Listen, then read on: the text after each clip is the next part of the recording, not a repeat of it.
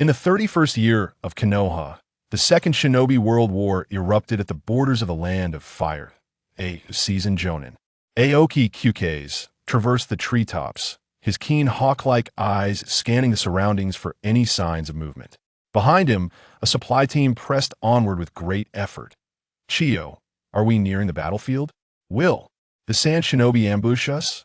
I truly hope to encounter a few of them, so I can take them down and demonstrate that the men of the Land of Fire are not to be trifled with, exclaimed Sia, his youthful face brimming with eagerness, completely oblivious to the grim realities of war.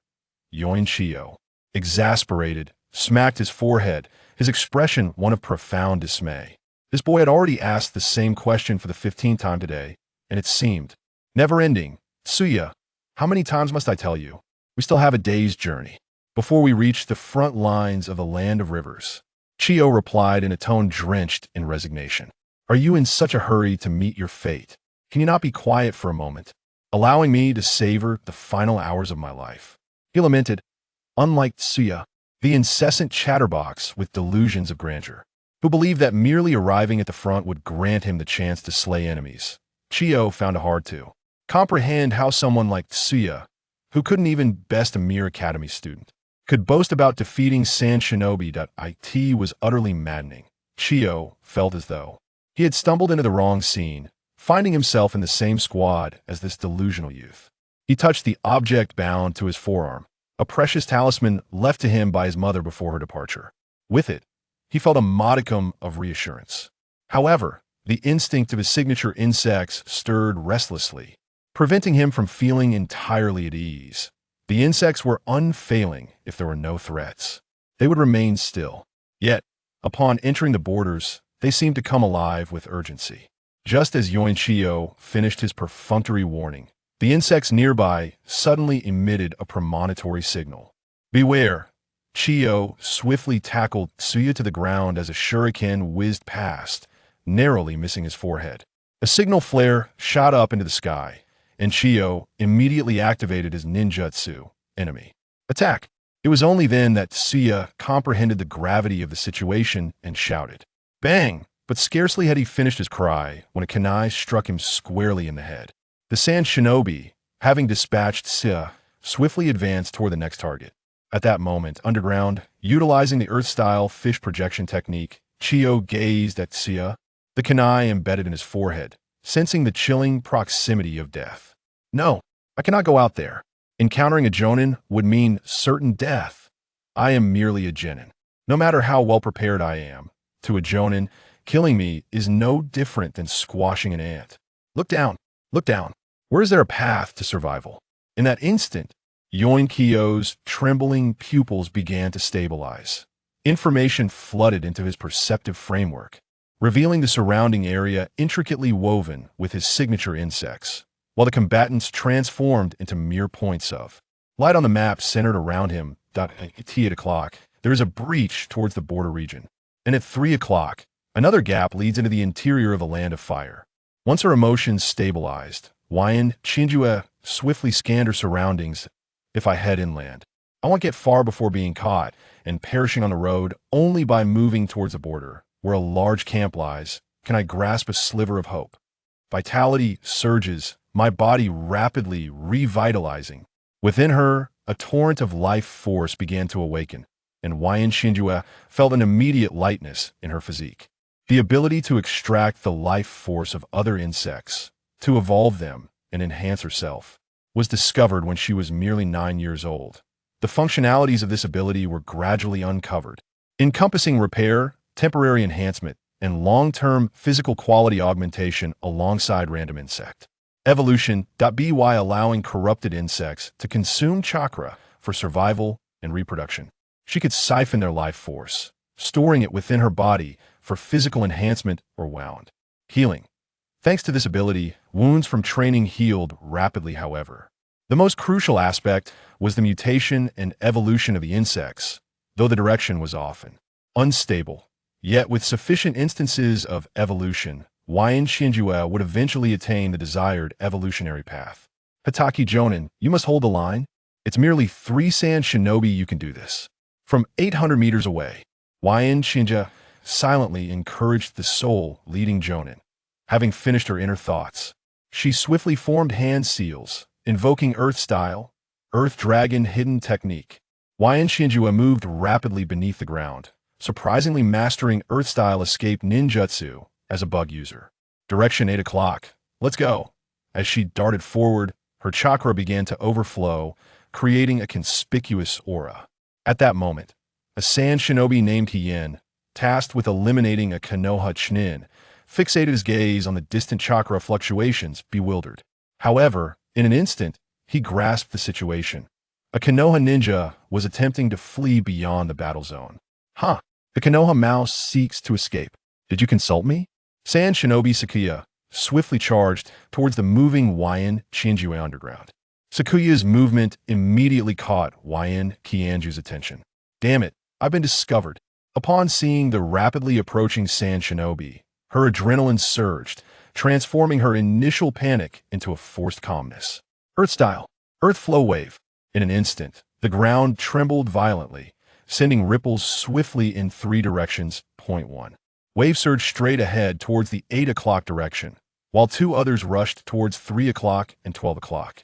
This created a path reminiscent of the Mercedes-Benz logo, momentarily leaving the sand shinobi indecisive. Yet, in a fleeting moment, he resolutely chose the 8 o'clock direction and sped toward that area. Huh, so evident.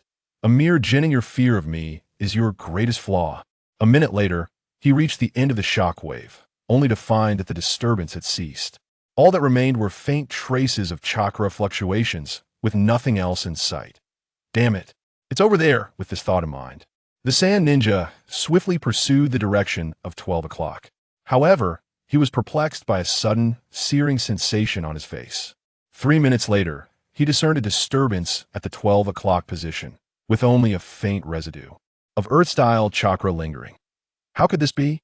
He's not heading toward the border of the Land of Fire, but rather into the interior. What a foolhardy choice. In that case, allow this cat to have a proper encounter with you.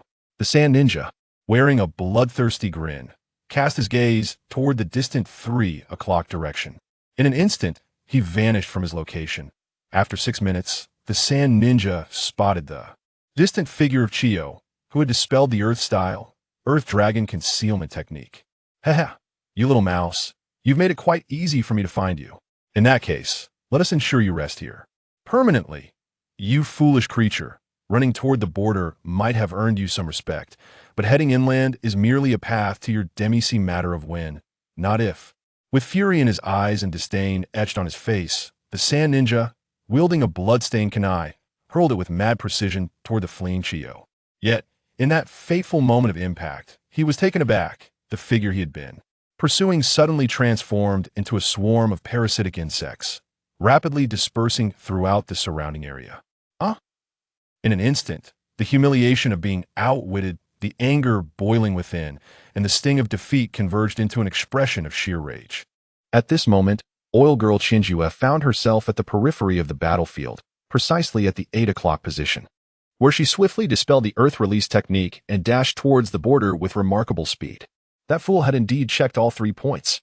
A smile crept into her eyes as she received the notification of her insect clone being dispelled. Let us rewind to 9 minutes prior. Ninjutsu, Earth Pulse Technique. In an instant, 3 seismic waves surged outward. Ninjutsu, Insect Clone Technique.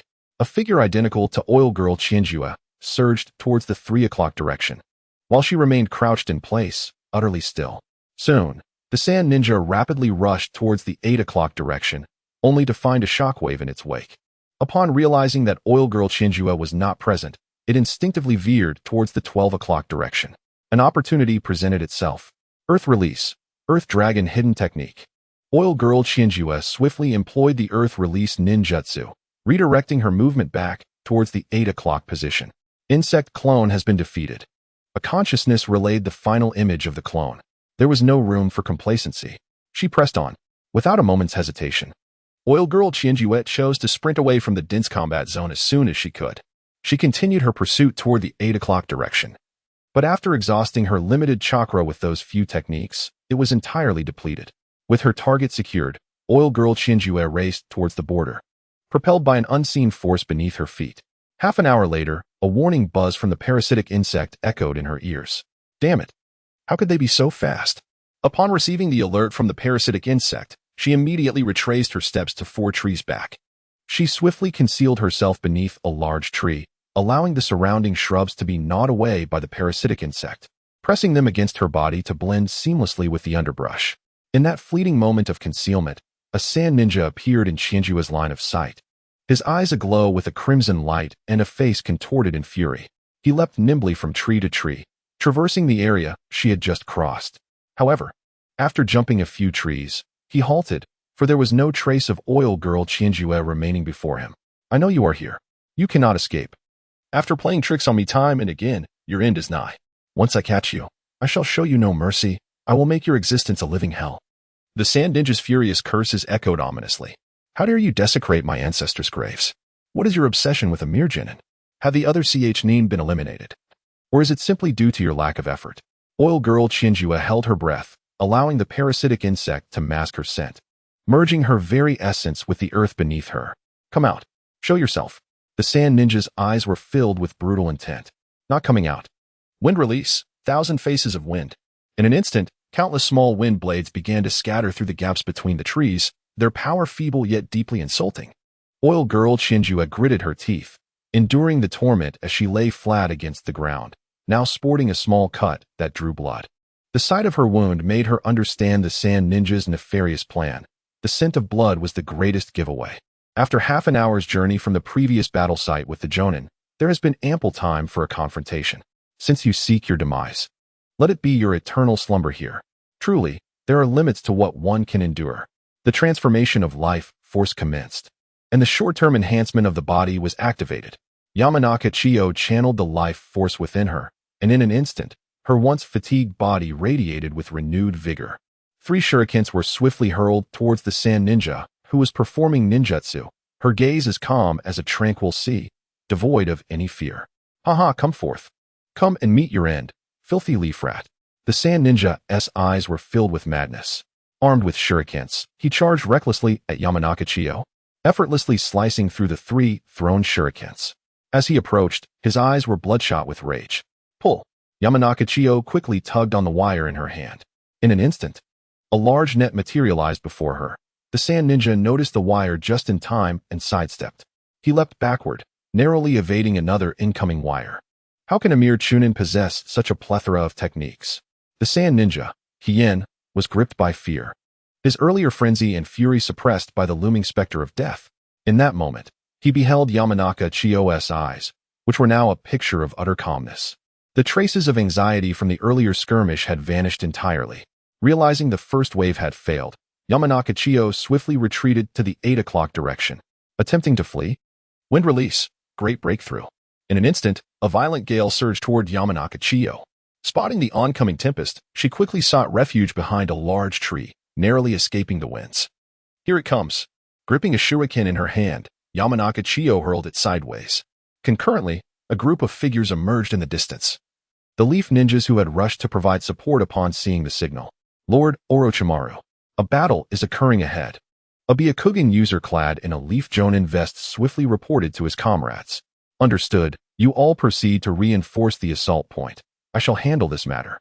Orochimaru's sensory ninjutsu had been fully activated. Observing the young boy engaged in combat with the sand chunin, his eyes glimmered with intrigue. Yes. The other 5 jonin and 1 elite jonin responded promptly, vacating the area. After throwing her shurikens, Yamanaka Chiyo quickly grasped another shuriken, thrusting it towards the detected enemy's position. The moment the sand ninja appeared, a shuriken whizzed past him, his remarkable reflexes allowing him to evade this initial assault. However, as he beheld the rapidly approaching Yamanaka Chiyo, his pupils constricted, and instinctively he adjusted his grip on the shuriken, positioning it horizontally to shield against her powerful strike. Bracing himself against the forceful blow. In that fleeting moment, the tremendous impact sent him hurtling backward. Such speed. And this power belongs to a mere child? This strike left him momentarily dazed. Nevertheless, he managed to rotate his body mid-air, dissipating the force, while the strength was formidable. It did not surpass his limits of endurance. However, in the fleeting moment of collision, through the white coat lifted by Yunu Qianjue, he beheld her 16 sculpted abdominal muscles. Is this something a ninja trained in ninjutsu could possess? The sand ninja felt as though his eyes were momentarily blinded, leaving him in utter disarray. Thus far, little brat, wind release, gale palm. Yet, upon witnessing the exhausted Leaf Village Chunin before him, a cruel smile graced his lips. In an instant, a blade of wind materialized beside Qianjua, shredding her robe and spilling forth a torrent of crimson. Yunu Qianjua fell to the ground like a kite severed from its string, leaving a pool of red in her wake. As she lay before him, the sand ninja, armed with a kunai, approached slowly. Ah, now you shall learn the meaning of despair. As he advanced, his eyes gleamed with a bloodthirsty light. Just as he prepared to reach Yunu Qianjua, his foot seemingly stepped upon something. Upon closer inspection, he saw a kunai adorned with a burning explosive tag. It's inevitable. This was a gift from my revered mother, and it's being used up in this manner. Observing the explosive tag, a look of regret flickered in Yunu Qianjua's eyes. Behind her, tomato sauce was strewn across the ground. A tremendous explosion erupted, and a swarm of insects burst forth from Yunu Qianjua, shielding her from the blast. However, the sand ninja was not so fortunate.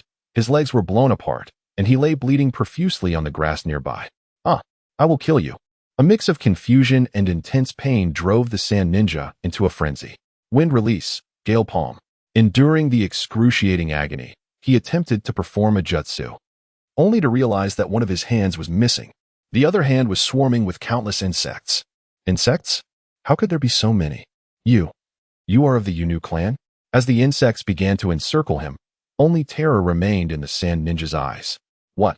Does my appearance not resemble that of the Yunu clan?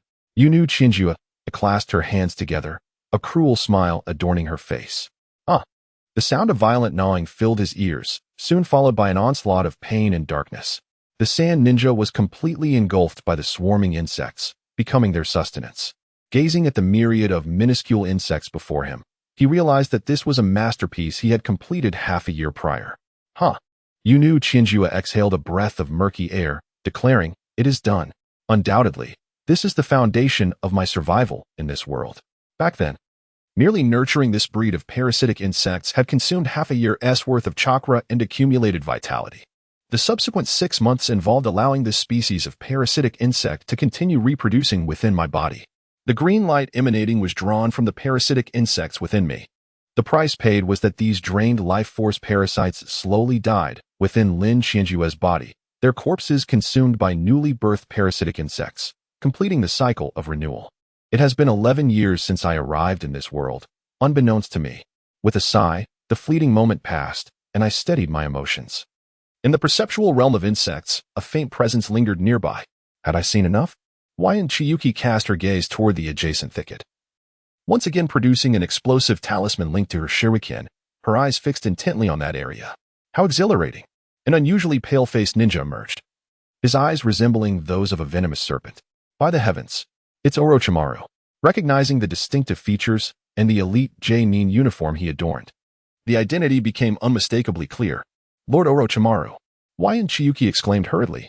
Oh no, how could I dare speak to Lord Orochimaru in such a manner? This just has gone too far. You, the insect wielder, are quite intriguing. Orochimaru approached White Chiyuki, casually grasping one of the insects upon her. Compared to the parasitic insects of other YN clan members, yours is several times larger. What a robust vitality it possesses. As he held the insect, a multitude of thoughts flooded Orochimaru's mind. At this juncture, he was not yet the powerful figure who would dominate the higher echelons of Konoha. Merely a disciple under Sarutobi Hiruzen and an elite J-Nin of the village. Your kindness is greatly appreciated, Lord Orochimaru. White Chiyuki replied, her gaze ever watchful of him. Once on the front lines, seek me at the main camp. Orochimaru looked at White Chiyuki as a serpent would regard its prey. Yes, Lord Orochimaru. She nodded vigorously, like a chick pecking at grain. Are you afraid of me? A glint of intrigue sparkled in Orochimaru's eyes, his serpent-like gaze becoming fixed. And no, Lord Orochimaru, I am not. I merely hold you in great respect and admiration. White Chiyuki forcibly suppressed her inner trepidation, resolutely denying it. Ah. Fear of the strong is a natural instinct of the weak. There is no shame in it. Orochimaru's gaze shifted, and in the blink of an eye, he vanished from White Chiyuki's sight. Yes, Lord Orochimaru. She responded quickly, watching as he disappeared. To be noticed by Orochimaru is both a blessing and a curse. Gazing in the direction where he had vanished, White Chiyu began to ponder. The advantage is a significantly higher chance of survival. After all, having an elite J-Nin as protection means I won't be sent off as cannon fodder. I must return. I wonder how the battle is faring over there. However, with Orochimaru around, I should be safe on my way back. White Chiyu hastily tidied herself. The supplies were loaded onto those carts, hopefully. They would not be consumed by flames. With a sense of relief, she moved in the direction Orochimaru had taken. Yet it is also a disadvantage. Future developments may be limited to some extent, and my unique advantage might be discovered. Orochimaru is not known for his benevolence. Should he uncover my secret, he might very well dissect me for research. As White Chiyu weighed the pros and cons, she leaped swiftly among the trees. One cannot deny that Konoha's greenery is splendid, with towering trees flourishing everywhere, saving considerable time for the ninjas who require swift movement. The supply convoy, after being attacked, resembled a veritable hell on earth. The once orderly procession had devolved into utter chaos, with thick smoke billowing and flames soaring skyward. 3 elite shinobi relentlessly employed water jutsu to extinguish the supply carts that had already caught fire. The air was saturated with a nauseating blend of charred debris and the metallic scent of blood. Gazing upon the ground strewn with blood and corpses, White Chiyu, hailing from the 21st century, experienced the brutal reality of war for the first time. Where was Orochimaru? Here, only the 3 elite shinobi were visible. Orochimaru's presence was conspicuously absent. Swiftly arriving at the location where Tsuya had once stood, White Chiyu beheld Tsuya's lifeless body, a kunai embedded in his head. Her pupils constricted. Although she had witnessed Tsuya's demise before her eyes, the adrenaline of battle had previously suppressed her fear, leaving her singularly focused on fighting and fleeing. Taking a deep breath, she gently closed Tsuya's eyes, which reflected a final expression of terror and confusion, answers to which would now remain forever elusive. Tenderly laying Tsuya's body down, White Chiyu surveyed her surroundings. Remarkably, the supplies had not been entirely destroyed. She stared in astonishment at the cluttered supply cart, though the horse that had drawn it lay dead beyond recovery.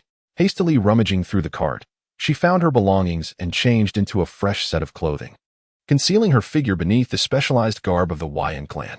The 3 elite shinobi, noticing her attire, exchanged glances, their eyes twitching slightly at her imposing physique. The White clan is known for their secret techniques. What is this physical prowess? One shinobi mused, as another remarked, "Look, that individual is quite intriguing." In the aftermath of extinguishing the flames, they remained alert to their surroundings.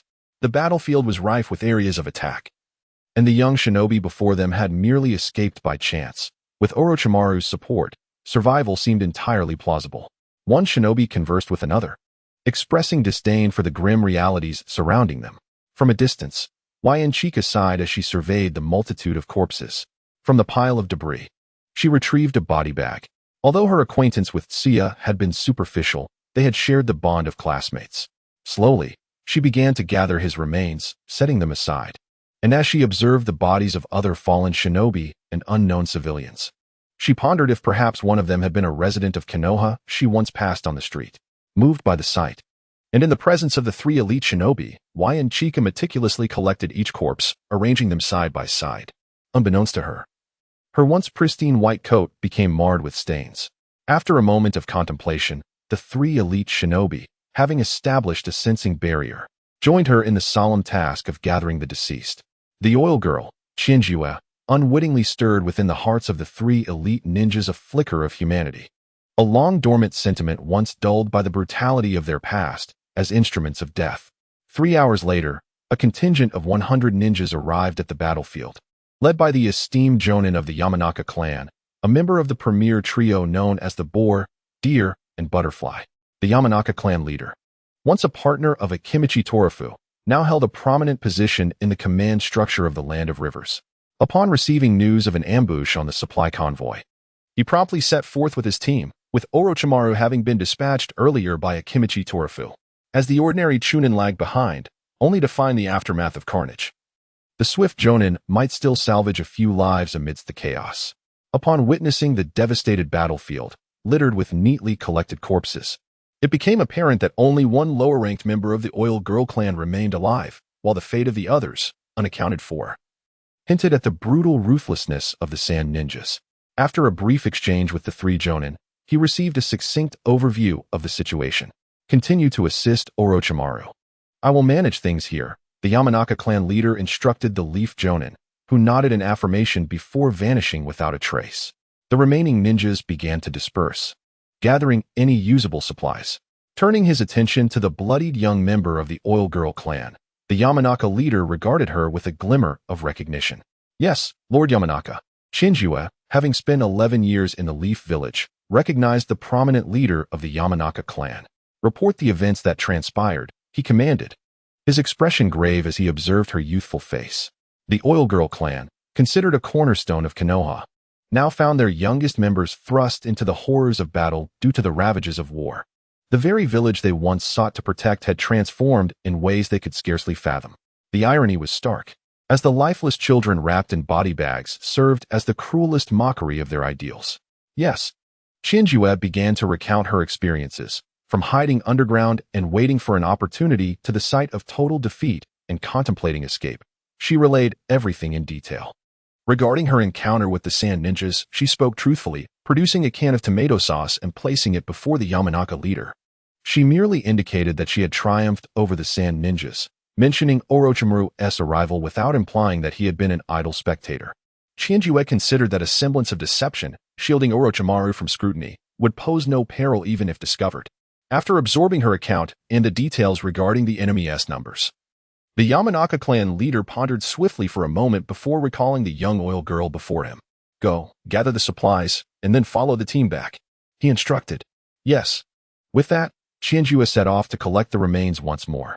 The presence of the corpse evoked an unusual sensation within me. The allure of the lifeless figure stirred a thought. Could the extraction of vitality truly extend to the deceased? As I, Yinu Shinjue, felt an overwhelming impulse. This notion suddenly crystallized in my mind. While I was in the process of collecting the body of a sand ninja, my hand slowly slipped into the shroud. And in an instant, a surge of pure life force began to flow into my being. Indeed, the moment I sensed this unadulterated vitality, my entire body erupted with exhilaration, awakening my latent life force involuntarily. Yet, I had to refrain from further absorption. Observing the corpse before me, I noted the rapid transformations occurring within it, compelling me to suppress my inner greed and halt the extraction of life energy. Subsequently, I feigned nonchalance and proceeded to gather the next sand ninja's body. The corpses of the Leaf Ninja and the commoners had long been collected by myself and 3 Jonin. Amidst the support team, I spotted 3 familiar silhouettes. Has the new generation of Inoshikicho already entered the battlefield? Shinjue? Exclaimed Yamanaka Inoichi in surprise. It is I replied with a languid smile. The following day, as the sun descended, the earth was bathed in a delicate golden hue. The sun gradually sank, casting its lingering rays upon the land, illuminating the distant frontline camp where numerous ninjas were diligently reinforcing the protective barriers. Shinjue, we are merely here to toil on the battlefield, yet your stamina is truly remarkable, Yamanaka Inoichi remarked, straining as he pulled a cart, sweat drenching his entire body. It's manageable.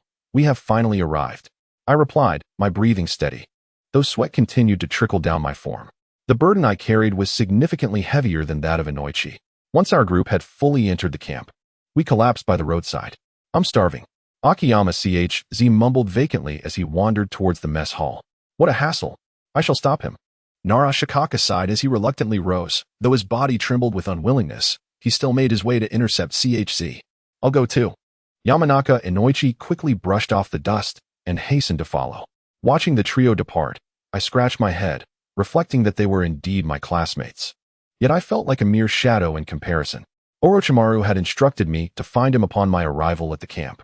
Gazing at the distant encampment, I recalled Orochimaru's serpentine gaze, causing a wave of unease to wash over me. This made me somewhat anxious. After all, confronting someone as perilous as Orochimaru was exceedingly dangerous. Even now, despite the affection bestowed upon me by the third Hokage, deep down, I knew I would inevitably tread that treacherous path. I cannot face him alone. I must find someone capable. Although I had already conceived this plan, the reality of the impending encounter made my heart race. I needed to maintain a higher perspective. Surveying the broader landscape, I sought a solution to the dilemma at hand, requiring attention from higher-ups. But this attention must not solely stem from Orochimaru. Approaching the logistics camp, I quietly awaited while assisting in the transportation of supplies. Ah, Jiraiya? As he gazed at Jiraiya entering the logistics camp in the distance, Chika suddenly recalled an important detail. The legendary three ninjas were still operating together, unlikely to separate across different battle zones. With Orochimaru present, it was certain that Jiraiya was as well. Moreover, another individual would undoubtedly be there too. This realization flooded his mind with thoughts until he spotted a young woman with golden locks stepping inside. Despite her tender age of 20, her impressive stature had already become her hallmark. Ah, that must be Tsunade. Chika swiftly completed his task of transporting goods, dusting himself off before approaching the entrance of the logistics camp. Halt. A Nin intercepted him as he moved forward. I was sent by Lord Orochimaru to find him. Please relay the message.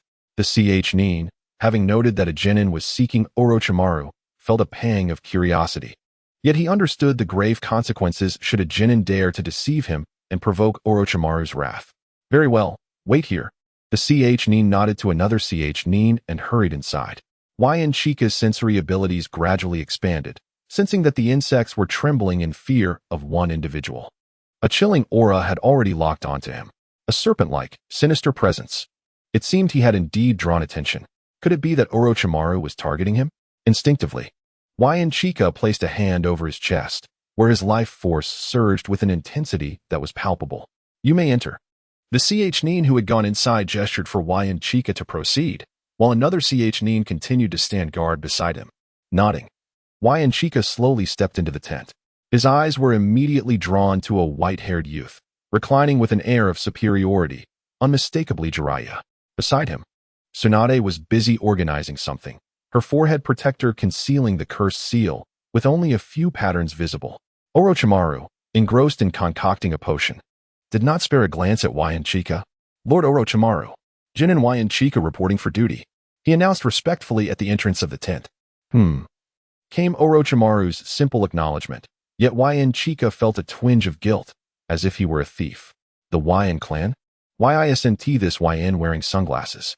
Jiraiya observed Chika with interest, intrigued by a genin who could capture the attention of his peers, especially one hailing from the Yn clan. Tsunade also turned to regard Chika, glancing at Orochimaru, her eyes reflecting a hint of surprise. Gurgling sounds emanated from Orochimaru's glass container, and the chilling aura around him dissipated significantly.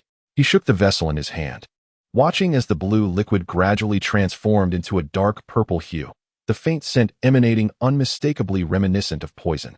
The presence of such a formidable Orochimaru weighed heavily on Chika, who remained oblivious to the intentions of the man before him. He forced himself to suppress his emotions, quietly awaiting what was to come, afraid to reveal any sign of trepidation. Have you been waiting long? Orochimaru turned his gaze towards him, as if harboring ulterior motives. No, waiting is indeed appropriate. As he observed Orochimaru, he felt his innermost thoughts had already been laid bare. Your insects are quite fascinating, brimming with vitality. They seem rather distinct from the other oil women's insects. Orochimaru closed the lid, gradually turning away, a trace of triumph lingering in his eyes from his recent success. Paired with his chilling expression, it appeared strangely unsettling. My subordinates have cultivated some varieties. Hence they are relatively larger than the others. The oil woman, Chiyoku, feigned innocence, her eyes displaying a hint of shyness. Can the insects be traded? Orochimaru's languid voice inquired. But this is my very essence for survival. The latter part went unspoken. Chiyoku was taken aback, having contemplated numerous possibilities. Perhaps it was due to her robust vitality, or maybe her revitalized life force had been discerned. Yet, the one scenario she had not envisaged was the mere desire for her insects. The core of her family's secret technique utilized her own insect nest and the insects as consumables. Trading them away should pose no significant issue. After all, it was not her secret technique being sought. Moreover, frontline elite Nin could easily sabotage her, making survival difficult. Do you harbor any doubts? A flicker of displeasure gradually emerged on Orochimaru's face. None, Lord Orochimaru. Upon finishing her words, Chiyoku summoned a multitude of mature parasitic insects from her body. Jiraiya, lounging nearby, casually exited the tent. Tsunade glanced at Chiyoku, then at the frigidly stoic Orochimaru, her displeasure unmasked. I quite admire the vitality of these insects. They can reproduce on their own, correct? Orochimaru produced a container, signaling to Chiyoku. Indeed, Lord Orochimaru. They require chakra for nourishment, but due to my unique mutation, they can now reproduce autonomously. A large swarm of insects willingly flew into Orochimaru's container, her heart aching. These had been nurtured with her own chakra. Furthermore, her vitality and combat prowess were intricately linked to this group of insects. A profound sense of helplessness washed over her, akin to being hollowed out. Their vitality is astonishing. Orochimaru observed the insects within the container, his eyes wide with disbelief. He had studied many oil women-s insects, yet none resembled Chiyoku's. Not only were they large, but they were also remarkably enhanced across all aspects.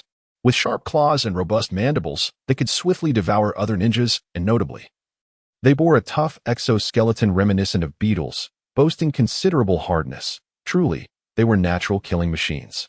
The vitality they possessed was extraordinary.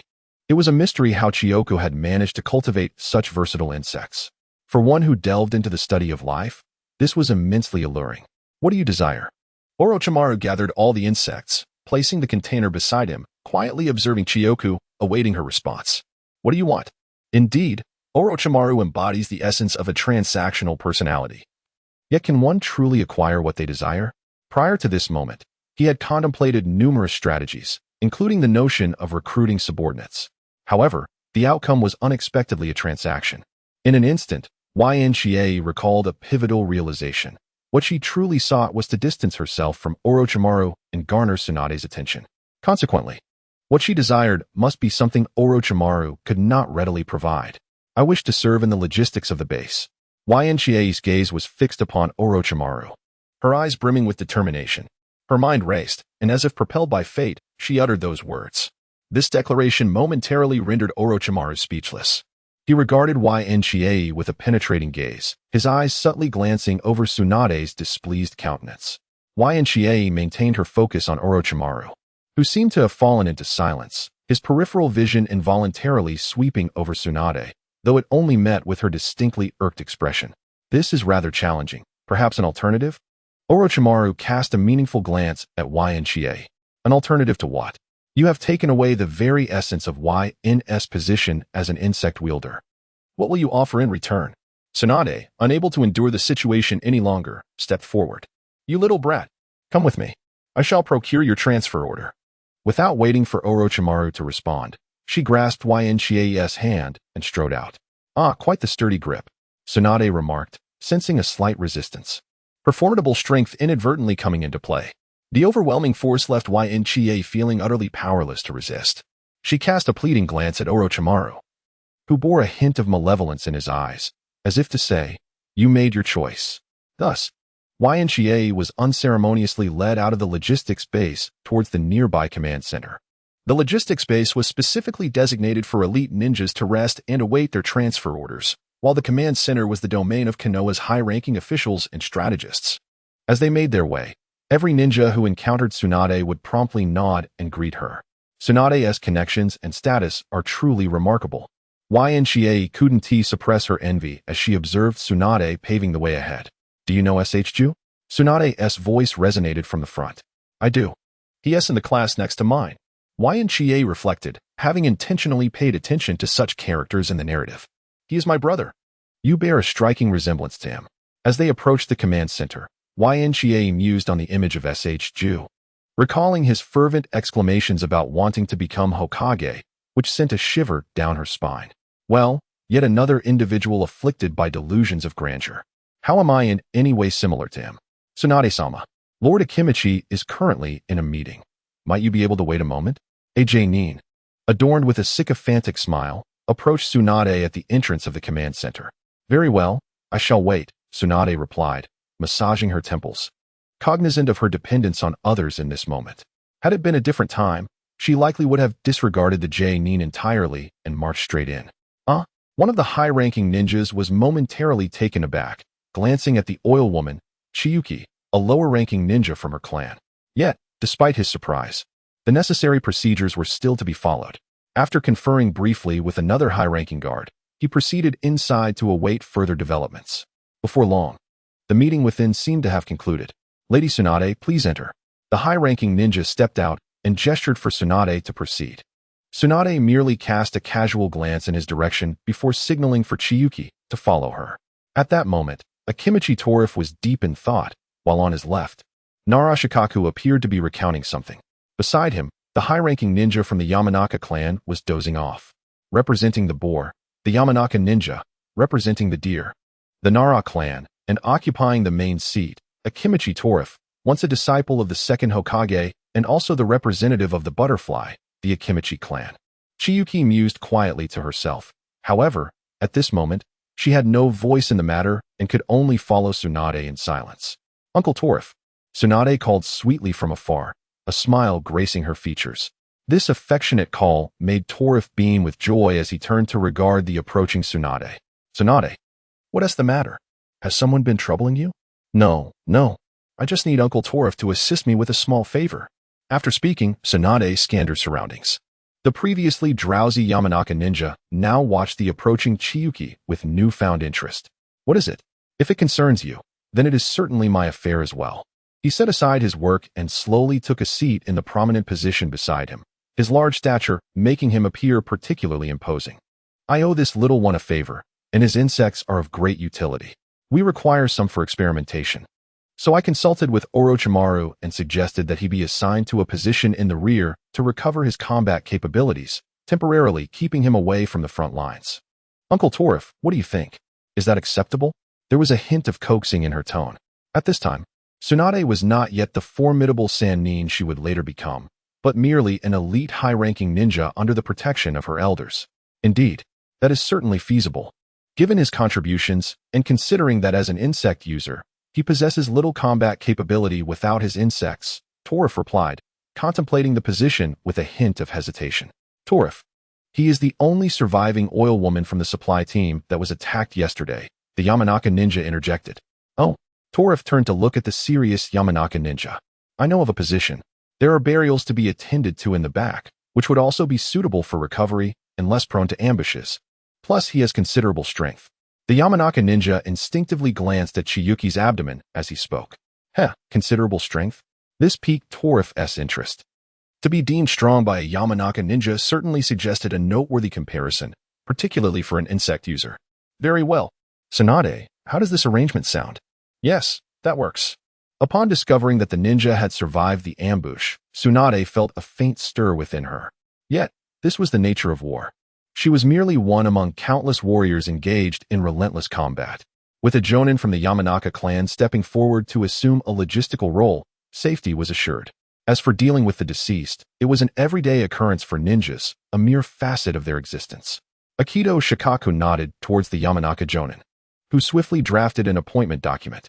Before long, a signed decree was presented to Yamanaka Chiyu by Tsunade, the words temporary appointment of comforter emblazoned upon it. Thank you. Esteemed lords, Yamanaka Chiyu expressed her gratitude with utmost courtesy. Let us proceed, Tsunade said, observing Chiyu's incessant nodding, and gently gestured towards the exit. Yes. Chiyu hurriedly followed Tsunade, who was already making her way out of the tent. As the two departed, Akito Shikaku regarded the Yamanaka jonin with renewed interest, noting the information sheet on Yamanaka Chiyu that had somehow appeared in his hands. This little one possesses substantial strength and remarkable control. Truly a member of the Yamanaka clan? Indeed, it is rather perplexing. Surviving such a near annihilation speaks volumes. She is a promising candidate. I surmise Orochimaru has taken an interest in her, or else Tsunade would not have approached her, the Yamanaka jonin pondered aloud. Then let us extend our care to her. Akito Shikaku concluded decisively, no longer dwelling on the matter. Meanwhile, Yamanaka Chiyu had stepped outside, and Tsunade halted suddenly after taking a few paces.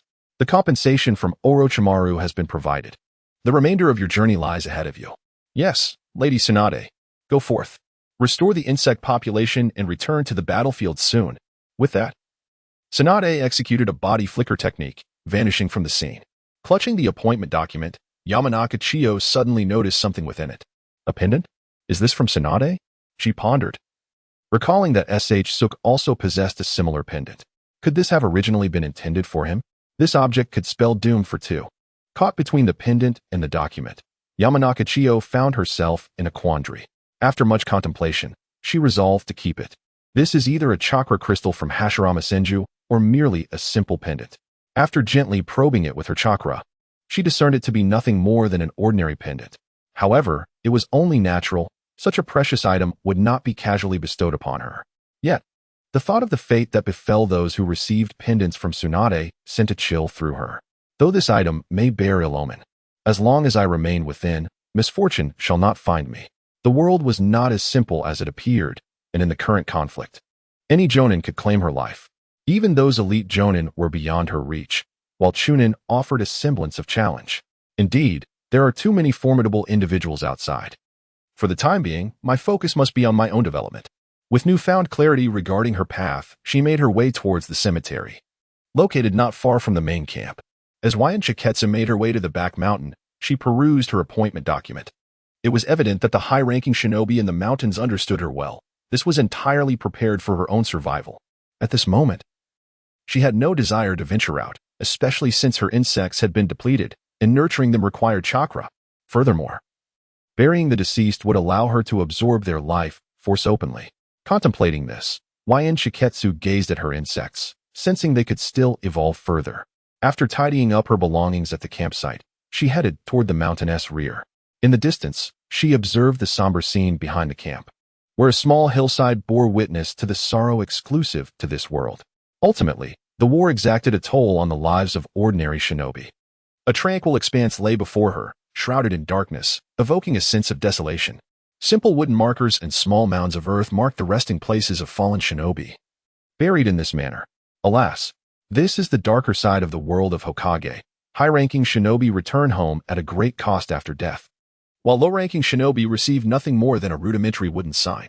As time passes, these markers fade, the only solace being the entrance to the spirit memorial, albeit often resembling a mere grave of insignificance. With a sigh, Wyan Shiketsu chose not to dwell on it any longer. As long as she did not become just another nameless stone in this vast graveyard, she must survive, at the very least. She needed to endure through the wars of the Six Paths.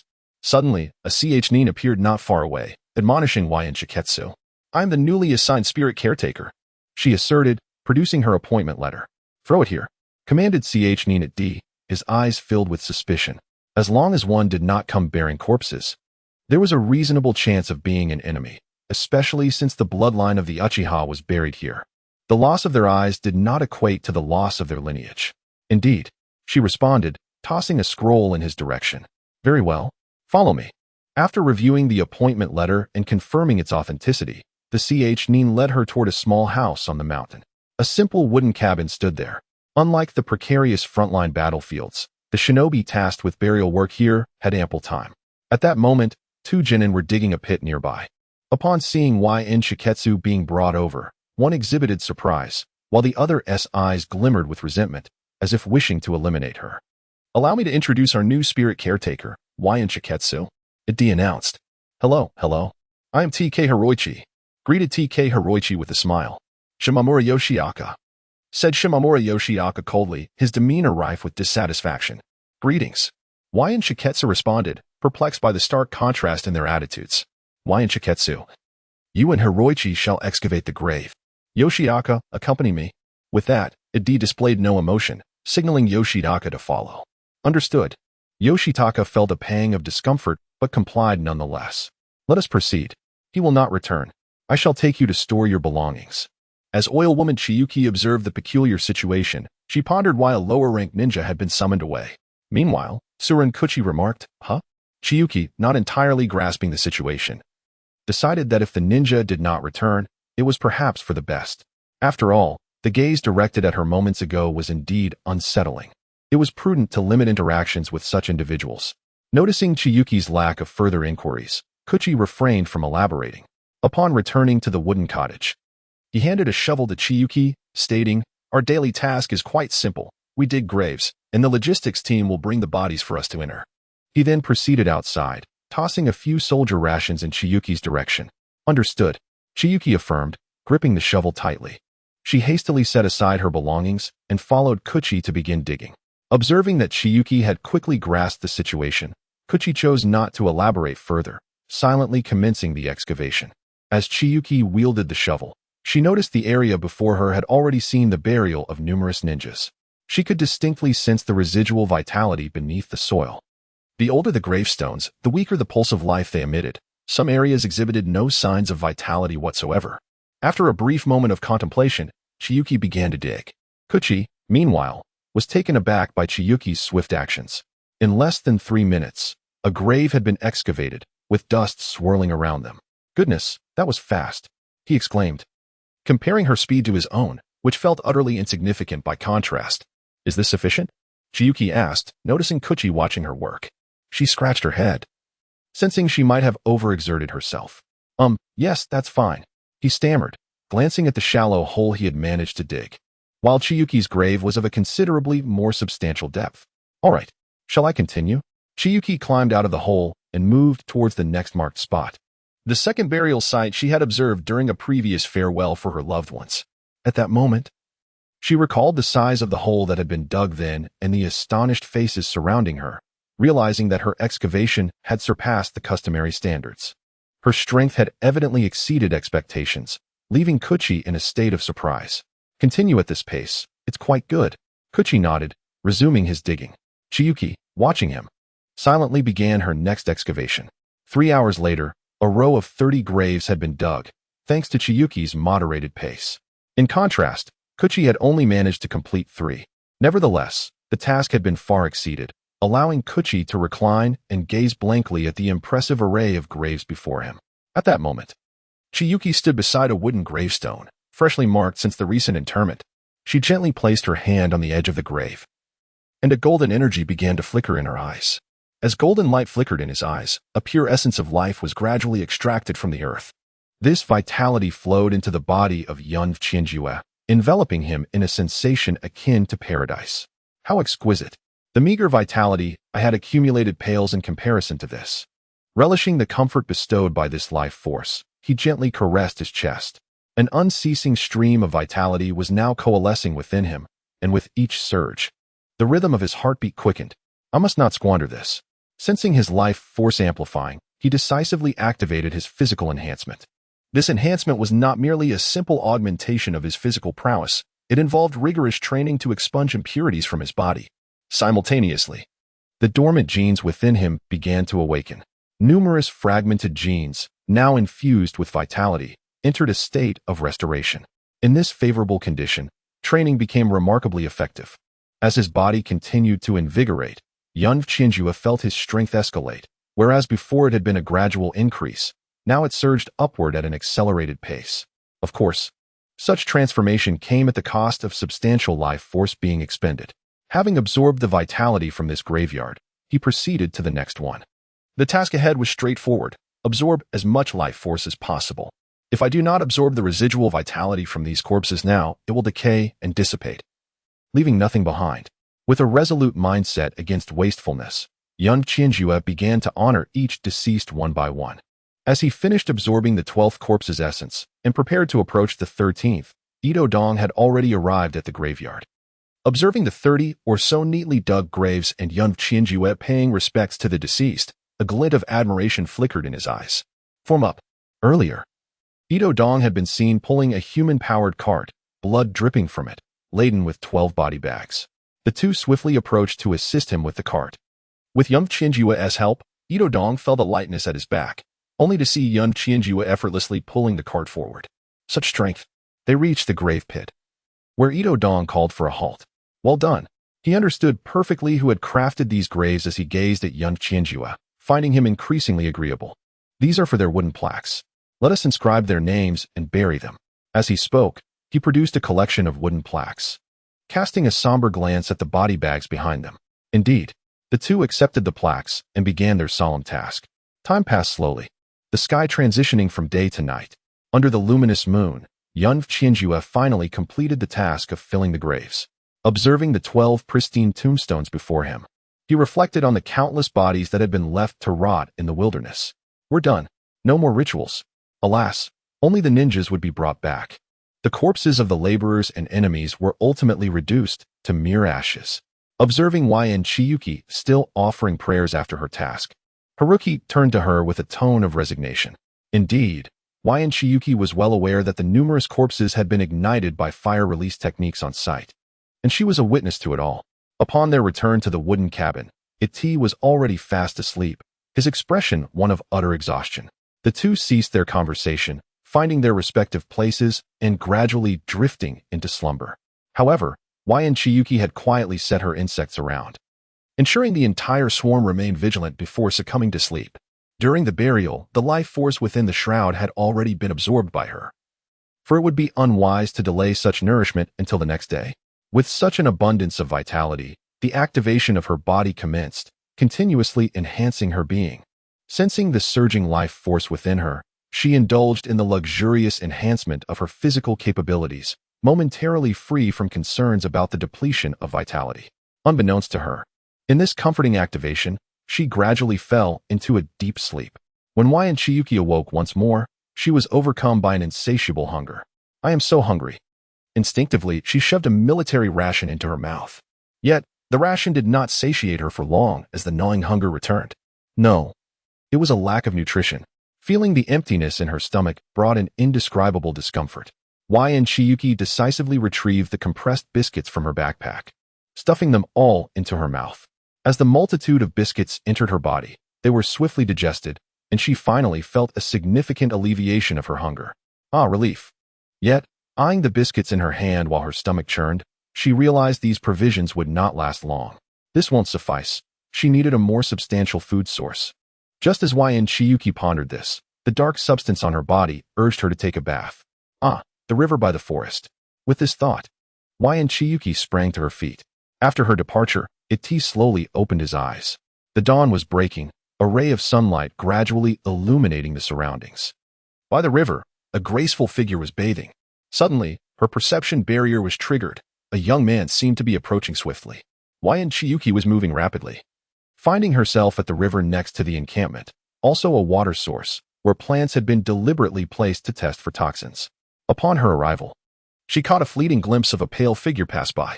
However, the speed was so rapid that she could discern nothing clearly. Was there danger? Instinctively, Wyan Chiyuki activated her perception barrier, and a few newly birthed insects dispersed into the surroundings, yet everything appeared still and empty. This led her to mistakenly believe she had imagined things. Seeing no one around, she stripped off her clothes and boldly leaped into the water. At this moment outside, in a location impervious to the probing of the oil girl Qianjue, a golden-haired figure cast a fleeting glance at a distant silhouette before swiftly vanishing by the riverbank. With a splash, Qianjue emerged from the water, cradling a large fish, its head battered and concave, lying motionless in her grasp. She tossed the fish onto the shore and submerged herself once more into the river. After catching 10 sizable fish, Qianjue finally paused, tidied her catch, and set off towards the small dwelling, her burden of fish slung across her back. By now, the sky had fully brightened, and several ninjas had arrived at the scene. Upon seeing the fish that adorned Qianjue's back, they expressed their astonishment. "Did you grow up by the river, catching so many fish?" came a voice from the side. Following the sound, Qianjue spotted a white-haired youth perched upon a nearby tree. "Well, sort of. Lord Jiraiya, would you like some fish?" Qianjue raised the fish she held. "No, I'm looking for someone. You go ahead." "All right." Observing Jiraiya's distracted demeanor, Qianjue did not linger on the matter. "My chakra has increased by 20, and my body feels considerably strengthened. My appetite seems to be growing as well. I must find a solution." Reflecting on her transformations, Qianjue mused silently. If only insects could consume grass and produce sustenance, while also providing vitality. She lamented. Indeed, I could cultivate insects in that direction. An epiphany sparked in her eyes. With her newfound clarity of purpose, Qianjue hastily returned to the wooden cabin. At that moment, the recently awakened T.G. Hiroichi, gazing at Qianjue weighed down by her substantial haul of fish, was illuminated with delight. "Qianjue, did you catch all of these?" His eyes glimmered with anticipation and surprise, fixating on the fish in her hands. "Do you like them?" Qianjue observed as Hiroichi's mouth began to water. "Absolutely. Go cook them. I'll handle the digging." With a grin, Qianjue resumed her excavation endeavors. Meanwhile, Itachi, preparing to head to the main camp, shook his head at the playful exchange between the two but called out as he departed, "Remember to save some for me." As time passed leisurely, Qianjue gathered all the vitality she could, which continuously invigorated her cells. A significant accumulation of life force coalesced at her chest, relentlessly enhancing her physique. After digging 20 graves, she noticed the fish were ready. "Come and taste," called out Hiroichi. Chienjua leaped from the pit, dusting off her clothes. "It would be even better if we could recover the enemy's corpses." It must be noted, while TG Hiroichi might lack prowess in battle, his culinary skills were undoubtedly exceptional. The grilled fish was perfectly charred on the outside, yet tender within, seasoned with salt, nearly causing Chienjua, who had subsisted on military rations and compressed biscuits for half a month, to swallow her tongue in delight. Once she had excavated a sufficient number of graves, Chienjua made her way to the edge of the burial site, which bordered the forest. First and foremost, she thought, is the grazing. With that in mind, she took out an insect and commenced its evolution. One attempt after another, the insects began to incessantly gnaw at the chakra, subsequently undergoing random mutations. Different types of mutated insects emerged, while young Chienjua continuously evolved through her life force. Unlike iterative evolution, the current objective was to evolve insects capable of herbivorous consumption. Time passed gradually amidst this flurry of activity, accompanied by the emergence of a new mouth structure and a basic biological digestive system within the insects' bodies. First, the mouth was satisfied, followed by the digestive system. Now, the evolution could continue in this direction. The chakra is still increasing. Sensing the ever-growing capacity of her chakra, young Chienjua realized that compared to before, her chakra had increased by another 10 units. Excellent. The activation of life force must not cease. Feeling the strengthening of her body, young Chienjua quietly began to dig her grave.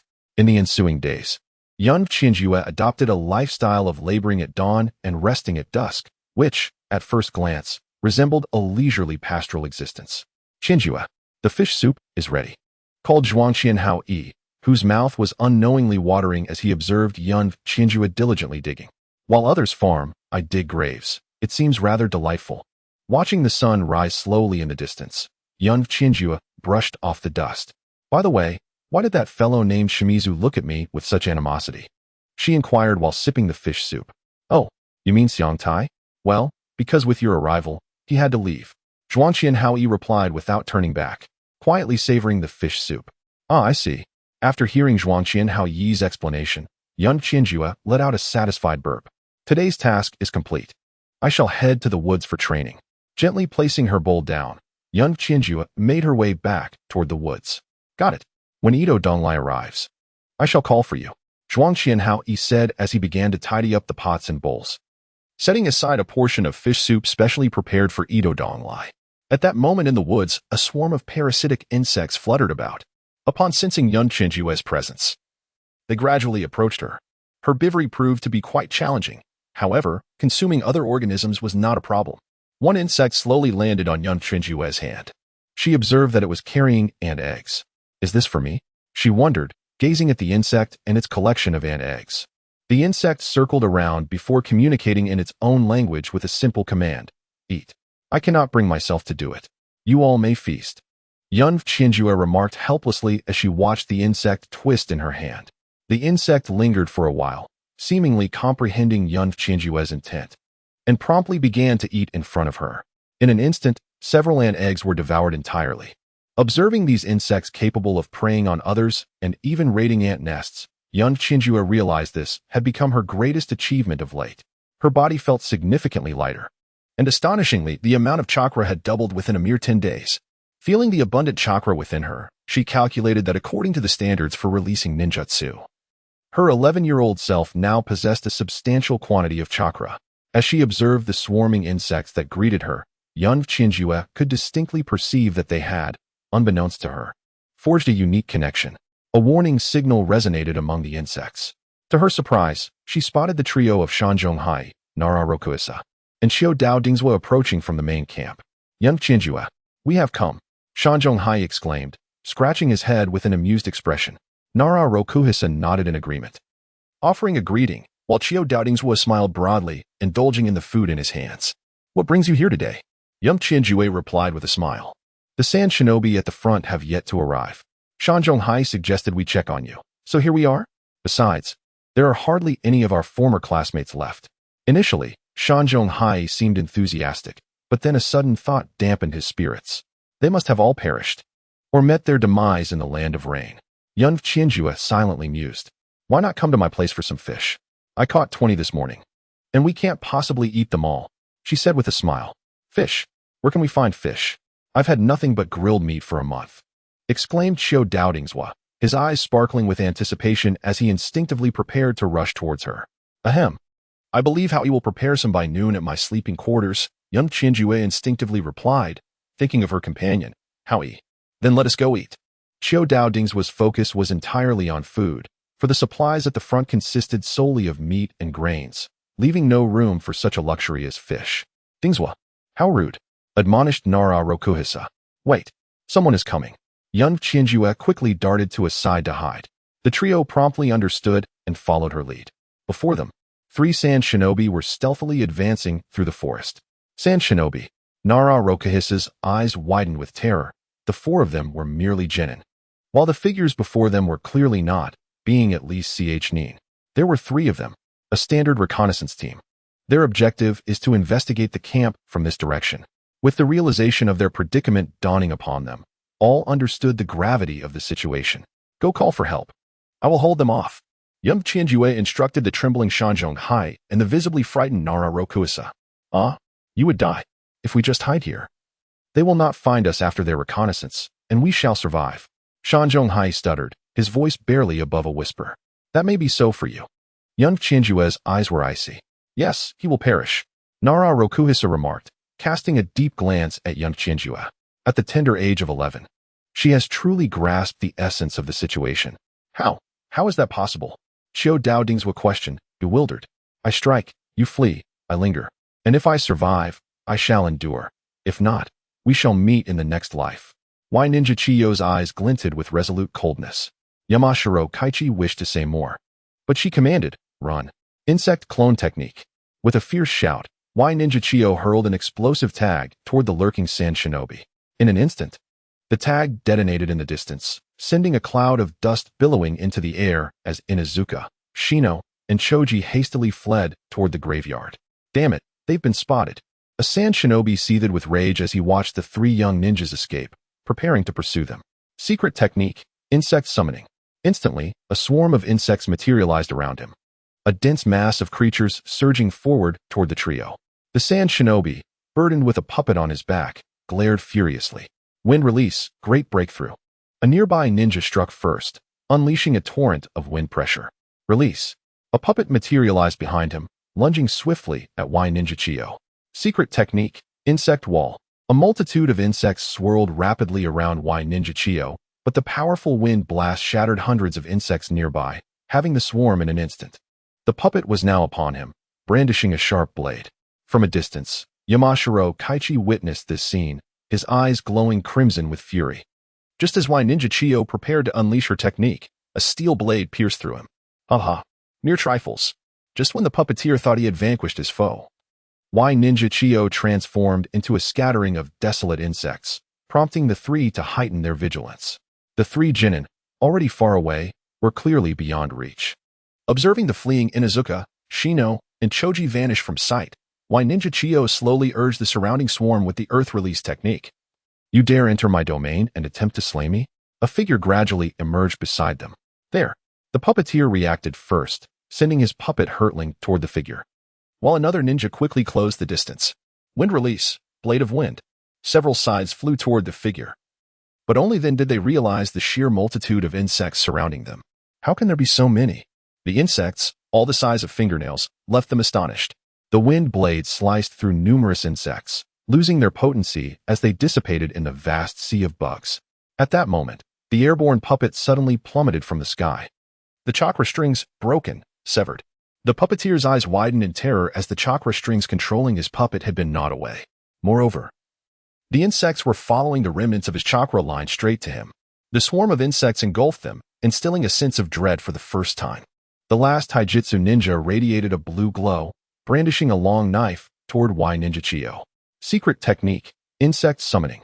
Observing the ninja, Y Ninja Chiyu swiftly commanded the insects around her. A swarm of insects surged toward his companions, yet he appeared oblivious, fixated intently on Y and Chiyuki. A gust of wind swirling at his feet. Empowered by the chakra of wind, his speed reached its zenith. Meanwhile, Y and Chiyuki showed no inclination to evade, her hands continuously weaving intricate seals. Secret technique. Insect wall technique. As the taijutsu ninja charged forward, a wall of insects had already formed around them. Undeterred, he barreled toward the insect wall, his eyes brimming with resolution. No, you do not seek to kill me. You intend to flee. Observing the figure before him, he discerned not the determination to charge, but rather fear in those eyes. Behind him, his two companions were engulfed by a multitude of insects, their horrific screams echoing in his ears. He too felt the stings of insects upon his body, but with his extraordinary speed, few could latch onto him compared to the others. He must not escape. Chiyu contemplated briefly underground. In an instant, as he pierced through an insect clone with his blade, Chiyu erupted from the subterranean realm. In her hand, a shuriken deftly severed the rapidly moving sand ninja. Countless droplets of blood splattered as the sand ninja, filled with dread, gazed at the swarm of insects and the half-emerged Chiyu. So, you were beneath the ground. You figured it out. Chiyu smiled softly, waving her hand.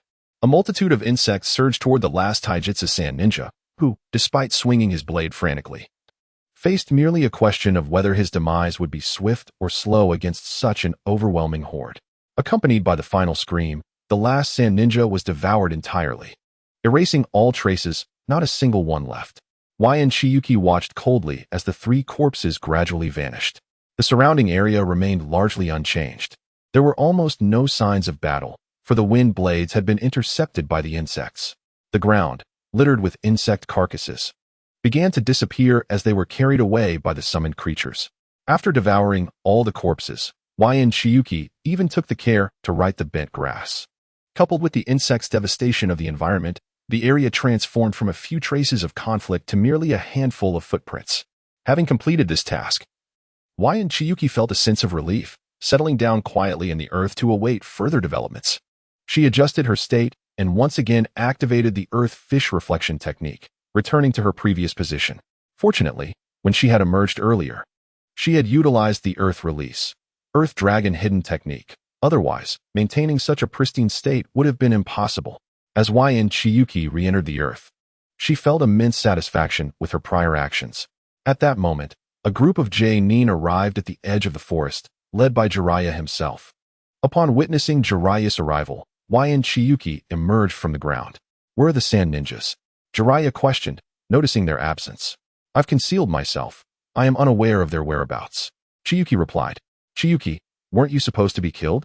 The mountains nearby loomed ominously, filled with incredulous gazes. Oh, that is my doppelganger. I have been stalling underground. Yet I did not emerge. Shiketsu proclaimed, invoking a secret technique. In an instant, a worm-like doppelganger identical to herself materialized beside her. At last, the other two members of the Inuzuka, Shika, and Cho could breathe a sigh of relief, while Jiraiya regarded Shiketsu with keen interest. This genin is impressive. She actually survived. Indeed, those who manage to endure in such a cataclysmic situation possess exceptional skills. Jiraiya contemplated. The nearby ninja returned from reconnaissance, reporting only minor signs of conflict, with no evidence of a fierce battle. Thus, Shiketsu's assertions were likely accurate. After listening to all the reports, including those from the Inuzuka trio, Jiraiya commanded, the pursuit team shall engage, while the rest return. He surveyed his surroundings, concluding that no intense confrontation had transpired. Well done. Maintain your vigilance. He encouraged the four, casting a thoughtful glance at Shiketsu. Despite being merely a genin, her intellect was notably sharp. Had Shiketsu hidden alongside the trio and awaited the Sand Ninja's reconnaissance report before relaying information, the Inuzuka would surely have remained unscathed. Military orders are as steadfast as mountains. Accountability is essential. Understood. Shiketsu quickly responded. The main forces arrived swiftly and departed just as quickly, while the pursuit team, comprising 3 J-nin, prepared to scout a distance before returning, endeavoring to catch up if possible. Observing the Inuzuka trio, Shiketsu found herself at a loss for words, especially with it D and Tnek nearby. At this moment, Tnek circled around Shiketsu, occasionally reaching out to touch her. Surviving against 3 Chunin was truly remarkable. Tnek eyes sparkled with admiration. Let us go eat fish. Shiketsu said, playfully patting Tnek while smiling at it D. Fish. Yes, let us eat fish, exclaimed Akimichi Dza. oblivious to everything else, his eyes gleaming with hunger. Let us go. Id, not sensing any underlying tension, assumed Wyan Chiketsu was simply fortunate. After all, he had previously observed her actions and deemed her no master. It was implausible that a member of the Wyan clan could be a spy. How's the fish soup coming along, Keiichi? Wyan Chiketsu inquired, no longer dwelling on the matter, as she led the group back. I guarantee it will be delicious. Keiichi boisterously declared, his eyes sparkling with the joy of survival. Had it not been for Wyan Chiketsu, they would have been the first to suffer the impact, possibly even falling victim to an assassination. The group returned to the wooden cabin, where several large fish were cooked alongside mushrooms gathered from the mountains. They feasted until they could eat no more. Only Wyan Chiketsu appeared unsated. Yet she dared not continue indulging. Otherwise, her appetite might surpass that of a Kimichi Dza, which would raise eyebrows. Only Keiichi noticed something amiss. Why did it seem that Wyan Chiketsu had consumed significantly less than before? Time passed quietly in the stillness of the battlefield. Wyan Chiketsu found a semblance of comfort, for the death toll on the front lines bore no relevance to her. Sigh, as long as my father remains alive, I have no further desires. Oil girl Qianjue pondered about her father in the land of rain, letting out a helpless sigh. With her current abilities, she felt powerless to effect any change. After bidding farewell to the trio, she returned once more to the forest. Observing the remnants of the insects and the bodies of fallen ninjas, she noted how even the metallic forehead protectors had been dragged into the ant mounds. Those supplies were certainly off limits. Otherwise, it would be difficult to explain to the Inuzuka clan if they caught wind of it. With this realization, she gazed at the swarming insects, and her heart gradually found serenity. A small insect alighted on her hand, and upon inspecting it, Qianjue couldn't help but smile despite herself. It was yet another ant egg. It seemed that for them, ant eggs were truly a delectable treat. They dispersed in numbers, retained memories of their actions, and preyed upon weaker, harmful insects. What if she adjusted their behavior to tend to the aphids under her influence? Without hesitation, she set to work. Qianjue encouraged the insects to begin their transformation in her palm, utilizing her vitality to instigate mutations. Simultaneously, she employed her insect summoning technique to train them, instilling the simplest of memories akin to the patterns of ants. Her own vitality and physical prowess continued to strengthen as well. Previously, she had worried about her dwindling life force, but with the burgeoning scale of the insect swarm, it would not be long before these creatures could seamlessly integrate into the entire ecosystem. Embracing her role as a predator, she found a sense of exhilaration in the thought. Time slipped by in this flurry of activity, and in the blink of an eye, 10 days had passed. Unlike the previous reconnaissance by the Sand Ninjas, they had not dispatched any new scouts to the wooded hills. Qianjue relished a rare period of peace. Finally, it was accomplished. She beheld a distant swarm of insects, no longer purely in predatory mode.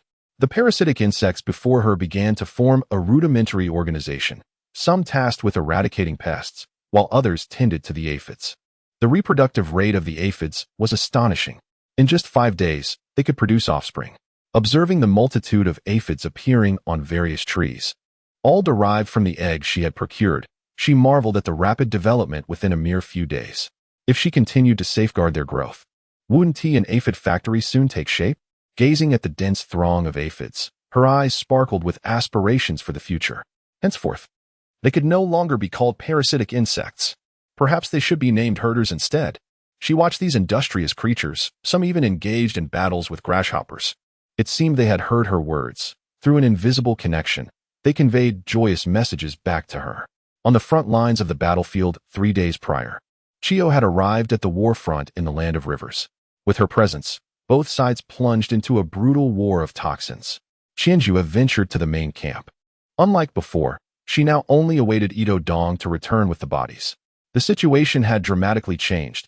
The number of corpses had become overwhelming, beyond what a single person could carry. Previously, skirmishes had resulted in a mere 10 or 20 deaths, but with the onset of the Great Battle, the toll had escalated to 50 or 60 lives lost each day. Even at its peak, the death toll approached 100. Beside him, the young Zenkai Hairoi spoke with resignation, his eyes reflecting a profound disdain for the war at the front. At merely 12 years of age, he was overwhelmed by a greater fear of death. During this period, many of those buried were mere teenagers among the lower ranks of ninjas, while the mid-level ninjas were notably fewer, and not a single high-ranking ninja could be seen. It appeared that Zenkai Hiroi harbored something he wished to express. Silence, commanded White Ninja Chickage, observing the increasingly absurd words of Zenkai Hiroi. At this moment, Zenkai Hiroi suddenly remembered that they were still in the camp collecting corpses. The two silently dragged the bodies back. Instead of the vivid crimson blood, a dark red tinged with purple oozed forth, signifying death by poisoning, necessitating deep burial. Upon returning to the small hillside, the two began to dig graves in silence to inter the bodies. Next time, choose your words wisely, White Ninja Chickage finally remarked. Understood, boss, Zenkai Hiroi replied, his aversion to war deeply buried within his heart. As each grave was completed, Itachi returned, bringing with him an even greater number of corpses. I have good news for you. Itachi's rare smile beamed. Really? Zenkai Hiroi feigned disinterest. White Ninja Chickage didn't he even spare Itachi a glance. Please, refrain from spreading false hope. With so many corpses around, what good news could there possibly be?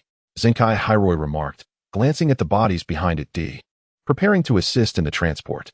Lady Tsunade has announced the development of an antidote against the sand ninjas. Itachi proclaimed, brandishing a vial of potion. White Ninja Chickage turned, intrigued by Itachi's potion, only to be startled upon closer inspection. The object in Itachi's hand bore an uncanny resemblance to something once held by a certain someone with a sinister grin. Is there another supplementary medicine? He asked, swallowing hard. Ah, yes. It should be taken when not injured during battle to restore the body and eliminate the toxicity brought by the antidote. Itachi explained, producing a purple solid. Gazing at the solid, White Ninja Chickage felt a shiver run through her. Damn, both are problematic. If I'm not mistaken, both are poisons. White Ninja Chickage's mind raced back to the past. This is precisely what Orochimaru had. This cannot be called an antidote. It is a case of fighting poison with poison. No wonder it must be taken before battle, and even afterward, if uninjured, one must consume the supplementary medicine. Only a certain genius could conceive such a notion. Lady Tsunade would never think of it. Cough, cough. This substance could indeed be effective. White Ninja Chickage forced a smile, accepting the vial from Itachi.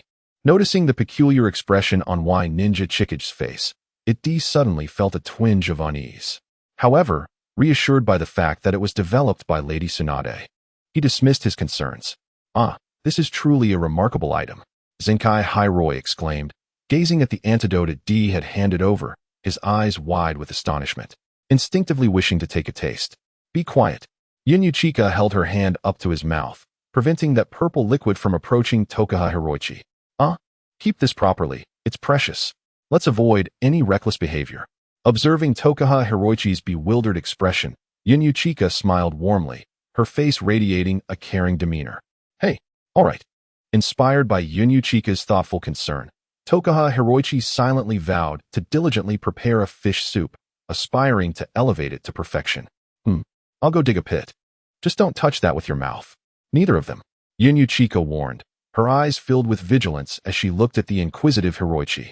All right then, I'll fetch some spices from the purple leaves. Tokuha Hiroichi nodded and made his way into the forest. Meanwhile, Ito Higashi chuckled softly, placing down the body before heading back to the camp, where many more awaited him. As he gazed at the distant camp, now enveloped in the hues of sunset, he thought, unknowingly, we have begun to collaborate. A smile graced his lips as he felt his steps lighten. With the emergence of the antidote on the battlefield, the number of ninja corpses delivered each day had begun to dwindle. Yunyuchika's daily tasks remained unchanged, and the chore of digging pits was relayed to Akimichi Torikase. Rokuzen, take a look at this report. Akimichi Torikase placed a document before him. I see that Yamashiro Kazuki has discovered a unique talent. Nara Rokuzen remarked with a smile after a glance. Well, the elder of the Sarutobi clan suggested sending his kin to the spirit bearers. I think we should dismiss that idea. Akimichi Torikase stated as he withheld 3 other appointment letters. Those elders seem to have rather long arms. Let us send them to the 3rd instead. Rokuzen appeared to comprehend his intent and ceased further discussion. At this moment, Yunyuchika was diligently transporting corpses. Previously, she had to make 2 or 3 trips daily to complete the task. Now, it only required 1. Is that it? Tokuha Hiroichi observed the half-filled cart of corpses, noticing it was even less than half of what they usually received. The subordinate ninja transporting the bodies instinctively drew a kunai. Don't be impulsive, brother, he mentally challenged. Don't stoop to his level.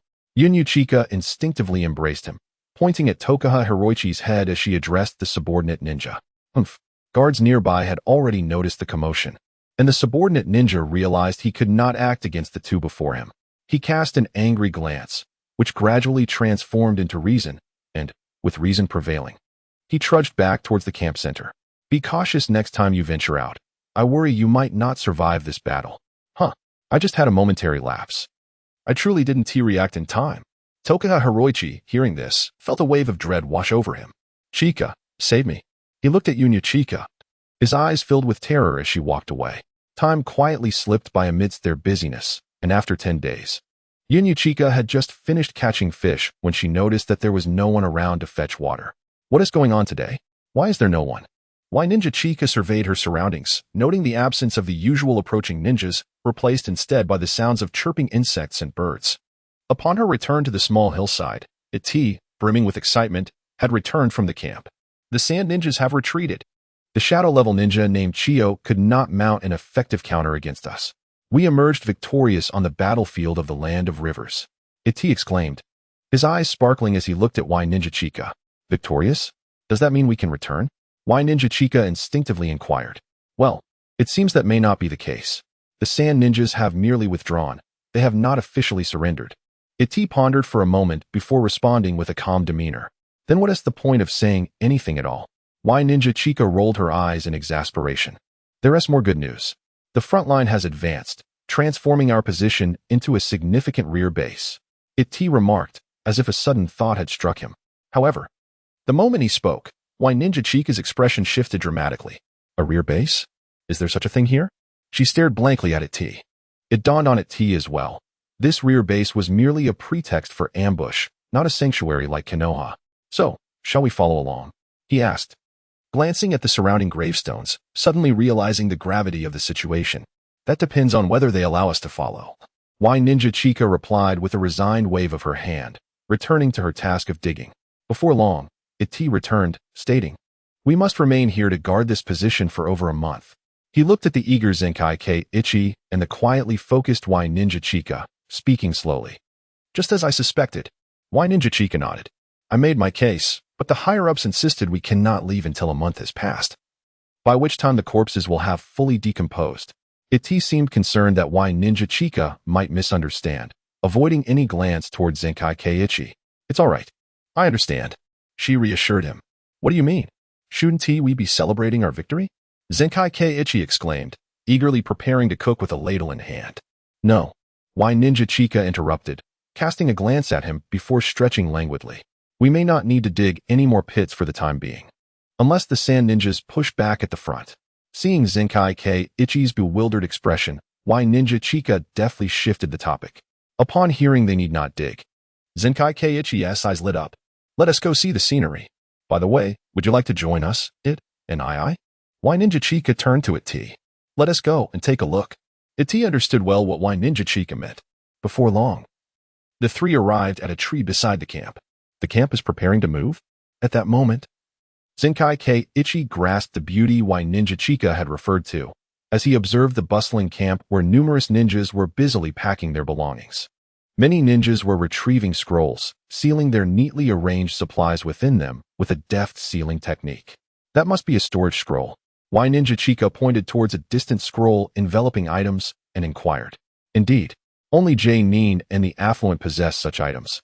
I do not. On one side, Ito Higashi struggled to comprehend what Aburame Chiyu was attempting to convey. Very well.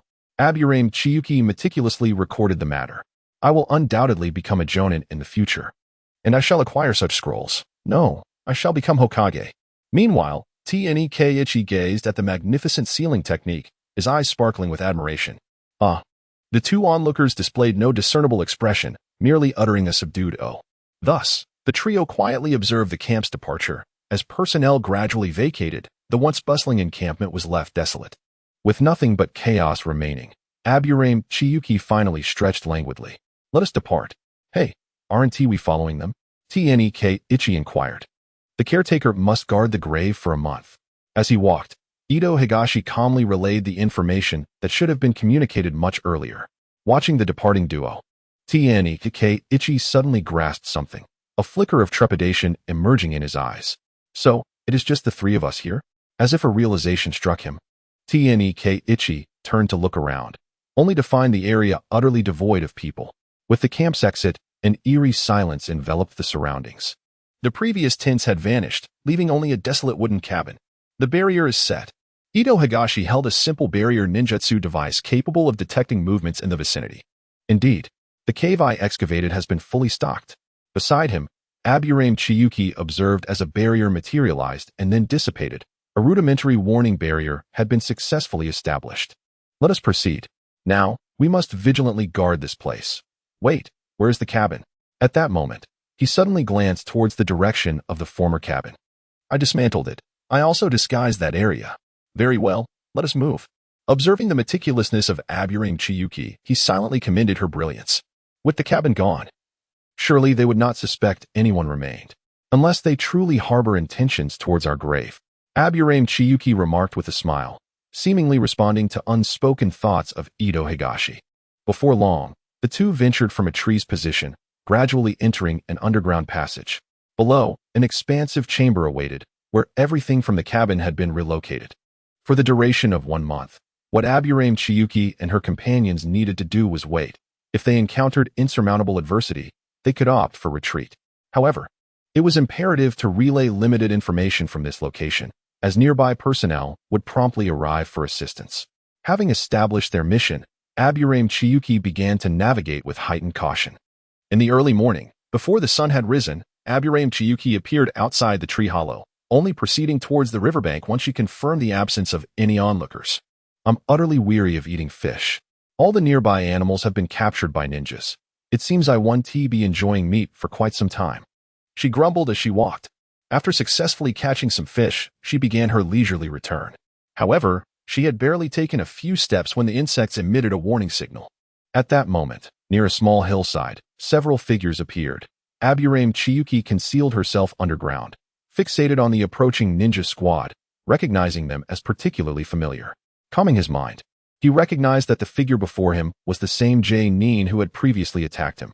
However, compared to the more than 10 adversaries he had faced before, only 3 Nin had arrived at this moment.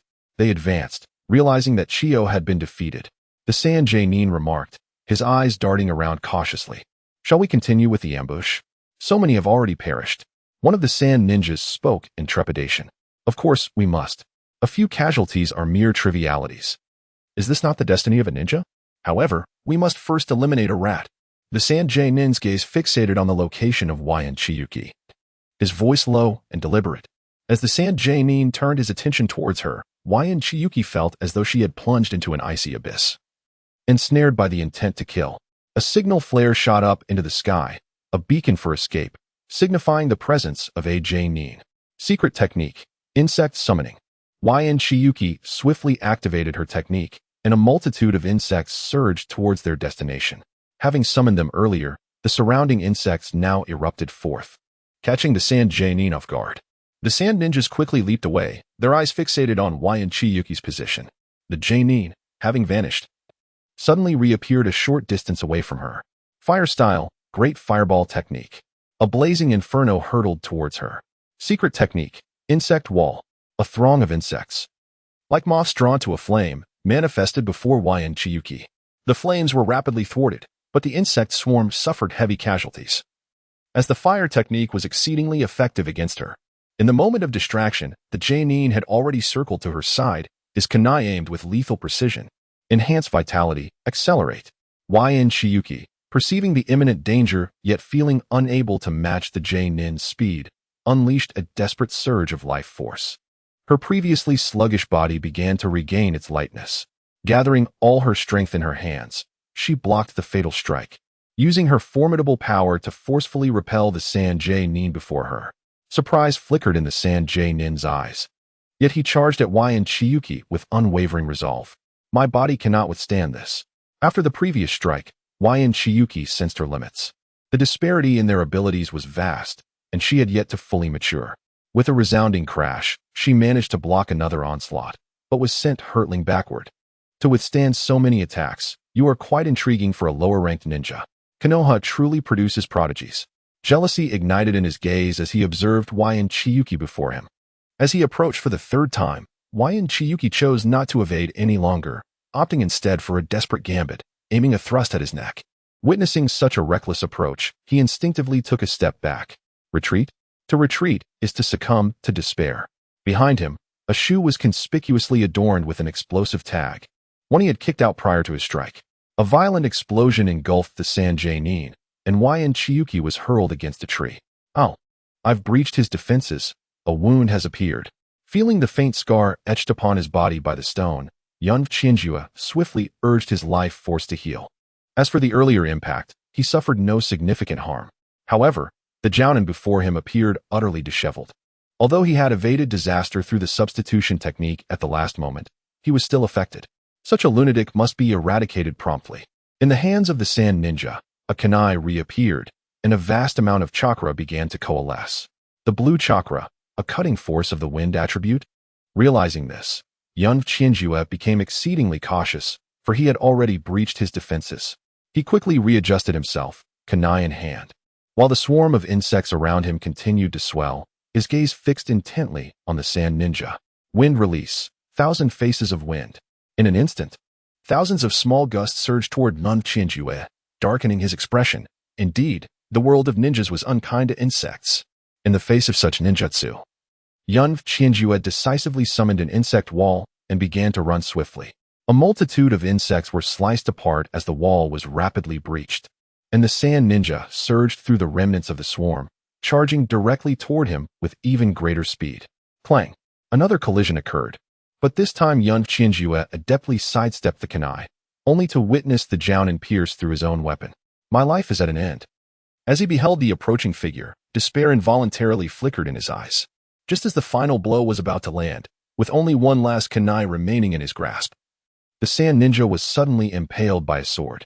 Behind the fallen Sand Ninja stood a figure that left Chenjue in stunned silence. Draped in a pristine white robe, reminiscent of the purest snow atop a mountain, this presence shone like a beacon amidst the green leaves, radiating both prominence and authority. A chiseled face exuded determination and resolve. His deep-set eyes seemed to perceive the essence of all things, glimmering with the light of wisdom. Long, silvery hair flowed in the wind like a waterfall under the moonlight, embodying serenity and mystery. Konoha's White Fang. The Sand Ninja turned to face the figure behind him, the short sword piercing his body, his eyes filled with resentment. It is I? Konoha's White Fang gently turned, delivering another decisive strike to the Sand Ninja before him. Meanwhile, the distant Sand Ninjas, evading the insects, witnessed the death of their superior, their iconic white hair striking fear into their hearts. They hastily scattered in all directions, wishing for more legs to flee. White Fang. As he gazed at the ninja who had come to his rescue, Chenjue's eyes nearly sparkled with admiration. Damn, I'm a man, otherwise I might have truly fallen for him. The hero saving the beauty, ugh. The hero saving the man. Observing Konoha's White Fang darting toward the other ninjas, his speed left only an afterimage. The forest echoed with successive cries of agony, and before long, White Fang appeared before Chenjue, unblemished. He regarded White Fang's steady and reserved demeanor, which seldom revealed emotion. Despite his admiration, a twinge of trepidation surged within him upon sensing that formidable presence. Lord Shoalemo. He quickly bowed in respect. Are you from the Yun clan? As he gazed upon the oil woman, Chiyo, Kakashi was involuntarily reminded of the previous combat scene he had witnessed. Ah, indeed. Chiyo chuckled awkwardly, seemingly uncertain of Kakashi's intentions, though it was highly likely he was simply preparing to offer her some encouragement. What is your name? I'm Chiyo of the Oil Clan. Do you practice swordsmanship? Kakashi's demeanor shifted unexpectedly, adorned with a hint of a smile. Observing the formerly frigid Kakashi transform into his current state, Chiyo found herself momentarily taken aback. Instinctively nodding her head. Unseal. Kakashi summoned a scroll, which suddenly revealed a ninja blade, bearing a striking resemblance to the legendary White Fang's weapon. He presented the sword before Chiyo, gesturing for her to take hold of it. What techniques do you possess? Show me some moves. Yes. Chiyo accepted the ninja blade and retreated a few steps, performing her techniques under Kakashi's watchful gaze. Each stroke she executed was a testament to the most fundamental of sword techniques, honed during her time at the Ninja Academy. Though rudimentary, they were imbued with purpose. As she swung the blade, Chiyo was suddenly reminded of an encounter she had in the library of the ninja school. The art of ninjutsu encompassed only the 3 body techniques, along with the so-called Will of Fire, in addition to a series of foundational ninjutsu and basic swordplay. However, the sword techniques taught at the academy were crafted by the elite Jonin and Kage-level masters who originally established the institution. While many ninjutsu techniques had been consolidated by the 3rd Hokage, the swordplay had endured. Chiyo's practice of the basic sword techniques, each executed with a vitality that elevated their efficacy, harmonized beautifully with the dappled sunlight filtering through the forest. Upon completing a full set of techniques, she found herself drenched in sweat, her 16 abdominal muscles inadvertently on display, while her oil-clan robe had long since been torn apart during the skirmish. Impressive, Kakashi applauded, offering his acknowledgement to Chiyo. Thank you for your kind words, Lord Kakashi. Chiyo beamed with an innocent smile, reminiscent of a junior being encouraged by an elder. Would you like to learn sword techniques? Kakashi inquired, his gaze fixed upon her, speaking slowly as if wary of her potential refusal. Sword techniques? I would love to learn. Chiyo stammered in surprise. Yes, I saw your 2 companions fleeing towards the border. It's unlikely you will catch up to them anytime soon. You seem to possess decent speed. Therefore, join me for the time being. As Chiyo agreed, Kakashi smiled, the icy demeanor in his eyes dissipating.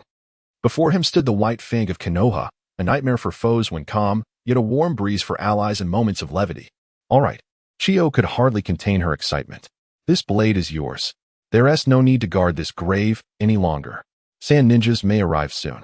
Oh, and my fish. Should we finish our meal before departing?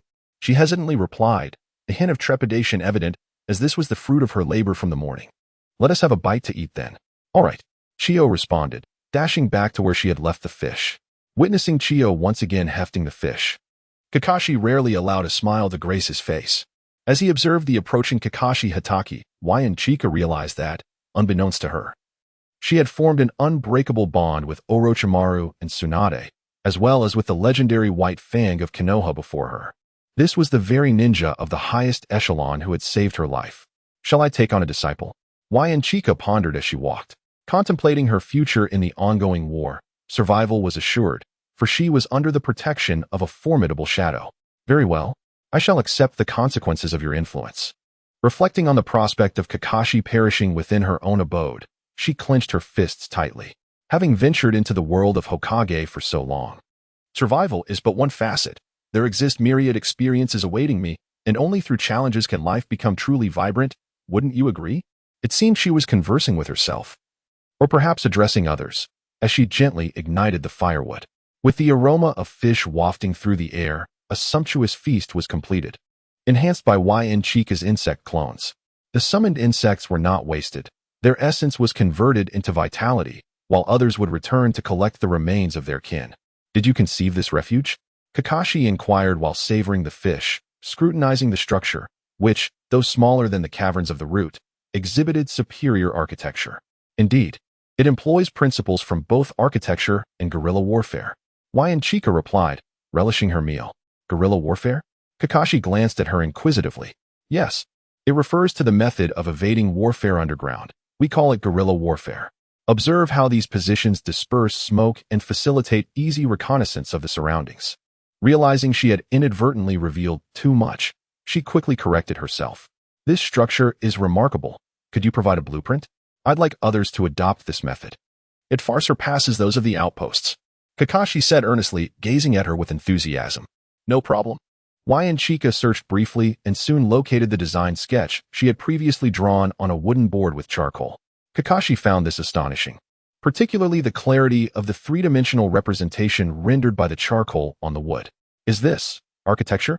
He questioned, his eyes momentarily sparkling with astonishment as he examined the blueprint. Indeed, Yain Chika began to explain to Kakashi, detailing the construction methods for shadows and three-dimensional diagrams, along with the corresponding data. Once he comprehended the blueprint entirely, Kakashi's gaze towards Yain Chika grew increasingly luminous. Your character poses no issues. Your selflessness is evident. Your taijutsu is among the strongest for your age. Your earth-style ninjutsu is unparalleled. Your insect techniques can overpower Ch Nin, and your intellect is formidable. As for your capacity for learning, such accomplishments at the age of 11 are remarkable. After synthesizing all of this information, one conclusion became apparent. The individual before him was a polymathic genius. Chiyu returned to the surface, and as the waves of chakra surged, a multitude of insects began to converge upon her. As the swarm of insects clustered around the enigmatic Chiyu, Kakashi Hatake felt a shiver crawl up his spine. Despite his status as a shinobi of the highest caliber, the sheer density of the swarm induced a sense of discomfort. The thought that they would soon be abandoned, followed by a series of relentless battles, highlighted the critical need for vitality, far beyond mere survival. Chiku's movements quickened, first harvesting the life force of the insects in a sweeping motion, then swiftly gathering the abundance of vitality released from the fallen swarm. Batch after batch of insects succumbed to their demise amid the forest, accumulating in layers upon the ground until the surrounding area was devoid of any remaining creatures. Only then did she nod towards Kakashi. Let us proceed. Observing the heap of insect carcasses, Kakashi understood that Oinyo was unlike any other of her kind. She had forged her own path and harbored her own secrets.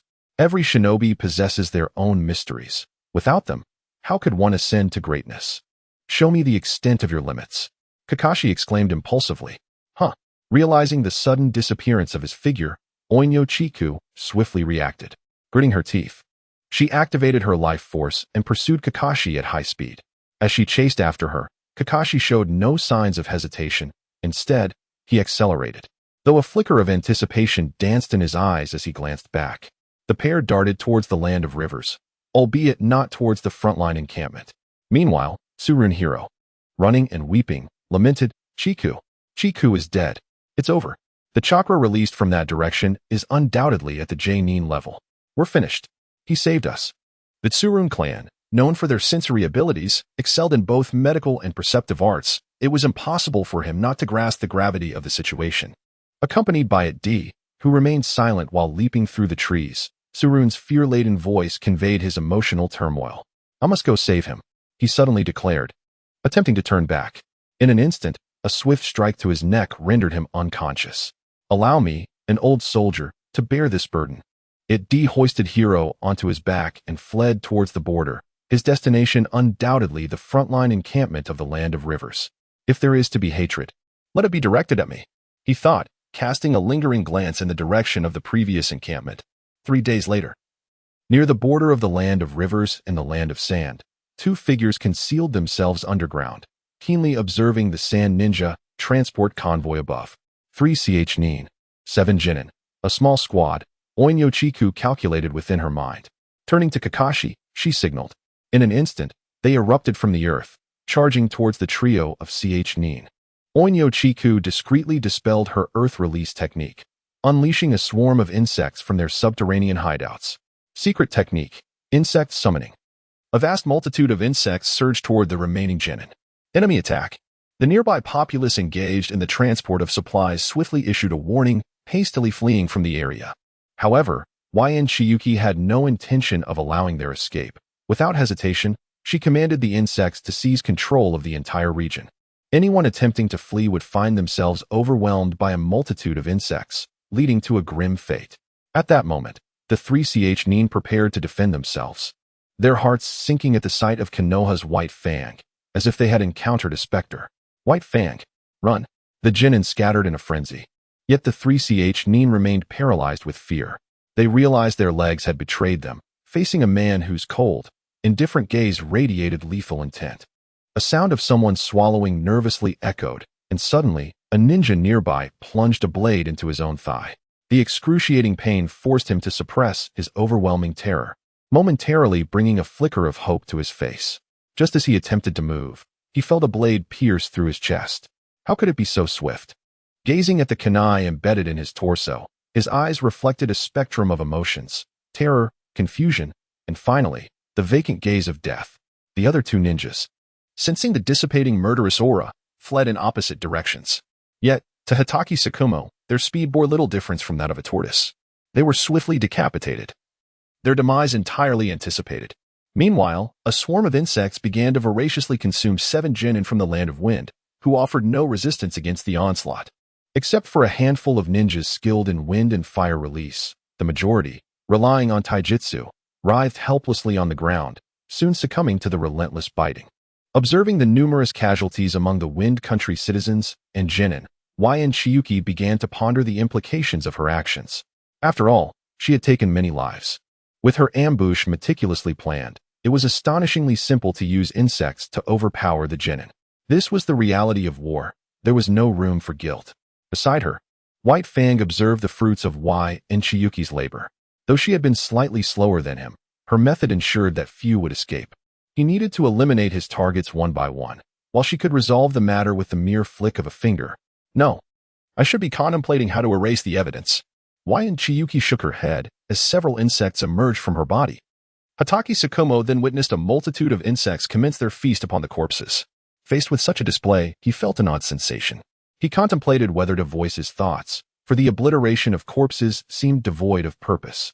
Turning, he observed Chiyuki effortlessly lift a cart and toss it aside.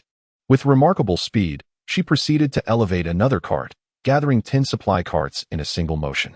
As he marveled at her prowess, several crimson insects erupted from her form, landing upon the highly flammable bags on the carts and detonating instantaneously. Flames surged towards the heavens, the inferno consuming the supply cart in a fierce blaze. This is to compensate for my lack of fire release. I intended to learn to create explosive insects, yet today, they have proven invaluable. The oil woman, Chiyoko, gazed at her flame beetles, casting a smile towards Kakashi Hatake, as if to convey, "What do you think? My work is commendable, isn't it?"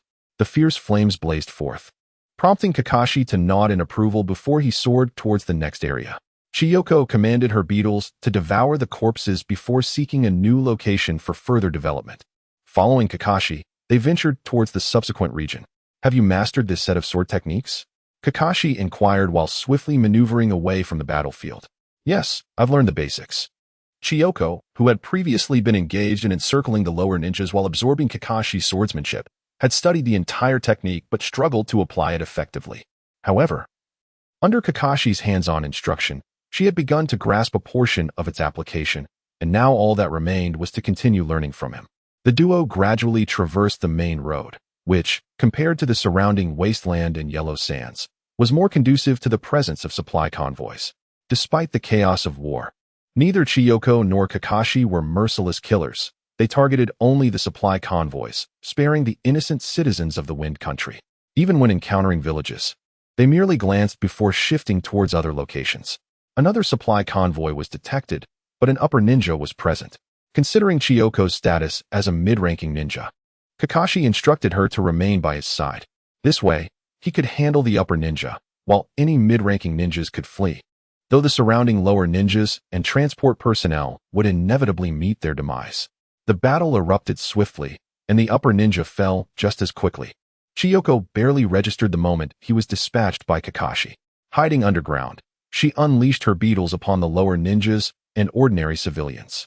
What she had anticipated to be a fierce struggle turned into a panicked flight for the mid-ranking ninjas, who, under the renowned name of Konoha's White Fang, chose to flee rather than resist. When it was over, the ground lay strewn with corpses alongside a pyre that Chiyoko had assembled. "Here, take this." Kakashi tossed a scroll towards her. A space sealing scroll. Chiyoko's eyes sparkled with excitement as she examined the item in her hands. "Indeed. But you probably don't know how to use it. I will teach you the hand seals." During this time, Kakashi had come to understand that Chiyoko was in dire need of sustenance, as she had been continuously eating throughout their journey. The military rations, designed to satiate hunger, were supposed to last 3 days per unit, yet in Chiyoko's case, they barely lasted half a day. Chiyoko learned quickly, although it was an entirely new system. Mastering a few hand seals in conjunction with the simple space sealing scroll allowed her to successfully seal items.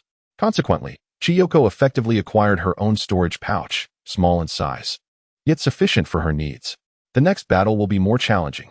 Look here. This was obtained from that upper ninja. At that moment, a scroll was tossed into the hands of Yun Chinjua, which contained details of a stronghold situated at the border of the Sand Ninja territory, serving as a logistics transfer station. This was the destination for the supply convoy, yet such strongholds were generally overlooked by raiding teams in favor of the battlefield. But was Hatake Tsukumo an ordinary individual?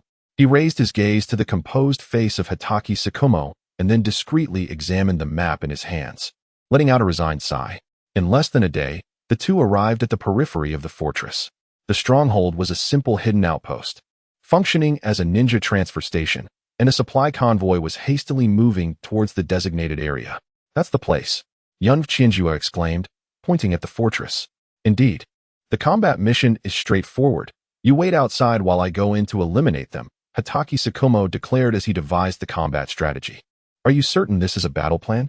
Upon hearing his words, Chiyu was unsure whether to express her disbelief. "Very well," she eventually acquiesced. For the scale of this engagement was indeed beyond her capabilities. Silently, she began to descend underground. The deeper she concealed herself, the lesser the chances of detection by any escaping elite ninjas. Thus, she watched from a distance as Hitachi Sakumo stealthily approached the stronghold. At this juncture, Hitachi Sakumo had discreetly infiltrated the stronghold, his speed allowing him to remain undetected by the sentries. Before long, 4 or 5 ninjas were swiftly dispatched, without even a chance to signal an alarm. As Hitachi Sakumo advanced further, the surrounding area became increasingly noisy, quickly revealing the presence of a squad of ninjas.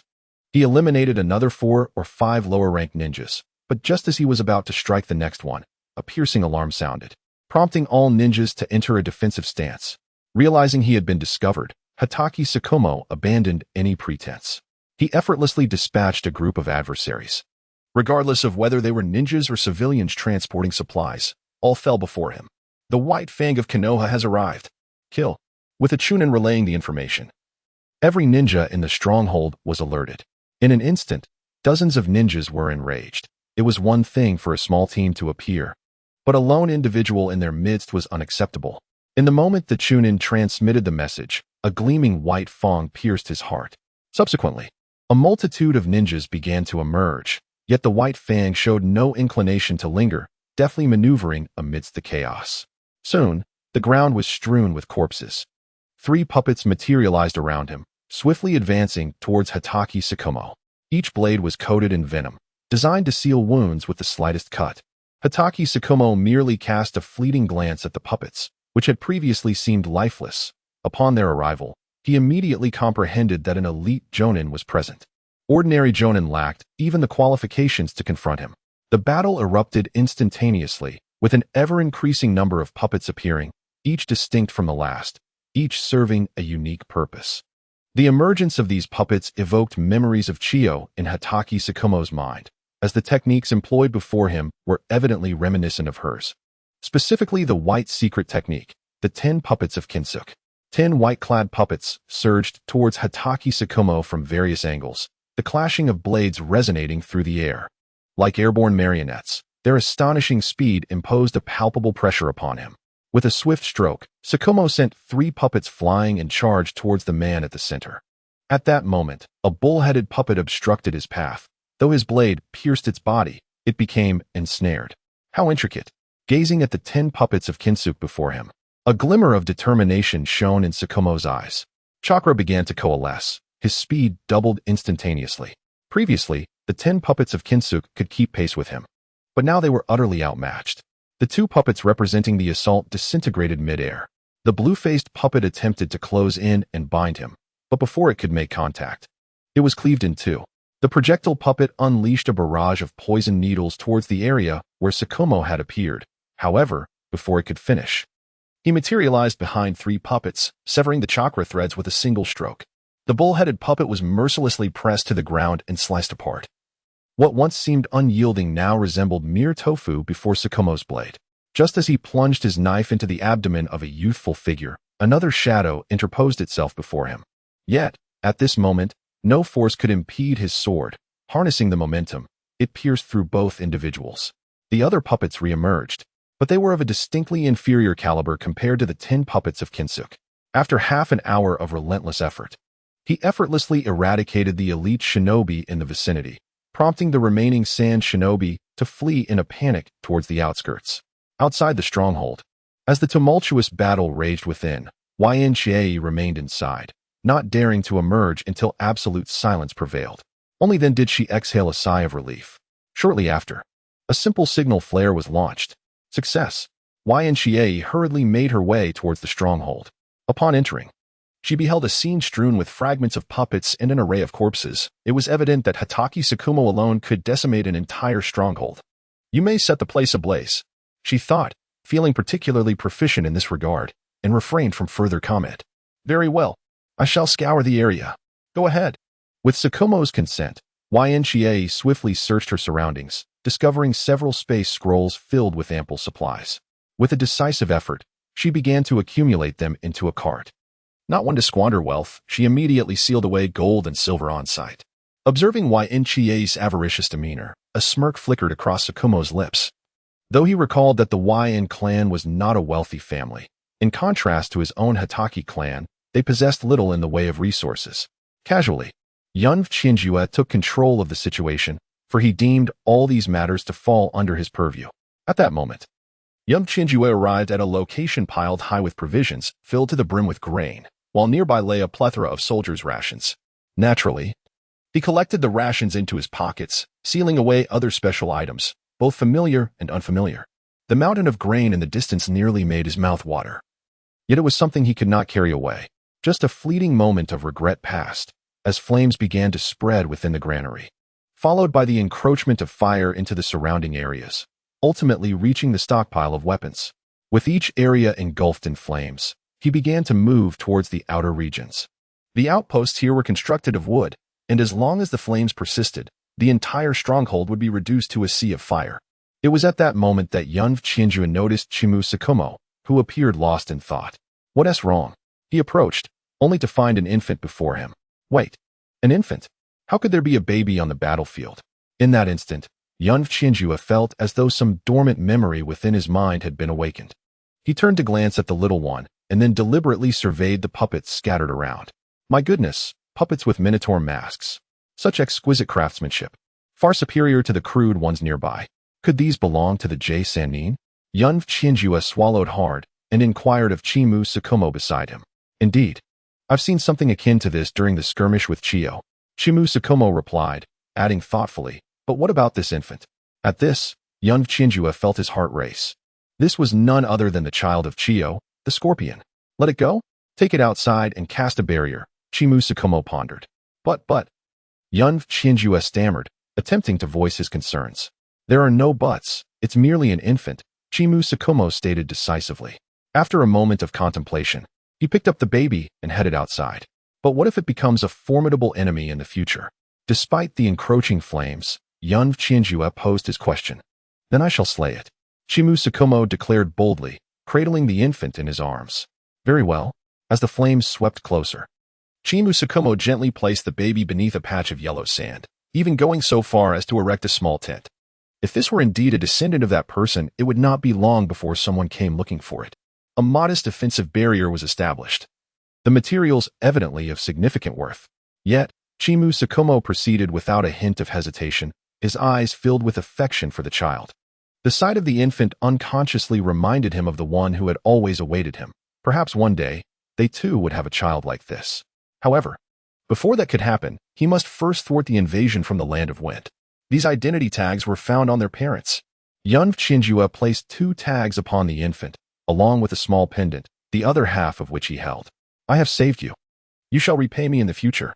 Ah, your parents' pendant will surely reunite with him in the future, thought Oil Girl Chinjue. Let us proceed to the next area. Observing the half pendant left behind by Oil Girl Chinjue, Kakashi Tsukumo couldn't help but twitch his lips. It seemed this little one had forgotten that should this object fall into his hands, the infant's growth would undoubtedly be met with fierce retribution. Feeling quite elated, Oil Girl Chinjue hurried to catch up with the already sprinting Kakashi Tsukumo. You wish to slay? Is that not a challenge for me? Well, let it be you who slays. As she gazed ahead at the figure in the distance, she unconsciously quickened her pace. The war raged on. And the environment of the land of wind in Konoha was as different as night and day. Only in the oases did the sandstorms relent somewhat. However, each grand oasis was occupied by a village, for these oases were the true territories of the land of wind. The endless yellow sands slowly eroded this desert. The two once again arrived at a deserted small oasis, replenishing their water supply. In such an environment, it would be challenging to thrive. Oil Girl Chinjue mused silently as she observed the oasis before her. Dozens of insects descended upon her, gradually blending into the surroundings.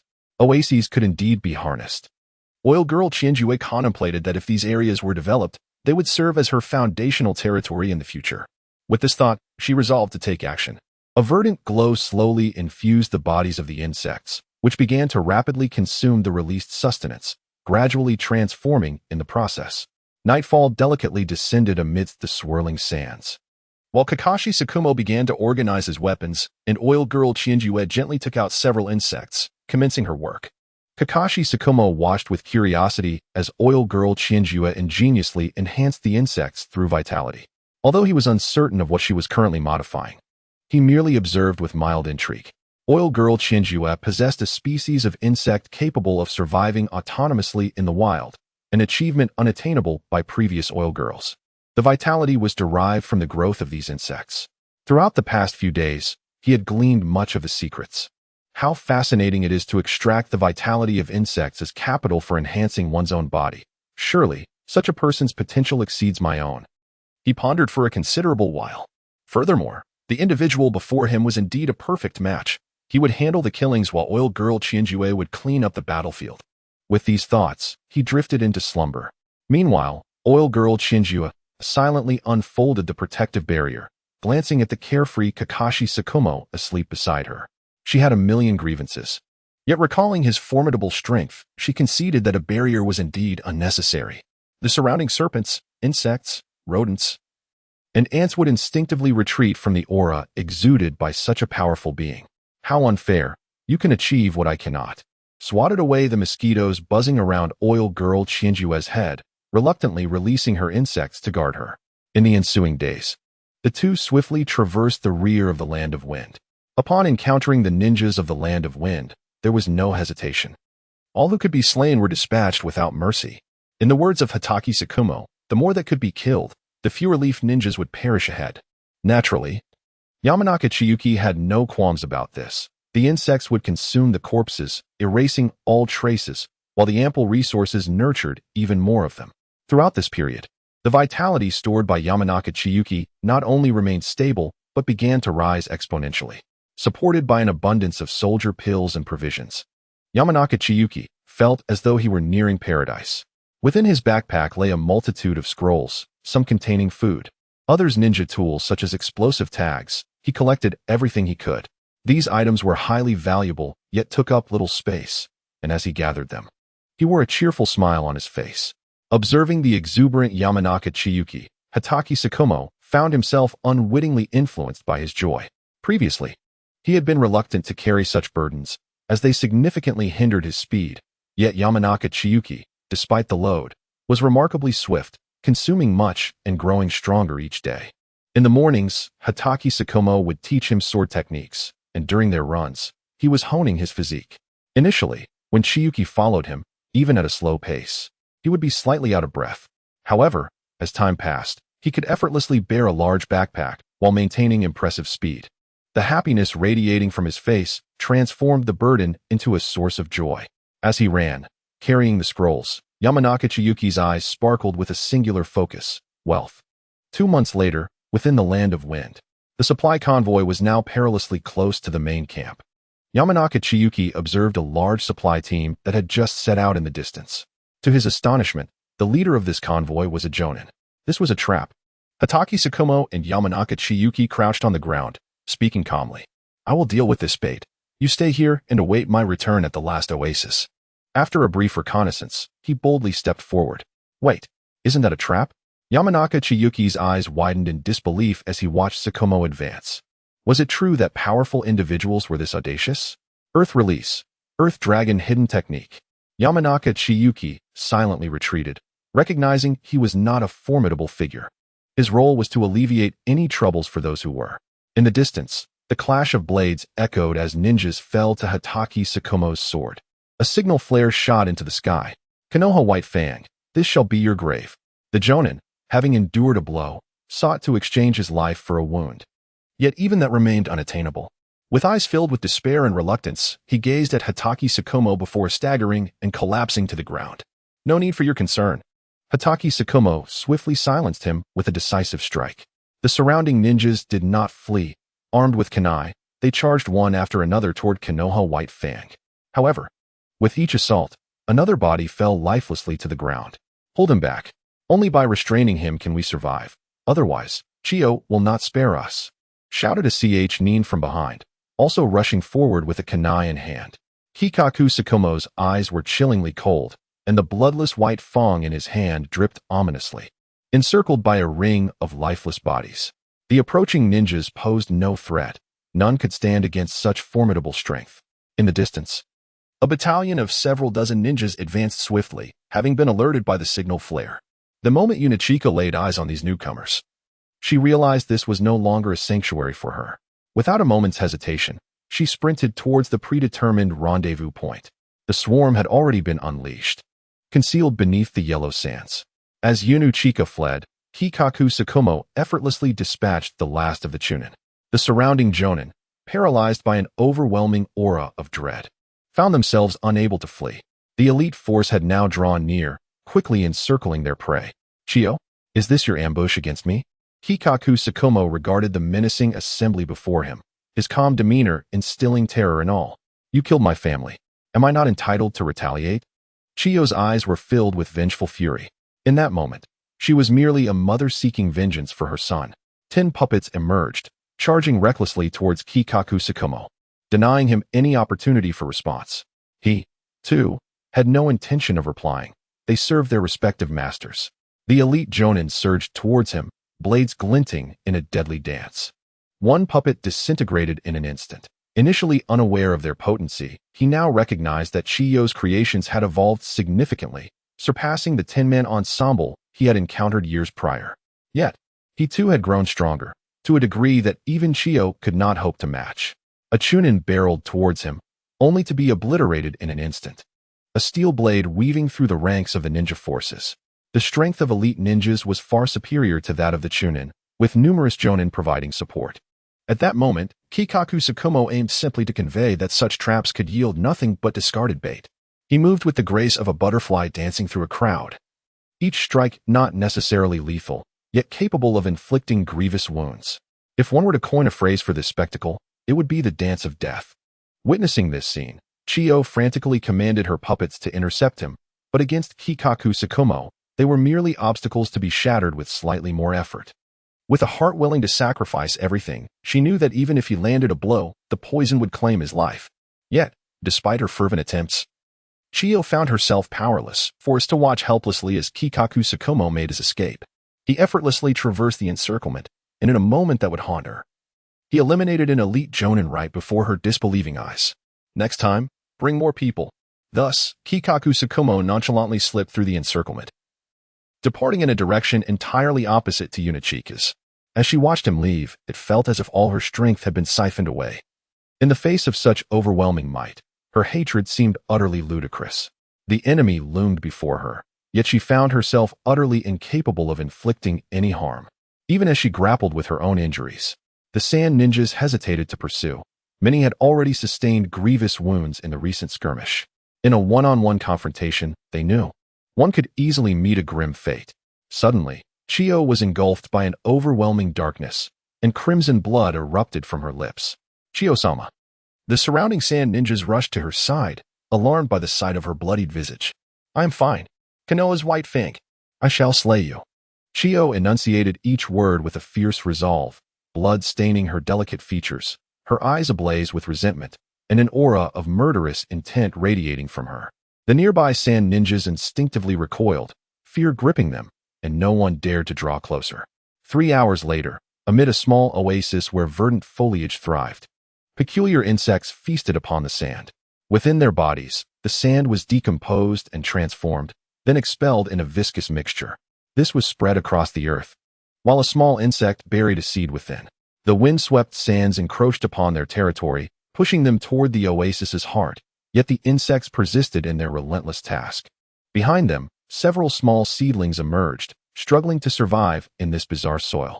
At the oasis's center stood Oil Woman Chiyo, surrounded by a multitude of insects that willingly surrendered their life force to her. The insects had converted this region into their pasture, seeking to expand its boundaries. Other desert insects, eager to partake, were swiftly subdued by the formidable, almost tyrannical presence of their shepherd.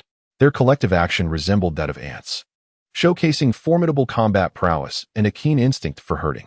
What is lacking? Oil Woman Chiyu pondered as she studied the creatures before her. They bear an uncanny resemblance to bees. She murmured, "Ah, bees. Honey." Suddenly, the source of her dilemma became clear. Food. Yes, honey. Contemplating the insects, she began to devise a plan. The form of honey is the most stable, followed by sugar. However, honey's consumption cannot compare to that of sugar, and its storage poses challenges. Sugar's consumption rate is the highest. With this revelation, she set to work. At that moment, a figure rushed toward her. Upon hearing the footsteps, Oil Woman Chiyu instinctively recognized the approaching individual.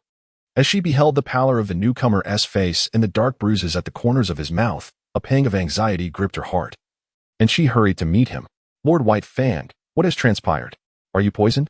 Oil Woman Chiyu exclaimed, her concern deepening as she observed the staggering Kakashi Hitaki.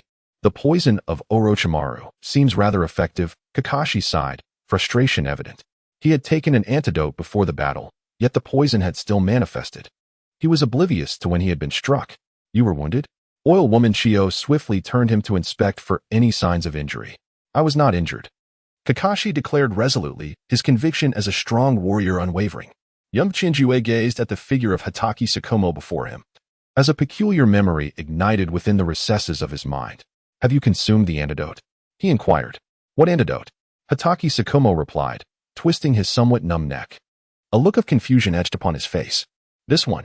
You must take it." Young Chinjue effortlessly retrieved the vial from his backpack, a remnant from earlier, as he had not needed to engage in direct combat with the Sand Shinobi. "What is this?" Hitaki Tsukumo questioned. "It is the true antidote to Orochimaru's poison," Young Chinjue explained with a hint of resignation. Observing the smiling countenance of young Chinjue, Hitaki Tsukumo pieced together the reasons behind his affliction.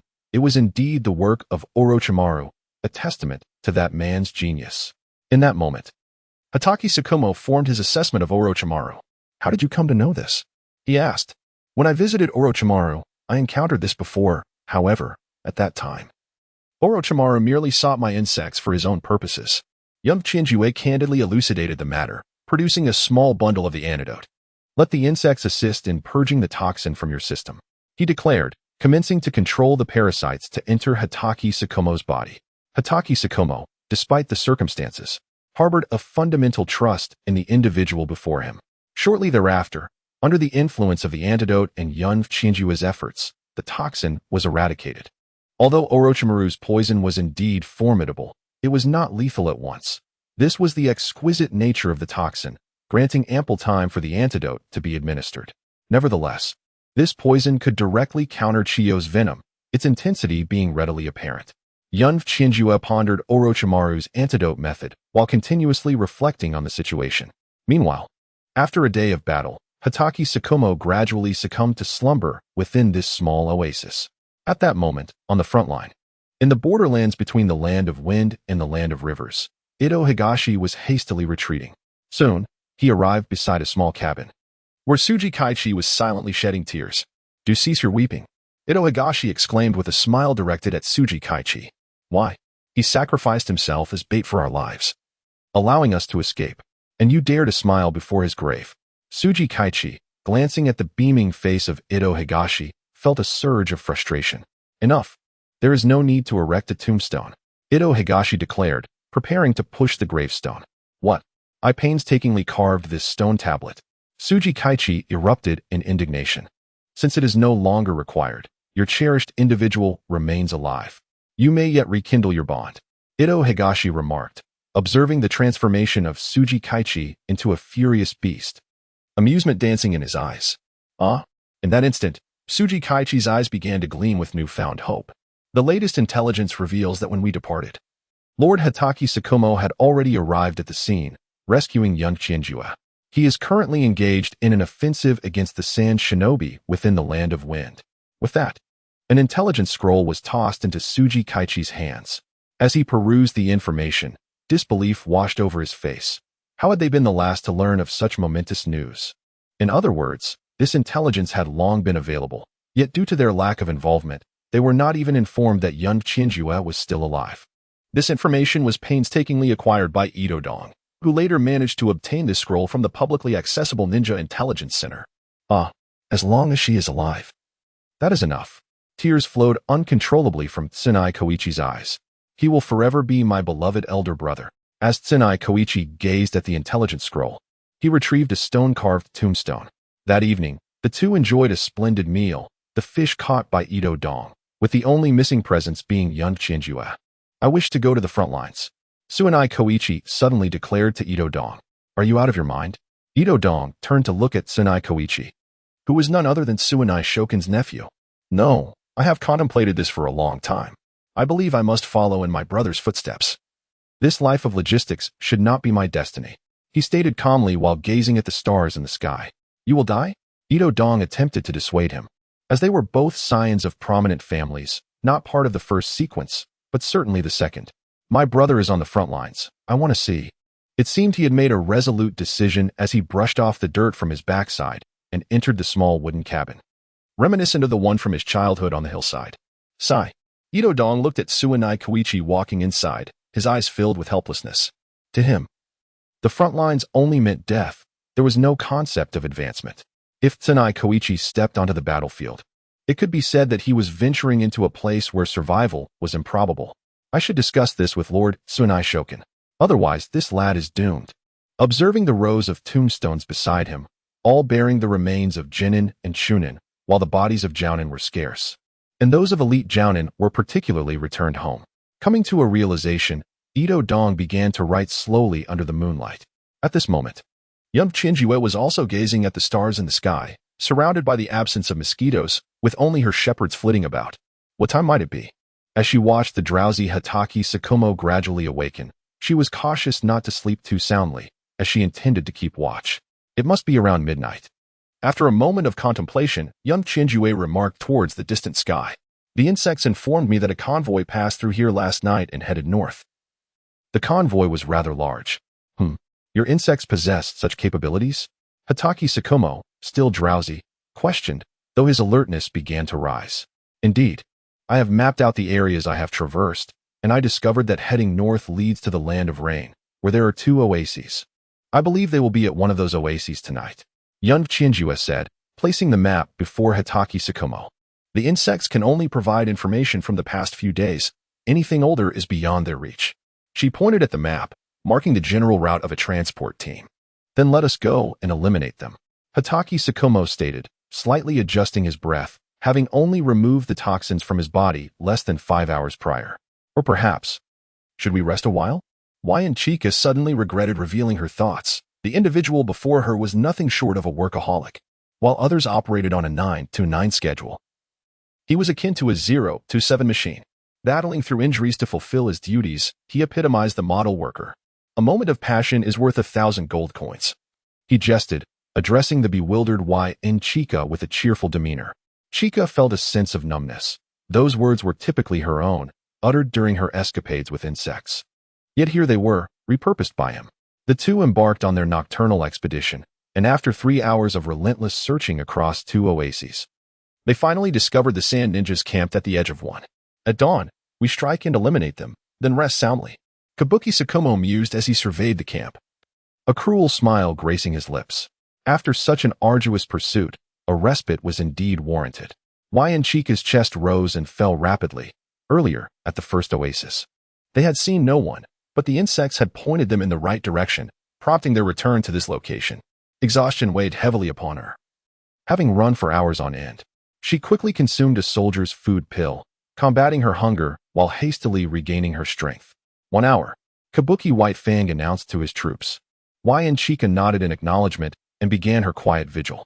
Though drenched and on the brink of physical collapse, an influx of life energy enabled her to adapt to the high-intensity exertion. Her physical prowess was steadily advancing, and her chakra levels had risen to the equivalent of 2 cards compared to her earlier self. Now, her physical strength was far superior. In just a few months, she had surpassed the capabilities gained from years of prior training. Indeed, combat is the ultimate catalyst. The pressures of war were immense. As Yn Chika sensed her stamina nearing restoration, the hour approached its end. She nodded towards Kabuki Sakumo. Kill, was his simple command. Yet Yn Chika perceived it with utmost clarity beneath the moonlight. Without hesitation, she employed the earth-embedded fish technique.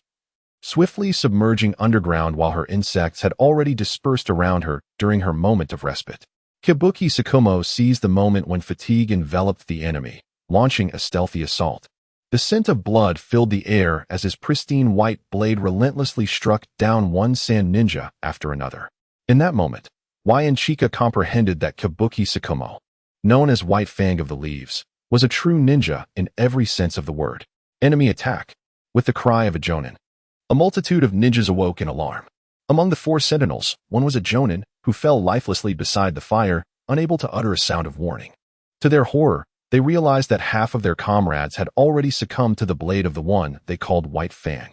White Fang, a woman's voice echoed, her gaze fixed fiercely upon Kabuki Tsukumo, witnessing her companions, with whom she had shared countless days, fall without resistance beside her ignited a flame of rage in her eyes. Starkly contrasting with the terror evident in the others, only a steel blade responded to her. Ninjutsu, scorch release, overheating kill. In an instant, 4 orbs of fire materialized around. Racing towards Kakashi Hatake, scorch release, the steel blade, empowered by lightning chakra, swiftly veered to the side, the gaze fixed on the ninja before him. A hint of trepidation in his eyes. This close combat countering technique instilled a sense of caution within Kakashi Hatake. The blade subtly curved, his eyes sharpening once more. Now infused with a calm demeanor, Lord Yetsong has repelled the White Fang of Konoha. It is time for our counterattack. A ninja, poised to flee, upon witnessing this scene, felt a surge of hope and shouted. At this moment, the surrounding sand shinobi, having observed the standoff between the White Fang and Yetsong, ceased their retreat and began to regroup. Another top-tier ninja from the sand, gazing at the scorch release before him. Kakashi Hatake instantly recognized it was none other than the renowned hero of the sand, Yetsong. It seems we cannot settle this today. Perhaps fate will bring us together again. The White Fang of Konoha suddenly flashed a smile. How dare you come and go as you please? Do you think my sand has no one left? This declaration ignited Yetsong's fury.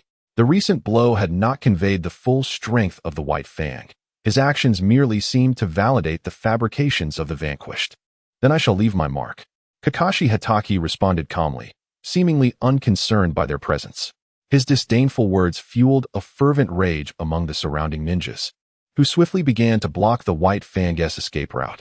Yet, Kakashi Hatake moved with the swiftness of lightning, effortlessly dispatching 2 nin before breaking free from the encirclement, simultaneously forcing back the advancing Yetsong with a swift strike. He is injured. The blow that had repelled him earlier was evidently peculiar, akin to that of a weakened individual. With profound combat experience, Yetsong quickly discerned the reason. Suddenly, she recalled that Chiyo had been using traps to lure the White Fang into ambush recently. The look on his face clearly indicated he had fallen into the trap. Realizing this, Yetsong felt a surge of exhilaration. If she could capture the White Fang, the position of the 4th Kazekage would inevitably be hers. Her gaze turned fervent once more. Kill. Everyone, capture the wounded White Fang at all costs. Yetsong, armed with a kunai, sprinted after the White Fang, her eyes ablaze with madness. The other nin and nin quickly followed suit, also recognizing the White Fang's vulnerability. The fear in their eyes dissipated, replaced only by an extreme hatred towards him, for he had dealt them grievous blows. Meanwhile, some genin, witnessing the departure of the nin and nin, harbored a glimmer of hope. To them, the existence of the White Fang was akin to that of a demon. Killing them was no different from swatting ants. Faced with such overwhelming bloodlust, they found themselves bereft of the will to resist, completely ensnared by the oppressive aura, rendering them mere lambs awaiting slaughter. As the ominous aura surrounding Konoha's White Fang dissipated, a lower-ranking shinobi discovered to his astonishment that he could finally move. Just as he prepared to take a couple of steps, he noticed the ground teeming with a multitude of insects, which swiftly approached his face. Insects? Insects indeed. The surrounding individuals soon recognized that they were engulfed by a swarm of these creatures. Everyone, remain calm. Combine ninjutsu. Sand waterfall funeral. A lower-ranking shinobi was about to unleash his collaborative technique when a steel blade swiftly found its way to his back, piercing through his chest in a moment of sheer horror. You are quite the nuisance. Do your family members know? Gazing at the slowly dying nin in his grasp, as well as the one preparing to execute a ninjutsu, Chiyuki's eyes glimmered with a hint of cruelty. Fire release. Great fireball technique. A lower-ranking shinobi directed flames toward Yn Chiyuki, but only struck a lifeless body. Secret technique: insect wall. An abundance of insects materialized around Yn Chiyuki as she charged toward the lower-ranking shinobi before her. I must swiftly eliminate these pests. Observing the surrounding lower-ranking shinobi succumbing to the swarm, Yn Chiyuki effortlessly dispatched 2 resisting shinobi with a couple of swift strikes, executing her daily routine with ease. While taking down Nin posed a challenge, bullying lower-ranking shinobi proved to be trivial. With the appearance of the sugar bugs, every approach to a lower-ranking shinobi was met with a swift strike of her blade. As for ninjutsu attacks, bolstered by the insect wall, she effortlessly withstood them, suffering minimal losses among her insects, which posed no concern for her. A multitude of lower-ranking shinobi was consumed by the swarm, rendering them incapable of even granting Yn Chiyuki the opportunity to draw her blade. Observing the abundant resources before her, she silently utilized her insect clones. Meanwhile, on another front, Yatsukiyo was tirelessly pursuing. The pace of Konoha's White Fang was noticeably slowing, and she was filled with confidence, sensing victory was within reach. Everyone, hurry. He cannot run far. As she watched the staggering figure of White Fang in the distance, her eyes brightened with excitement. They were merely a step away. Lord Tsukiyo, look behind you. An adjacent Nin inadvertently glanced back and suddenly called out. Instinctively, Yatsukiyo turned her gaze backward, and in that fleeting moment, her expression dimmed. When she turned back to face Konoha's White Fang, he was no longer stumbling but had seemingly entered a mode of exhilaration, sprinting with an unmatched speed that left them all in the dust. Indeed, Konoha's White Fang is fundamentally a taijutsu master, laughing maniacally at the absurdity of her situation. Yet Tsukiyo watched as White Fang distanced himself from them. In the distance, Konoha's White Fang even gave her a thumbs up, signifying his acknowledgement of her. White Fang, I shall surely kill you. Witnessing this mocking gesture, Yatsukiyo's manic state finally shifted into one of unbridled hatred. Retreat. Fire emergency. With urgency. Yatsukiyo led the Nin and Nin back swiftly. As I beheld a colossal bonfire, my eyes brimmed with fury. In such a brief span, an abundance of carts had been carelessly piled together, their contents, arms and provisions, consumed by the inferno, reduced to nothingness. The notion of employing water techniques in the desert seemed utterly absurd. Meanwhile, Oil Woman Chiyu, breathless and panting, had already traversed 5 kilometers while arranging her insect clones to ignite the flames, the massive blaze visible from afar. This endeavor, born of her own efforts and those of her insect duplicates, though exhausting, yielded remarkable results. Such actions, however, should be undertaken sparingly. The danger is too great. As she lamented, Oil Woman Chiyu hurried toward the previous oasis. Having executed this grand scheme, she could distinctly feel the wind at her feet. Upon reaching the oasis, Kakashi Hatake awaited her arrival. Observing the weary Oil Woman Chiyu, he offered a rare smile. Your adaptability is commendable. I knew you would manage splendidly, he declared, his eyes glimmering with admiration. The acknowledgement from Lord White Fang serves as my motivation. Oil Woman Chiyu nodded cheerfully, brandishing her steel blade with a flourish. 2 months later, under the diligent efforts of Konoha's White Fang, the battlefield of the Sand Shinobi began to contract significantly. Numerous transit bases were engulfed in flames, with even elite jonin facing the peril of being slain during their escort. As for the strategy of division, both Konoha's White Fang and Oil Woman Chiyu acknowledged that while it posed challenges, once understood, annihilation merely required additional time. The only discomfort lay in the transition from a 996 work schedule to a relentless 007 routine, pushing their physical limits daily. At this moment, the two were crouched at an oasis, while Kakashi Hatake initiated a summoning technique. Ninjutsu, summoning technique. A ninja dog materialized, and Kakashi affectionately patted it. Master, Lord Hokage has new orders for you. The directive is on my back. The dog, Parker, spoke with human-like clarity. Kakashi retrieved a scroll from Parker's back and began to examine it. As Parker turned its head, it spotted Oil Woman Chiyu observing intently. The situation grew dire for the dog, as Oil Woman Chiyu had already approached, making escape impossible. Hey, let's talk things over without any roughhousing, Parker exclaimed, panic evident in its eyes as the surrounding insects closed in. Ahem, just let me twist your head a little, Oil Woman Chiyu remarked, eyeing the round canine head, eager for the delightful twist. As she proceeded to playfully twist Parker's head to the left with a satisfying snap, then to the right, Parker's expression transformed to one of bewilderment. Once satisfied, Oil Woman Chiyu resumed her antics with the insects, while Parker, utterly speechless, dispelled the summoning technique. In that instant, upon witnessing the dense swarm of insects in the distance, Parker's fur stood on end. Those who toy with insects must be a bit unhinged. In contemplation, Parker vanished into thin air. Not the Parker associated with Kakashi, but rather a predecessor of his. Chiyuki mused over the Parker she had just been toying with. Although reminiscent of the one from the anime, he was distinctly not that Parker. As for twisting the necks of small creatures, it was merely a trivial pastime she had indulged in at home while playing with cats and dogs. A delightful way to relieve stress by loosening their little joints. Of course, this was rather unfriendly towards the animals. Chiyuki, we must head to the Land of Lightning. We are to engage in battle at the Hidden Cloud Village. The Sand Ninja have retreated to the Land of Rain, and remaining here serves no purpose. Shikamaru Tsukumo approached Chiyuki and spoke softly. The Hidden Cloud Village? At the mere thought, Chiyuki instantly envisioned the muscular figure of the third Raikage. But upon further reflection, she realized that he was currently the most formidable individual ninja. Indeed, we will target the Raikage. Shikamaru Tsukumo continued, sharpening his tools with sand. Chiyuki turned, her expression bewildered. Are you referring to the Raikage, reputed as the strongest spear and shield? Is this some sort of death wish for me? Just imagining the Raikage's terrifying portrayal in the anime filled Chiyuki's heart with reluctance. How thrilling, isn't it? Shikamaru Tsukumo observed her perplexed demeanor, a hint of amusement gleaming in his eyes. Chiyuki replied, her lips curling into a reluctant smile that belied her true feelings of excitement. Then let us set off. The journey may be lengthy, but I trust you can keep pace. As he surveyed the morning sun, Shikamaru Tsukumo roughly ascertained their direction. The two commenced their journey towards the Land of Lightning.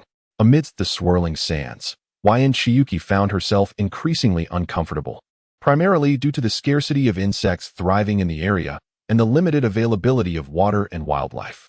During this period, through Chiyuki's diligent efforts, a specific parasitic insect capable of decomposing and generating sugars emerged. The principle was exceedingly simple. It digested food to extract glucose, subsequently accumulating this glucose within its body. These insects were nurtured by specialized caretaking bugs, storing sugars that crystallized as the insects matured. Upon reaching a certain growth stage, they would perish, and their bodies would be consumed by other insects. The sugars would then be stored within their constructed nests. To develop this entire system, Chiyuki toiled for 3 months, relying entirely on the energy provided by the oasis insects, while also conveniently interring the fallen sand ninjas. Perhaps due to Chiyuki's unceremonious burials, Shikamaru Tsukumo's gaze towards her transformed, albeit he had not actively participated in those acts. This intricate system of insects would soon integrate into other oases, advancing towards the direction of Konoha. As Chiyuki pressed onward towards the Land of Lightning, she quietly accelerated the proliferation of her insects. As the two navigated through the Land of Fire, Shikamaru Tsukumo suddenly halted, his eyes fixated on something in the distance. Chiyuki swiftly readied herself for combat, promptly employing the Earth-style, underwater fish technique. Shikamaru Tsukumo, a middle-aged ninja, emerged slowly, accompanied by several masked companions. Shimura Danzō, observing the newcomer, momentarily lowered his guard and cast a glance at the root ninjas behind him. Was the order to proceed to the Land of Lightning? The expressionless man replied. No comment. Shimura Danzō scoffed, incredulous at the lack of basic intelligence security displayed by this individual, who claimed to be on equal footing with him. Did the Hokage not inform you of the urgent situation at the front lines? In Danzō's eyes, this man represented a division of power. An Umbu leader devoid of true authority, with all power firmly held by the third Hokage. No comment. Shimura Danzō's eyes grew colder, one hand resting on his back, prepared to draw his blade.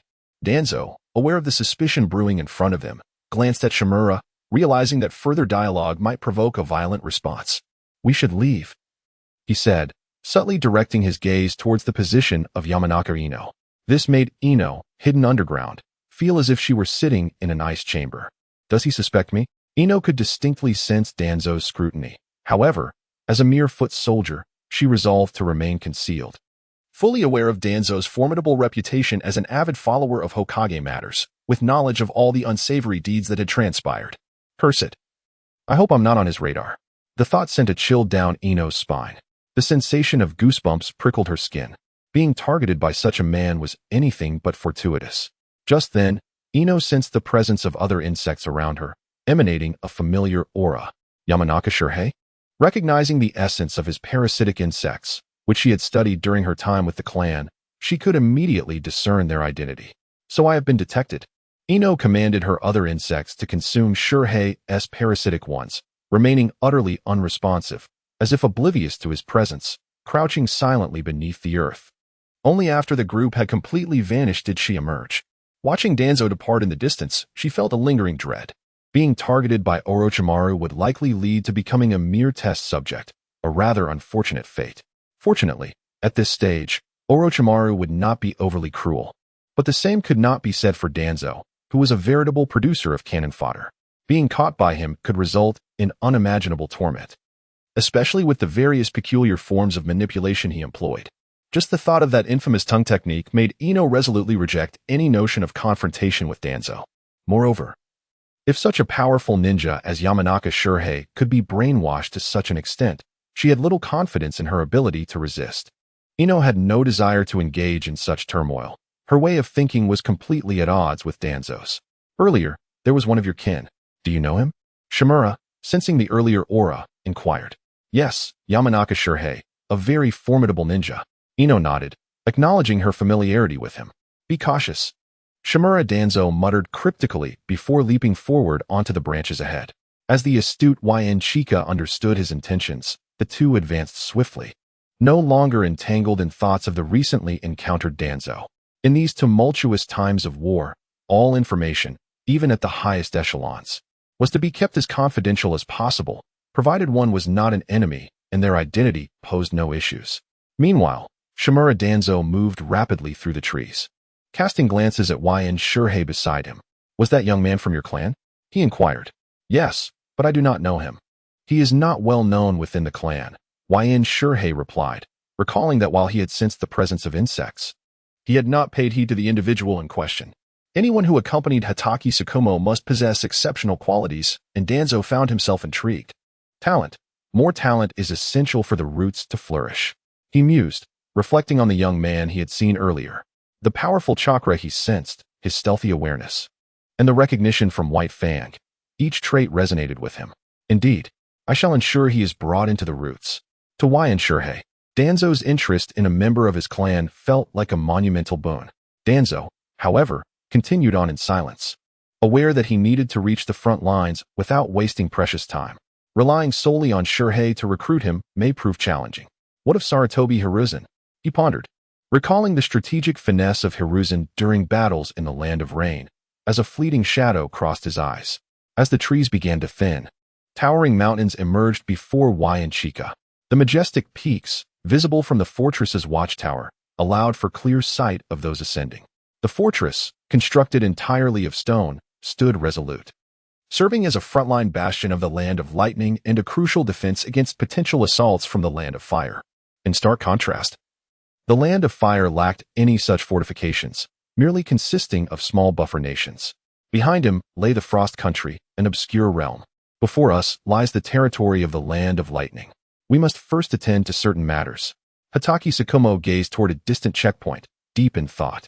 What matters? Can I assist? YN Chika inquired, eyeing the immense fortress that spanned the mountains before them, the singular route leading into the highlands. How many explosive tags do you possess? Tsukumo turned to inspect the backpack on YN Chika's back, anticipating this very question. I have about 13,000. Chika replied, instinctively protecting his backpack upon meeting Tsukumo's gaze. Do you have any thoughts on transforming the fortress ahead into fireworks? Tsukumo mused, envisioning countless possibilities. The notion of using explosive tags for fireworks was tempting, yet he hesitated, knowing their value could translate to immense wealth upon returning to Konoha. Explosive tags are military supplies. Would you dare sell them? Tsukumo remarked almost playfully. At that moment, YN Chika felt a stab of trepidation within. Such a vast fortune felt too precarious to reveal, for countless eyes were undoubtedly fixated upon him. A multitude of enigmatic explosive talismans remained unsubmitted, compelling him to engage in conversation with the esteemed Hizuki Tsukumo. While other materials could be gradually released, explosive talismans, regrettably, could not be transformed into wealth. I wish to behold fireworks. The oil woman, Qianju, declared as she gazed towards the distant fortress, articulating each word with fervor. He retrieved a scroll specifically designed to seal explosive talismans, as their usage was time-sensitive. If not deployed within the designated time frame, their efficacy would diminish progressively. 13,000 densely packed explosive talismans were brought forth, filling an entire suitcase, an accumulation that represented Qianju's tireless efforts over time.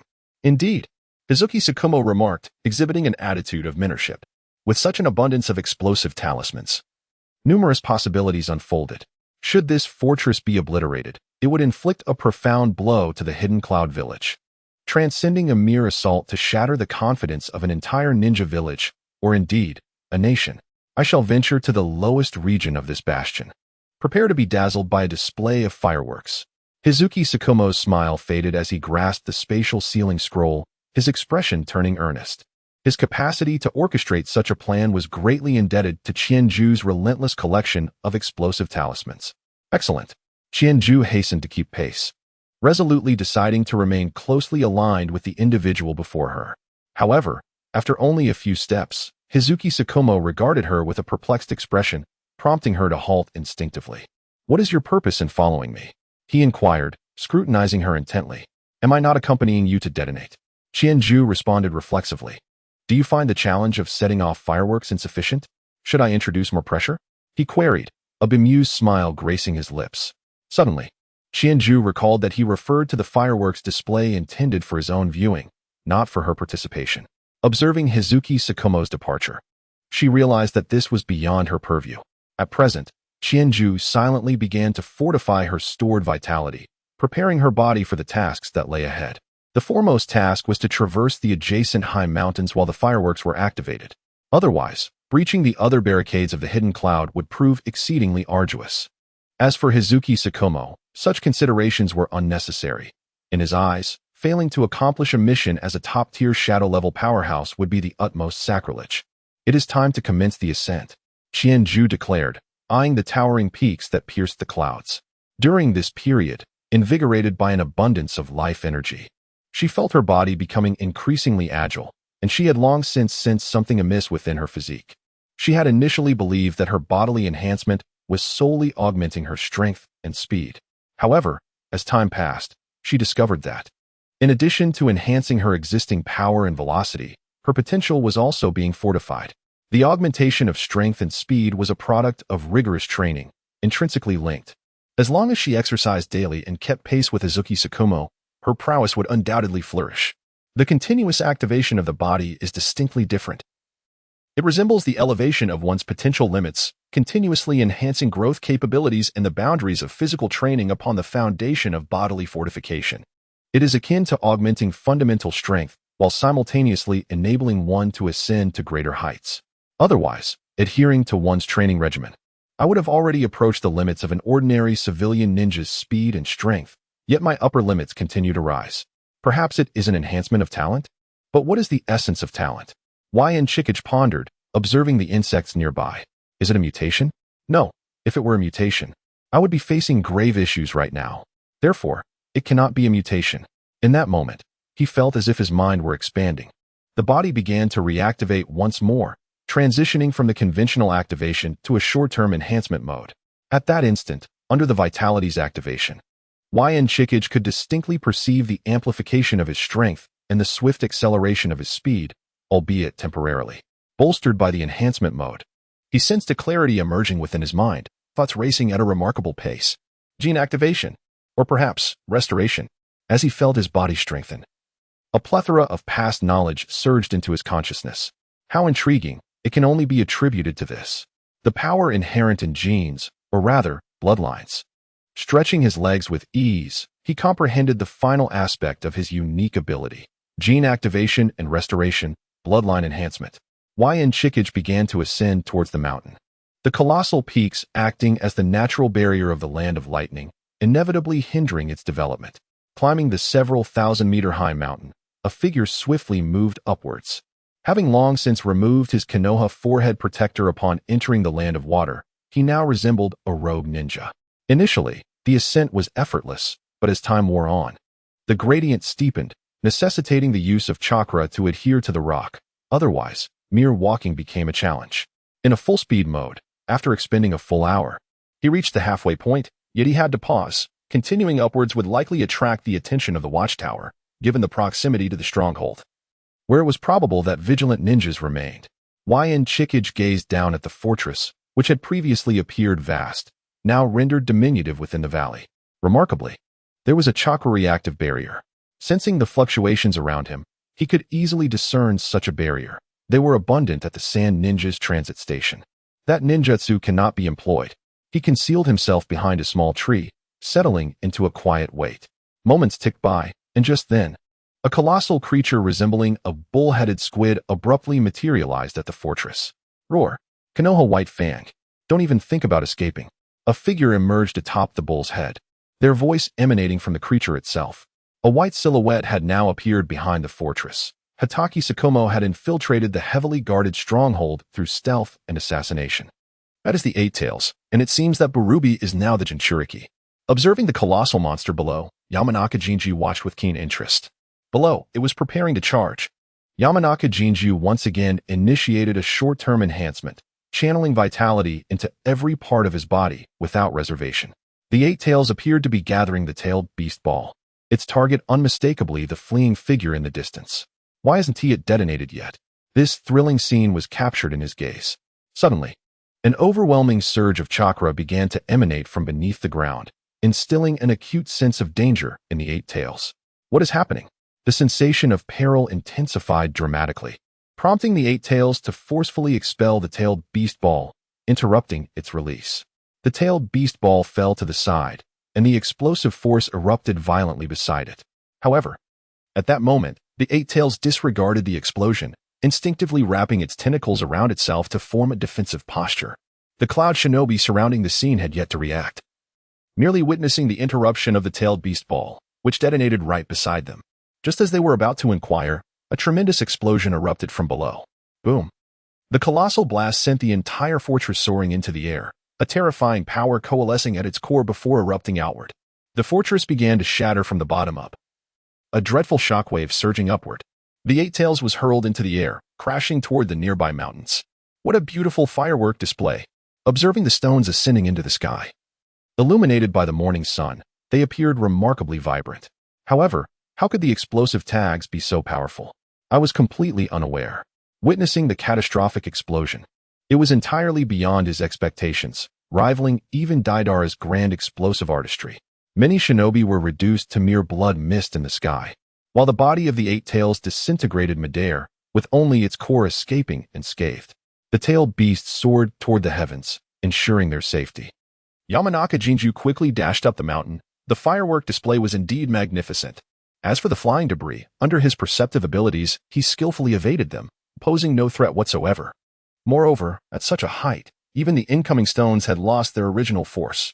Upon reaching the mountain summit, the temperature plummeted, and the breathtaking scenery of the land of lightning unfolded before him, though he had no time to marvel at it. Continuing across the peak, he sprinted toward another towering mountain, where Itachi-senpai awaited him. In the land of lightning, without Itachi-senpai, he would undoubtedly perish alone. On the mountain opposite Yamanaka Jinju, a figure crawled out from the tentacles, blood pouring from its mouth. He gazed intently at the fortress below, which had now completely blossomed from the center. To Yamanaka Jinju, it was a firework. To him, it was the pride of the land of lightning, the confidence of the cloud village, utterly destroyed before his eyes. Facing only one opponent, Konoha's White Fang. Konoha's White Fang. Cough. Another mouthful of blood spilled forth. The overwhelming impact had shaken his very insides. At this moment, Kakashi Hatake stood beside a majestic mountain, establishing a unique barrier that Oil Girl Chiyo could sense as she approached. The notion of pursuing him seemed ludicrous. After all, such a colossal fortress had been obliterated, and their priority was undoubtedly to save lives. Moreover, the elite ninja pursuing him were merely courting death. Kakashi, while meticulously grooming his nails with a white fang, regarded the distant masterpiece with an icy gaze. "Master!" Chiyo exclaimed, having sensed the barrier well in advance as she rushed towards his location. Upon hearing the term master, Kakashi's hand trembled, and a significant portion of his nail was clipped away. "I ought to call you teacher," he thought, observing the increasingly erratic approach of Chiyu. No, I shall continue to call you master. Referring to you as teacher would not adequately reflect your stature in my heart, Chiyu replied with a cheerful laugh. Spare me the flattery. Let us proceed, Kakashi retorted lightly. Yet the smile at the corner of his mouth was impossible to suppress as they made their way towards the heart of the Land of Lightning. Their mission was clear, to delay the Land of Lightning's participation in the conflict and disrupt their logistics. With the declaration of war against the Land of Fire, there was no longer a need for the latter to maintain appearances. The third Hokage, at this juncture, would act decisively without a hint of hesitation. The duo soon encountered a supply convoy, which they obliterated effortlessly. In the ensuing 2 months, they resumed their campaign of ambushes, targeting relay stations and hunting supply teams. Fully immersed in their endeavors. Compared to the Sand Ninjas, the Cloud Ninjas exhibited far greater speed and combat prowess. Moreover, most Cloud Ninjas were adept in physical combat, wielding lightning techniques with remarkable finesse. For Chiyu, this posed a significant challenge, as her insects were particularly vulnerable to lightning. In an area where everyone wielded lightning techniques, the mortality rate of her insects soared alarmingly. Within just 2 rounds, her swarm was decimated, prompting her to consume a frenzied amount of food and military rations, even resorting to using supplies to nourish her insects. At this moment, within a secluded cave, the distant rumble of thunder echoed as Chiyu took a moment to rest. While Kakashi seemed to sense something. Ninjutsu, summoning technique. He invoked, calling forth a ninja hound, markedly larger and far more menacing than the previous one. This hound appears rather formidable. I shall refrain from loosening its collar. Observing the fierce hound before him, Chiyu wisely chose to retreat and resume her play with the insects. Kakashi, perusing the intelligence report in hand, occasionally glanced towards Chiyu, only to feel a pang of disappointment upon realizing she did not attempt to meddle with the hound. During previous encounters, Parker would not return without a good tug, yet now it seemed he had outsmarted the situation. After reviewing the information, he rolled the scroll back up and tucked it securely behind the hound. Release. Kakashi nodded towards Chiyu. The two swiftly departed, delving deeper into the Land of Lightning. After traversing 3 mountains, we arrived at a stronghold, which we have successfully captured. Hatake Tsukumo pointed to the information marked on the map. He had long grown accustomed to such days. Continuous assaults could provide a significant advantage to the front line, as the main forces of the Land of Fire were retreating from the Land of Wind towards the Land of Lightning. Indeed, Aburame Chiyu remained unfazed after months of involvement. He had grown accustomed to the skirmishes, having dispatched no fewer than 500 lower-ranking shinobi. The two swiftly reached the stronghold, and without a word from Hatake Tsukumo, he would not inquire further. Just as Tsukumo prepared to make his move, several figures suddenly emerged behind them. The duo quickly assumed a combat stance. Tsukumo drew his White Fang, while Chiyu immediately burrowed into the ground. The 3 figures soon appeared before them. Tsukumo sheathed his White Fang and began to exchange coded signals. Once the signals were confirmed accurate, the identities of the 3 were established. They were members of the Umbu, and judging by their attire, at least J-level shinobi. With the danger averted, Chiyu slowly emerged from the earth, a hint of embarrassment gracing his features. Though they found it remarkable that Tsukumo had an additional companion, they did not pry into the matter. They engaged in intelligence exchange with Tsukumo, neither avoiding nor explicitly addressing Chiyu. Chiyu merely grasped the general idea. The intelligence regarding the stronghold ahead indicated a substantial supply of resources. If this stronghold were to be destroyed, it would significantly delay the deployment of the hidden cloud village. Chiyu scrutinized the map in his hands, easily locating the stronghold before him. This position should not be harboring such an abundance of supplies. As he analyzed the map, he observed Tsukumo and the others. The previous shinobi hounds, now the Umbu. This scenario felt increasingly familiar. He swiftly gathered the data in his hands. Measuring the distance to the hidden cloud village, there should not be a granary here. Chiyu stepped forward, addressing the group. There shouldn't be one. The other 3 Umbu merely glanced at Chiyu before turning their attention back to Tsukumo. Please continue. Tsukumo understood their intent and nodded at Chiyu. You have received intelligence. And so have they, along with other Umbu. According to what he has said, this location has evidently been confirmed by multiple spies. An area storing such a vast quantity of resources lacks secrecy. It seems everyone is aware. This is the first point of suspicion. The second point concerns the transportation routes. Chiyu unfolded the map. On the map, contour lines and data were meticulously marked, including the terrain of the mountains, all clearly delineated. These markings caught the attention of the three Umbu. Previously, they had simply marked a mountain without such detailed contour lines. Chojiu then interconnected the flatter regions indicated by the contour lines with the current routes, suggesting that according to the supply storage area, it could exist in both mountainous and plain regions, but with one prerequisite. The concealment is indeed sufficient, and the location is not far from the main road. The oil woman, Chiyuki, meticulously outlined the route from Yunin village to the frontline fortress before their eyes, with the contour lines as a guide. The entire area's pathways were clearly marked. At that moment, a collective gasp escaped the group, observing the so-called granary before them, which lay several dozen kilometers from the main road. It was inconceivable to construct a large granary in such a position, particularly since this area yielded no crops, and the surrounding territories lacked any agricultural production. Upon grasping this realization, the group fell into a contemplative silence. Retreat? Chiyuki raised her hand, articulating her thoughts. There was no time.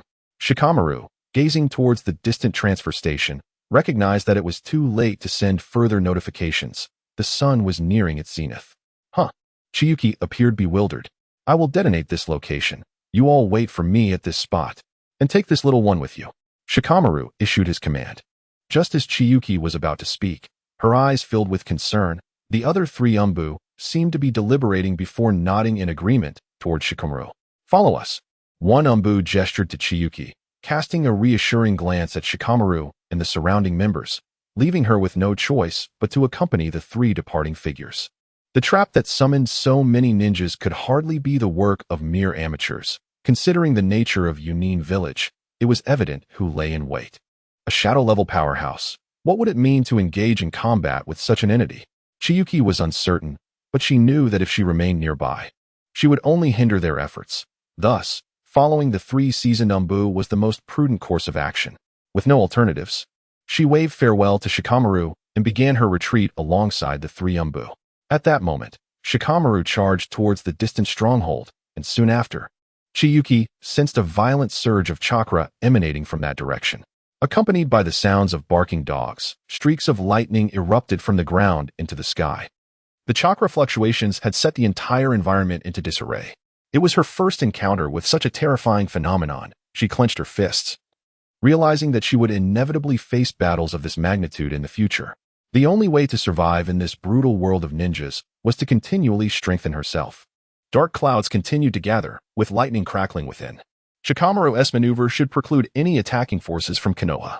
These individuals likely injured during the fireworks, after all. With such a large breach, it would be exceedingly simple for an assault team to infiltrate. While contemplating this, Chiyuki did not pause in her stride. She remained vigilant, keeping a close watch on the surrounding jonin. Should they detect any trouble, they would conceal themselves immediately. And she too must follow suit to avoid encountering the approaching Yunin ninja reinforcements. To confront a foe capable of contending with Konoha's White Fang, one would need to be at least a shadow-level ninja, and given the earlier display, it was undoubtedly the Raikage. Yunf-Chinjua shook her head, reflecting upon the smiling man. Although a hint of concern lingered, she found solace in the realization that, apart from him, no one else in this world could potentially harm her. The other three companions occasionally glanced back, yet their expressions remained inscrutable, their eyes calm as still waters. The group swiftly arrived at the designated location, concealed within the woods, and awaited in silence. As time passed slowly, during the initial hours, Yunf-Chinjua felt relatively at ease. However, as the minutes dragged on without any sign of Kiki Tsukumo's arrival, an unbidden worry began to creep into her mind. The once joyful task of manipulating insects had lost its charm, and by the time nightfall enveloped the surroundings, an impulsive desire to return surged within her, albeit knowing such a return would lead to certain doom. Among the trio of ninjas, one suddenly gazed skyward, prompting the others to follow suit. Yunf-Chinjua spotted a bird, reminiscent of an ink painting, soaring through the sky before descending rapidly. Upon landing, the bird transformed into ink, and a scroll fell to the ground. One of the Umbu swiftly retrieved it, casting glances at Yunf-Chinjua as he read. After they finished perusing the scroll, they unexpectedly handed it to her. There's a message from Lord White Fang for you. You must return to Konoha with us for a brief respite. Taking the scroll, Yunf-Chinjua quickly grasped its contents. It revealed that Kiki Tsukumo was currently fleeing north, pursued by the third Raikage, rendering any further rendezvous impractical. Additionally, operations in the Land of Lightning were nearly concluded, as it was temporarily unable to wage war against the Land of Fire. Akimichi Torafu had fortified the front lines, prepared to thwart any surprise attacks from the Land of Lightning. Due to the failure of the Expeditionary Assembly, apart from the main forces stationed at the front, numerous cloud-hidden ninjas had dispersed throughout the nation's transit points, making ordinary assault teams nearly ineffective under such extensive protection. At this moment, the three prepared to depart, signaling Unsuspecting to follow as she finished reading. Without a moment's hesitation, they set off, aware that the longer they lingered in the Land of Lightning, the greater the danger became, especially with the frontline forces of Cloud Hidden having already retreated. They hastened towards the direction of the Land of Fire, swiftly navigating the mountains and treetops. Such teams were not uncommon throughout the Land of Lightning. Previously, they had been in hiding, but now, with the adjustment of frontline information, they began to shift towards the border. Observing the distant peaks, Unsuspecting recognized that this was indeed a perilous moment, what she could conceive. The enemy could undoubtedly anticipate as well. Initially, the three upper ninjas had intended to assist Unsuspecting, well aware of the speed of a lower ninja from their own experiences. However, as they increased their pace, she kept up effortlessly, her backpack laden with scrolls, her speed subtly surpassing theirs. What began as their acceleration had now transformed into Unsuspecting, compelling them to hasten. Thus, unbeknownst to them, the speed of the four surged ever faster. 3 days later, as they approached the border region, the three weary travelers came to a halt. The genin trailing behind them exhibited no signs of fatigue, persistently quickening his pace. Notably, they had only recently taken a brief respite, and despite this, Chika had already fully rejuvenated, while the others were nearing the end of their stamina by the time they reached the boundary. They were reluctant to lose face, unable to voice their desire for the genin to slow down, and thus found themselves compelled to hasten their march under duress. Chika regarded the trio before him with a seemingly innocent expression, yet in his eyes, their pace was undeniably slow, a stark contrast to the swiftness displayed by Kazuki Tsukumo. His sweat-drenched abs, 16 defined muscles, were subtly visible beneath his robe. One of the ninjas, suppressing his discomfort, swiftly dashed towards the distant mountains, acting as the sensory ninja among the three. Half an hour later, a cuckoo call echoed from that direction, prompting the other two to sprint toward it with urgency. Unlike the feeling of accompanying Kazuki Tsukumo, who was an elite of shadow-level strength, they felt empowered to charge forward without concern for adversaries. Even if they encountered formidable foes, Chika was confident in his ability to escape under Kazuki Tsukumo's protection. However, the same could not be said for these three ninjas, who could very well perish even against a genin. Hence, this mission warranted utmost caution. While the reconnaissance ninja was away, Chika was not idle. He had already summoned his insect techniques, and the previously released herders began gathering towards the front area. They moved swiftly, soon arriving at the location from which the sound had emanated. The investigating Umbu signaled them to halt and to extend their senses. The group quickly gathered around him, their gaze fixed on the distance, a sight that left them all momentarily stunned. Chika detected the presence of a sensory barrier ahead, obstructing their path. The entire valley was enveloped in this barrier. To bypass it, they would need to circumvent a mountain, which would only tighten the already stringent border lockdown. Danger had stealthily crept upon them. If they charged forth, survival was possible, but failure to do so would mean certain death. They were not racing against time. They were racing against the specter of death itself. What should they do? Chika, observing the imposing barrier, understood well that this was a trap set for Konoha ninjas, an elaborate snare waiting to ensnare them. Wait. An Umbu responded succinctly to Chika. In that moment, the area fell into a profound silence. Time passed slowly as Chika remained still, gazing into the night sky. The infinite expanse of stars unfurled against the darkness, each glimmering point reminiscent of a deep and mysterious tapestry. As midnight approached, a sudden surge of chakra pulsated from the distance. It was time. Run. An Umbu dashed towards the area of the barrier. This acted as a signal, causing chakra surges to erupt from various locations. A mass breakout. Sensing the chakra fluctuations, each emanating at least genin level, they erupted across the surrounding area. It was a confrontation between the border forces and the ambush team. Understanding this, The oil woman Qianjue immediately activated a fleeting boost of vitality, an abundance of life force surging towards her limbs with reckless abandon, following the three Umbu as they charged forward. Meanwhile, in a realm unseen by all, a multitude of shepherds had infiltrated the valley, their chakra fluctuations poised to be relayed to Qianjue's perceptual system at any moment. If she could evade these combat zones, as well as the areas feared by the insects, escape would surely be within her grasp. The terror of death sent her adrenaline soaring. Around her, fierce battles erupted sporadically, with fireball techniques igniting half the night sky. A nearby jonin suddenly dashed to the side, followed by the intense sounds of clashing swords, soon accompanied by a violent explosion. Is this what a battlefield truly feels like? Amidst the surrounding tempest of terror, Qianjue genuinely grasped the cruelty of war in that moment. In such a conflict, for a genin to survive was akin to scaling a mountain. The bodies previously retrieved were but remnants, not of fallen ninjas, but rather a reflection of survivor bias. Only those intact bodies were brought back for burial, while the rest, like trees engulfed in flames, were reduced to ashes. Qianjue pressed on, instinctively avoiding danger, and as she ran, she realized she was alone. It was then that she recognized her escape. The three Umbu had vanished, and the chakra eruptions behind her showed no signs of abating. Combatants were everywhere. Alas, may fortune favor her. Qianjue swiftly headed south. At this moment, on the mountainside, an elite jonin from the Cloud Village stood at the waist of the mountain. Lord Tsuchikage, a few insignificant pests have fled, but those 13 elite jonin are certainly detained. They won't escape. An Umbu reported hastily. Just insignificant pests, incapable of making a significant impact. Konoha's White Fang, you should have arrived by now. This net has been woven for you. This time, you shall surely perish. The Tsuchikage's heart brimmed with unrelenting malice as he observed the assailants attempting to break through. They must all be eliminated. That explosion was an utter disgrace to the entire Cloud Village, nearly claiming the life of the Eight Tails. Let us go. I will serve as the final line of defense. Once we catch the fish, the net must be drawn. The Tsuchikage's wise eyes scanned the forest below. Had he arrived earlier, these Konoha assailants would never have dared to launch an assault in this area.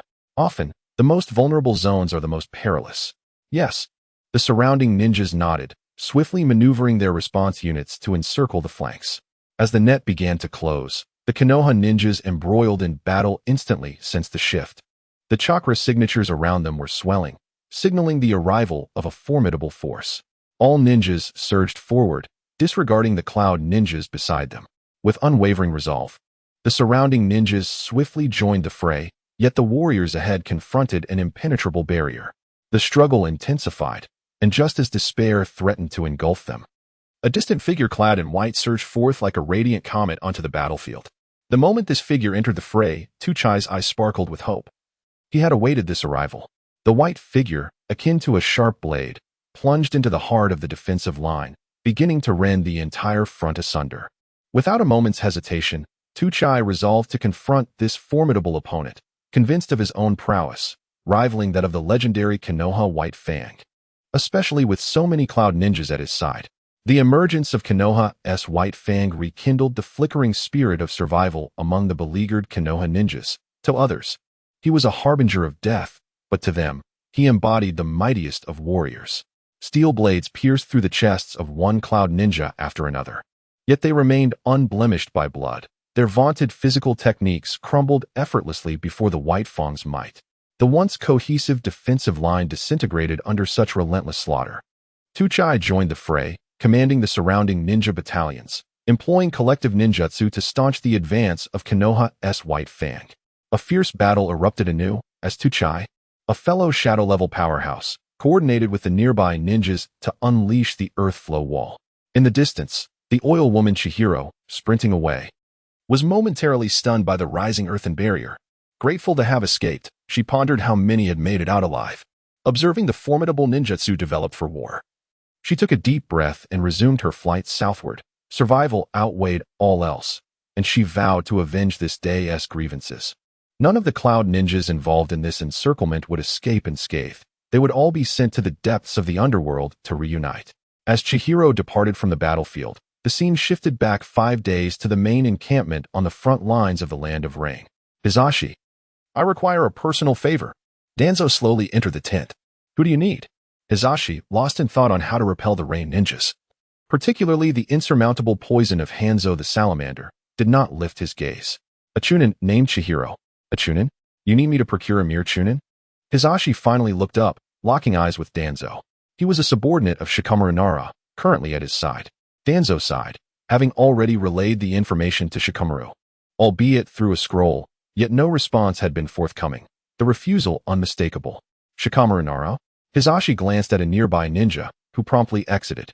The two remained in silence until the ninja returned, presenting all information regarding Chihiro, along with the latest intelligence, into Sarutobi Hisashi's hands. Shikamaru Nara has indeed acquired a little tail. Observing Chihiro's presence and her recent accomplishments, the shadow of Chihiro seemed to loom larger than ever. This should be a new prodigy, surprisingly backed by a family of secret techniques. Sarutobi Hisashi pondered upon this information, his mind involuntarily drifting into contemplation. At this moment, the concept of the head of the Hokage clan, aside from the Hyuga clan, consisted almost entirely of formidable individuals. In other words, any ninja strong enough within the family would qualify for the position of head. This was true for both the Hatake clan and the Sarutobi clan. Thus, if Yamanaka Chiyo proved sufficiently powerful to the point of inspiring awe among her kin, she would inevitably ascend to the head of the secret techniques family.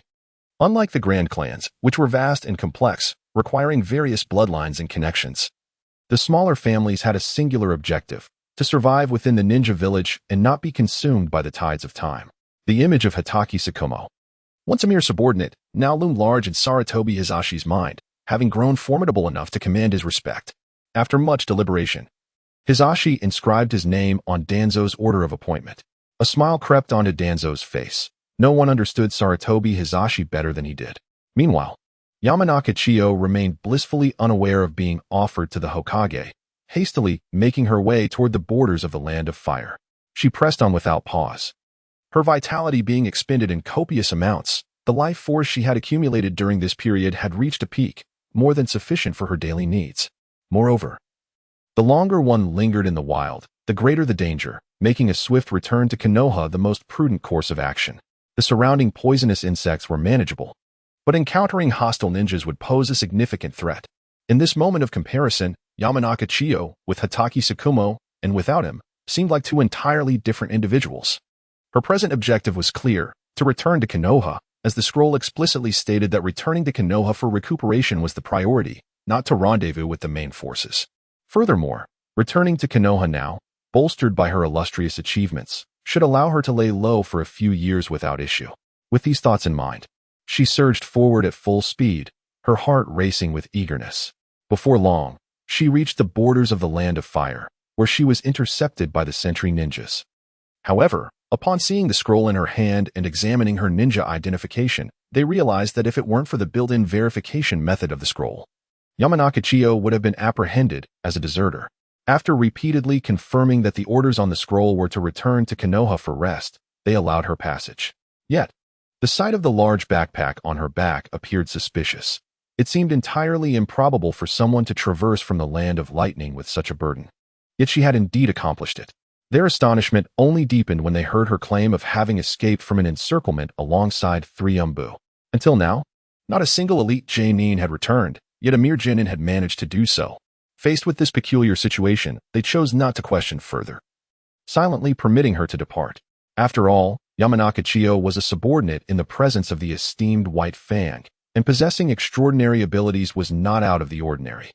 This brief interlude did not deter young Qianjue from her journey home. As she sprinted swiftly, she also dispersed insects around her to integrate into the entire ecological niche. Not to mention, the greenery of Konoha was truly splendid, providing an ideal environment for the development and growth of insects. Trees, being natural high-resource entities, harness sunlight far more efficiently than shrubs or grasses. If humanity's staple foods were derived from trees rather than grass seeds, there would be no need to worry about food shortages. Thus, Yunv Qianjue transformed into a seed-sowing machine for insects, pausing at intervals to release them into small nests. Relying on the forces of nature, she enabled the insects to proliferate autonomously, far surpassing what could be achieved through her limited resources and chakra. Throughout her journey, she encountered no ambushes or other ninjas, only a few impoverished villages. The destitution was palpable. At this point in time, productivity was alarmingly low, with the meager harvests of these farmers having been siphoned away by the nobility, leaving them in utter poverty. Observing the sparse rice paddies, the scant wheat, and the farmers barely clothed, this was the stark reality of the world of Hokage. Surely, I can lend a helping hand, she thought as she beheld the village before her, scattering her insects. Though she could not provide direct financial assistance, these insects would actively consume the surrounding pests, essentially boosting production in a roundabout way. The insects would quickly establish nests in the woods surrounding the village, and it would not be long before the local pests were devoured, replaced by the relatively benign aphids. 3 days later, young Chinjue caught sight of the Hokage rock from a distance. At last, she had arrived. She had not paused along the way, running continuously, only stopping briefly to rest. By now, her cloak had become tattered, torn by branches in the woods, bearing numerous rips. She took a moment to cleanse herself in a nearby stream, refreshing her travel-worn appearance. With newfound composure, she made her way toward the village entrance, which had long lost its former vibrancy. An influx of ninjas dispatched to the front lines rendered the village particularly desolate.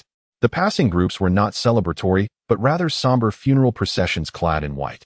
This sight inevitably reminded her of the onset of the war, when daily funeral processions were common, most bearing the deceased dressed in their fineries. Only a select few, the high-ranking and elite ninjas, were afforded the honor of a costly return to their homeland. The guard at the entrance, a chunin unfamiliar to young Chinjue, verified the directives of her scroll and her identity before allowing her swift passage, though the requisite registration remained intact. After all, precautions against hostile ninja incursions were still necessary. Upon returning to her family's residence, many of the younger and elder members of the Yun clan greeted her with joyful expressions, each extending a warm salutation. Unlike the Uchiha clan, the Yun clan was relatively small, comprising only a few dozen households, totaling around 100 individuals. As a clan of secret techniques, the oilwoman family could be considered quite prosperous, yet resources were limited. Despite the numerous lives within the oil family, nurturing them proved futile without sufficient means. Upon returning home, Yunu Chinjue finally allowed herself to relax completely. The residence was empty. Half of the inhabitants had gone to the front lines. Her mother, Yunu Chinjue, a medical ninja, was expected to return in the afternoon. As for her father, as long as there was no news of his demise, each day was a blessing for the family. She slept from noon until midnight, when a voice of astonishment rang out. Chinjue, you're back? Filled with surprise, a woman in her 30s, with an exquisite appearance and clad in refined medical ninja attire, gazed in disbelief at the slumbering Yunu Chinjue. Mother. Yunu Chinjue struggled to open her eyes, looking at Yunu Chinjue as she hurried to her side. Oh, how wonderful that you're back. Tears welled in Yunu Chinjue's eyes as she embraced her daughter tightly. Yunu Chinjue scratched her head, unsure of how to respond. Such was the essence of maternal love. Are you hungry? I'll prepare something for you. With that, Yunu Chinjue wiped her tears away, cleared her nose, and headed towards the kitchen. All right, I want miso soup. At that moment, countless unspoken words converged into a single sentiment of joy. That day marked the best night of sleep Yunu Chinjue had experienced after being well fed. She recounted her experiences with Chimu Tsukumo and the war to her mother. Though exhaustion was evident, Yunu Chinjue's spirit rekindled as she listened intently. The following day, a knock resounded at the door. Yunu Chinjue, having barely slept over the past 3 days, was awakened late in the morning. Annoyed by the disturbance, she reluctantly opened the door. Who is it? I am from the Information Transmission Department. Here is your transfer order. A young man presented a scroll to Yunu Chinjue. A transfer order? Internally, Yunu Chinjue was overwhelmed with frustration. She had just returned and was already receiving orders. How desperate were they for personnel? Indeed, observing Yunu Chinjue accepting the order, the young man quickly vanished, having many other matters to attend to. Upon unrolling the document, Yunu Chinjue's heart raced with cold sweat. The scroll clearly stated, transfer Yunu Chinjue to headquarters. Report to the office within 3 days. The signature was none other than the third Hokage, Sarutobi Hiruzen. The third has doomed me. In that moment, Yunu Chinjue felt as though she had plunged into an icy abyss, each word bearing the weight of insurmountable pressure. No, I must not go to headquarters. Disaster would surely follow. Struggling against the despair within, she forcefully suppressed her fear. I will find a way. I must. She tucked the scroll away, her mind racing with thoughts. This crisis must be navigated. Failure to do so would mean an end to her future. What would become of her unique abilities? If she entered headquarters, her fate would be sealed. Who can protect me? In this moment, countless questions confronted him. Teacher? Family? Parents? Swarm? A multitude of thoughts flickered in his mind, gradually weaving together. Breathe. Everything can be resolved. It merely requires a trade of interests. And I must ensure I possess sufficient leverage, along with someone to safeguard me. He had not anticipated that the ninjas outside had spared his life. Only for Konoha to seek his demise now. After collecting his thoughts, he meticulously transcribed the information swirling in his mind into a notebook. In the midst of intense contemplation, a complex chain of interests began to materialize. Following this chain, an elaborate plan started to take shape within his mind.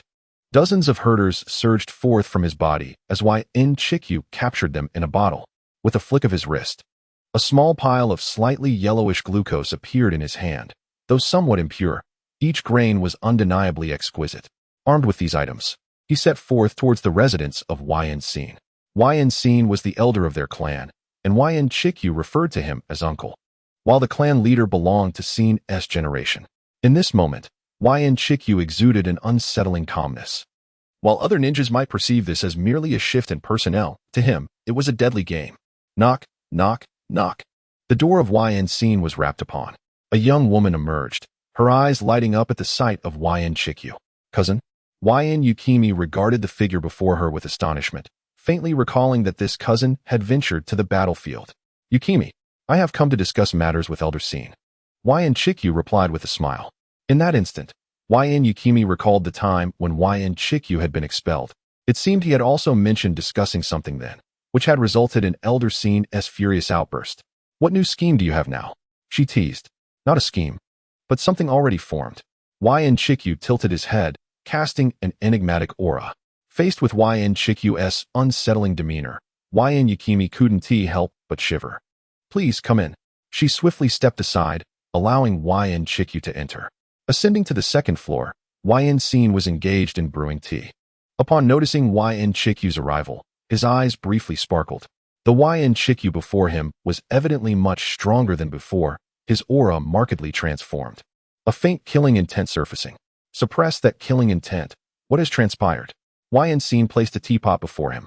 I have discovered a type of insect that can herd aphids to obtain sustenance. Chiyu declared, directing his gaze towards Scene. Oh, you've learned to cultivate insects? Quite impressive, Scene remarked, sipping his tea without an ounce of surprise. It can produce sugar. In large quantities. What? Scene sprang to his feet. It can produce sugar. In substantial amounts. As long as there is a wooded area, it can yield. This is its product. Chiyu asserted, presenting a handful of sugar before Scene. Observing the slightly yellowish sugar in Chiyu's hand, Scene felt a surge of excitement, his hands trembling as he fought to contain his enthusiasm, accepting the small handful of sugar from Chiyu. He placed it in his mouth for a taste, and indeed, it was sugar, a pale yellow hue that could be deemed remarkably pure. Where's the worm? Oil Woman Jingyan stared blankly at him. Right here. Oil Woman Chinjue exclaimed, producing a worm from her body, which slithered before Oil Woman Jingyan. It was a worm with a plump tail, capable of crystallizing sugars. Once it reached a certain level of crystallization, it would perish, relying on aphids for sustenance to continuously generate sugar. Oil Woman Chinjue gestured for Oil Woman Jingyan to take the lead. Jingyan effortlessly split the worm open and soon discovered crystals within its body. In stark contrast to Chinjue's yellow crystals, the sugar he extracted was pristine white. Inhale. Oil Woman Jingyan took a deep breath. What do you desire? These were visible benefits, the key to the Oil Woman clan's future sustenance. I want a 50% share. And I refuse to go to the root. I want to fight on the battlefield. Oil Woman Chinjue boldly stated her demands. A 50% share is out of the question. As for the other two, I have ways to avoid the battlefield. What about going to the root? Oil Woman Jingyan pondered for a moment and inquired. You can decide the share, but everything must prioritize the family. This is a decree for the root. Yet I refuse to go. Chinjue uttered a disingenuous remark, handing over a scroll of orders. I will do my utmost to negotiate your share, but that decision is beyond my control. Jingyan sighed as he accepted the scroll from Chinjue's hand. Indeed, Oil Woman Chinjue understood that she merely wished to assert her stance to obtain what she desired. Whether or not the higher-ups granted the share was another matter entirely. A decree issued personally by the Hokage? Observing oil woman Qianjue before him, oil woman Zheng Yin felt a wave of frustration. Qianjue glanced outside. At that moment, the Hokage rock loomed prominently, especially that old man of the third Hokage. You brought the worms with you? Of course. He produced a bottle filled with worms. Then follow me. With that, oil woman Zheng Yin retrieved a cane from beneath the tea table. Indeed, observing the elder leaning on his cane, oil woman Qianjue realized this represented her family's legacy, along with oil woman Jiwei. The presence of these two individuals alone was akin to a quasi-Kage level. Both formidable figures who had emerged from the Warring States period. In the early days of creating Konoha, a family that could not produce quasi-Kage level members was deemed unworthy of even entry. A god of death would not tolerate detritus. Moreover, the Land of Fire was a domain where only powerful clans could thrive. Those lacking strength had long since been swept away by the tides of history. Meanwhile, downstairs, Shuejian heard the sound of a cane behind her and hurried over. Grandpa Zhengyan, why are you down here without a word? Oil woman Shuejian quickly approached upon seeing oil woman Zhengyan. Just an old bone needing to stretch its legs, lest I wither away. My dear granddaughter, fret not. Zhengyan comforted her, noticing her near tears. And you, can't you lend a hand? Shuejian reproached oil woman Qianjue, standing beside her. He would like to help, but Zhengyan refuses. It's I who want to allow him to assist. Come, accompany me to that old fellow Jiwei. The old man, surprisingly, named his grandson after himself. As UNV Zheng Yin grumbled, he leaned on his cane and made his way towards the residence of UNV Jiwei. Observing Zheng Yan's demeanor, UNV Shuejian said nothing further, assisting Zheng Yin as they walked toward the central area of their family estate. The group soon arrived at a house that, unlike the others, stood out only slightly due to its larger size. Jiwei, open the door. UNV Zheng Yin shouted with vigor. Who is it? Yelling so early in the morning, came a voice from within, aged yet resonant. Uncle Zheng Yin. A woman quickly opened the door, her face lighting up upon seeing UNV Zheng Yin. Xiaoyazi, you're so thoughtful. UNV Zheng Yin smiled, stepping inside. In the main hall on the first floor, an elderly man wrapped in a blanket leaned against the sofa. Upon noticing UNV Zheng Yan's arrival, he slowly sat up. Old fellow, what brings you here lately, and with two grandchildren in tow? UNV Jiwei greeted, his eyes still twinkling with joy upon seeing UNV Shuejian. But the smile faltered when he laid eyes on UNV Qianju. Ah, it's you again. He sighed, rolling his eyes at UNV Qianju. Jiwei. This time it's not just theory, I have something substantial to discuss, which is why I brought him along. UNV Zheng Yin, feeling slighted by the dismissal of his precious grandson, began to bristle. All right, do tell. UNV Jiwei regarded the situation as a source of amusement. Knowing well the remarkable theories presented by the man before him, though they often remained impractical in application. What do you think of this? UNV Zheng Yin teased, placing a white candy before him, along with a handful of yellowish candies on the table. UNV Jiwei scrutinized the items for a considerable time. Candy? He inquired softly, seemingly seeking confirmation from UNV Zheng Yin. Indeed, all of these. UNV Zheng Yin pointed to the yellow granules on the table. He took a lick, confirming it was candy, though the sweetness was not as pronounced as he had anticipated. Nonetheless, there was no doubt it was indeed candy. How did you acquire this? UNV Jiwei's understanding dawned as he turned his gaze towards UNV Zheng Yin. From insects. UNV Zheng Yin placed the insects before him, beginning to explain based on what UNV Qianju had previously conveyed. As UNV Zheng Yin elaborated, the once cloudy eyes of UNV Jiwei started to sparkle with clarity, especially upon learning that this remarkable productivity stemmed from trees. He stood up, his gaze fixed intently on the insects before him. These are not merely insects. They are akin to gold, a biological mine. After sharing the operational details of the insects, UNV Zheng Yin proceeded to describe the purpose of their visit.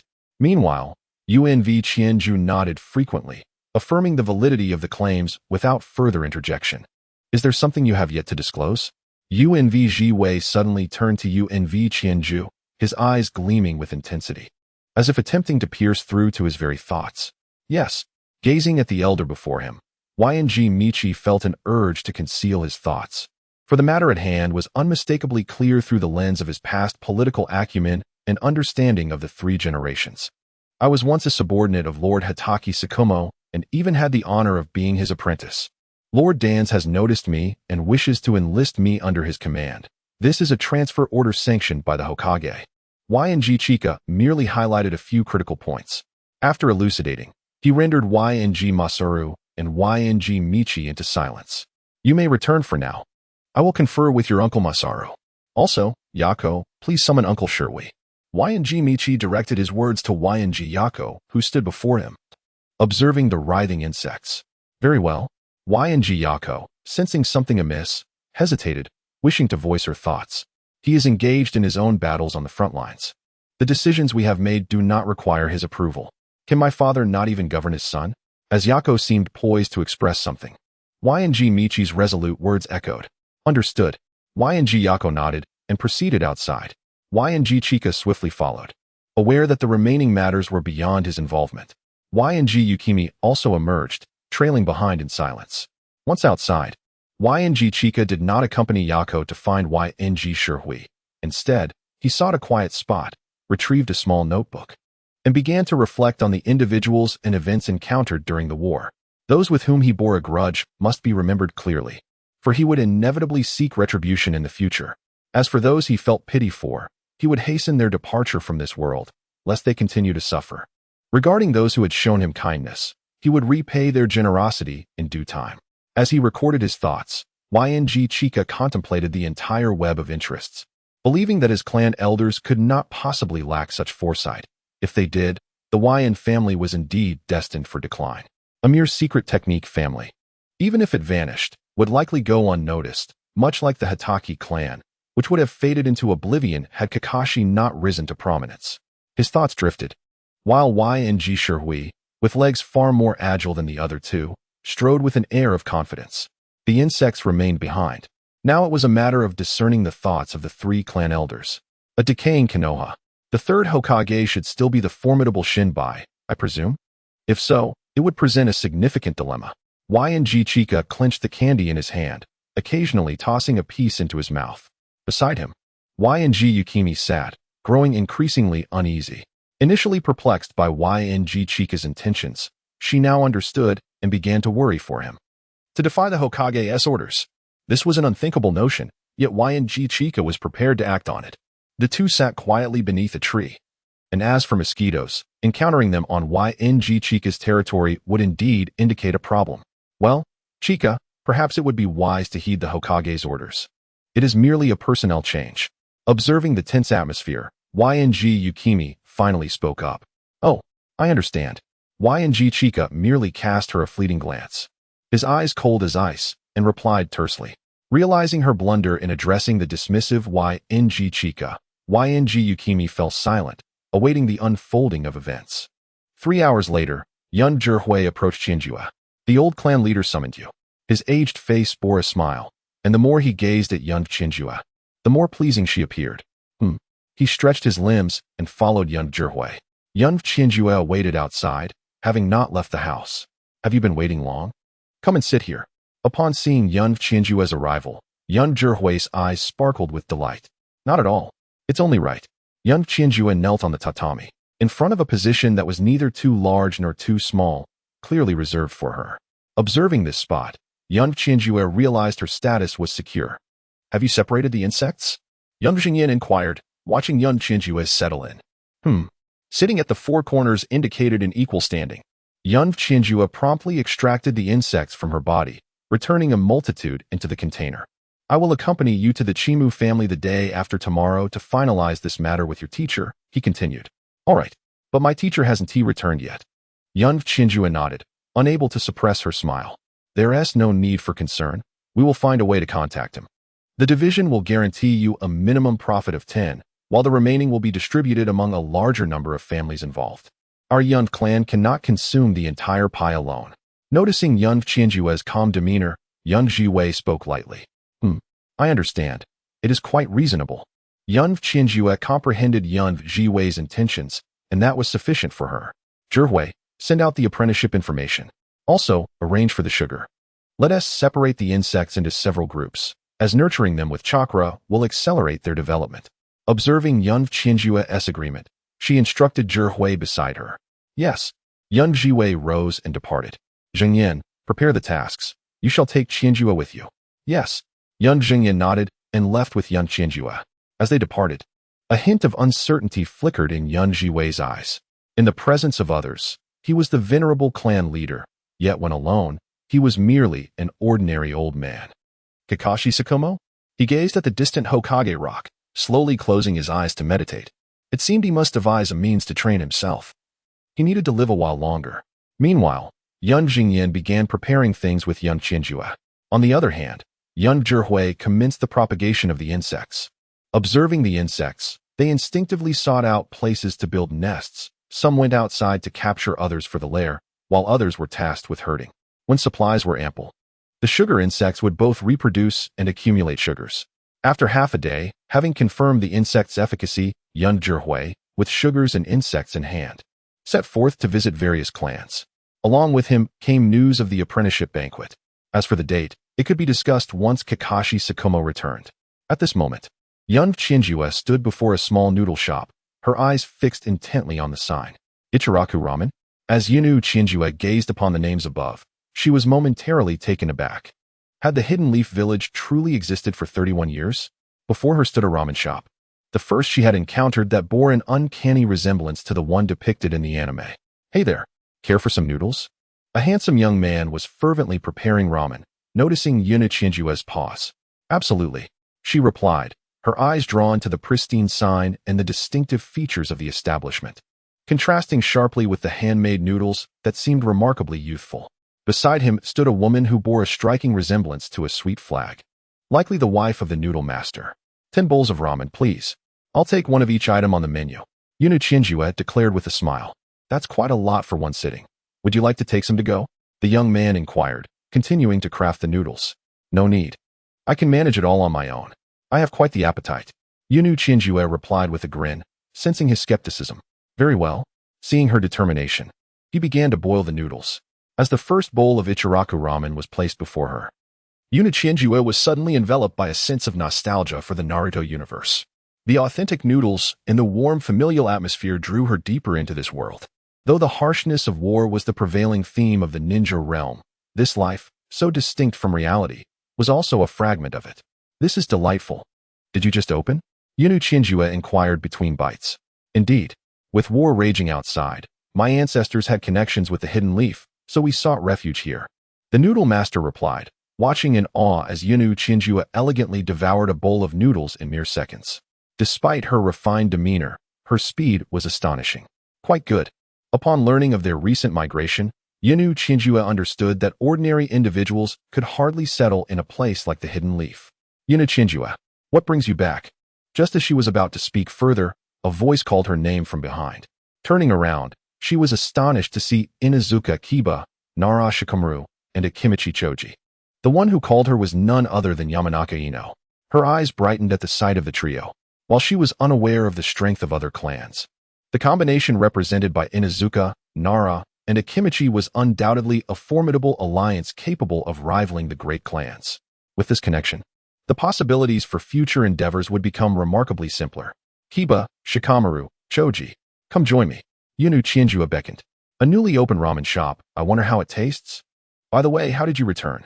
Choji's eyes sparkled as he noticed the ramen before Yun Qianjue. It's quite delicious. Today, I shall treat you all. Indulge yourselves. Yun Qianjue gestured for them to take the 3 bowls of freshly made ramen. I was summoned back from the front lines. Despite Yun Qianjue's warm hospitality, the group felt a bit shy, yet the bond of friendship encouraged them to partake. Delicious indeed. Choji exclaimed, finishing his bowl in no time, his eyes gleaming with delight. Noodle master, another 10 bowls, please. Yun Qianjue called out. How do you know my name?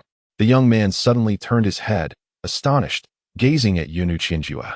The others also looked at him curiously, as this establishment had only recently opened, and few recognized the proprietor. My friend mentioned it. I only came here after hearing his words.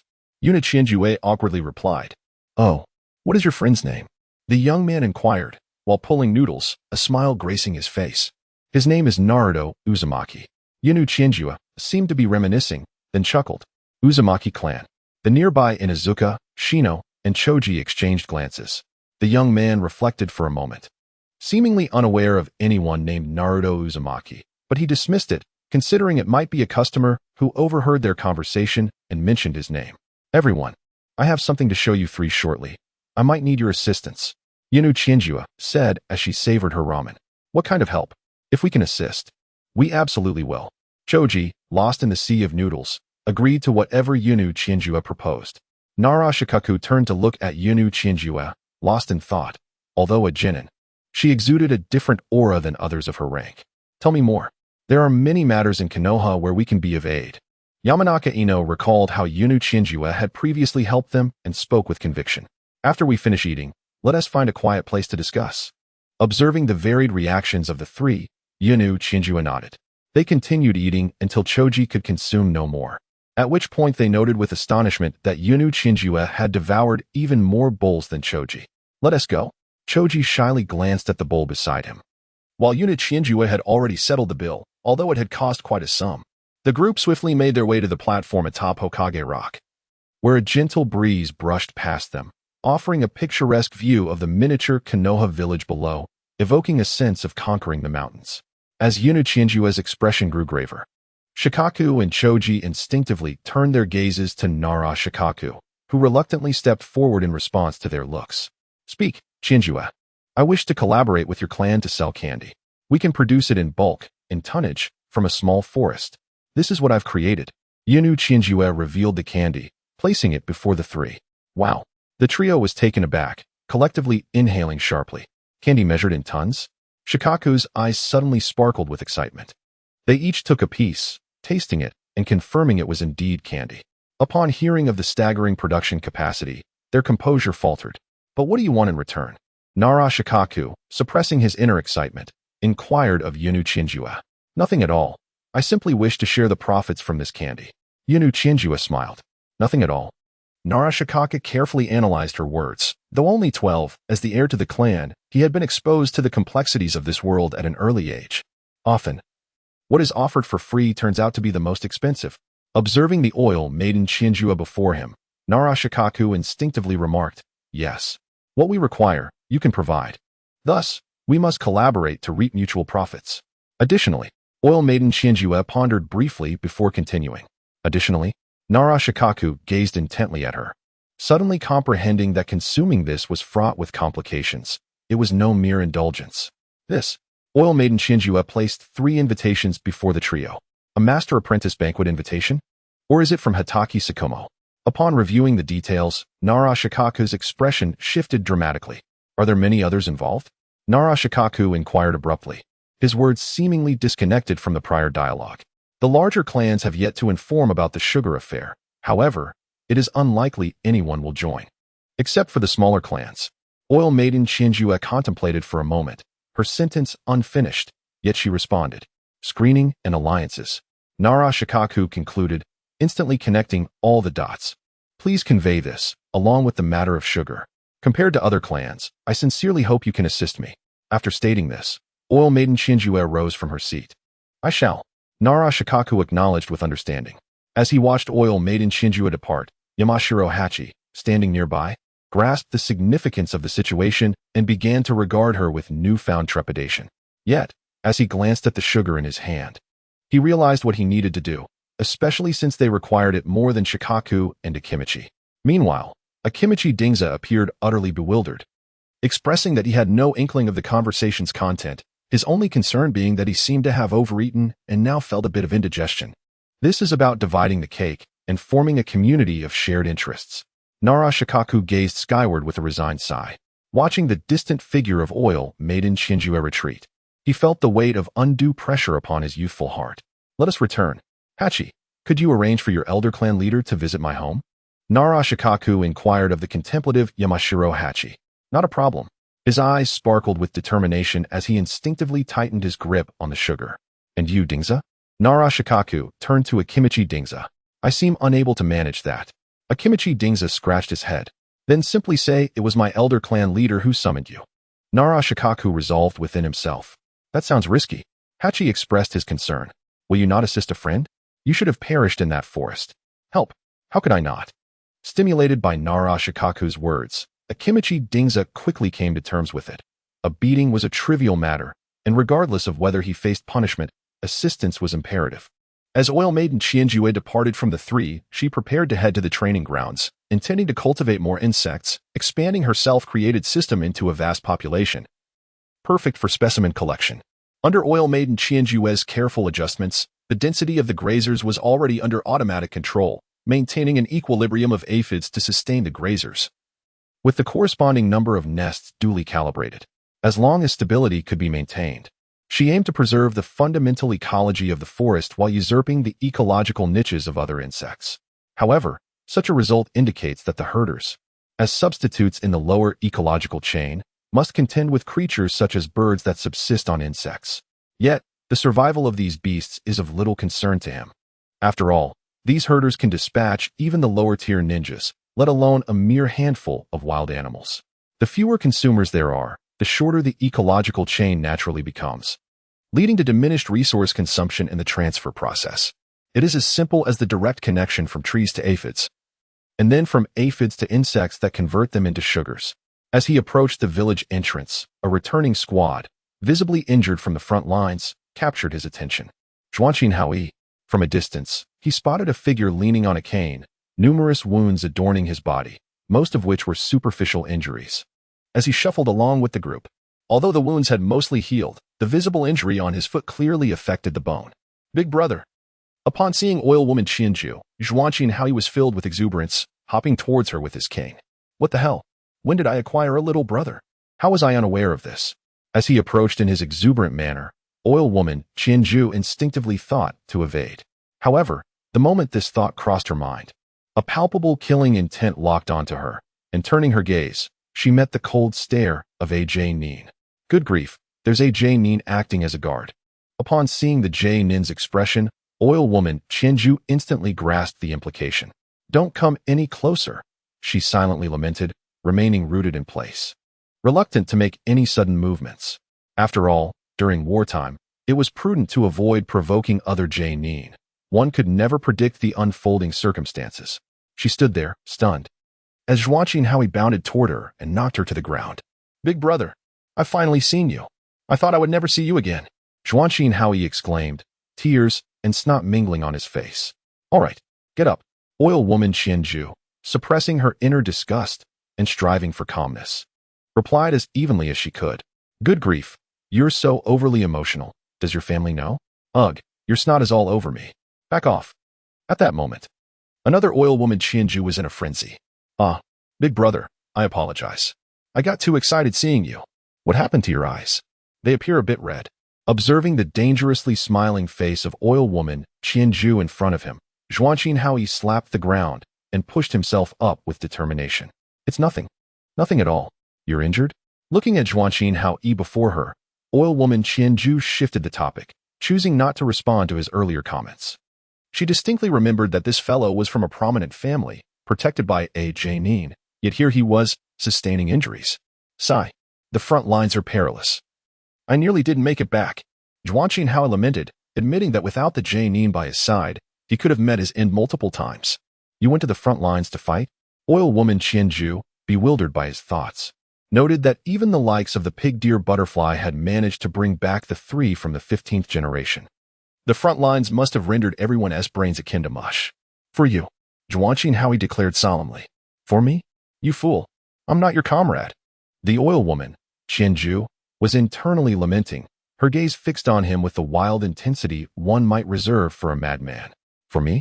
The corners of her mouth threatened to betray her amusement, had it not been for the presence of a high-ranking ninja beside her. She would have relished the opportunity to knock the fool before her off his feet. Stealing a discreet glance at the nearby elite ninja, she noted his increasingly stern expression. If this misunderstanding was not resolved, her troubles would escalate significantly. I heard you and White Fang went to the rear lines to slay enemies. So I thought I might take down a few sand ninjas at the front to alleviate some of your pressure. Upon hearing the exuberant words of the man before her, Zhuanqin Haoyi, a dark line formed on Qianju's forehead. What manner of reasoning was this? While she had secured a protective umbrella by clinging to the powerful, this fool was merely offering himself as a sacrificial lamb. Haoyi, listen well, I have no need for your bravado. Your survival is the greatest boon you can offer me. By the way, I intend to seek mentorship from Lord White Fang. Here is my invitation. Take it. As she spoke, Qianju handed the invitation to Zhuan Qianhaoyi. Unbeknownst to her, she did not fully grasp Hao Yi's identity.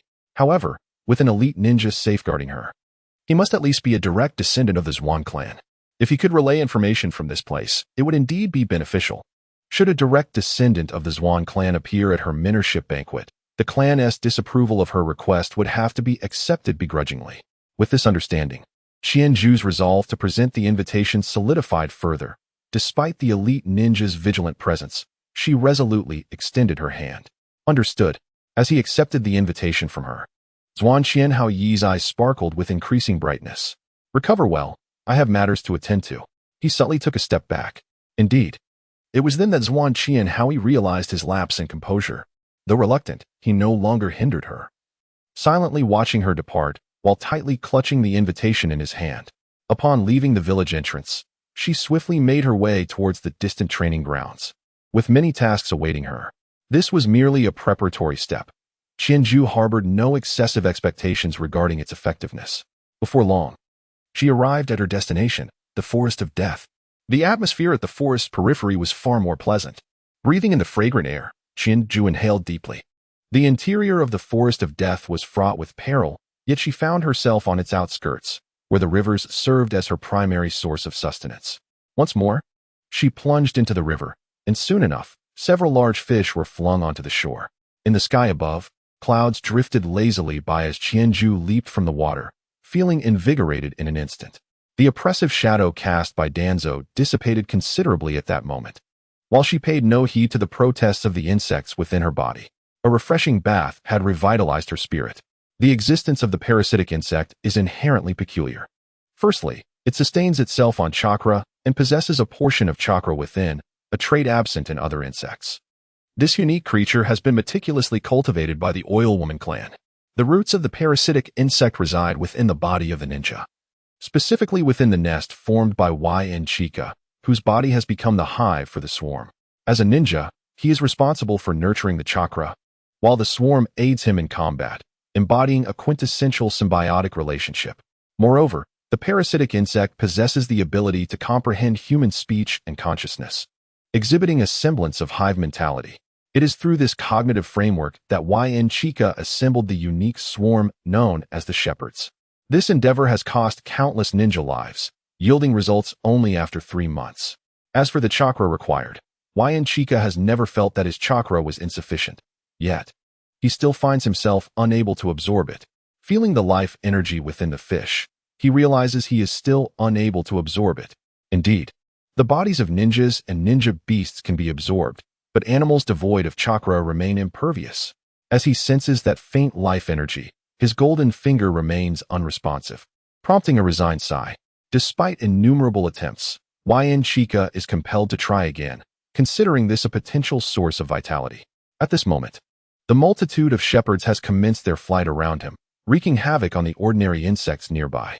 The area is rife with battles between the shepherds and other insects. Under Chika's iterative cultivation, these formidable shepherds, characterized by high attack, high defense, and group combat capabilities, easily overpower those solitary insects. Simultaneously, he contemplates extending the nest underground, collecting the bodies of the surrounding insects and transporting them into the hive. Observing the shepherds swiftly taking root, Chika gradually ignites a flame, while an insect clone busily prepares fish nearby. Returning to the riverbank, he gazes at his reflection in the water, scrutinizing his eyes closely. A casual remark from the previous encounter with Narukami Hiroichi, although deftly dismissed, has not been disregarded. At this moment, his reflection reveals a distinct red in his left eye, reminiscent of pixels, as certain cells have transformed into crimson. What is this? A form of conjunctivitis? Upon seeing the red dot in his reflection, Chika instinctively wonders. No, this cannot be an ailment. If it were, my eye would feel discomfort. Yet it seems as if my eye was meant to appear this way. Closing his eyes, he distinctly perceives a slight transformation in his left eye. How is it absorbing mental energy? The left eye is incessantly tugging at his mental power. Chika begins to channel his mental energy towards the left eye, employing the same mental transfer technique used in his insect summons. As his mental energy shifts towards the left eye, he suddenly experiences a throbbing pain in that eye. It begins to rapidly absorb mental energy, while the life energy within his body surges towards his left eye. It hurts. The pain in his eye intensifies, compelling him to shut his eyes tightly and roll on the ground in agony. This entity incessantly siphons vitality and spiritual energy. As it perceives the enigmatic presence within its eye, it voraciously absorbs life force and mental strength. The heart of oil woman Chiyu begins to quiver. While she has amassed considerable vitality, her spiritual energy is inherently scant. As her mental essence is relentlessly drained, she gazes at her reflection upon the shore. Her left eye now a deep crimson. Suddenly, a resonating thrum emanates from the depths of her soul, causing oil woman Chiyu to lose consciousness. Her body spiraling into an extensive transformation phase. A torrent of vitality floods into her left eye, simultaneously activating her corporeal form, and her strength begins to escalate at a frenzied pace. When oil woman Chiyu awakens once more, it is dusk, and only a bug clone sits beside her, holding a roasted fish. The ramen she had previously consumed has been thoroughly digested in her brief absence. "I'm starving," oil woman Chiyu weakly exclaims. The bug clone promptly shoves a handful of fish into her mouth. The bug clone indeed requires improvement, forcing her mouth to move. She inadvertently crushes the fish bones and swallows them whole, nearly choking in the process. "Bring me military rations," oil woman Chiyu commands. Sensing her chakra has been entirely depleted and is beyond her control, leaving her reliant on verbal directives. Her body feels as though it has been completely drained, teetering on the brink of collapse. Subsequently, a military ration is thrust into her mouth. At that moment, oil woman Chiyu finds herself at a loss for words, pondering why. Despite both being clones, the shadow clone possesses such high intelligence while the bug clone behaves like a fool. With her body having regained a modicum of strength, oil woman Chiyu hastily sits upright. Her form is enshrouded in a black, greasy substance, yet she pays it no mind, her sole concern resting upon her eyes. As she gazes into the river's reflection, she notices the crimson spot in the center of her eyes has vanished. Focusing her newly gathered spiritual energy, she attempts to channel it into her left eye. In an instant, a faint blood-red hue begins to emerge. Soon after, a tomo manifests within the reflection of her left eye. "Has the eye awakened?" oil woman Chiyu exclaims in disbelief, astonished not only by the awakening but also by its singularity. As she withdraws her spiritual energy, her eyes revert to their normal state. Indeed, it is gene repair, or perhaps one might call it a bloodline enhancement.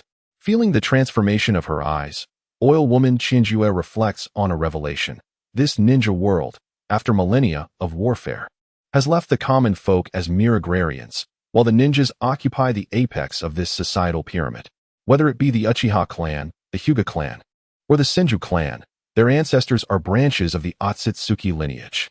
During 1,000 years of conflict, ordinary people have gradually been eliminated, leaving behind those inherently intertwined with the Otsutsuki bloodline. The Oil Woman clan, of which she is a part, stands as a paragon among them. Otherwise, they would lack the qualifications for inheritance. Indeed, in the world I once inhabited, every individual bore a surname, one far beyond mere nomenclature. It signified a lineage of affluence. For without such heritage, survival was an unattainable privilege. Since the era of the Three Kingdoms, countless familial annihilation wars have transpired. Without an illustrious ancestor, one had no right to endure in such chaotic times. As the chakra within my body gradually revitalized and the peculiarity in my left eye manifested, I, Yin Uchiketsu, was compelled to acknowledge that I was reverting to my ancestral roots. Much like the legendary Senju Hashirama of the Senju clan, I was drawing ever closer to my forebears. Once more plunging into the river, I felt the icy water enveloping me, a stark reminder that this body was indeed mine. As I had previously sensed a disconnection from it, the excruciating pain nearly dragged me into the abyss. The Sharingan, perhaps? After much contemplation, I pondered the potential of this newfound ability. I must consult Uncle Seen to see if a clan genealogy exists. Recognizing the anomaly in my gaze, I suddenly realized I could harness this ability to my advantage. Within the Uchiha clan, only those who awaken their eyes are deemed Uchiha. The strong are Uchiha, while those without are merely commoners. The Uchiha lineage is ancient, and the Senju clan, even more so. Presently, the Senju have even forsaken their name, blending into the populace, their intermarriages with various clans being numerous in the past. I shall utilize this as my trump card. Taking a deep breath, I changed into a fresh set of garments. The insects had been released, and I buried the charred fish using earth release, as I had no desire to endure that burnt flavor again. As for the insect clones, they proved ineffective, so I resolved to learn a technique akin to the shadow clone, a hallmark of the second Hokage, undoubtedly a masterpiece. Upon returning home, I intended to seek out Yunyusen, but he was nowhere to be found, and the house was deserted. Yunyuchiketsu felt the absence of Yunyuchiketsu and, confronted with the emptiness of the room, hurried to the kitchen to begin cooking. I wonder when Tsunade will propose the concept of medical ninjas joining teams. The increasing strength of Konoha can largely be attributed to the medical ninja system, as they can engage in combat, while simultaneously enhancing the team's endurance. As I pondered this, the noodles were prepared. I could discuss this with Tsunade later. Perhaps it will foster goodwill. I noted this in my little notebook, for indeed, the minutiae of daily life can sometimes aid one's endeavors. Tomorrow marks the commencement of a new arrangement. Where is Kakashi? Gazing at the distant Hokage rock, I was reminded that in this game of chess, mere survival is not solely a matter of desire. Whoever dares to strike at me shall meet their demise. The visage of the third Hokage increasingly repulsed me. Meanwhile, within the Nara clan, 3 elders sat in serene silence, their gaze fixed upon 3 youthful descendants who remained utterly still. These were the 13th generation of Inoshikacho, comprising the old clan leader and a combination of ordinary clan members. Yet, only the most formidable inheritors could ascend to the role of clan leader. This succulent morsel proved difficult to digest. Casting a sidelong glance at Nara Shikahisa, the elder clan leader sighed deeply. In a small grove, the prospect of yielding a ton of sugar raises a question of profit that one cannot easily forsake.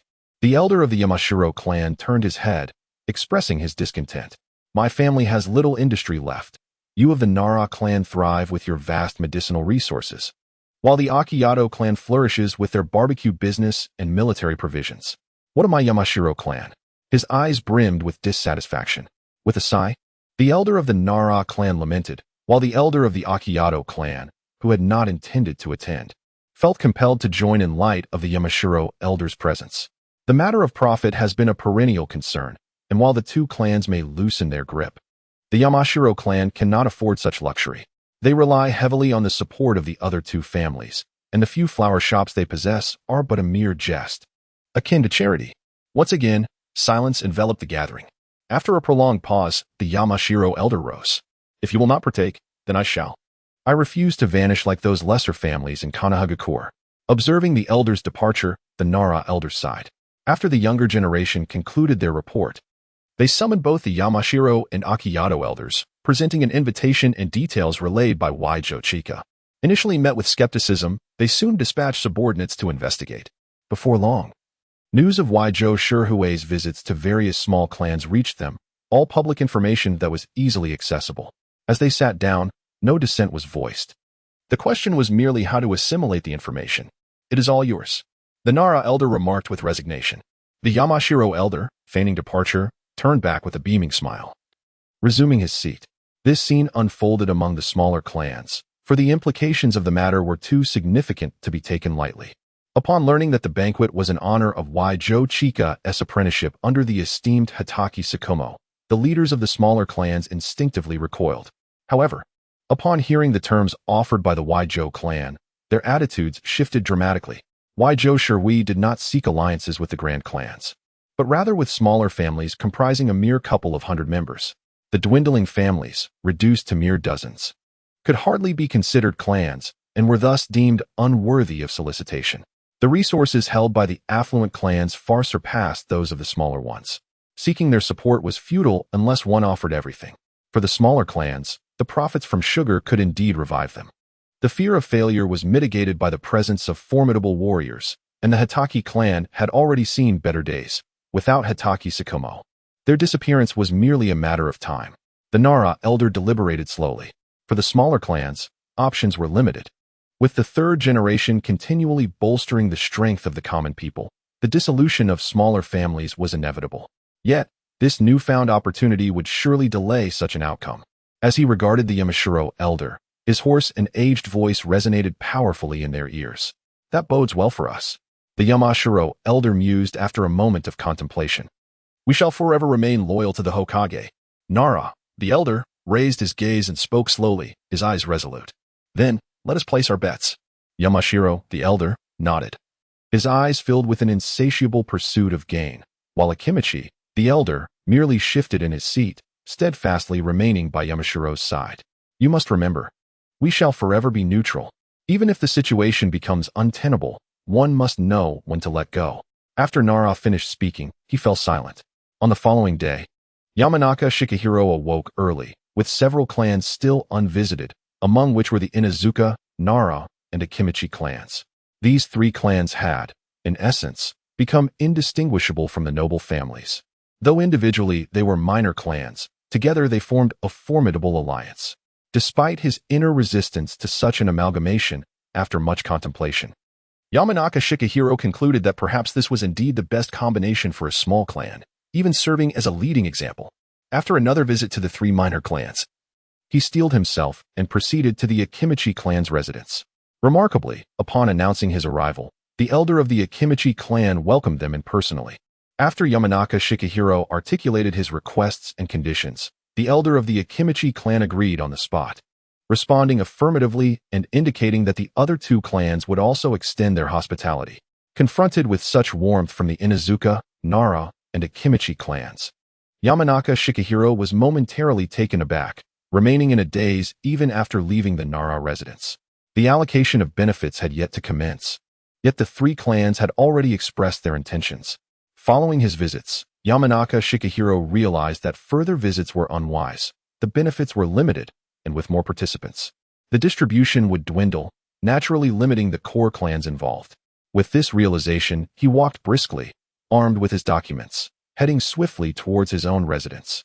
Meanwhile, Yamanaka Chika was roused early by Yamanaka Chika, who, although unaware of her son's activities, knew that the elder had summoned him.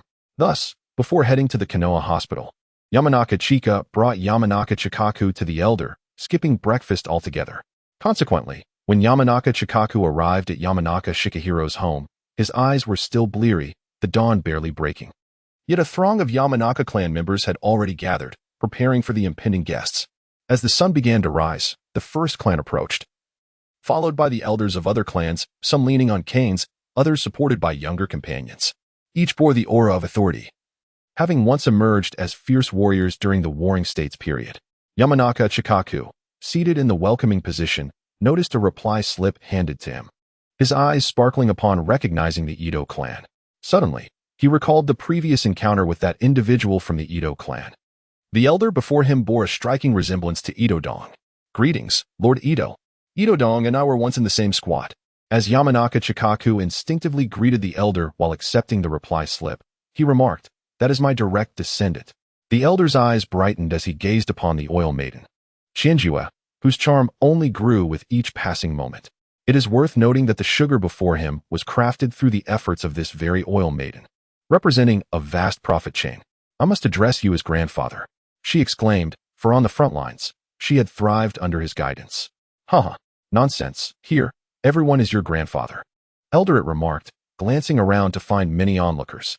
Indeed, Shinjue replied, her expression revealing a hint of gratitude as she regarded the elderly man. Elder it smiled and entered the reception room, followed by the other elder clan leaders who also smiled and offered their greetings as they proceeded inside. At that moment, Shinjue resembled a talisman, captivating the attention of all the clan leaders present, serving as a bridge of connection. At this time, she had not yet reached the age of 12 and still bore a cherubic visage. Soon, the reception room became increasingly crowded.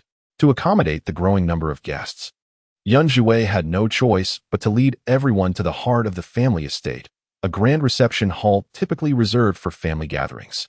He had anticipated some would come to respond, but the turnout exceeded his expectations. Nevertheless, considering the vast territory of the Land of Fire, the potential for mass sugar production promised untold wealth. While lost in thought, Yunjue guided the assembly to the central reception hall, accompanied by the auspicious Shinjue. Throughout the morning, Shinjue tirelessly served tea and refreshments alongside Yunjue, realizing that these individuals were now the foundation of her confidence. Just as she was bustling about, Yunjue burst in. "Brother, the Yamashiro clan, the Akimichi clan, and the Nara clan have all responded." They replied in person. "In person?" Qianjue's eyes widened as she recalled the three individuals from the previous day. The Nara clan's intellect is truly remarkable. She mused involuntarily. Is that so? Young Jiwei's eyes widened in disbelief. Yes, brother. Here are their replies, indicating they will certainly attend the apprenticeship banquet. Young Zhihui produced 3 family crests as replies and presented them to Young Jiwei. In that instant, the surroundings fell silent, with every gaze drawn to this moment. The 3 clans prospered together and faltered together. Each was individually stronger than any of the others present, and united, they rivaled the mightiest of noble families. Most importantly, they were loyal to the Hokage, and whoever held that title would command their allegiance. At this moment, the previously anxious clans felt their worries dissipate entirely. Qianjue also understood that her influence was on the rise. Even if it was merely a simple alliance of interests, such unions are often the most stable. Without mutual benefit, emotions may eventually dwindle, yet when both interests and emotions are present, the bonds only deepen over time. As night fell, the guests departed, leaving behind the 14 family responses collected, each indicating their willingness to join this newfound framework. Those unwilling to participate would no longer show their faces. Qianjue, at this moment, Yu and Jiwei lay exhausted on the tatami mat, unwilling to rise again. Elder Chief is here. Yu and Qianju quickly approached. Tomorrow, I will visit the Hokage's office to resolve your matters. Indeed, at that moment, the smile on Yu and Qianju's face grew ever more radiant. As for him, he currently lacked the qualifications to enter the Hokage's office. Only the old guards had that privilege. Upon returning home, Yu and Qianju found his sister. Yu and Qianxue, who had declined to work overtime, had prepared a lavish dinner awaiting his arrival. Gazing at his mother, he couldn't help but feel a pang of sadness thinking of his father, who was battling somewhere in the land of rain. In times before he had gained any advantages, he often dreamed of earning money through his own means. Yet, each attempt had been met with rejection, and it was only thanks to his parents' unwavering support that he persevered. However, facing the daunting projects, the family's finances were but a drop in the bucket.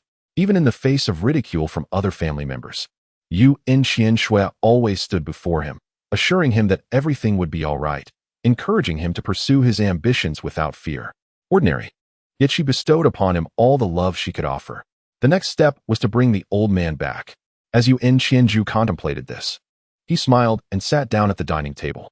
The night seemed to stretch on indefinitely. It was in witnessing his sister that he could truly feel his tender age of 11. The third Hokage's orders are not easily revoked. Being targeted by Danzō is a significant trouble, and it is not so simple to stay close to Konoha's White Fang. Amidst the entangled weight of numerous concerns, Yu and Qianju consumed all his energy before finally drifting into slumber. The following day, a knock echoed at Yu and Qianju's door. After 2 consecutive days without rest, he reluctantly trudged to answer it. "Where is everyone?" he muttered, opening the door to find no one in sight. "Look down. I'm here," a voice exclaimed from below. It was at this moment that he recognized his visitor, none other than Pakin, the dog who once accompanied Kakashi Hitaki. "Pakin." Yu and Qianju rubbed his sleepy eyes, looking utterly bewildered at the sight of a dog at his doorstep. "Not welcome?" Pakin replied with a disdainful expression. Recalling how Yu and Qianju often assisted him in stretching his limbs, feeling a strong reluctance, especially in a place filled with insect enthusiasts, where the air reeked of spoiled insects, making him quite uncomfortable. "Welcome. Please come in." Without hesitation, Yu and Qianju ushered Pakin inside. He even set a cup of tea before the dog, almost adding, "Please enjoy your tea." "Have you ever seen a dog drink tea?" Pakin tilted his head, having jumped onto a seat but showing no interest in the tea. "Actually, I haven't." Yu and Qianju pondered, realizing he had never witnessed a dog sip tea, especially something so hot that one taste would be quite a shock. "Master sent me to ask you a few things. The first, I heard you are organizing a master-disciple banquet and inviting many families to participate. Is that correct?" Pakin rolled his eyes dramatically, speaking with an air of nonchalance. "Yes. What is the reason? I've been assigned by the third Hokage to the roots, and I do not wish to go." Yu and Qianju replied calmly, yet his slightly trembling hands betrayed his true feelings. "I understand. The murky world of politics." Pakin nodded sagely. "The second matter at hand is how you managed to escape with such a large bundle?" Parker articulated the second inquiry posed by Kakashi Hitaki. "I previously had numerous insects dispersed throughout that area. Wherever there was a chakra fluctuation, I avoided those locations and kept running until I made my escape. Yamanaka Chiyoko pondered for a moment before responding. Parker fixed his gaze on Yamanaka Chiyoko for an extended period, seemingly ascertaining whether he was being deceitful. So many jonin perished there, yet this fellow truly managed to escape. Were it not for Lord Kakashi acting as a steel blade to force a breach, none of the ninjas involved in the raid on the Land of Thunder would have made it out alive. It's fortunate the master did not witness him, otherwise he would have retraced his steps to find him. Had it not been for the master-disciple banquet, I suspect the master would still be wandering in the Land of Thunder. Feeling the intensity of Parker's scrutiny, Yamanaka Chiyoko instinctively sat up straighter. Well, the questions have been asked. I shall convey your matters to Lord White Fang. After confirming this information, Parker made his way toward the door. Yes, this was the first time Yamanaka Chiyoko had encountered Parker in such a demeanor. A stark contrast to his previous appearance resembling a pet dog. However, why was Parker squatting at the door and not leaving? Are you still standing there? If you don't open the door, how can I reach the doorknob? Parker wore a look of exasperation, as he was not summoned through a summoning technique. So how could he possibly unlock it? Yes, Yamanaka Chiyoko hurriedly approached to open the door, but as he looked at Parker, he felt inclined to stretch his limbs. However, recalling that the information being relayed directly impacted his life, he suppressed that urge. What Yamanaka Chiyoko did not realize was that these ninja dogs, Parker included, were the finest information gatherers in Konoha. To inquire about Yamanaka Chiyoko's circumstances, these disguised canines would find it much easier. Prior to this visit, Parker had already gleaned all pertinent details about him, arriving with Lord White Fang's queries in tow. Regarding the master-disciple banquet, White Fang neither resisted nor rejected the information presented.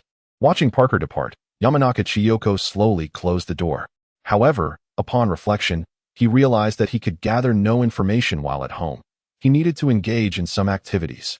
At that moment, Yamanaka Chiyoko thought of his family lineage. The only person who could assist him in this regard was Yamanaka Shirui, as he currently managed most affairs within the clan, while the other two had become somewhat incapacitated.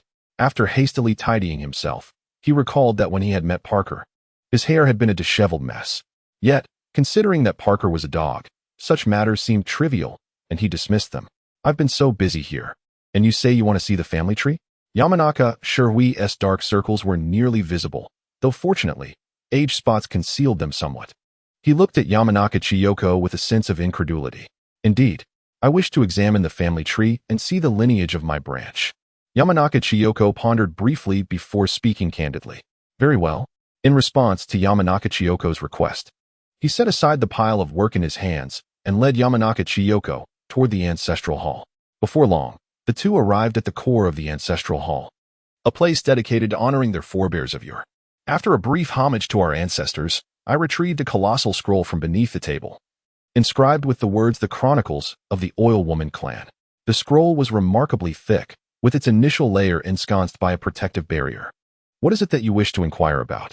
This tome is now accessible, Oil Woman Shirui declared, as she dispelled the barrier. I seek to ascertain whether there has been any marital alliance between our lineage and the Uchiha clan, Oil Woman Shinjue responded, scratching her head. Ah, indeed there should be. Oil Woman Shirui, after a prolonged contemplation, asserted almost serendipitously. Really? Oil Woman Shinjue exclaimed, taken aback by the revelation. During the Warring States period, our Oil Woman clan was once prosperous, naturally forging alliances with neighboring prominent families. It was customary for the women of our clan to marry outside. So what is the issue with that? Oil Woman Shirui cast a puzzled glance at her. Was this not common knowledge? No issue at all. Oil Woman Shinjue quickly comprehended, recognizing that ninja clans were not immutable. Once formidable families had fragmented into countless smaller ones, only to see the emergence of dominant clans over the eons.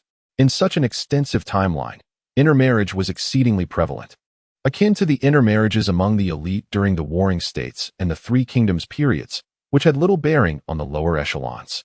The bloodlines of the upper echelons of the Chu and Qin states were nearly unified, with only the official unions pending. How much more so in the ninja era of the Warring States? Consider the princess of the Uzumaki clan, who remains in Konoha to this day. Indeed, Uzumaki Mido. Oil Woman Shinjue suddenly recalled this formidable figure, whose influence was undeniable. While Oil Woman Shinjue pondered this, Oil woman Shui had already commenced her examination of the family genealogy. As the immense scroll unfurled, a plethora of names from the Oil Woman clan emerged, accompanied by a number of affiliated names, predominantly those of wives. In the world of Naruto, the concept of wives adopting their husband's surname does not exist. Instead, wives are merely noted in diminutive script beside their husbands in the family record, quickly tracing the lineage of Oil Woman Zhengyan upwards. Several names of other ninja clans were unearthed. The further back one ventured, the more illustrious the names became, with the Uchiha and Senju surnames prominently appearing.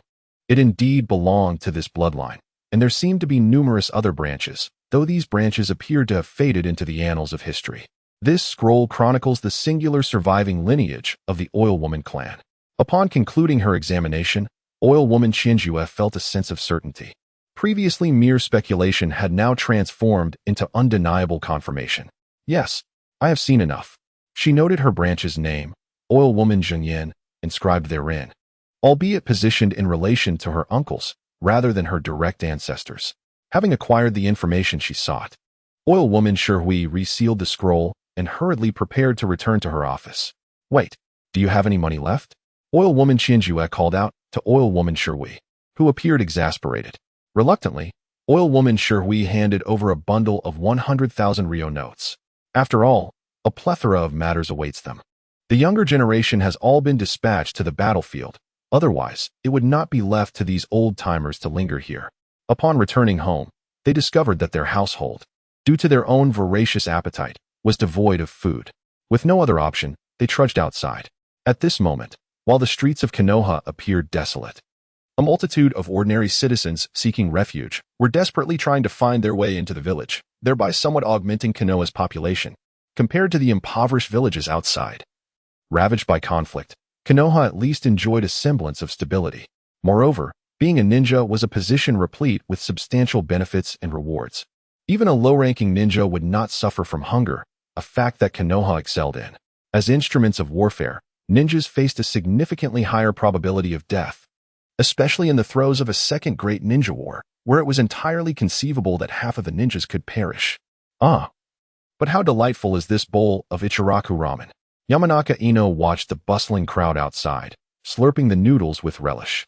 Clutching the money given to her by Yamanaka Yoshinari, she suddenly recalled that her wartime salary seemed yet to be collected. Nevertheless, the meager sum allotted to a low-ranking ninja bore little distinction for her at this juncture. At that moment, Yamanaka Ino abruptly heard a cacophony of voices outside and instinctively craned her neck to peer out. Everywhere she looked, there were injured soldiers, their vests marking them as jonin.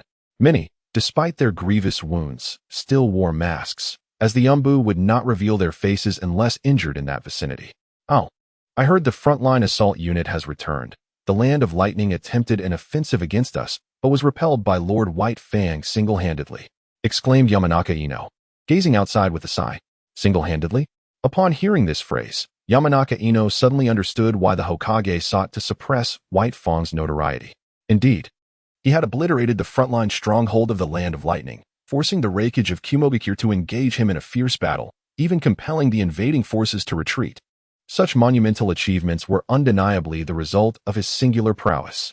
Moreover, it was said that the sand ninjas of the Land of Wind were also pushed back by him. Yamanaka Ino recounted, her eyes brimming with admiration for White Fang. Indeed, she nodded, realizing that her perception of events diverged markedly from that of the general populace. Brother, you are still unaware? This has spread throughout all of Konoha. It was those warriors injured at the front lines who shared this tale. Yamanaka Ino cast a curious glance at him. Oh, I knew that. So these individuals are connected to Lord White Fang? She instinctively inquired. That is certain.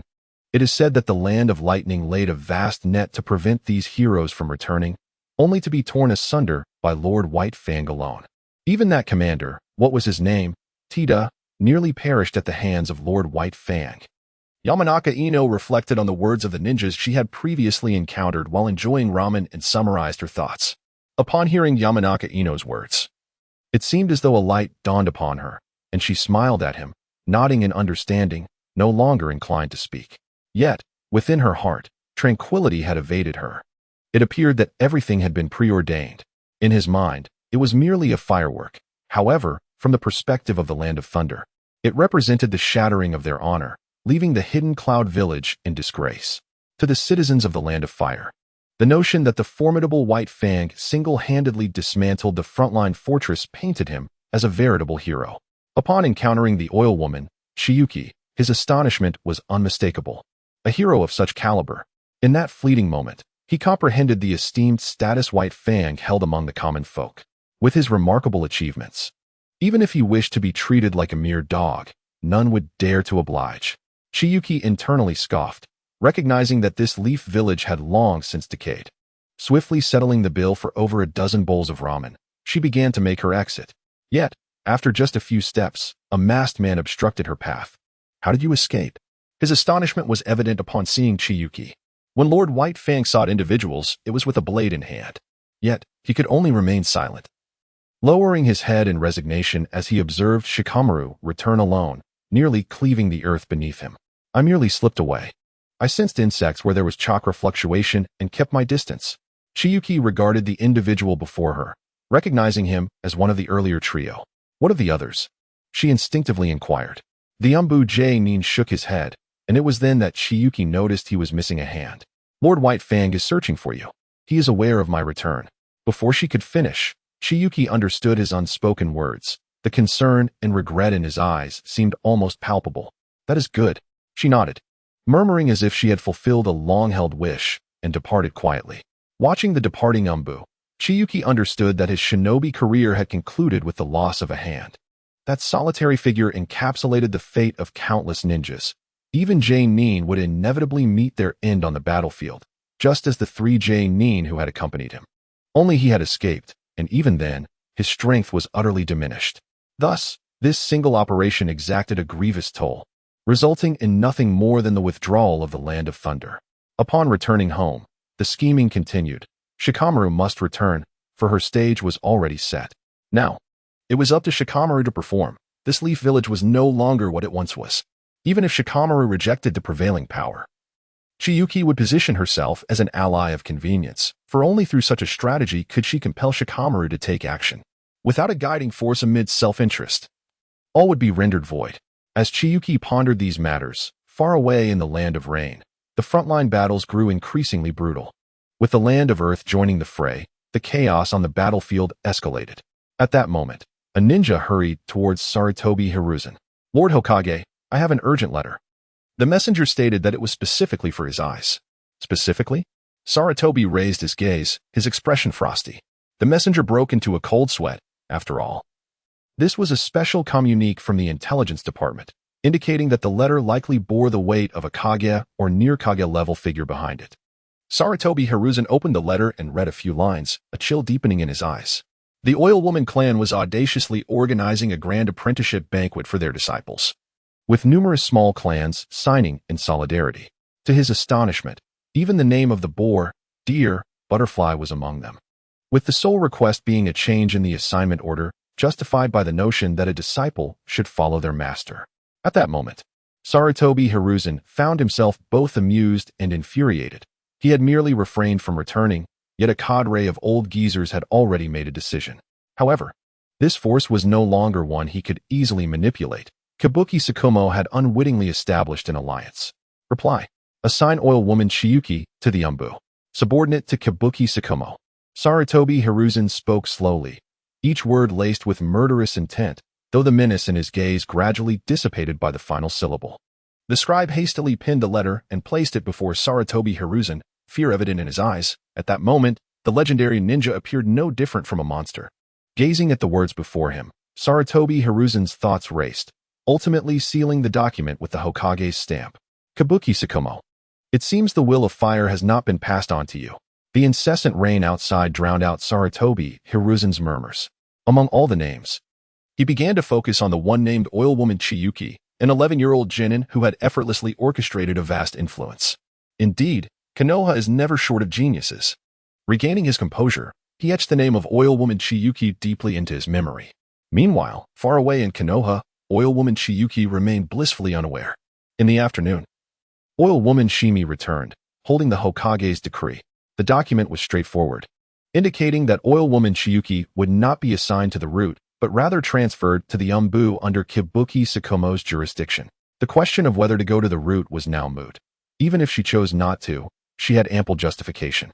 Observing the Hokage's seal, it was evident that this was the result of upper echelon maneuvering, with pressure from the entire clan's strength. I have narrowly escaped a calamity, Oilwoman Chiyuki thought, relief flooding her eyes as she regarded the assignment order. Yet, some matters, once commenced, do not grant the luxury of retreat. After bidding farewell to Oilwoman Shimi, her smile gradually faded. Looking at the order in her hand, she sighed helplessly. This must be Oilwoman Shimi striving for my greatest benefit. Oilwoman Shimi now serves under Danzō, still part of the route's upper echelons. Surely she is privy to certain truths. My resistance must be understood. Oilwoman Chiyuki pondered slowly. The clan leader, at times, harbors personal agendas, and this path required a safeguard. The Sharingan in her left eye gradually manifested. The safeguard was bloodline. Uchiha Manai. The name that had appeared in the records resurfaced in Oilwoman Chiyuki's mind. The following day, the oil girl, Chiyuki, rose early.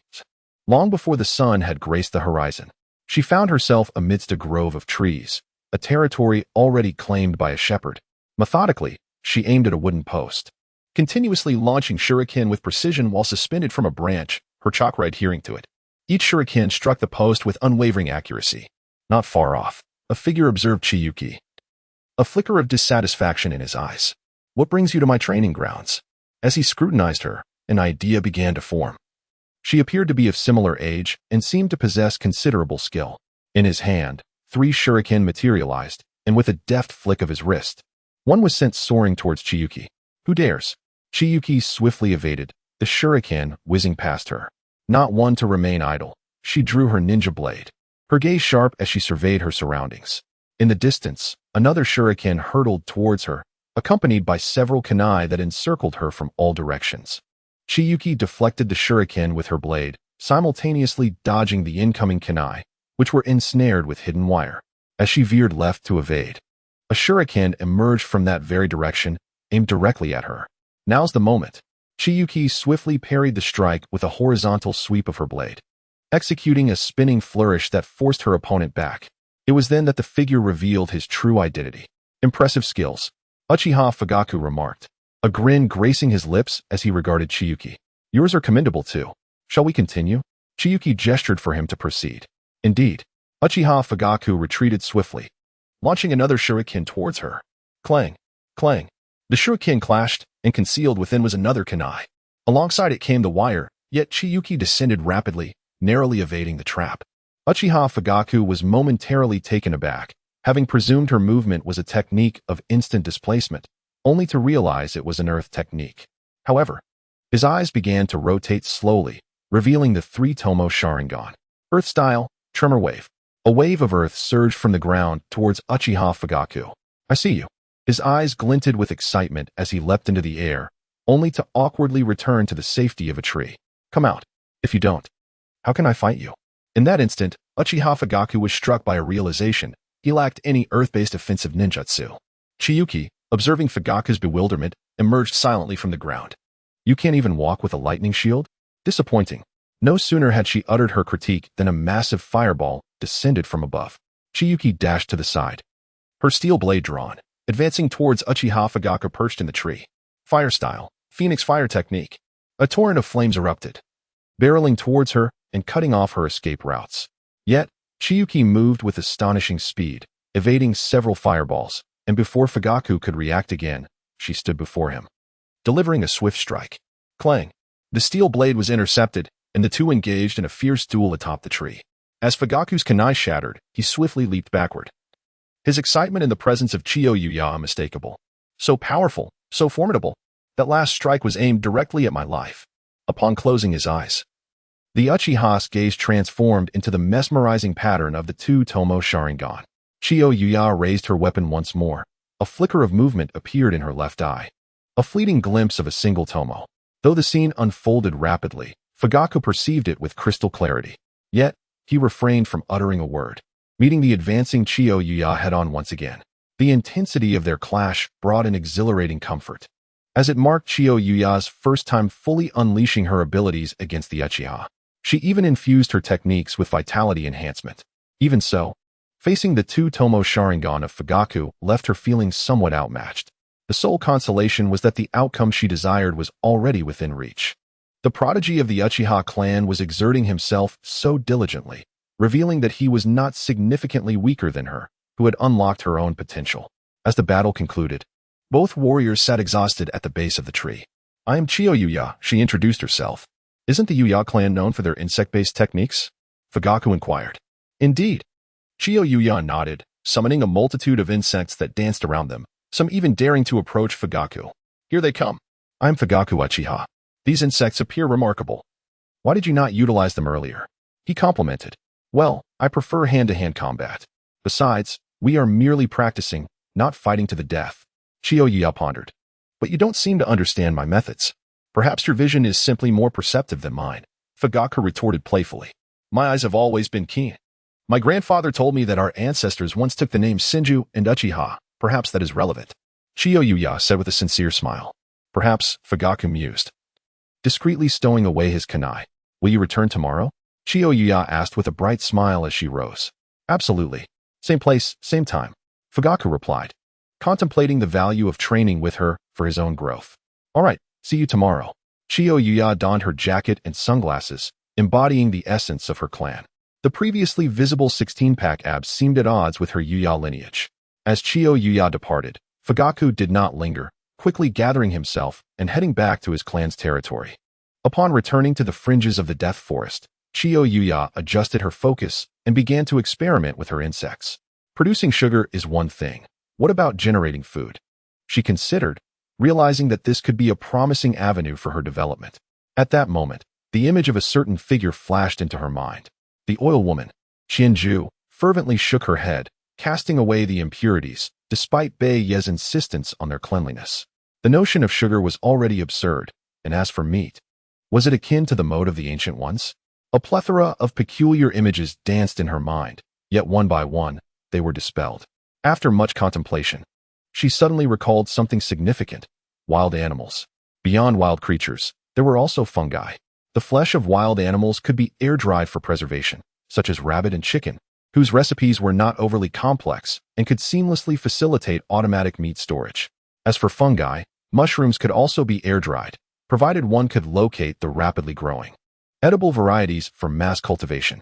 Upon realizing this, Qianju's perspective towards the so-called Death Forest shifted dramatically. It was no longer merely a realm of demise.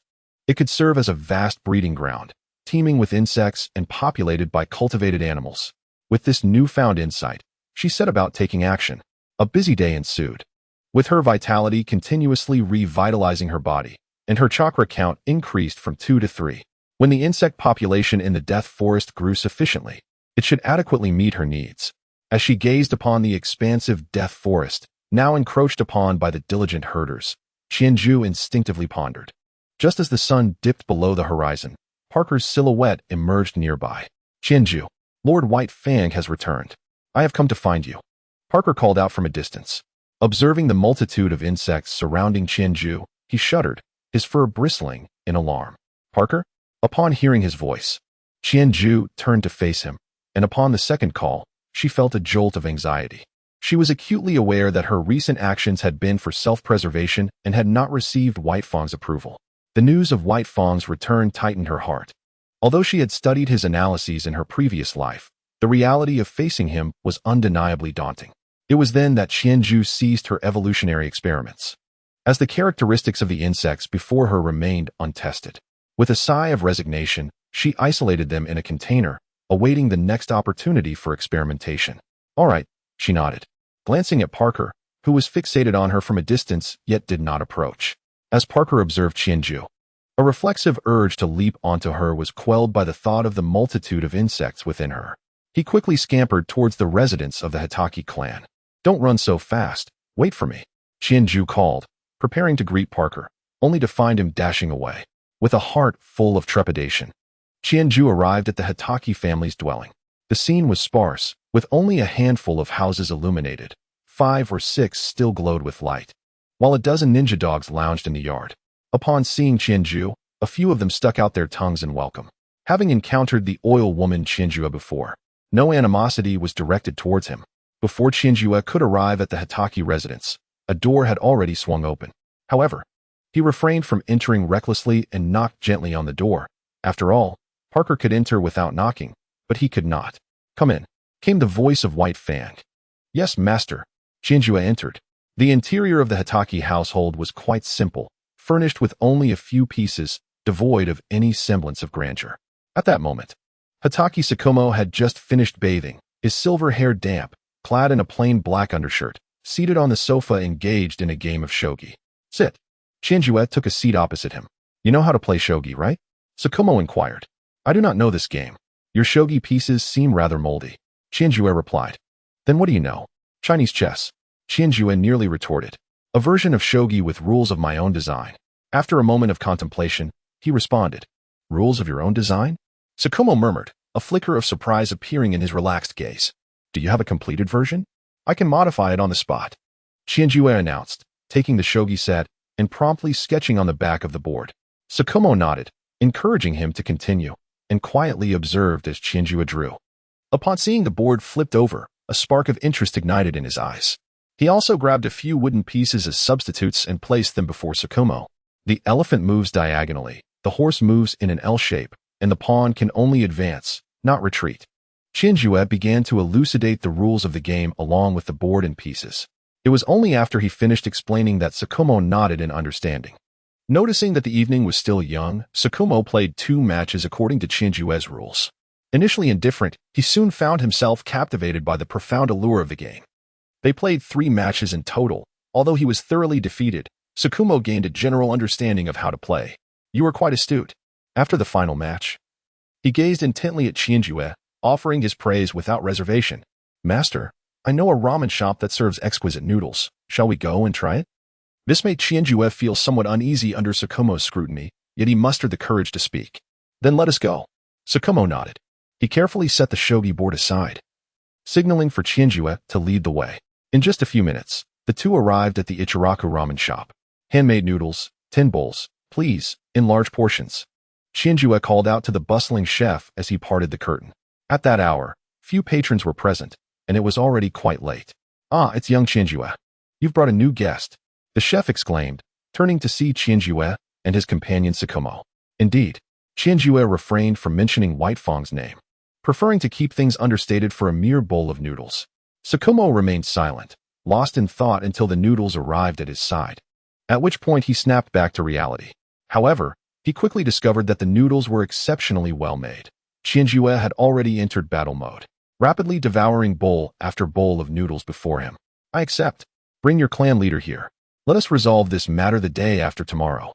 I do not wish for it to be prolonged," spoke Hitaki Tsukumo while enjoying his noodles. "Yes, master," replied Oil Woman Chiyu, nodding with a glimmer of amusement in her eyes. Although she was already aware of the outcome, the reality of the day still filled her with anxiety. It was then that the trio walked in. "Chiyo-kun, you are here for ramen too?" greeted Akimichi Choza. Upon seeing Oil Woman Chiyu, they all exchanged pleasantries.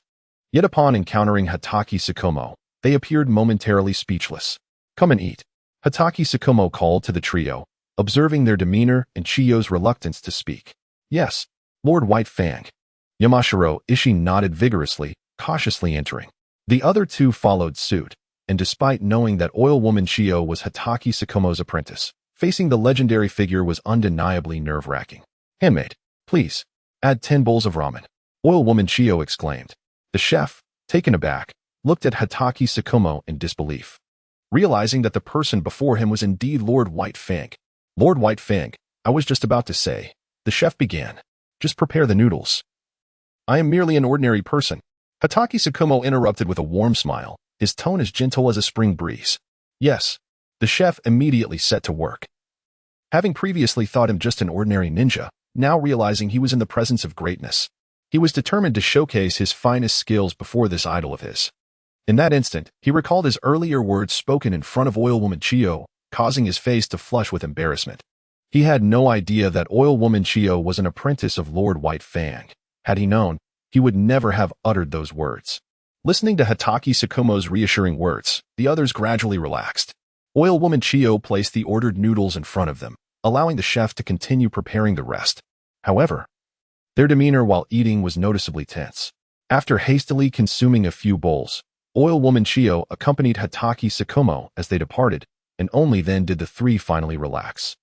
He finally left. The pressure was intense. Yamashiro Ishii exhaled in relief. The other two nodded in agreement, sharing his sentiment. No need to see us off. Return now.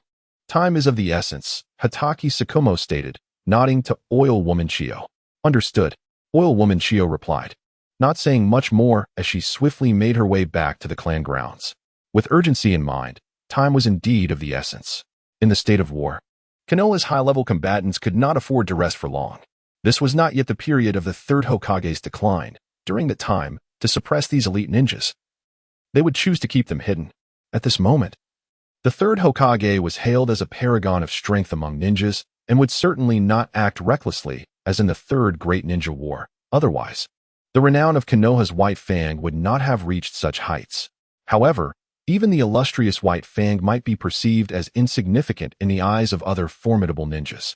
Realizing this, Oil Woman Chiyu quickened her pace. Before long, she arrived at the doorstep of Oil Woman Shimi. Gently knocking on the door, she felt the weight of the hour.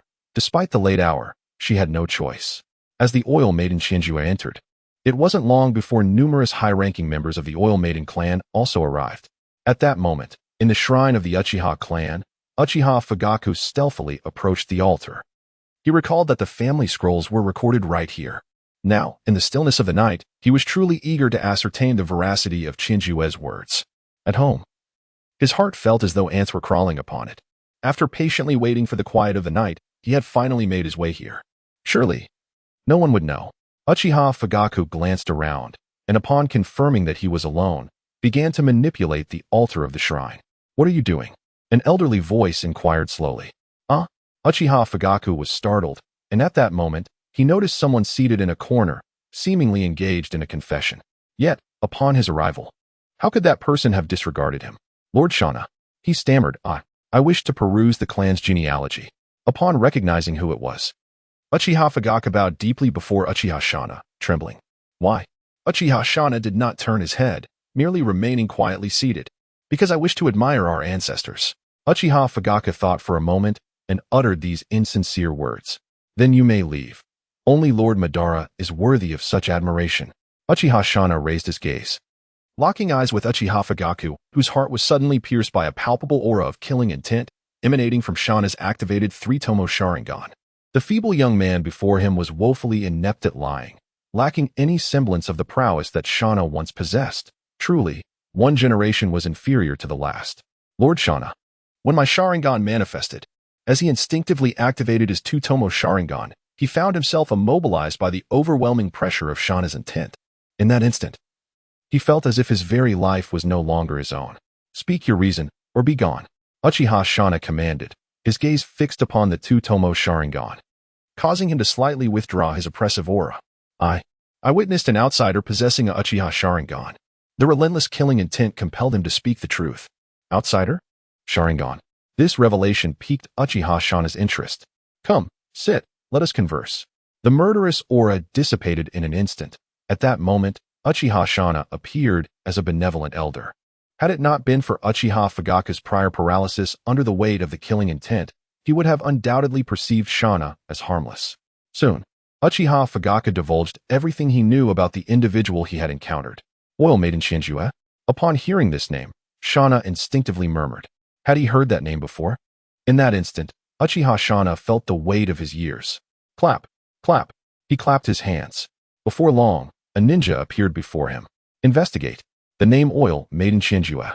Uchiha Shana commanded, a fleeting spark of wisdom igniting in his eyes. This I know. The ninja quickly relayed the information. Oil Maiden Shinjue is the granddaughter of Oil Maiden Jingyan and recently seeks to apprentice under Hatake. Public information? Uchiha Shana instantly comprehended. Indeed, public information. The ninja affirmed with a nod. Very well, you may return to your duties. Uchiha Shana commanded, and at that moment, his once-aged body seemed to rejuvenate with vitality. Indeed, a ninja vanished before them in the blink of an eye. It was only then that Uchiha Fugaku realized he was facing AJ Nin. Otherwise, how could he have sensed nothing, unable to discern how they had departed? Using the family as pawns, how utterly fascinating. We have unwittingly become the pieces in someone else's game. Uchiha Shana's heart began to sharpen with intensity, realizing that there were indeed others scheming against the Uchiha clan. Let us go and see who this divine being is, Uchiha Shana said with a smile. Are we going to find Yamanaka Chiyo? Fugaku asked, bewildered. No. We're going to consult the clan records, he continued, instinctively glancing toward the ritual site below. No, we shall not find what we seek there. Here, sign this. Uchiha Shana summoned a scroll in an instant, placing it before Uchiha Fugaku. What is this? Fugaku inquired. It is the contract of the Nikko clan, Uchiha Shana replied nonchalantly. Under the unwavering gaze that brooked no refusal, Uchiha Fugaku hastily signed his name. Ninjutsu, reverse summoning technique. Uchiha Shana promptly vanished from the scene. Shana-sama? Uchiha Fugaku instinctively sought after him, but suddenly felt a pulling force drawing him in, causing him to disappear from the ritual site as well. When he regained consciousness, he found himself before Uchiha Shana, who had taken a few steps back. What is wrong? Come here. A young woman languidly reclined on a tatami mat, gazing at Uchiha Shana with a melancholic expression. Let us consult the clan records. From the last 2 or 3 centuries, perhaps. Uchiha Shana remarked as he began to walk toward the weapon shop. Indeed, all your belongings remain untouched in that house. They are quite the antiques. Granny Cat said, exasperated. Uchiha Fugaku watched as Uchiha Shana departed, quickly suppressing the unease in his stomach, stumbling after him. Before long, Uchiha Shana halted before a stone tablet, merely glancing at it before moving on. This is an empty area, a special zone. Once the residents of our clan, Uchiha Shana spoke slowly. It was Uchiha Fugaku's first encounter with this region, where numerous ninjas and cats passed by, occasionally clutching a mouse in their mouths. We have arrived. Uchiha Shana gently pushed open a door, and the barrier outside slowly dissipated. The room's lights flickered to life, revealing rows of scrolls before Fugaku. Fetch the 4th scroll from the 3rd row on the left, Uchiha Shana instructed, seemingly recalling something. Uchiha Fugaku strained to retrieve the scroll and slowly opened it before Uchiha Shana. After a thorough examination, he found it was not the one that saw it and reopened the 2nd scroll. The two searched through 5 scrolls and finally discovered the name of the Yamanaka clan on one of them. After reading a particular name inscribed above it, they exchanged bewildered glances. How could it be from Madara-sama's lineage?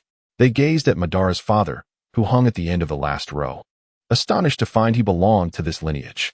Although the Uchiha clan is known for its integration, the lineage of each member is meticulously documented.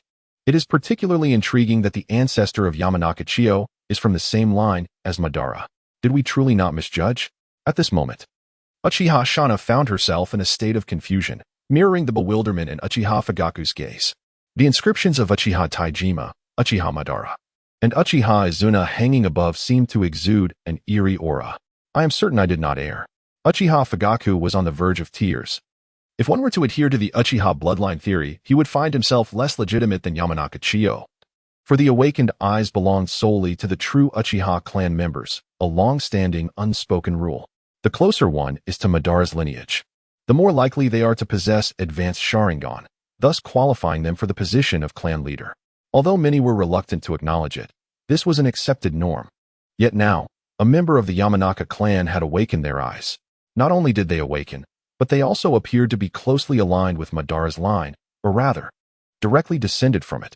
By the way, did you mention a master-disciple banquet hosted by Kakashi Hatake? Uchiha Shana turned to him, her eyes reflecting a hint of peculiarity. Indeed, Uchiha Fugaku nodded, having acquired this information during the day. Prepare a generous gift. I shall attend the banquet myself. You tomorrow. Go to that fool of an elder and inquire if there is an invitation. If there is, tell him to bring a substantial present. Here, take this, my token. Uchiha Shana took a deep breath and carefully rolled up the scroll. Certainly. Uchiha Fugaku accepted the token, his mind racing with countless thoughts. Meanwhile, Yamanaka Chiyo spent a sleepless night. The following day, she did not linger but promptly commenced the next round of preparations. The entire master-disciple banquet was far from a mere formality. Every requisite ritual must be meticulously observed. Even if simplified, it must be executed flawlessly. The entire clan became engulfed in activity. Some were sent to invite guests, others busied themselves with tasks, while some ventured into the streets to promote the event. Although it was understood that certain clans would not attend, the necessary formalities could not be overlooked. The date was naturally set for the following day, as Konoha could surely use a joyous occasion. Upon hearing the news, the prominent clans merely chuckled, expressing their decision to abstain. While many of the smaller clans realized they were not included in the initial invitation list, they understood that their presence was unnecessary, merely being informed of the event. The apprenticeship of a shadow-level powerhouse could not be as trivial as that of an ordinary jounin. However, they all deemed it sufficient that everyone was aware of the event.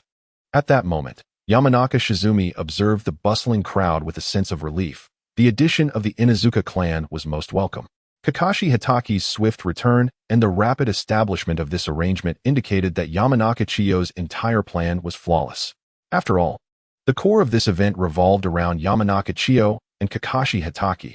It served as a vital link for the entire alliance. In light of such a swift master-disciple banquet, all clans were exceedingly cooperative, and the smaller clans found no reason for hesitation. Such matters were best expedited. The venue was swiftly approved. As the individuals in charge of Konoha had intricate connections with various clans, ensuring they would not recklessly offend an entire group. Before long, numerous families received invitations from Yamanaka Shikaki, and upon confirming the date, they began to relay the news to one another. After all, the more attendees there were, the greater the prestige associated with the gathering. Moreover, the significance of this occasion, which required such widespread awareness, transcended a mere teacher-student feast. It was, in fact, the inaugural assembly of a benefit distribution group. This could very well serve as the foundational support for the future Hokage, for aspiring to such a position without backing would render one no different from a solitary commander.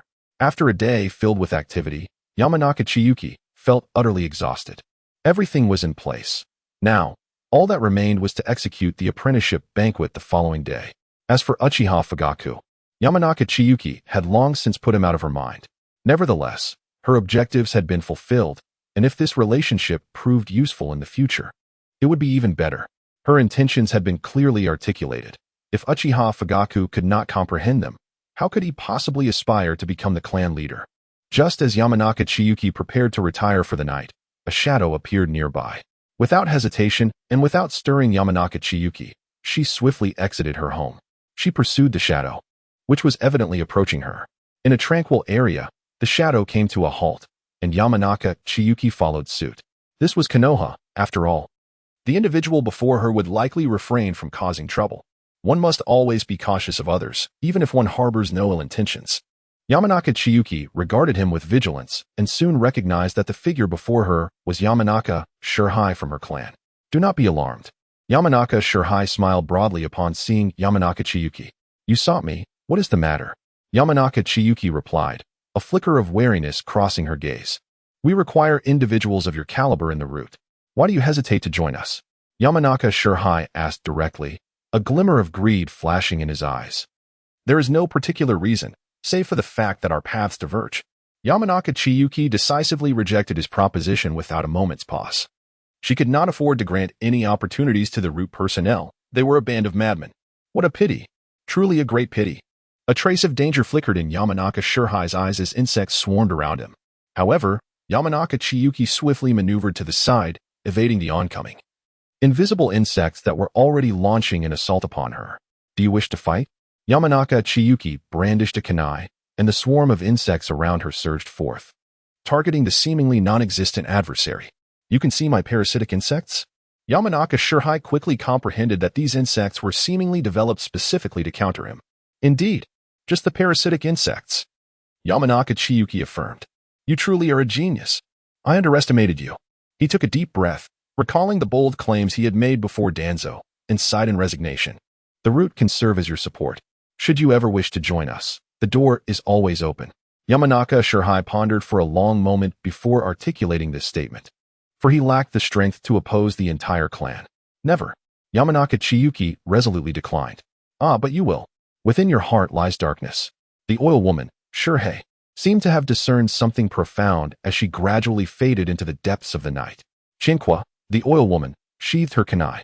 The fluttering insects swiftly ascended toward the periphery of the village, not returning to her side. As she watched Shirhei depart, he realized he had genuinely surmounted this challenge. When he first encountered Shirhei, he had foreseen this day, though he had not expected it to materialize so soon. As for the subsequent matters concerning Danzō, they were not for him to confront at this moment. The higher-ups would not seek him out, and naturally, others would negotiate on his behalf. He grasped his orders once more, but this time they were indeed unnecessary. He cast them aside into an open space, where a firefly hovered above. Before long, the entire scroll was consumed by flames. When the first rays of dawn illuminated the Hokage rock, Chinqua stood at the entrance of the Hitaki clan's residence. Kakashi's father, Shoma Hitaki, was elegantly attired, seated at the head of the gathering. Although the Hitaki compound was modest in size, its facilities were thoroughly equipped. Since this occasion centered around Shuma's apprenticeship ceremony, it was only fitting to host it here. Aside from a few members of the Hitaki clan, Shoma needed not concern himself with any other matters. The Oil Woman clan had resolved all arrangements. All that remained was for the head of the Hitaki family, Shoma, to preside over the ceremony. The individuals of the Hitaki clan exhibited no resistance to this event. First and foremost, the gifts and offerings would alleviate their financial woes. Moreover, the benefits derived from Chinqua's backing, though the Hitaki members were unaware of their magnitude, were assuredly significant, as they had the potential to connect numerous smaller families and even bring the Inuzuka clan into the fold. Thus, the elders of the Hitaki clan regarded Chinqua with greater warmth than they would their own grandchildren. As more and more guests arrived, members from various smaller clans congregated at the venue. The once modest family courtyard became increasingly crowded. However, the individuals present were primarily from smaller clans. With the Inuzuka clan seemingly lingering at the rear, Chinqua was untroubled, understanding that they preferred to make a grand entrance. At that moment, a group approached the entrance, notably empty-handed. The Sarutobi clan? Chinqua recognized the emblem adorning their attire with immediate clarity.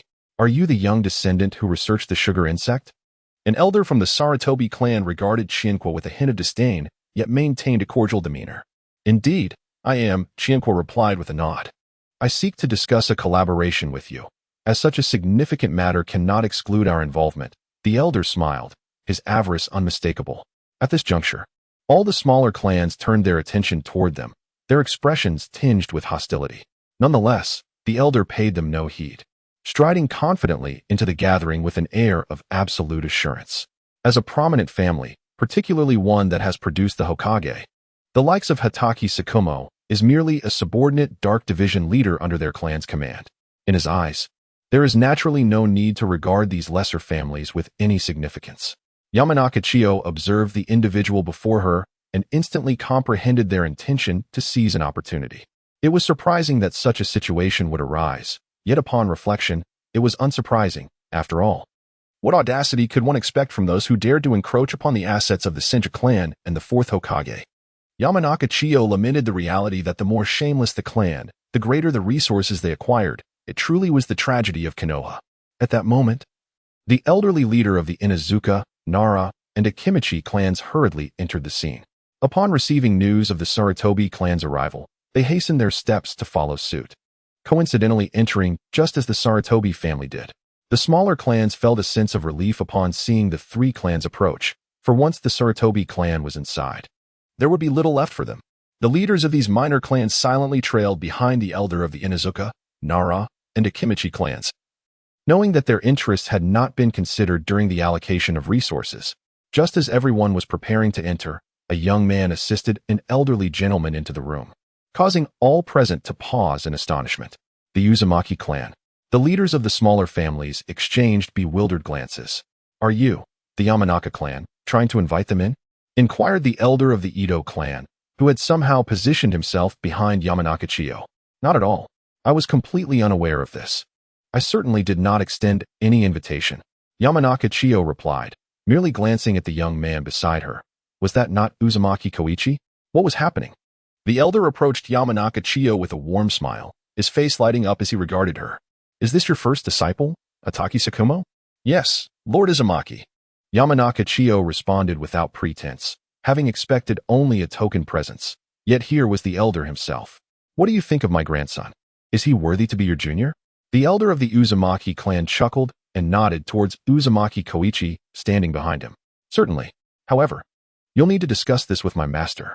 Yamanaka Chiyo replied with a smile, refraining from further comment. That old rascal Sarutobi is already inside?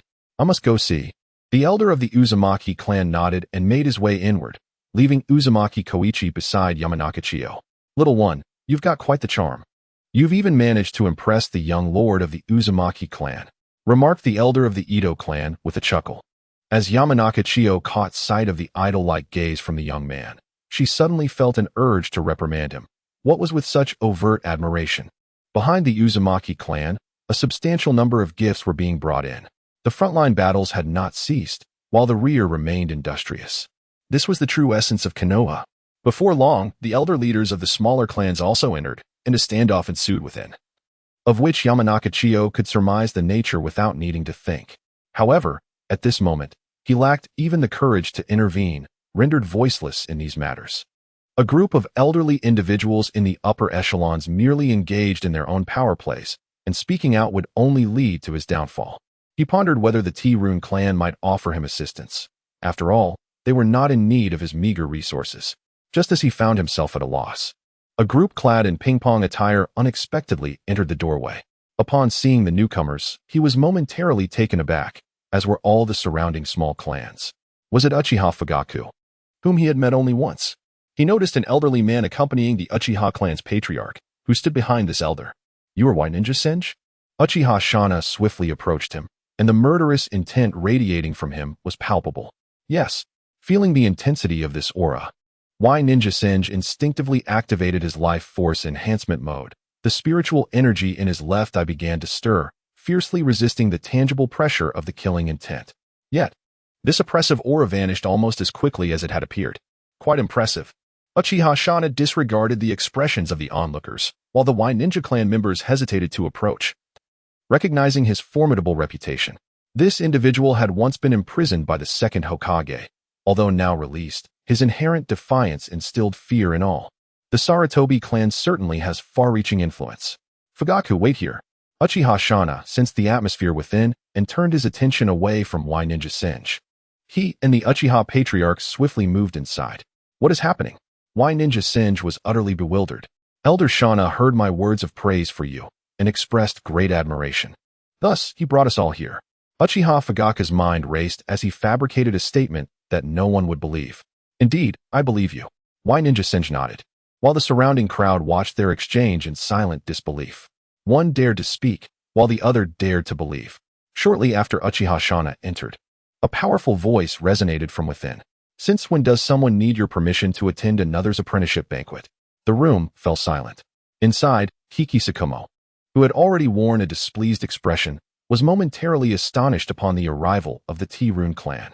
The balance of power shifted, as the previously disadvantaged group was suddenly equalized by the T-Rune clan's presence. To elevate a family member to the upper echelons reflects both the family's capability and the individual's strength. Both are indispensable. However, this does not imply that the upper echelons of one clan must submit to those of another. With the T-Rune clan's clear support for Kiki Sakumo, the Sarutobi clan felt considerable discontent, yet they understood that their path to gain any advantage had become significantly more challenging. Nonetheless, their displeasure was merely a matter of competing for shared interests. As Uchiha Shana entered, all present were left in stunned silence. As that statement was uttered, the elder of the Sarutobi clan wore a grim expression. The previously balanced scales of power were abruptly shattered. Uchiha Shana was indeed a formidable figure among their generation. Once the second-in-command to Uchiha Obito, his current aura was undeniably overwhelming. That statement served as a declaration, signifying that the Uchiha clan unconditionally aligned themselves with Hitaki Sakumo. In that moment, astonishment enveloped everyone. Even Hitaki Sakumo's countenance transformed into one of peculiar intrigue. After all, they were not Na'vi. The situation was bewildering. How could the Uchiha clan so fully support them? When Uchiha Shana cast a glance toward YN Siren, a smile danced in his eyes, akin to that of a relative. This made YN Siren uneasy. Are the Uchiha clan also getting involved? The elder Sarutobi's expression darkened instantaneously upon witnessing Uchiha Shana before him. If you do not intend to participate, do you expect to take control? He retorted. This place belongs to me. You may leave. Uchiha displayed an air of indifference, showing no regard for the elder Sarutobi. If you are dissatisfied, have Hisashi come find me. Uchiha Shana's eyes glinted with disdain, his haughty demeanor offering no courtesy to the Sarutobi clan. Very well. The elder Sarutobi understood that remaining would yield no benefit, and he turned, leading his entourage toward the exit. You arrive empty-handed for a master-disciple banquet? Uchiha Shana called after him. An uncontainable surge of anger welled up within the elder Sarutobi as he faced Uchiha Shana, wanting to lash out, but considering the madness of the man before him, he forcibly suppressed his ire. He produced a sealed scroll and placed it on the table. Outside, YN Senju observed the Sarutobi clan as they awkwardly exited, their departing glances tinged with hostility. Ignoring them entirely, YN Senju glanced inside, where the previously tense atmosphere was now oddly harmonious. Nonetheless, the assembled guests grew anxious. After all, the entrance of two prominent clans, one of which was undeniably illustrious, raised concerns about their share of the forthcoming spoils. Before long, it appeared that the elder clans had reached an agreement, and the ceremony resumed. YN Senju, experiencing a master-disciple ceremony distinctly different from that of the summer country, felt as though he was partaking in an exotic cultural experience. His task now was simply to follow the proceedings. As the ceremony progressed, YN Senju soon arrived at the final segment, the formal acknowledgement of his master. Although simpler than the ceremonies back in the summer country, the essential rituals were meticulously observed. By the time the ceremony concluded, YN Senju had forged a profound bond with Hitaki Sakumo. Gazing at Hitaki Sakumo, YN Senju recognized this as the first step toward his transformation. However, Uchiha Shana's gaze upon him felt oddly unsettling. While the elder of the Uchiha clan regarded himself as a mere mascot throughout the proceedings, regardless of who initiated conversation, their responses were uniformly positive. Yet they spoke not a word regarding their true intentions for being there. However, who among those would dare to seek out Uchiha Shana? The saying, "The name of a person carries the weight of their shadow," is no mere jest. Chinjua. Uchiha Shana approached young Chinjua. "Grandfather Shana." Young Chinjua quickly replied with a beaming smile. "You are quite astute. Here, take this. Should you encounter any matters in the future, feel free to come to me," Uchiha Shana said, placing an object into young Chinjua's hand. "This." Young Chinjua glanced over at Kakashi Sakumo. "Accept it. After all, it is a token of goodwill from Elder Shana." Kakashi Sakumo nodded in acknowledgement as he regarded Uchiha Shana before him. "As for this old fellow, I shall refrain from meddling in the affairs of the youth. I will take my leave first." Observing young Chinjua accept the gift, Uchiha Shana remarked with a smile. Once the ceremony concluded, the first to depart was Uchiha Shana, despite having arrived last. Kakashi Sakumo found Uchiha Shana's behavior rather perplexing. Upon realizing that Uchiha Shana's gaze remained fixed on young Chinjua, he understood it was undoubtedly the doing of his disciple. "Well then, we shall take our leave as well." Tuanqian Hiroichi was nudged by the elder of the Tuanqian clan beside him. Initially drawn into this situation, the elder had no choice. After all, he had exhausted all means to persuade his grandson to attend, merely intending to observe. To his surprise, the Uchiha clan was also present, which left him feeling quite awkward. However, as long as he did not involve himself, he could merely be considered a bystander, avoiding any entanglements. Regarding those benefits, they had already acquired enough and desired no more, especially since those benefits came with a plethora of troubles. The young clan leader had remained close to young Chinjua, effectively shadowing her wherever she went. From a distance, Kakashi Sakumo could easily discern the connection between the two. Initially, he had jested about accepting her as a disciple. But with the Uchiha clan now involved, that matter had become an absolute taboo. The Tuanqian clan was the second to leave, never once mentioning the matter of sugar. The two clans seemed to merely come to lend their support. They did nothing else, silently backing the apprenticeship banquet of the Yunv and Kakashi clans. Throughout the banquet, no other families disrupted the gathering. Everything appeared to proceed remarkably smoothly. As the two prominent clans departed, others began to leave in succession, merely vacating the Kakashi residence. For the distribution of cake would take place at the Yunv household. In the end, only the younger members of the Yunv clan and the Kakashi clan remained, with the latter receiving gifts to the point of overwhelming abundance. If these resources were allocated directly to Kakashi Sakumo, they would last for decades.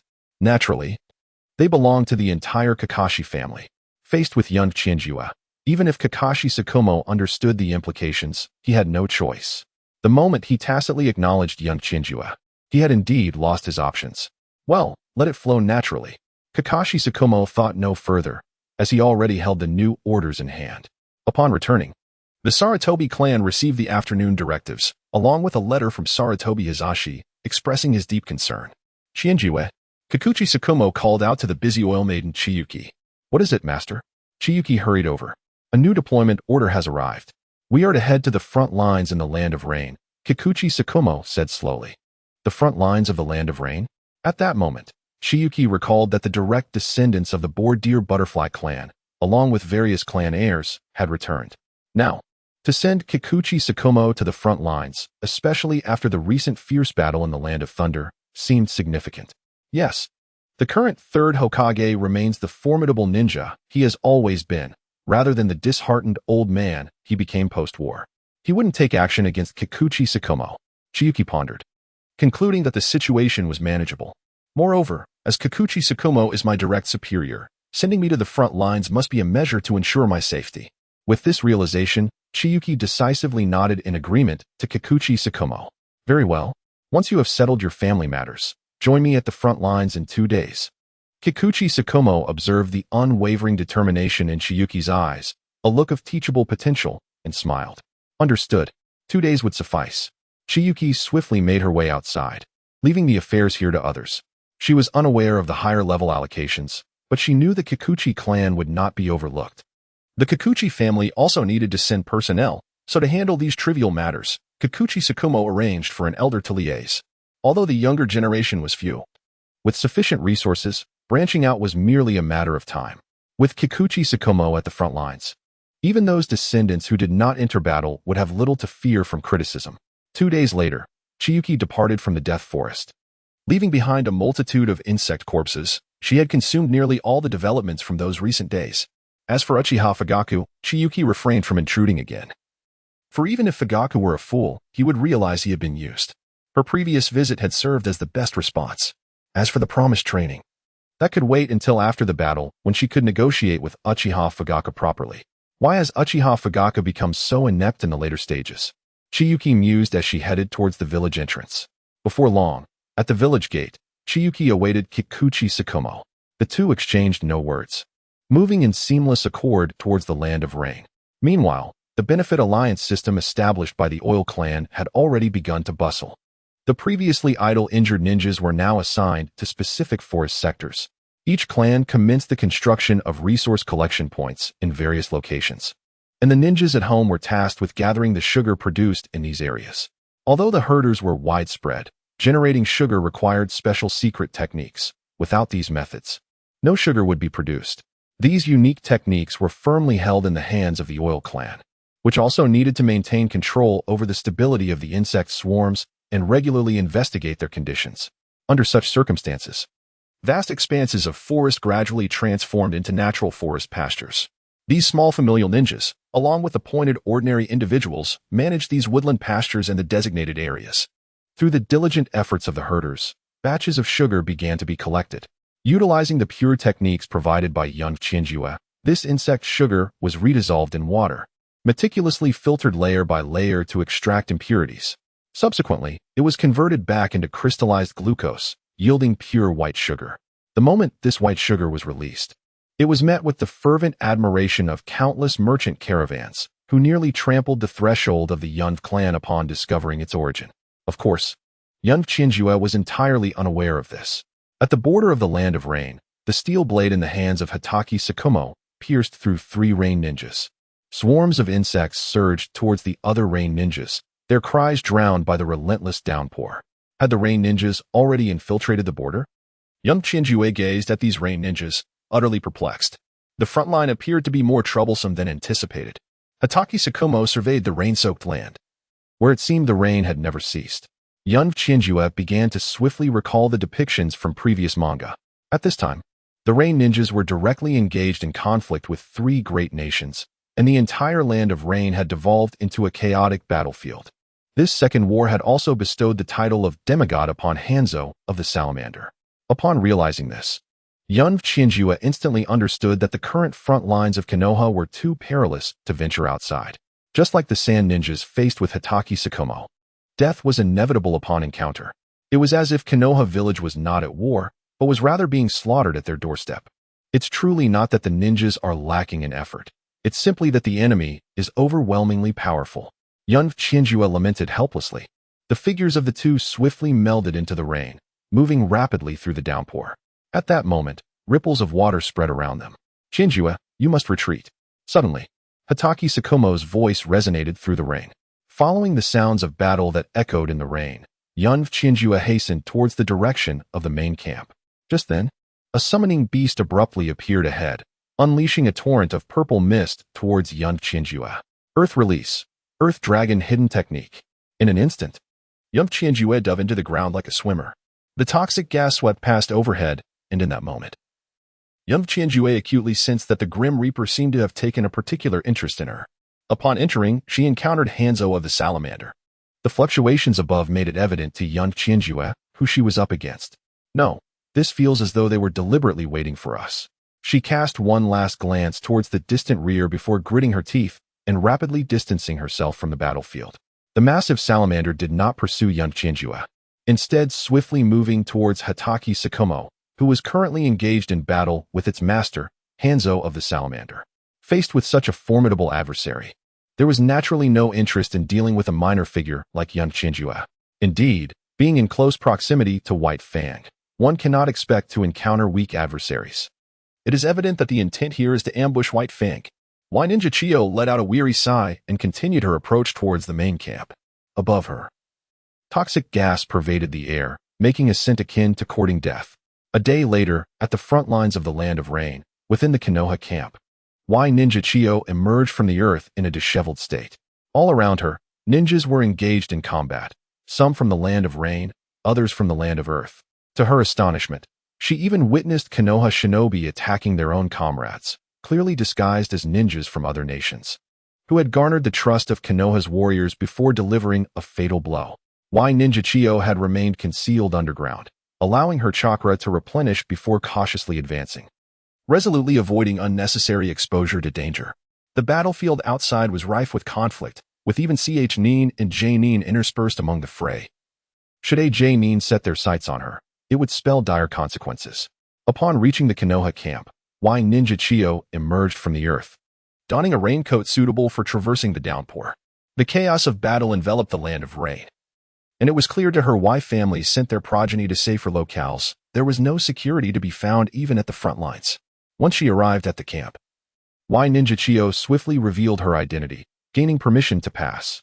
Yet, after taking but a few steps, she found herself paralyzed with fear. A chilling aura suddenly locked onto her. Without a doubt, it belonged to Orochimaru. Where to? Came a voice from a nearby tent as Orochimaru emerged. Lord Orochimaru, I am headed to the intelligence department. I encountered Danzō the Salamander while accompanying Lord White Fang. Ninja Chiyo quickly replied after a moment of contemplation. Do not be so anxious. This time, I have no need for your insects. Lord White Fang has instructed me to look after you. Orochimaru assessed Ninja Chiyo, his expression softening as he noted her rapid growth. Lord White Fang has returned. Ninja Chiyo exclaimed, a mixture of surprise and expectation crossing her features. Indeed, this is from White Fang. Your intelligence is outdated. There is no need to visit the intelligence department. Follow me. Orochimaru turned and strode towards the tent behind him. After glancing at the information in hand, Ninja Chiyo scratched her head. Although she lacked specifics on Hatake Sakumo's whereabouts, she surmised he must be undertaking a perilous mission. Otherwise, he would not have entrusted her to Orochimaru. Resolutely, she steeled herself and proceeded into the tent.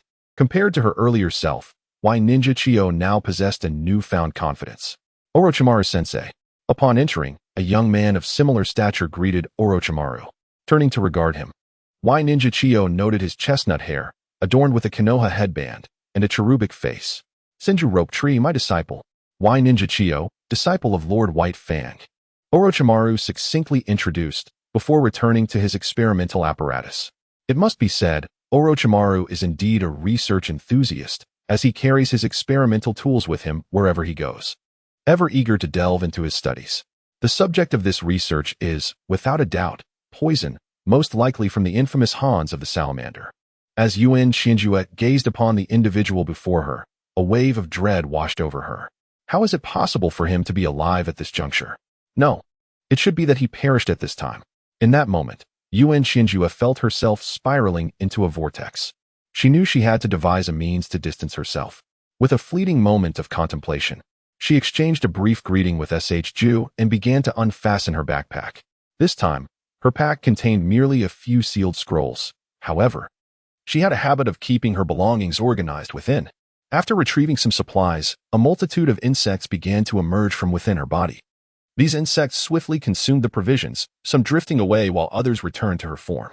Chiyu, who had initially approached to engage in conversation, now regarded Yuan Qianjue with palpable terror. Faced with such a reaction, she chose to remain silent and found a cot within the tent, lying down to gradually succumb to slumber. The vitality coursing through her was continuously augmenting her strength. Chiyu is a significant nuisance. I suspect trouble is inevitable. As two dilemmas converge. Moreover, Chiyu will likely meet his demise at the hands of an explosive tag this year or next. With this thought, Yuan Qianjue felt overwhelmed. To be a disciple under Orochimaru and perish from an explosive tag, who would believe such a tale? As fatigue enveloped her, she soon drifted into a deep sleep. When she awoke, the dawn of the following day greeted her. Outside the tent, a gentle rain was falling.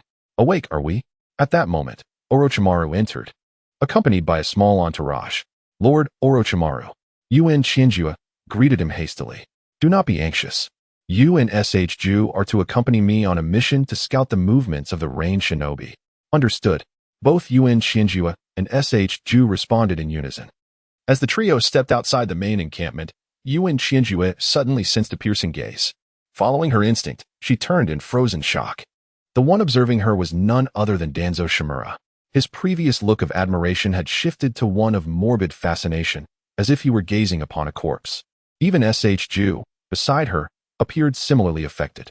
It was only when Orochimaru's attention was drawn that Danzō withdrew his scrutinizing gaze. This was not merely a glance. It was the gaze of a predator surveying its prey, one she had witnessed in the eyes of both Kakashi Hatake and Orochimaru. In an instant, clarity struck Yuan Qianjue. I knew it. Damn it. I truly wish to avoid entanglement with this troublesome individual.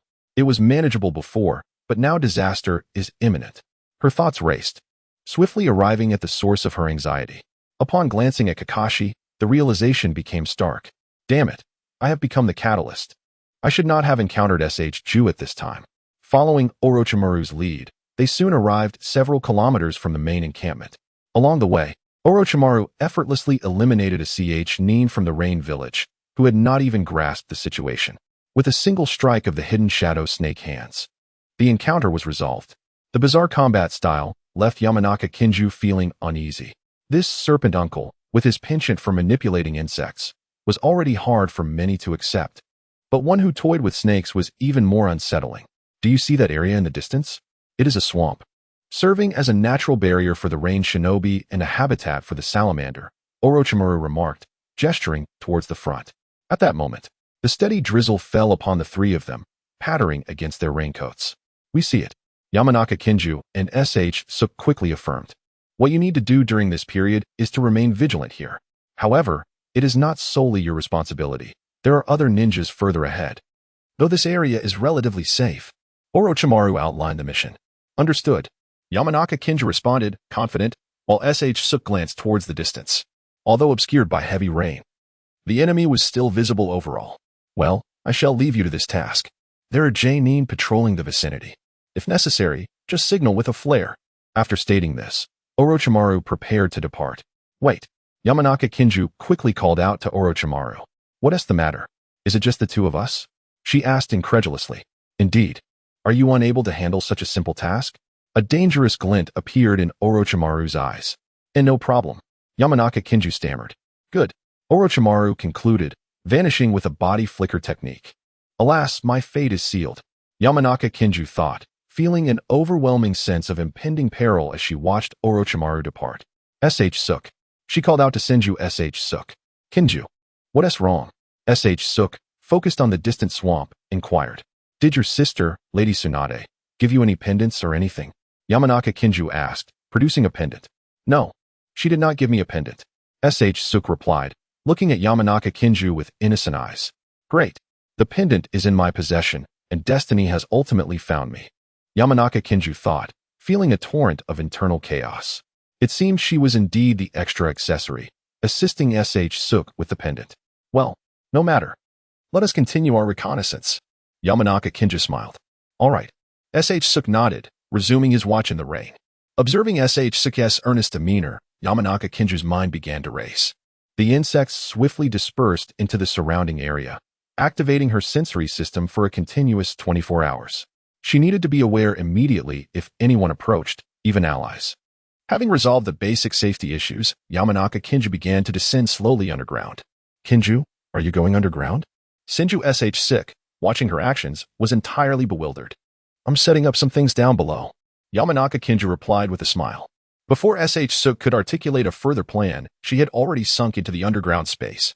There are so many rocks. Chikage gazed down at the terrain, noting that the further one descends, the greater the difficulty and the more severe the chakra depletion. Upon returning to the ground, Senju looked at Chikage with an expression of curiosity, as he found her technique quite remarkable. The rocks must be penetrated. After a moment's contemplation, Chikage began to experiment with the insects. One by one, the insects started to mutate. Acid. If there is acid, it can corrode the stones, allowing for their subsequent retrieval. As Chikage pondered, she continuously evolved the insects. Aha! The fire insect. She retrieved the fire insect, which inherently possessed a degree of acidity. Simultaneously, she began to control the fire insect, stimulating rapid growth through chakra. In the entire area, Chikage set about constructing a dry zone, secretly burying explosive tags in strategic locations. The dry zone relied on waterproof materials and the assistance of the insects to conceal the explosive tags underground, preventing them from becoming saturated with water. The insects needed to create a small, funnel-like structure around the explosive tags, allowing water to disperse outward without affecting the soil in the center. This drying technique had been developed back in Konoha and was now being aptly utilized. While Chikage busied herself, Ju, oblivious to the urgency, gazed blankly at the distant marsh, ever vigilant against potential rain-induced intrusions. Sigh, this is truly difficult. His presence only complicates matters further. Chikage observed the incessant drizzle and realized that such tranquil moments would not last long. Without a doubt, there was a Jainin nearby safeguarding them. Yet the protection was not for her, but rather for Ju. However, having only one Jainin was far from sufficient. Under no circumstances should Ju fall victim to a mere explosive tag. During the Nin exam, the Jainin had the capability to abruptly halt any battle, demonstrating the incredible speed of the body flicker technique. How could an explosive tag, which was nearly ineffective against Jainin, possibly be lethal to Ju? Moreover, an escape route must be prepared. Chikage surveyed the distant marsh, her mind racing with possibilities. The following day, Chikage arrived at the destination as usual, taking watch alongside Ju. However, one of her insect clones departed to scout the perimeter of the camp. Chikage-kun, is it acceptable to call you that? Ju inquired with a smile. No problem. After all, we are undertaking this mission together. We are all elite Nin's disciples. Chikage replied with a smile. It seems I cannot leave him for the time being. I must take it one step at a time. So, do you have any dreams? Ju asked, clad in a raincoat, seemingly radiating an aura of brilliance. None. I merely wish to survive on the battlefield. Chikage did not even glance at Ju, noting that his character resembled Naruto's, and his background was impressively formidable. I do. I aspire to become Hokage. The persistent drizzle continued to patter against the surrounding puddles, occasionally dripping onto the heads of the two. He stands beneath the light, rendering me unable to look directly at him. Chikage remarked with a hint of sarcasm. Ah, if the Hokage were a woman, it would be quite delightful to be her man. Pondered Yamanaka Chiyu after a moment's reflection. Wait, I meant to say I want to be the Hokage's man. Shinsui insisted earnestly. Yes, I know. The Hokage's man. Yamanaka Chiyu continued to command the insects to burrow. A male Hokage? Shinsui suddenly appeared perplexed, subconsciously remarking, but you're already a man. In that moment, Shinsui felt an inexplicable disquiet in discussing such matters with Yamanaka Chiyu. The Hokage? One day, I will surely become one. As long as White Fang lives, there will be no trivial matters to concern ourselves with. Yamanaka Chiyu said without even glancing at Shinsui, silently directing the swarm of insects. We must act swiftly. She retrieved a scroll to release a plethora of provisions into the depths of the pit. Below, the colony of insects began to flourish rapidly, sustained by the ample food, water, and Yamanaka Chiyu's chakra. Simultaneously, numerous herders around them began their activities. The water teemed with insects, and the flora thrived despite the scant sunlight. Nourished by the abundant moisture, the microorganisms in the marsh were plentiful as the herders had combined the trees with the spores brought by Yamanaka Chiyo.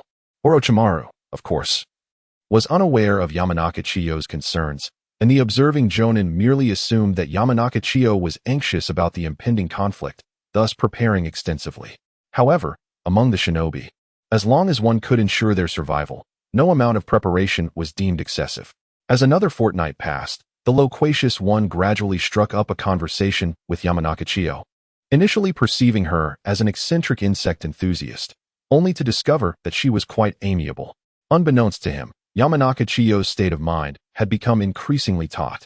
Reluctant to engage, yet forced into close quarters day after day, they found themselves inevitably interacting more. Naturally, conversations flourished, and Yamanaka Chiyo would occasionally produce some sweets. Although slightly yellowed, they were undeniably delightful to him. In addition to the sweets, she would sometimes conjure mushrooms, some of which were dried. Despite their odd appearance, a brief boil in water transformed them into a delicacy.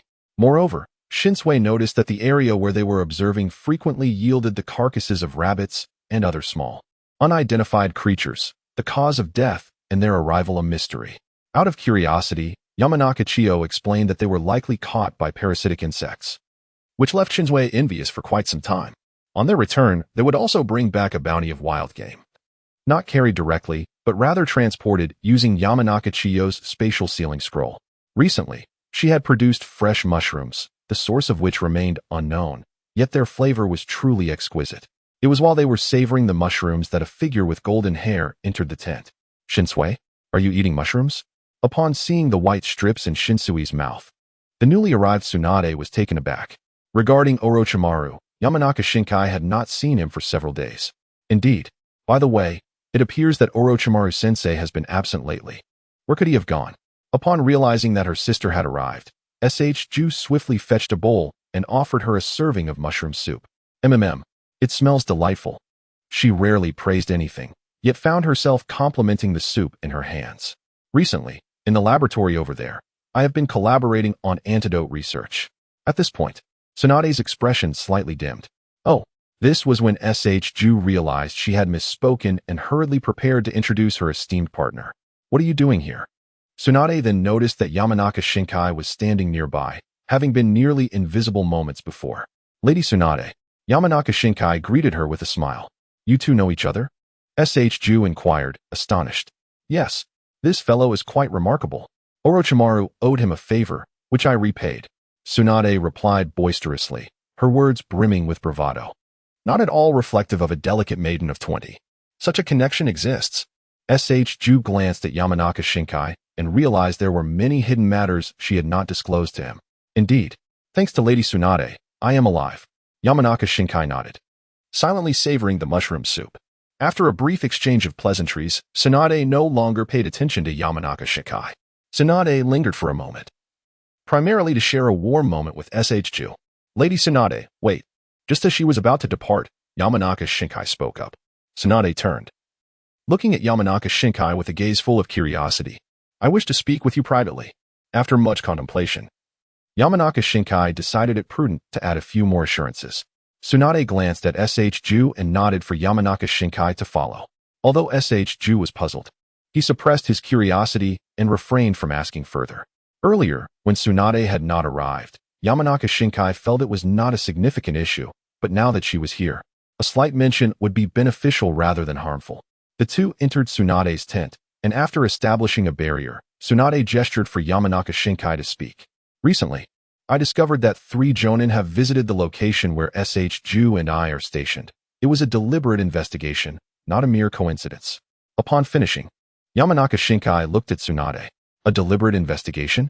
Tsunade's eyes narrowed slightly, her pride evident as she regarded Yamanaka Shinkai. "Is there anything else?" She seemed disinterested in Yamanaka Shinkai's words. "That is all I know." Yamanaka Shinkai understood that Tsunade's pride would not permit further clarification. Having spoken to this extent was already a concession given their acquaintance. "You may leave now, and do not worry." Tsunade waved her hand, offering reassurance and signaling for Yamanaka Shinkai to exit. "Yes, I take my leave." Yamanaka Shinkai nodded and quickly departed the tent. At that moment, Tsunade felt there was no pressing issue. It was merely that Yamanaka Shinkai was overly cautious. With Ju being protected by an exclusive jonin, she did not pay much heed, though she instinctively prepared to investigate further. Yamanaka Shinkai had completed all she could do. Now, it was imperative to avoid impending danger as best as possible.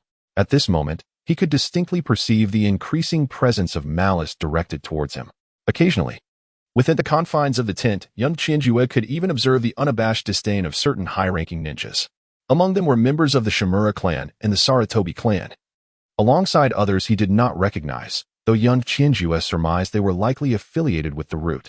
Conversely, there were numerous amicable individuals, primarily from smaller clans, and notably the Inuzuka family. Interestingly, the Uchiha clan, who typically regarded others with a condescending gaze, exhibited a peculiar demeanor towards young Qianjue, addressing him with honorifics and displaying a surprising warmth, albeit limited to the Uchiha elite. The lower-ranking Uchiha, in turn, treated him with a modicum of kindness, influenced by their superiors' favorable attitudes. Every morning, young Qianjue would arrive at the designated site with the still sleepy Shinshu. After the creation of a special corrosive insect by the flame bug, the excavation process became remarkably effortless, harnessing the power of the water flow. Numerous stones were swept away to the distant marsh, while the area beneath young Qianjue became increasingly hollow.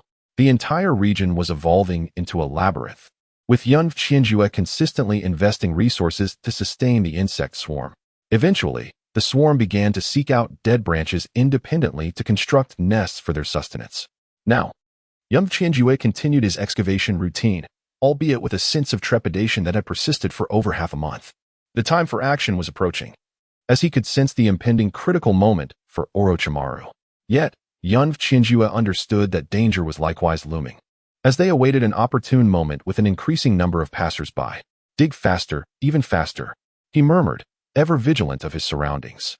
The land of rain, which had begun to clear, was once again beset by heavy rainfall as time progressed. The raindrops fell incessantly, contrasting with the initial moments when young Qianjue and Shinshu were merely exposed to the elements. However, due to young Qianjue's efforts, a rudimentary protective measure was soon in place, featuring a water barrier laid on the ground, with a rain tarp above their heads that matched the color of the exterior, accompanied by small ditches around them. The rainwater flowed gently by, merging with other streams, and eventually leading into the distant marsh. Now, the two hardly needed to endure the downpour. As long as they remained cautious and attentive, the surrounding ninjas, witnessing young Qianjue's initiative, began to emulate his approach, enhancing their own camouflage. The high-ranking ninjas inspecting the area made no objections. Their silence could be construed as tacit support. At that moment, young Qianjue suddenly sensed three familiar presences entering the vicinity. They had arrived. Three nearby insects conveyed the sensed information clearly to young Qianjue. At that very moment, the voice of Shinshu reached the ears of young Qianjue. "Qianjue, we have a situation. The rain ninjas are attacking." Shinshu pointed towards the distant marshes. The area was shrouded in heavy rain, rendering visibility nearly impossible. However, Shinshu, being a perceptive ninja trained in sensory techniques, was acutely aware of the circumstances unfolding in the marsh ahead and promptly issued a warning. Damn it! Young Qianjue comprehended the gravity of the situation in an instant. Just then, fierce combat erupted in the frontline area as a multitude of ninjas began to converge on that location, indicating that the vanguard and the sentry team were engaged in conflict. It seemed they had been aware of this long ago.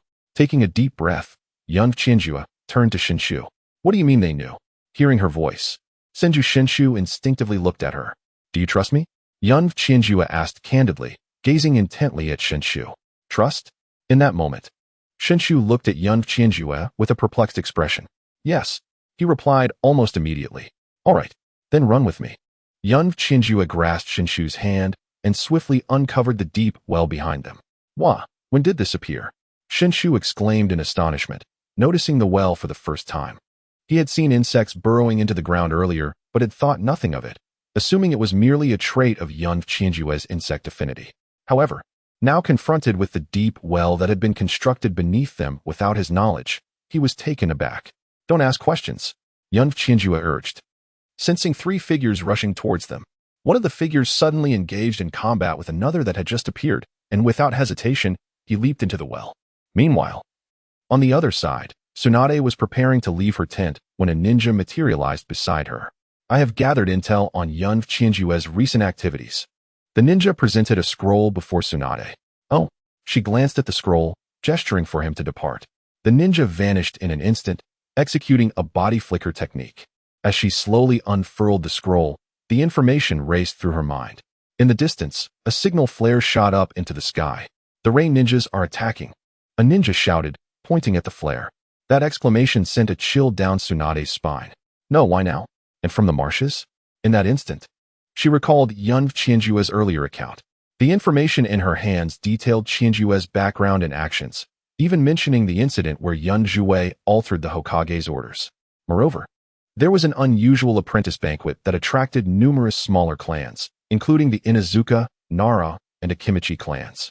Particularly notable were the presence of the Uchiha and the Yamanaka clans, all indicating that Yun Qianjue possessed an exceptional intellect, one that could be deemed extraordinary.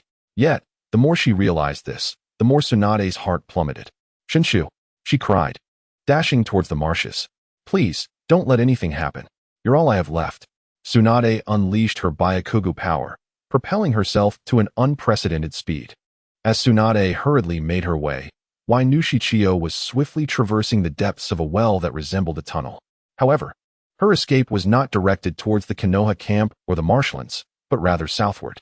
Two distinct presences surged towards her previous location from opposite directions. Chiyo quickly channeled her chakra, initiating her strategy. At the moment the two figures drew near, a tremendous explosion erupted. The traps concealed within the surroundings unleashed their devastating power. One of the Konohanin was sent hurtling aside by the blast, while the other miraculously transformed into a wooden figure, having evaded the blast radius. A trap? Observing the recently detonated explosive tags and the shredded camouflage tarp, Chiyo discovered a deep well that had been unearthed unbeknownst to her. With a sigh, she refrained from advancing towards the well immediately. Instead, she approached the flung ninja and with a swift motion, ended his life amidst his terror-stricken gaze. The Nin proved utterly useless. Shimizu Kikujiro regarded the fallen ninja with a glint of cruelty in his eyes. He then dashed towards the well. As the explosion subsided, Chiyo distinctly sensed one presence ceasing its movements, while another remained unaffected, rushing into the newly revealed passage. Summoning insects. While sprinting with her rope, she deftly controlled the swarm from a distance, multitasking with finesse. In an instant, a multitude of insects began to swarm around Kikujiro. Another trap. At that moment, Kikujiro's expression darkened ominously. This should have been a closely guarded secret. Why were preparations made so early? Suddenly, this thought struck him, and all answers pointed to one conclusion, presenting two possibilities. Either the opposing side had foreseen this and had prepared accordingly, or the Wainushi clan had anticipated such an event and devised numerous escape routes. If they had indeed known of his arrival today, then what awaited him would not be a mere trap, but either Orochimaru or Tsunade. Understanding this, he felt a wave of relief wash over him, as the worst-case scenario had not materialized. Remarkably, two genin had orchestrated such extensive preparations, sensing the profound tunnel and the approaching swarm of insects. A glint of cold determination sparked in his eyes. Wind release, thousand-faced wind. In an instant, a plethora of insects perished around him. Yet, as they were obliterated, a conflagration ignited, consuming the air of oxygen in its wake. A suffocating sensation enveloped him, prompting Kikujiro to employ a body replacement technique to evade the encroaching inferno. While a figure burrowed into the earth. Damn it, I cannot pursue like this. Who knows how many more of those insects lie within? Following this assault, Kikujiro swiftly comprehended the gravity of his situation. The Wainushi clan had prepared impeccably. Following the tunnel would undoubtedly lead to a fruitless chase, necessitating a change in tactics. Understanding this point, he swiftly moved upward towards the apex using the Earth Dragon concealment technique. He chose not to continue racing through the deep wells tunnel, while simultaneously sensing the dispersal of his ninjutsu, beginning to probe the movements of YN Chika and Senju Ju beneath the ground. At that moment, YN Chika felt no trace of the pursuing ninja, realizing that her pursuer had momentarily lost her trail. What had transpired moments ago, and when had this deep well been excavated? In that instant, Ju was akin to an inquisitive child, filled with curiosity about the events unfolding around him. Yet, there was no time to pause. This was the escape route I had meticulously prepared, and that Jonin was still in pursuit. Chika did not respond to him, but merely stated a harsh truth. A Jonin? From the Rain Village? Ju was bewildered, though he could not shake the inexplicable warmth radiating from behind him. Chika, witnessing his Na'vi demeanor, suppressed a desire to strike him and smiled in acknowledgement. Then, let us hasten back to the main camp, Ju immediately declared. His first instinct in the face of a Jonin being to flee, for he was there to hone his skills, not to meet his demise. Very well. Keep pace with me. Chika urged him onward, knowing that after traversing a short distance, they would enter the forested area where they could run freely. Before long, they emerged from the underground exit, having navigated several twists and turns beneath the surface.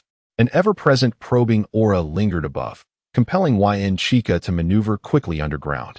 Concealing her direction, like a cunning hare with multiple burrows, she had prepared 10. As they gazed toward the distant forest, Chika clutched Ju's hand, continuing their escape. Soon, they plunged into the woods, and at that moment, a startled voice pierced their ears. You actually made it this far. Standing before Chika was a Leaf Village ninja, not a Jonin, but a Nin. The sight of this Nin weighed heavily on Chika's heart. Shimura Waitai, the low-ranking ninja, remained just that. She could hardly believe that after all this time, he was still a mere Nin. Shimura Waitai regarded Chika with a chilling malice in his eyes. Are you guarding this place? What are your intentions? Chika drew her ninja blade. Knowing that this individual, hailing from a prominent family, would not be lacking in skill. Naturally, it is to prevent your escape. He unleashed his ninjutsu. Yet there was no reaction from the surroundings, his eyes gleaming with madness. It was he who had thrust her onto the front lines, where she had narrowly escaped death on several occasions, only to seek assistance from Shimura Danzō for a more secure position, only to be dispatched to the route, tasked with even more perilous missions. In that moment, his hatred for Chika reached its zenith. Information relay technique. Chika comprehended instantly. Ju, run. Don't worry about me. They are after you. I shall hold them off. Chika shouted, forcefully pushing Ju away, embodying a resolve to face death without fear. Ju stumbled, nearly falling to the ground, and gazed at the Nin in the distance, devoid of fear in his eyes. Yet behind him, a Jonin was in pursuit. Lingering now was scarcely different from courting death. What will you do? As soon as Ki uttered his words, he caught sight of Chiketsu's resolute gaze. With a steely determination, he ventured deeper into the forest. Behind him, he felt an intense heat as if flames were licking at his back, despite not having been attacked. If you wish for my demise, then you shall perish. Chiketsu regarded Shimizu Yashitake as though he were already a corpse. Indeed, the so-called explosion from the detonating tag was merely a ruse crafted by these ninjas. It was nothing more than an overt assassination attempt. Is it really you, a mere Jinin? Shimizu Yashitake's eyes glimmered with growing animosity as he faced Chiketsu. What awaited him was a glinting steel blade. So swift. Observing the knife's approach, he retreated hastily, simultaneously unleashing a wind release technique. Hurling a wind bullet toward Chiketsu. In midair, she deftly maneuvered, evading the attack and closing in on him once more. Shimizu Yashitake produced kunai, his left hand launching 3 shuriken toward Chiketsu, charging forward. This time, she showed no signs of retreat, effortlessly slicing through the shuriken and thrusting her blade toward him. Confronted with such aggressive close combat, Shimizu Yashitake comprehended Chiketsu's intentions all too well. How could she be this formidable? A flicker of astonishment crossed his eyes, as he realized his melee skills were no match for hers. Wind release, great breakthrough. Instantly, a torrent of swirling winds surged toward Chiketsu, forcing her to retreat several steps to regain her balance. Just as he prepared to unleash another wind technique, swarms of insects emerged, surrounding him completely. Insects. Gazing at the dense mass of bugs encroaching around him, he instantly understood he had fallen into a trap. I like to call this technique insect annihilation. A smile graced Chiketsu's face as she sheathed her steel blade and swiftly dashed towards the direction Ki had taken. Behind her, anguished cries erupted as countless insects engulfed Shimizu Yashitake. As Chiketsu sprinted, her sensory system activated, linking her perception with the surrounding insects, allowing her to swiftly locate the fleeing Ki. Without a moment's hesitation, she pursued him. At that moment, a figure surged from the northern area toward the running SHK. Damn, relentless as a ghost. Sensing that the figure bore no intention towards her, it charged straight for SHK. It could only be the previous Jonin. Nyu Chiketsu rapidly enhanced her body, her muscles trembling, enabling her to reach SHK more swiftly. At that moment, SHK, tears streaming from his eyes, leaped frantically from tree to tree, utterly lost. With only the instinct to run, the heat behind him intensified, tormenting him, yet he understood he could not halt. It was the time Nyu Chiketsu had fought for with her life, and he vowed to carry her spirit to survive. Continuously racing forward, a voice suddenly echoed behind him. Water release, White Fang bullet technique. Dozens of water bullets accurately surged toward him. How could it be so fast? Observing that figure and the approaching water bullets, Senju Nagashi realized there was no way to evade them. He was struck 3 times, forcefully knocked down from the tree. Truly, how swift you are. You nearly escaped. Shimura Kikujiro coldly addressed him as he stood before Senju Nagashi. At that moment, the forehead protector atop his head appeared glaringly conspicuous in Nagashi's eyes. You are a ninja of Konoha. Why do you wish to kill me? As he faced Shimura Kikujiro, Nagashi could distinctly sense his own terror. The helplessness of confronting AJ Nin and the dread of inevitable death rendered him nearly immobile, making the thought of escape seem impossible. Go below and inquire of your grandfather. A glimmer of cruelty flashed in his eyes as he hurled shuriken, swiftly creating several lines of wire around him, adorned with explosive tags. All of this transpired in an instant, forming a rudimentary trap. Gazing at the trap before him, fear spilled from Senju Nagashi's eyes. His previous innocence had vanished, leaving only a profound disappointment in the world. Am I to die? Watching Shimura Kikujiro approach step by step, his eyes were filled with despair that had supplanted his earlier disillusionment. Swish! 3 kunai suddenly appeared at Shimura Kikujiro's side, hurtling towards him. You again! He quickly dodged, distancing himself from Nagashi, his gaze filled with disdain as he beheld Aburame Chiyu. Indeed, it is I. Aburame Chiyu clapped his hands, causing a multitude of insects to swarm around. While Shimura Kikujiro was setting the trap, Chiyu had already summoned insects, gathering them in this area well in advance. Now, they arrived just in time. With his body enhanced to its limits, the abundance of vitality rendered Aburame Chiyu exceptionally agile. Then you shall perish here as well. There should still be enough time. Shimura Kikujiro slowly remarked, observing the heavy rain above and the misty forest. Water release, Water Dragon bullet technique. A colossal water dragon surged forth, heading straight for Aburame Chiyu. Without the slightest hesitation, Chiyu scooped up Senju Nagashi and leapt rapidly towards the tree. In that moment, Nagashi felt overwhelming shame. He could hardly muster the strength to flee. Yet Aburame Chiyu was undeterred by the looming threat of death, rescuing him. The massive water dragon failed to strike Aburame Chiyu at the moment the dragon passed.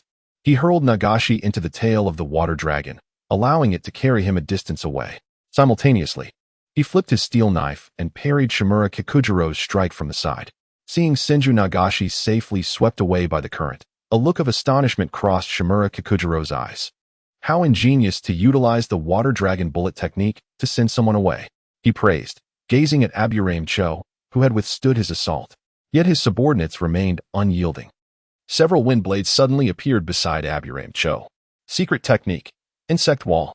A torrent of insects surged forth from the rain, forming a barrier beside Aburame Chiyu to intercept the wind blades. More insects charged wildly towards Shimura Kikujiro, seeking to overwhelm him with sheer numbers. Wind release, Peacock wind blade. In an instant, countless wind blades manifested around Shimura Kikujiro, slicing through the swarms of insects mid-air, disintegrating them effortlessly. Indeed, at this moment, mere numbers proved futile. Observing such ninjutsu, it was evident that it possessed tremendous destructive power. Previously, the myriad insects summoned by the thousand-faced wind might have withstood a few strikes. However, against blades of this caliber, the insects were akin to excess flesh, effortlessly shredded by steel. The ground was carpeted with a multitude of insect carcasses, and the insects that had just gathered around were halved in an instant. This is untenable. We must flee. Realizing the ineffectiveness of his insects, he summoned another batch, directing them toward the distant Shimura Kikujiro. Regardless of the casualties, Yamanaka Chiyo had to intervene. Yamanaka Chiyo sprinted swiftly, reaching Senju Rope Tree's side. At that moment, Senju Rope Tree had just regained his senses from the impact of the water flow, witnessing Yamanaka Chiyo carrying him away, which warmed his heart. Put me down. He aims for me. You cannot escape. Senju Rope Tree, still oblivious to the fact that he was the target, faced the grim reality that someone sought his life. If I put you down, we both perish. Yamanaka Chiyo retorted, releasing the last of her insects, which charged toward the pursuing Shimura Kikujiro. Carrying him? Then I shall pierce through. Observing Yamanaka Chiyo fleeing with Senju Rope Tree, a glint of cold light flashed in Shimura Kikujiro's eyes. Wind release, vacuum blade. A substantial amount of chakra coalesced on his kunai, his senses locking onto Yamanaka Chiyo, who was desperately attempting to escape. Death. In that fleeting moment, the kunai was hurled forth. Sensing the impending attack, Yamanaka Chiyo tossed Senju Rope Tree aside, bracing herself to meet the assault. The kunai pierced through her body, sending a cascade of crimson liquid into the air. As Senju Rope Tree fell once more, the tears in his eyes had long since dried. In that moment, he embraced the inevitability of death. He forcefully twisted in midair, landing squarely on the ground. Looking toward Shimura Kikujiro, devoid of fear, only determination remained. Drawing a kunai, his eyes resolute. Leave the rest to me. A voice resonated in his mind. In an instant, a figure emerged behind him. Orochimaru, how did you come to be here? Shimura Kikujiro exclaimed in astonishment at Orochimaru's appearance. Merely a trivial trick, Orochimaru replied, slowly drawing the Kusanagi sword from his mouth. Impossible. Orochimaru cannot possibly be here. Water release. Water dragon bullet technique. Shimura Kikujiro's eyes descended into madness.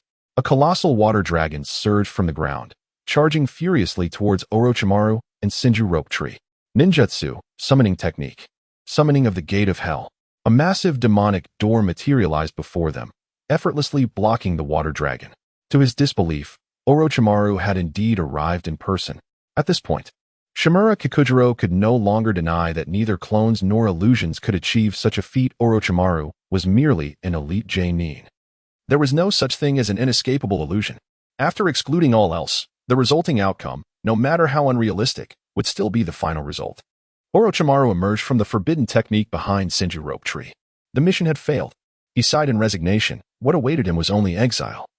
With no possibility of returning to Konoha unless Orochimaru, Rope Tree, and the Senju clan were no longer in positions of power. Another water dragon bullet technique was unleashed. Yet Orochimaru's Rashomon had not yet descended, transforming in an eerie manner. He sought to attack the Jonin before him directly, but as a fellow Jonin.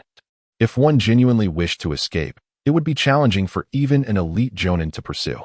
Shimizu Kikuzu vanished into the rain, and after chasing for a brief distance, Orochimaru relinquished the pursuit and returned to Rope Tree's side. At that moment, Rope Tree observed the returning Orochimaru. The resolve he once held was now entirely unraveled. His eyes devoid of life, he gazed blankly at Orochimaru, then seemingly recollected something and stumbled towards the spot where White Ninja Chickage had fallen. Don't go, he is nearby. Orochimaru's voice echoed. Nearby? Rope Tree turned to look at the location where White Ninja Chickage had been, only to find a pool of crimson liquid, devoid of a corpse. No, there's no scent of blood? At that moment, confusion enveloped him further. Little brat, are you not coming out? Orochimaru's gaze fell upon a certain direction, his eyes heavy with lethargy. At that moment, White Ninja Chickage sheepishly emerged from behind a tree. Chickage, you're alive? It was then that Rope Tree fully grasped the situation. His previously ashen face suddenly brightened, a simultaneous expression of joy and sorrow emerging. Did you wish for my demise? White Ninja Chickage laughed, rubbing his head. The rain is truly bothersome. Observing the vivid scarlet in the distance, Rope Tree comprehended that White Ninja Chickage had not been injured at all. The red was merely pigment, akin to that which adorned Chickage's coat. After being drenched by the rain, it had merely flowed away. Everything prior had been an illusion. I will provide you and Rope Tree with an explanation regarding this matter, Orochimaru stated, glancing towards the direction Shimizu Kikuzu had departed. Understood. White Ninja Chickage nodded. Just then, a series of tremors resonated in the distance, and a figure with golden hair appeared, racing towards White Ninja Chickage. With each step, mud flew beneath her feet, and any tree that stood in her path was shattered by a single punch. She reached Rope Tree's location, tears welling in her eyes, and came to a screeching halt, embracing Rope Tree tightly before him. Rope Tree, are you all right? I thought I would never see you again. Realizing her emotional outburst and the fact that Rope Tree was nearly breathless in her embrace, she finally released him. Sister, I'm fine, Rope Tree replied, confidently exposing his form. Aside from a few scratches from branches, he bore no wounds. Tsunade performed a ninjutsu examination, confirming that Rope Tree was indeed unharmed, allowing her to finally breathe a sigh of relief. It was Chinjue who led me to escape. Otherwise, I would have truly been unable to flee. At this moment, Xingtian recalled the terror that had enveloped him in the face of death.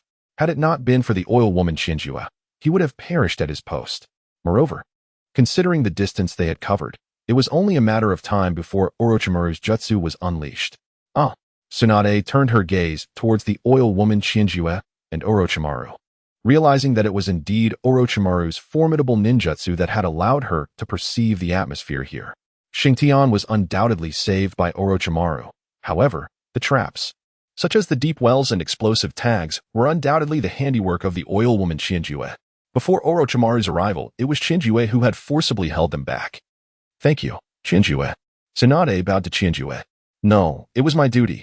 The oil woman Chinjue hurriedly returned the bow, feeling unworthy of Tsunade's gratitude. I will compensate you upon my return. With that, Tsunade's earlier anxiety dissipated, replaced by a sense of relief. Upon receiving the message from the oil woman Chinjue and witnessing the signal of a rain ninja's ambush from a distance, she had promptly relayed it to Orochimaru, urging him to hasten to Xingtian's side while she swiftly pursued them. Upon reaching the location of the oil woman Chinjue and Qinsho Xingtian, she was alarmed to see the ground littered with explosions, but was reassured to spot the deep well, indicating their escape route. She frantically chased after the aura of Qinsho Xingtian, ultimately pursuing them into the forest. Fortunately, the worst-case scenario did not materialize. Tsunade gazed at the oil woman Chinjue and Qinsho Xingtian before her, feeling an inexplicable sense of resemblance between them. This time, I shall investigate. I do not know whose hand is at play, but it is undoubtedly someone from the higher echelons of Konoha. The languor in Orochimaru's eyes dissipated. As he quietly arrived at a conclusion he was reluctant to accept. I will also conduct a thorough inquiry if they dare to act against my clan. They must be prepared to face the ensuing wrath. The gentleness in Tsunade's eyes vanished, leaving only boundless fury. Observing their actions, the oil woman Chinjue wore a look of exasperation. Dude, what the hell are you doing holding me? I'm not dead. And you and Hao E are exactly the same. Both prone to tears, aren't you? She stared at Qinsho Xingtian, who was clinging to her while wiping his nose, in a state of utter disillusionment. Were it not for Orochimaru's menacing gaze and Tsunade's occasional glances in her direction, Chinjue would have genuinely considered giving Qinsho Xingtian a piece of her mind. You seem unscathed? Upon seeing the oil woman Chinjue before him, Orochimaru appeared to suddenly realize something. The aura of danger in his eyes intensified. Although he was already aware of Chinjue's considerable strength, it was indeed peculiar that she had emerged unscathed in the face of AJ Nin. Bugs. The oil woman Chinjue pointed at the countless insect corpses scattered around, speaking slowly. At that moment, Orochimaru once again noticed something strange. How could there be so many insects in this place? This only deepened Orochimaru's suspicions regarding Chinjue. My insects are capable of thriving through their own hunting and grazing. It is this very trait that enables them to produce an abundance of sugar. Noticing the puzzled gaze of Orochimaru, Wainoyoki Chika realized she could no longer conceal the truth. As she spoke, a swarm of insects began to materialize around her. Orochimaru, being a biological expert, could immediately discern that these were mutated parasitic insects.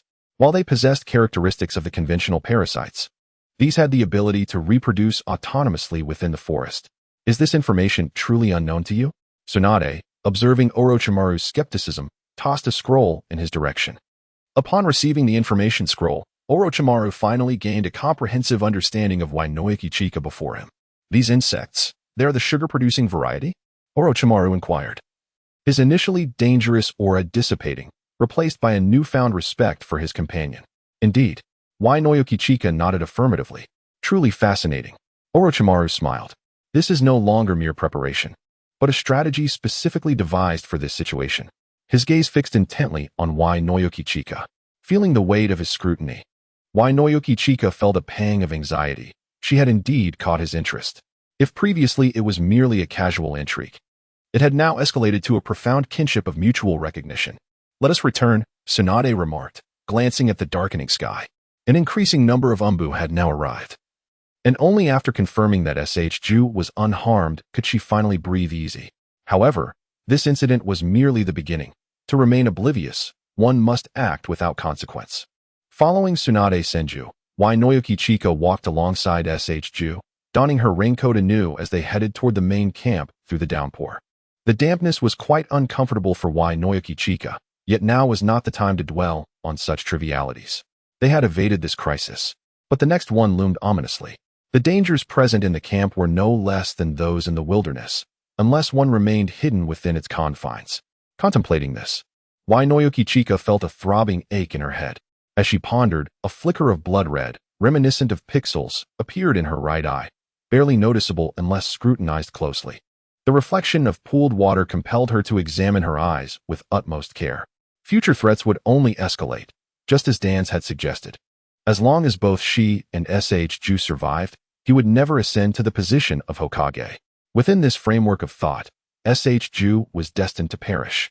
Binding her fate to his, Wainoyuki Chika lamented her unfortunate connection to Ju, yet she recognized that her choices had dwindled. Gazing at the relentless rain, her spirits sank further. How many years would this war endure? Now was the most intense phase, with troops firmly entrenched in this location. Following this incident, I should be spared from missions for a while, she mused, observing the distant camp. Upon our return, you shall visit Orochimaru's tent. For now, you are relieved from assignments, and I will arrange for you to report to the logistics department. Tsunade remarked, her eyes vigilantly scanning their surroundings for any lurking traps. Understood. The two responded in unison. For the oil woman, Shinjue, the pursuit was futile. Upon returning to the camp, she encountered Danzō, who stood before the encampment, coldly observing her and Sunshu rope tree as they re-entered. Gazing upon the middle-aged Danzō, Shinjue recalled the Chunin she had encountered in the forest. It was unmistakable that he was a direct descendant of the man before her. Hate me, then hate me, she thought defiantly. There will be plenty of opportunities for you to despise me in the future. Confronted by his frigid gaze, Shinjue donned her sunglasses. If he could not see my eyes, he would remain oblivious to my thoughts. Internally, she scoffed while avoiding Danzō's scrutiny. Upon returning to the camp, Shinjue cleaned herself up and changed into a fresh outfit. Yet she chose not to remove her sunglasses.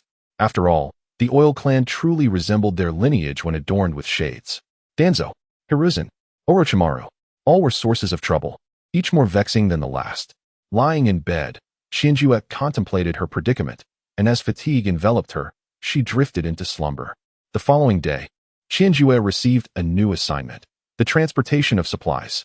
Compared to engaging in frontline combat, transporting goods posed no challenge for her. Moreover, it served as an opportunity for physical training. Rope Tree had no qualms either, viewing the task as a means of enhancing his physique.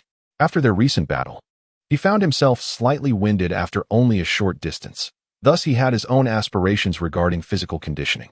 Once both agreed upon the task, they settled into a routine at the camp, laboring from dawn till dusk. In the initial days, Rope Tree struggled a bit, but as time wore on, he grew increasingly robust. Shinjue often treated him to jerky and, on occasion, fresh rabbit meat and mushrooms. Even when she stayed behind, she managed to procure these delectable items. Much to Rope Tree's surprise, the duo transformed the harshness of the front line into a training camp, where breakfast consisted of mushroom soup with meat, lunch mirrored the morning's fare, and, yes, dinner remained unchanged. After consuming mushroom soup repeatedly, Rope Tree found himself overwhelmed. I cannot endure this any longer, he lamented, gazing at the bowl in his hands after a month of the same meal. Perhaps we could add some military rations? Shinju mused, proposing a solution. Can we obtain anything besides mushrooms?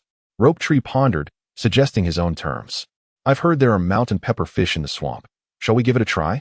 Shinjue recalled the creatures that thrived in the marshes. If I don't perish at the hands of those fiends, I fear I might grow weary of your culinary offerings. Rope Tree replied helplessly, acknowledging that Shinjue had already exerted herself to her limits. Here, sugar. Shinjue placed the sweet treat before him. How do you possess so much sugar? After consuming Shinjue's sugar, which rapidly replenished his energy, he found himself puzzled by its peculiar yellow hue. You really wouldn't want to know. Shinjue responded after a moment of thought. You always evade my questions. Is there truly no trust between us? Lamented Senju Ju. Do you really want to know? I do. Then follow me. As Senju Ju gazed at the figure before him, the oil woman, Chikatsu, led him outside. Upon realizing that she was finally willing to reveal the secrets of candy making, his youthful face blossomed with joy. They arrived just outside the camp, a mere few hundred meters away, in a place deemed utterly safe. It was also near a small grove from which firewood was typically gathered. Here, Chikatsu halted Senju Ju at a particular spot. At that moment, a swarm of insects emerged from their nests, depositing grains of yellow sugar into Chikatsu's hands. Witnessing this scene, Senju Ju's expression turned ashen, dread filling his eyes. After a moment of contemplation, Chikatsu summoned a plump insect from its lair, and before Senju Ju's astonished gaze, extracted a square, white crystal from its body. Senju Ju quickly covered his mouth, terror etched across his features. Mushrooms began to appear from the nest, and the herders actively placed them into the basket behind Chikatsu. Even strips of jerky flew out, landing directly in the basket as well. Unable to contain himself any longer, Senju Ju succumbed to nausea, retching uncontrollably. All this time, the food he had consumed had been the produce of these insects in the forest. Turning to face the nearly sickened Senju Ju, Chikatsu shook her head, urging him to refrain from knowing too much. This was evidently more than he could handle. With the nest fully harvested, Chikatsu proceeded to the next location, simultaneously absorbing a plethora of the insect's life force to replenish her own vitality. As time passed, she could distinctly feel her body entering an accelerated state, corresponding to an increased consumption of life energy. Given sufficient time, she would only grow stronger. The camp would undoubtedly be attacked later. At that point, no one would be there to assist, increasing the likelihood of disaster. Moreover, during the final battle, the entire frontline camp of the Land of Fire was annihilated, leaving only 3 ninjas alive. As for the whereabouts of Ninja and the higher-ups of Konoha, Chikatsu was unaware, but the facts spoke for themselves. Existence was justification enough. The thought of the terrifying mortality rate in that battle made Chikatsu realize she could not afford to remain idle in the camp while gathering sustenance. She also made sure to cover the basket on her back and drag the exhausted Senju Ju back, touching her right eye. She resolved never to reveal it before Orochimaru, or in this camp. The rain began to fall once more, a near-daily occurrence in this place. How wonderful it would be if all this rain could reach the land of wind. The desert could transform into a lush Jiangnan. As Chikatsu observed the renewed downpour, opening an umbrella above her head, she lamented her thoughts. Yet, upon reflection, she realized that such a dream might indeed be possible. Upon returning to the tent, the process of cooking mushrooms and meat commenced anew, yet the Senju rope tree dared not approach any closer. What? After a month of eating, you now find it difficult to consume anything? Oil woman Chikage remarked with a smile, observing the Senju rope tree's evident disdain. Ah no, I simply am not hungry. The Senju rope tree discreetly turned away, surreptitiously popping a military ration into its mouth, maintaining a respectful distance from the pot before it. Without hesitation, Oil woman Chikage began preparing a hot pot, with small flames dancing beneath, the water effortlessly conjured through water manipulation. Seasonings such as salt were plentiful, as Oil woman Chikage had amassed a considerable supply during her earlier endeavors accompanying Konoha's White Fang in their campaign against the Sand Shinobi. Dried vegetables and jerky complemented the mushrooms, resulting in a palatable dish. As Oil woman Chikage savored bowl after bowl, the Senju rope tree could only watch in hunger, swallowing its saliva countless times, and slowly exited the tent. Upon witnessing Oil woman Chikage's departure, the Senju rope tree gazed at the pot brimming with food and the neatly prepared ingredients nearby, caught in a conflict of desire.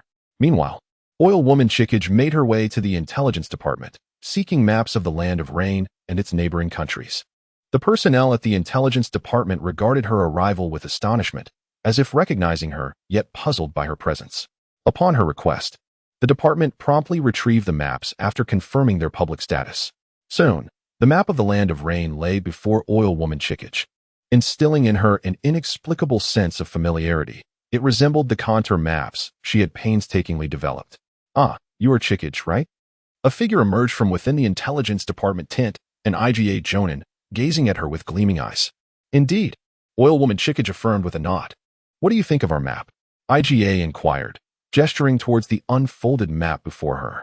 It's quite good, Oil Woman Chiyu responded, noting the striking similarities to her contour maps, with a few self-created symbols that she could partially decipher. That's splendid. IGA beamed at the acknowledgement from the inventor.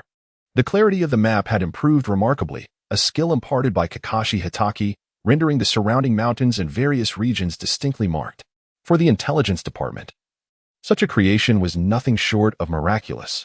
Upon departing from the intelligence department, Oil Woman Chiyu now possessed a meticulously replicated map, featuring all necessary markings. The layout of the Land of Rain aligned closely with her expectations, nearly encircled by mountains, with a vast circular formation to the southwest. The imposing mountains obstructed the moisture from reaching the Land of Wind, while the heat from the Wind Country perpetually induced a rainy season in the Land of Rain. If this position could be breached, it would be splendid. Oil Woman Chiyu mused, contemplating the opening in the formation. Could even a demigod not achieve this? She whispered to herself. Upon reaching this realization, the Oil Woman, Chiyu, suddenly grasped a significant issue.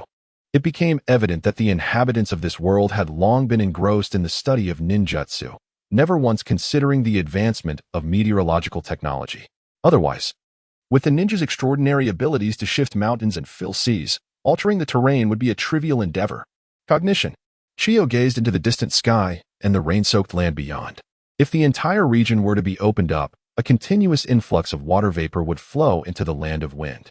In addition to the moisture, a vast subterranean aqueduct system would need to be constructed, directly tunneling from underground to the Land of Wind.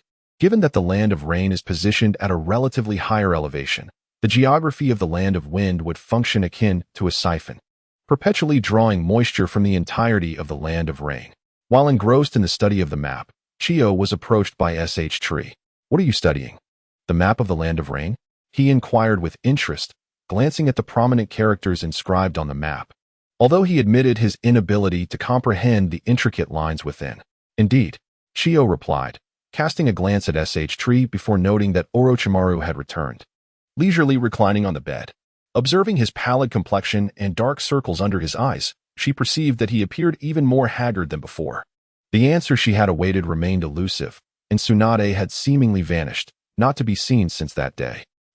This knowledge may not serve her, yet it would undoubtedly benefit others. Realizing this, she swiftly transcribed her thoughts onto a scroll and hurried back to the intelligence department. Chiyu was acutely aware that every move she made was encompassed within Orochimaru's perception. Only the personnel in the intelligence department could contact Kakashi Hitaki.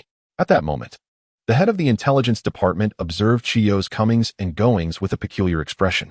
Sir, I urgently need to relay this to my teacher. It is of utmost importance. Please ensure it reaches him. Chiyu implored with sincerity.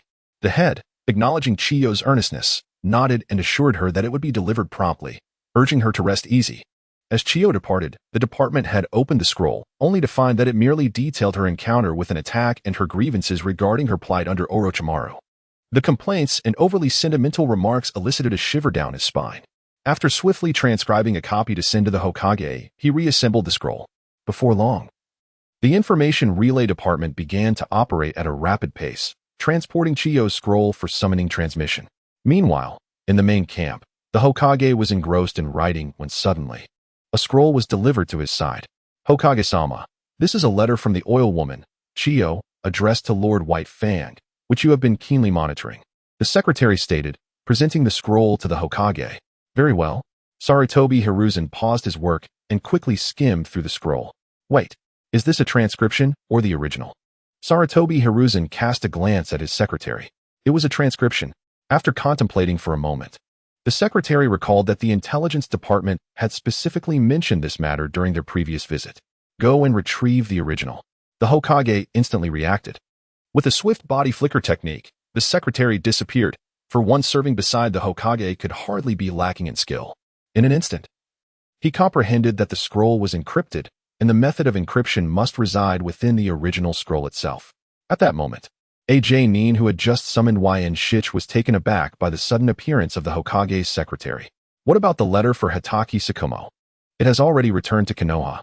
The summoner gazed at the secretary with a perplexed expression. Damn it. Ninja art. Reverse summoning technique. The Nin vanished from the spot. A whirlwind of chaos ensued, and he reappeared at Konoha. He hastened to intercept the messenger, blocking the entrance of the Hitachi residence. Glancing at the scroll in his hand, he felt a sense of relief and then utilized the reverse summoning technique to return. Little did he know, at the very moment he materialized around the Hitachi household, Pakken had already taken notice, observing the entire scene unfold.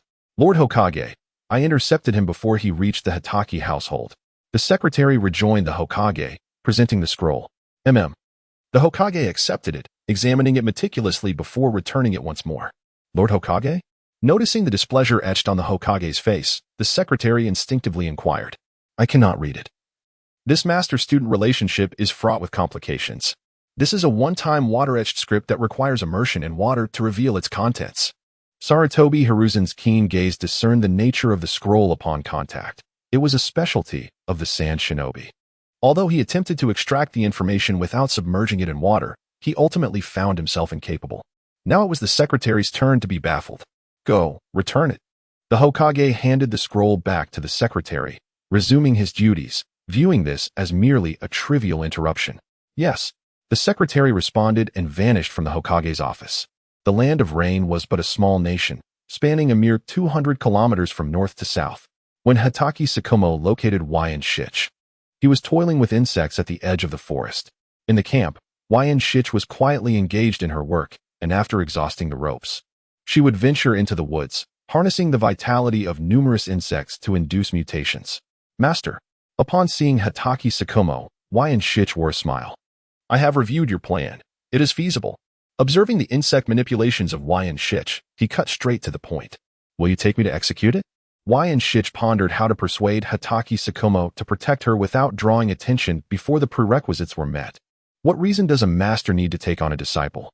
Hitachi Sakumo replied with a smile, glancing at Wyan Shich. Moreover, regarding your scroll, had it not rained, I truly would not have discerned the writing within. Hitachi Sakumo produced the scroll, which bore signs of having been soaked through. Had it not rained, you certainly would have discovered it, and there are certain matters that warrant caution. Gazing intently at the oil girl, Chiyo, for an extended moment, Kakashi Sakumo could distinctly sense that her intellect far surpassed that which one would expect at her tender age. The defenses that Chiyo exhibited were not aimed at herself, but rather against the schemers lurking within Konoha. When Pakken delivered his message, he deliberately mentioned certain observations made at the Hitachi residence. This revelation left Sakumo in a state of profound conflict. The Hokage had shown him immense favor, a debt that could not be dismissed. Yet his newfound strength posed a significant threat to the Hokage's standing. Though the current Hokage remained the formidable shinobi he had always been, having spent countless years alongside Sarutobi Hiruzen, deeply influenced by the will of fire, he was acutely aware of the indecision and selfishness that lay within Hiruzen's heart. No one is devoid of flaws, and he himself recognized his own vulnerabilities. The clash between reality and past ideologies caused him considerable distress.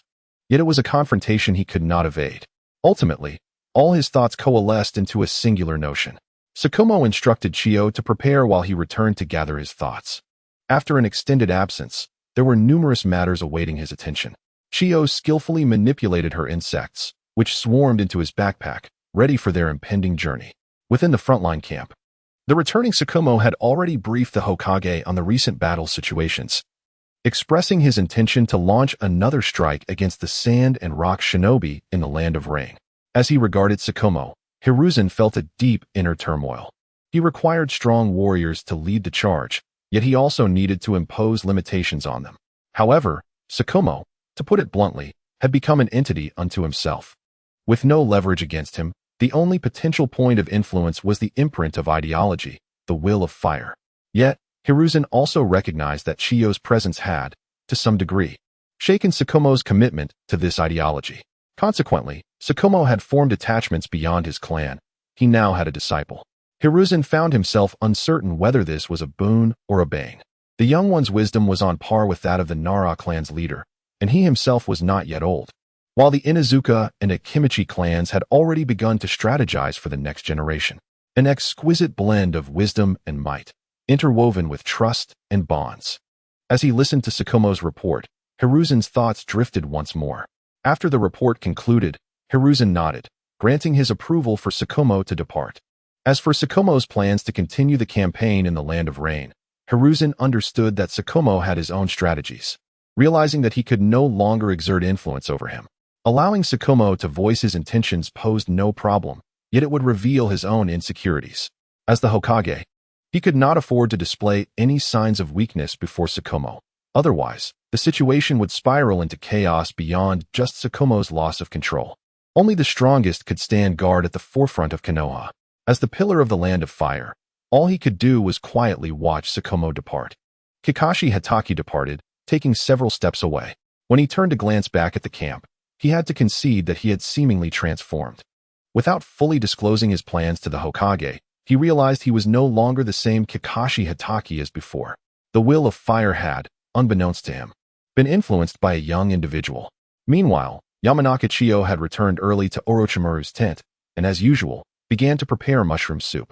Beside her, Senju Rope, fatigued from a long day, had resigned himself to the aroma of the mushrooms, waking from his slumber to wait eagerly beside her, his eyes fixed on the pot. Anticipating the moment she would serve the meal. Just as he was about to seize the perfectly cooked mushrooms, a spoon struck his hand. What? Wait. Senju Rope exclaimed, bewildered, wondering if anyone else would come today. The two began to wait in silence as the mushroom soup was placed before them. The pot was filled rapidly, and then the next one began. Yamanaka Chiyo fished out the mushrooms and commenced the preparation of the next batch. Observing her flurry of activity, Senju Rope could only watch in awe. This is for you, Yamanaka Chiyo declared, placing a scroll before him. What is this? He queried. It's a jutsu that allows bugs to deliver food to your basket. I prepared this for you so you wouldn't starve. Upon hearing this, Senju Rope hesitated. The implication of her words clear, and warmth spread through his heart. All right, he finally replied. Shortly thereafter, a figure entered. Master. Yamanaka Chiyo greeted the approaching Kakashi Hatake. Lord White Fang. Senju Rope exclaimed, rising quickly to his feet, his eyes filled with admiration for such a village hero. Is this prepared for me? Kakashi Hatake smiled at the food before him. He sat down on a wooden stump that served as a seat and picked up his meal, ready to eat. This is Senju Rope instinctively began, but recalling that this was Yamanaka Chiyo's offering to his teacher, his mind fell into a state of internal conflict. I understand. Kakashi Hatake immediately grasped what Senju Rope was attempting to convey and chuckled. Previously, Yamanaka Chiyo had extracted mushrooms and meat from the insect nest right before him. He was well aware of how the food had been sourced. However, for individuals of their caliber, having eaten a variety of things to survive, they would not be troubled by such trivial matters. Moreover, this was part of a larger plan, clearly outlined by Yamanaka Chiyo. At that moment, Senju Rope cautiously settled beside Kakashi Hatake, taking bites of his food with a demeanor that resembled a refined lady, a stark contrast to his earlier self. Food, in this world, is also a weapon. It is merely that many do not know how to wield it, Yamanaka Chiyo mused, observing the mushrooms in her hand while sensing the bustle of the surrounding ninjas. Time passed quietly amidst their labors. The following day, Kakashi Hatake, accompanied by Yamanaka Chiyo, set forth towards the interior of the Land of Rain. The Land of Fire borders the Land of Rain, characterized by relatively flat hilly terrain. The purpose of this journey is naturally directed towards the southwestern region of the Land of Rain, the largest windbreak. Orochimaru harbored no particular thoughts regarding Yamanaka Ino. Every individual has their own path, especially considering the presence of Kakashi Hatake above him. Yamanaka Ino did not shy away from Orochimaru, after spending so much time together. He had come to understand Orochimaru's character quite well. Although he had become somewhat unhinged in later times, the calmness that resided within him was unparalleled, especially in relation to the multitude of sensitive matters that fell beyond his concern. Even as his student, there was no need to fear betrayal. Every ninja harbored their own secrets, and everyone longed to see the end of this wretched war. The incessant rain was genuinely vexing. Yamanaka Ino gazed at the downpour, reflecting in resignation. Once I resolve the issue with Hanzo the Salamander, I should be able to rest easy in the camp, indulging in food and drink while waiting for the war to conclude. With such thoughts, Yamanaka Ino quickened his pace. As the two ran, they soon encountered other ninjas along the way. However, to Kakashi Hatake, these lesser foes were merely trivial obstacles. Yet for Yamanaka Ino, they still posed considerable danger, as he was but a mere genin at present. Their actions were rather straightforward. Yamanaka Ino followed. Kakashi raised his hand, and then Yamanaka Ino crouched low to the ground. Once Kakashi dealt with the threat, he would return to Yamanaka Ino, and they would continue on their journey. As for who they encountered along the way, it was entirely a matter of chance. Those with favorable luck would not cross their path. Upon reaching the designated area, Yamanaka-ino finally beheld the distant mountains, or rather a small range stretching across the horizon. These towering peaks resembled those surrounding the fortress he had seen in the Land of Lightning. The mountains formed a chain, creating a grand double arc that spanned the entire plain. What kind of terrain is this? Staring at the landscape before him, Yamanaka-ino felt as though all his previous knowledge had been shattered. The topography before him was evidently not the result of geological activity. In that moment, Yamanaka-ino swiftly unfolded the map, discovering that the geographical features of the entire Land of Rain were quite peculiar. Upon seeing the mountain range, a realization struck him. "What is it?" Kakashi inquired, noticing Yamanaka-ino's astonishment. "These stones are all remnants, piled together to form the mountains. They appear as if carelessly discarded into existence." The geological knowledge Yamanaka-ino once possessed was now overwhelming him. Carelessly discarded into existence? Kakashi murmured, utterly bewildered by the implication. If this world has a deity, then the landscape before us is indeed a creation of divine craftsmanship, not of human origin. Yamanaka-ino articulated each word with conviction, asserting that this place was a testament to the might of formidable beings. He swiftly unfurled the map of the Wind Country, which he had previously prepared with Kakashi while planning a surprise attack. Before him lay the Land of Wind, resembling a colossal funnel, encircled by a series of modest hills. This region, once the site of the Six Paths lunar creation, bore the marks of desolation, its arid expanse littered with yellow sand, the entire landscape transformed. The stones that could be utilized had been exhausted, obliterating the waterways that once thrived. Memories of the deceased oil woman, Chiyo, began to assail him. God, such a notion was non-existent. Kakashi Hatake stated calmly, for he believed that even the legendary Hashirama Senju could not achieve such feats. Perhaps, he mused. As he observed the formidable terrain before him, Chiyo nodded in agreement. Kakashi cast a knowing glance at her. After their time together, he understood she was concealing something.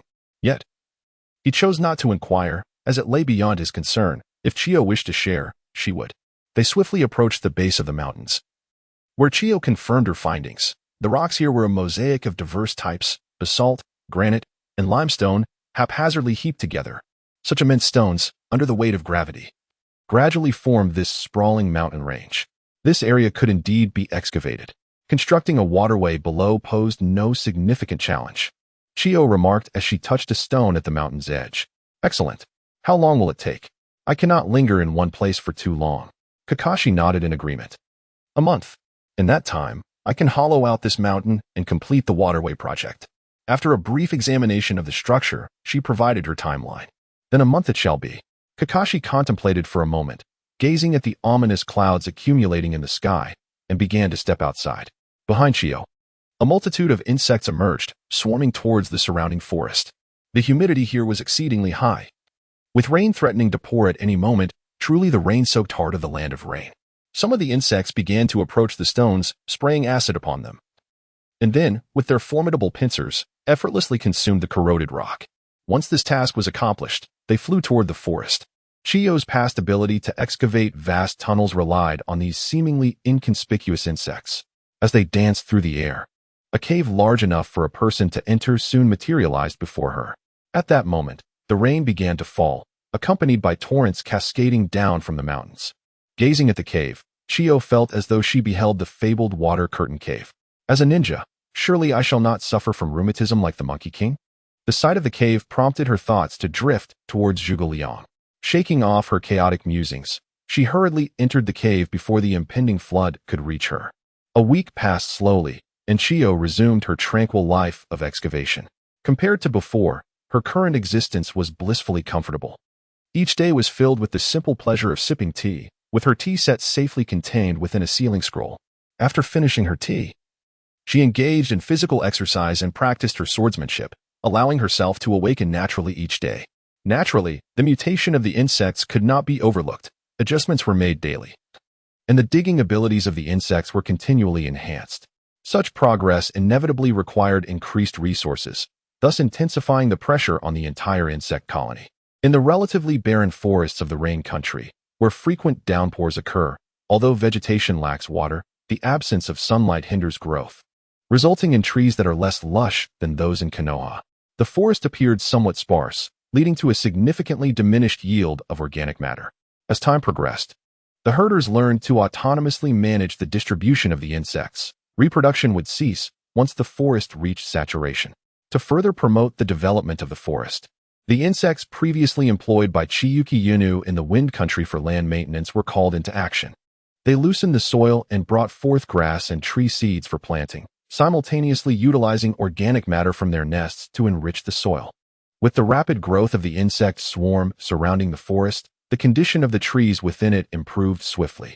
Beneath the vast expanse of trees, a colossal waterway was being excavated.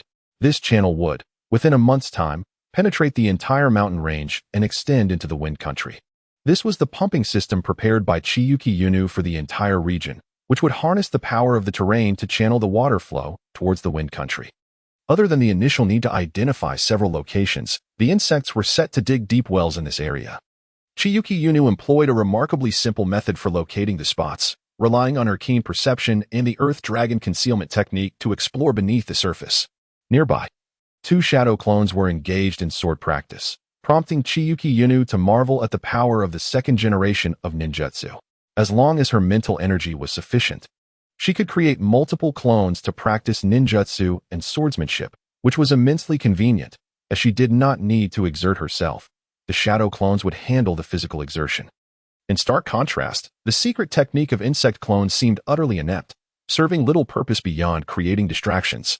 While she did not expect her ancestors to strive excessively, she wished for a bit more diligence. She lamented. Suddenly, a figure appeared beside Chiyuki-Yunu. Master? Just as she was sipping her tea, she instinctively moved the tea set back upon noticing the unfriendly gaze of Kakashi Hitaki. How is the mountain? What about the waterway? Kakashi inquired, sensing the cave's humidity and noting its unexpected dryness. The waterway tunnel was already underway. The subterranean landscape was littered with rocks, aligning closely with her expectations. In approximately half a month, a water source would be connected, and once 2 were linked, the expansive waterway would naturally expand itself. Chiyuki-Yunu swiftly reported this and placed a teacup before Kakashi. Indeed, Kakashi replied as he seated himself at the tea table, observing the tatami mats made from grass. A slight twitch at the corner of his eye. By the way, what happened to your right eye? Why is it so red?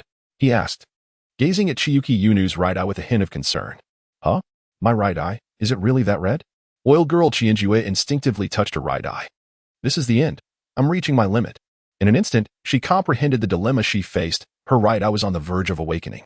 Oil girl Chienjue hesitated. For although Chimu Tsukumo was her master, she was unaware of his true sentiments regarding the Uchiha clan, as the manga had not shed light on this matter. Bloodline illness? Chimu Tsukumo's expression grew solemn. He understood well that genius comes at a price, a sentiment ingrained in the legacy of the Chimu clan. Whether it be the Senju, Uchiha, or Kaguya clans, the stronger one becomes, the more terrifying the bloodline illness manifests. No, oil girl Chienjue asserted with unwavering conviction, observing the concern in Chimu Tsukumo's eyes. She sighed. This is it. Her left eye gradually transformed, shifting from a dark brown hue to the blood red of the Sharingan. Sharingan?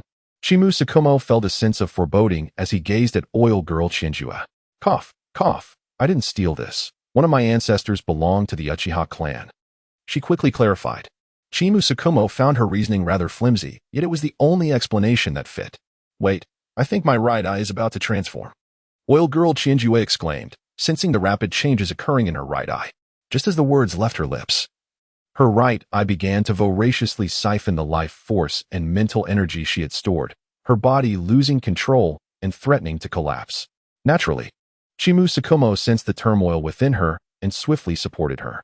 At that moment, the chakra, mental energy, and life force within oil girl Chienjue surged towards her right eye, which acted like a black hole, greedily consuming everything. Is this how one awakens their eyes? Chimu Tsukumo felt the overwhelming life force accumulating at her core. This vitality began to activate her entire being, continuously extracting chakra and mental energy to replenish the insatiable void. It is that immense life force evolving her entire body. This is a reversion. I cannot assist. Sealing techniques must not be employed. Chimu Tsukumo swiftly concluded. Realizing this was a pivotal transformation that must not be interrupted. You must endure this on your own. Chimu Sakumo lamented as he sensed oil girl Chienjua's body entering a state of high-energy reaction. At that moment, Chimu Sakumo detected a ninja squad approaching the area. Without a moment's hesitation, he swiftly moved outside the cave. The cave had been camouflaged, and it appeared the squad's target was not here, but rather across the mountains. Rain ninjas? Observing their forehead protectors and attire, Chimu Sakumo drew his White Fang. Noting their trajectory, which merely grazed the boundary of this area, he sheathed his weapon once more. Just then, the giant salamander sensed something amiss. He signaled to the others to continue their mission. He needed to remain for a while longer. The other ninjas nodded in agreement. Their mission was to investigate the defensive arrangements of the Sand Village. As they passed the mountain, they would split into several routes, making their early separation a prudent decision. Observing the swift approach of the giant salamander, Shikaku Hatake reluctantly drew forth his White Fang once more. However, considering his plans, he deemed it best to avoid killing the rain ninja advancing towards him. At that moment, the giant salamander had arrived near the cave, noting that the trees along the surrounding mountain range appeared to flourish more abundantly than before. A sense of change permeated the air. Having visited the land of rain numerous times, he felt compelled to investigate the alterations he sensed in the environment. Here, are there traces of habitation? He pondered, discovering signs of life in the vicinity. Though camouflaged, the evidence of previous inhabitants was unmistakable. Following the subtle clues, he stumbled upon the hidden cave. Just as he was about to enter, an overwhelmingly potent aura surged from behind him. Turning, he was met with the visage of Shikaku Hatake, causing him to momentarily lose his composure. White Fang, he screamed, prompting a few birds to take flight amidst the rain. Meanwhile, Chiyo Yin was entering a critical phase, as an abundance of dark matter emanated from her body. Countless vital energies rapidly activated her form. While conventional activation merely facilitated basic repair, the proactive vitality enhancement elevated her capabilities by approximately 30 to 50%. However, her current state represented a reckless activation of vitality at 200, exhausting every cell's potential to propel her entire being to a higher echelon. As her cellular structure transformed, her stored vitality dwindled to less than 50, and her chakra capacity escalated from 3 to 4. Chiyo, who had succumbed to unconsciousness, lay sprawled on the tatami mat. Once her right eye absorbed sufficient mental and vital energy, it finally calmed. Her once robust physique had now weakened considerably. "Water," she murmured, her head feeling as though it would split apart. A bowl of water swiftly appeared beside her. Upon glancing, she noticed a rain ninja holding it nearby. Startled, Chiyo sprang to her feet, only to feel the world spin around her, darkness enveloping her vision. Overwhelmed by fatigue, she rolled twice on the ground before finally halting. During her tumble, she caught sight of Shikaku Hatake nearby, which helped her regain her balance, though she felt embarrassed when she looked at the two men staring at her in confusion. "Who are you? How is it that a rain ninja is lurking among the leaf ninjas?" she inquired, scratching her head and brushing off the dust from her attire. At that moment, numerous insects began to scuttle across her body, cleansing her of a sticky substance. Witnessing this bizarre scene, the giant salamander instinctively retreated several steps. As one sighed, Hatake Sakumo silently took a step back. Swarms of insects flew towards the cave entrance. These creatures served as cleaners for the herders, and Ynchka found them quite effective. Especially since bathing was impossible in this cursed place, one could only manage a rudimentary cleansing. "No, I am from the village of Rain, and I proudly serve as the right hand of the legendary Sardine Hans, known as Sardine Shinda." Sardine Shinda introduced himself with a sense of pride. "Sardine Shinda?" Ynchka's eyes sparkled upon recognizing the individual before her. Indeed, he was not boasting, as he truly was the right hand of Sardine Hans. Beside them, Hatake Sakumo cast a disdainful glance. "Wait, if you are Sardine Hans's right hand, what brings you here?" Ynchka quickly realized that even the most skilled spies from Konoha would not venture to become the right hand of a rain ninja. "Oh, I was summoned by Lord White Fang, and I owe my life to his mercy. However, he mentioned you were engaged in significant matters and instructed me to remain here." Sardine Shinda helplessly displayed the shackles binding his wrists to Ynchka. The chakra-sealing cuffs rendered him powerless, and the numerous runes on his body indicated that even the flow of chakra was obstructed. He was now no different from an ordinary person. Ynchka glanced curiously at Hatake Sakumo, who merely shrugged, indicating she should make her own decision. "In that case, stay by my side." Wainu Ch nodded in agreement. Indeed, upon receiving her acceptance, Sardine Shinda's demeanor brightened, his complexion becoming more vibrant. After all, his survival rested in her hands. A miserable life was better than no life at all. Just then, a multitude of insects approached from all directions, converging upon him. Wait, didn't you say I was to survive? Why is this happening? As the insects enveloped him, panic filled his eyes, and his face drained of color. Yet, the insects merely settled beside him and remained still. This is merely a precaution. Look, my body is covered in insects. Wainu Ch smiled. As the insects crawled over her. This is unbearable. I cannot sleep like this. He protested. Sleep will elude you unless I do this. Wainu Ch replied with a cruel smile. Hatake Sakomo, standing nearby, was momentarily speechless but eventually chuckled, recognizing that Wainu Ch's precautions were often the most effective. Worry not. They will only feast upon you when you intend to harm me. Rest assured. This is quite safe, she assured him. This is hardly safe. It feels as if my life is at stake. Why are these insects crawling towards my mouth? He lamented, feeling overwhelmed by the insects on his body. I will handle the remaining matters. I shall step outside for a moment. Hatake Sakomo declared as he prepared to leave. Yes. Wainu Ch quickly responded. As the departure of Flagwood Sakomo left a void, Yunya took a brief sip of water, her body undeniably weakened. She prepared a simple mushroom soup, captivating the attention of the nearby Shinda, whose eyes widened in astonishment. It was only after satisfying her hunger and thirst that she turned to the visibly terrified Shinda, a glimmer of amusement dancing in her eyes. Come, let me show you something wonderful. Wait, don't come any closer, he exclaimed, retreating frantically, fearing that Yunya might bring about his demise. To him, she bore little distinction from a demon. Fear not. Once you see it, you'll understand. She replied, her gentle tone belied the cruelty of her words. Otherwise, I might just have to send you to meet your great-grandmother. Yes. Shinda quickly stood up, expressing his willingness to accompany Yunya to witness her revelation. 3 days later, Shinda sat disheartened, consuming mushroom soup while surrounded by a flurry of industrious insects. Initially, he was reluctant to eat. However, with no other option available, military rations being withheld by Yunya, who even confiscated his share, it became apparent that her whims were purely sadistic. After all, with an abundance of fresh ingredients around, who would resort to military rations? Can Yunya truly accomplish this? He pondered, his eyes gleaming with hope as he observed the swirling insects. Certainly, the waterway below is already halfway completed. If we can extract the water from this area, the humidity across the land of rain will decrease by 15. If we also clear the entire mountain range, we could achieve a 50 reduction in humidity. Yunya calculated. Her hands never idle. An avatar she had sent to the land of wind had already relayed information. The migration of several large insect colonies in that region had been successfully completed. Soon, they would arrive from the opposite side of the mountain, ready to commence their work. The underground waterway routes were naturally interconnected, and the once leisurely Yunya had become immersed in her tasks. The deep well method can resolve the routing issues. By following the deep well paths, the insects can continually burrow, thus accelerating the progress. Yunya observed the subterranean wells, employing her past knowledge to hasten the digging process.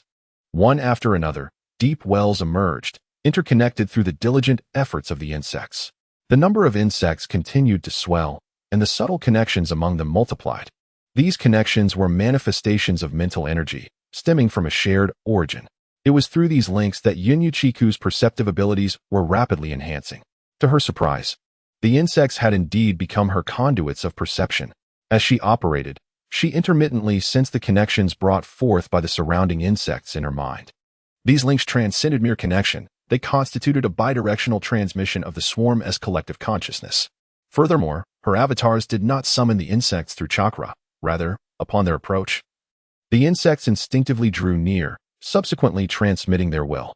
Guided by this collective intent, the swarms began to converge towards Yunya-chiku's location, with Shinda ever at her side. In the presence of the oil woman, Chienjue, efforts were made to keep her close whenever possible. If it was impractical, measures were taken to prevent her from departing. However, it was Chienjue's relentless dissemination of knowledge that led the god of pepperfish to discern her intentions. Yet, knowing and understanding are two distinct matters, and belief is an entirely different realm. He found himself unable to ascertain the veracity of the knowledge imparted by Chinjue, as he suspected it might be mere mischief on her part, troubling this already fragile land. The notion that simply relocating 2 mountains or altering a few waterways could affect a change in the climate of the entire region seemed, to him, utterly preposterous unless he witnessed tangible evidence. What troubled him most was the peculiar fact that Chinjue obtained her mushrooms and meat through the insect nest, which he found rather bizarre. This was not to say he rejected it, but it struck him as exceedingly strange, nonetheless.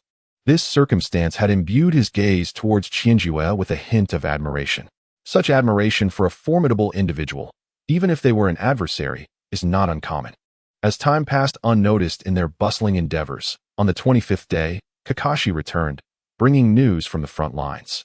It appeared that the Pepperfish Hans had single-handedly poisoned the entire battlefield, driving back the forces of Konoha, Sunagakure, and Iwagakure to their respective borders. Indeed, our demigod is as valiant as ever. The eyes of the god of Pepperfish sparkled with triumph, as if he himself had triumphed over Konoha. Both Chinjue and Kakashi turned their gazes towards him, the former already prepared to employ her ninjutsu. No, I was merely speaking. I meant no offense. Faced with their menacing stares, the god of Pepperfish wilted like a frostbitten eggplant. Is there a way to access the water source here? Kakashi inquired urgently, aware of the grave situation at the front. If Konoha could not neutralize the poison of Hans within a day, he would solidify control over the entire land of rain, prolonging the war indefinitely. We can access the water. Chinjue contemplated for a moment before declaring, beneath us lies a small cavern system. Thanks to that, we can shorten the construction period by 5 days. Then let us proceed. Excellent. We shall go to the cavern, Chinjue stated, leading Kakashi and the god of Pepperfish towards the cave. Upon their arrival at the periphery of the deep well, Chinjue commanded a multitude of insects to begin their retreat. Countless insects surged forth from the depths, taking flight towards the surrounding forests, an overwhelming sight that even moved Kakashi. The cavern lay beneath the mountain, which Chinjue had nearly finished manipulating. The trio swiftly descended the deep well, finding a comfortable spot to await developments. Soon, a distant sound of shattering echoed, followed by a rush of wind surging through the underground. The water is coming, Chinjue exclaimed, watching as the flow began to compress the surrounding air, creating a powerful current at their location. As the tremendous sound began to resonate, it was the tumultuous roar of flowing water, accompanied by the ultrasonic waves generated by the rushing currents. A torrent, akin to a water dragon, manifested before the onlookers. With a terrifying velocity, it obliterated countless stalactites, surging deeper into the underground abyss. This was the essence of the rain country's waters, should they be siphoned away. The climate of the rain country would transform to mirror that of the fire country. Observing the astonished and speechless god of the mudskipper, Yn Chickage spoke slowly. So that is how it is. Gazing at the subterranean water veins before her, a deluge of water burst through numerous tunnel openings. Its formidable power rendering even the likes of the mudskipper Hans incapable of surviving within such a subterranean river. The mudskipper god understood clearly that the remaining task fell to him, and one fact was irrefutable. Yn Chickage was not deceiving him. The forces of nature. Yn Chickage contemplated the water veins. The topography of the wind country was lower than that of the rain country, and coupled with the force of gravity, it functioned as an unceasing pump. Kiki Tsukumo silently observed the water veins, as the entire cavern rapidly filled with water, surging from above. Previously, he had thought the water merely flowed from one location to another like a river, but the current situation revealed a starkly different reality. The water level would soon rise. Those deep wells would transform into genuine mountain springs, or wells following the collapse of the mountains. Yn Chickage remarked as she approached the rock wall, effortlessly ascending the deep well with the aid of her chakra. Behind her roared the underground river, with the water level continually rising. 5 days passed slowly. Yn Chickage had departed from the mountain where she had previously resided, relocating to another peak where she constructed a simple cave shelter. The previous mountain had been hollowed out.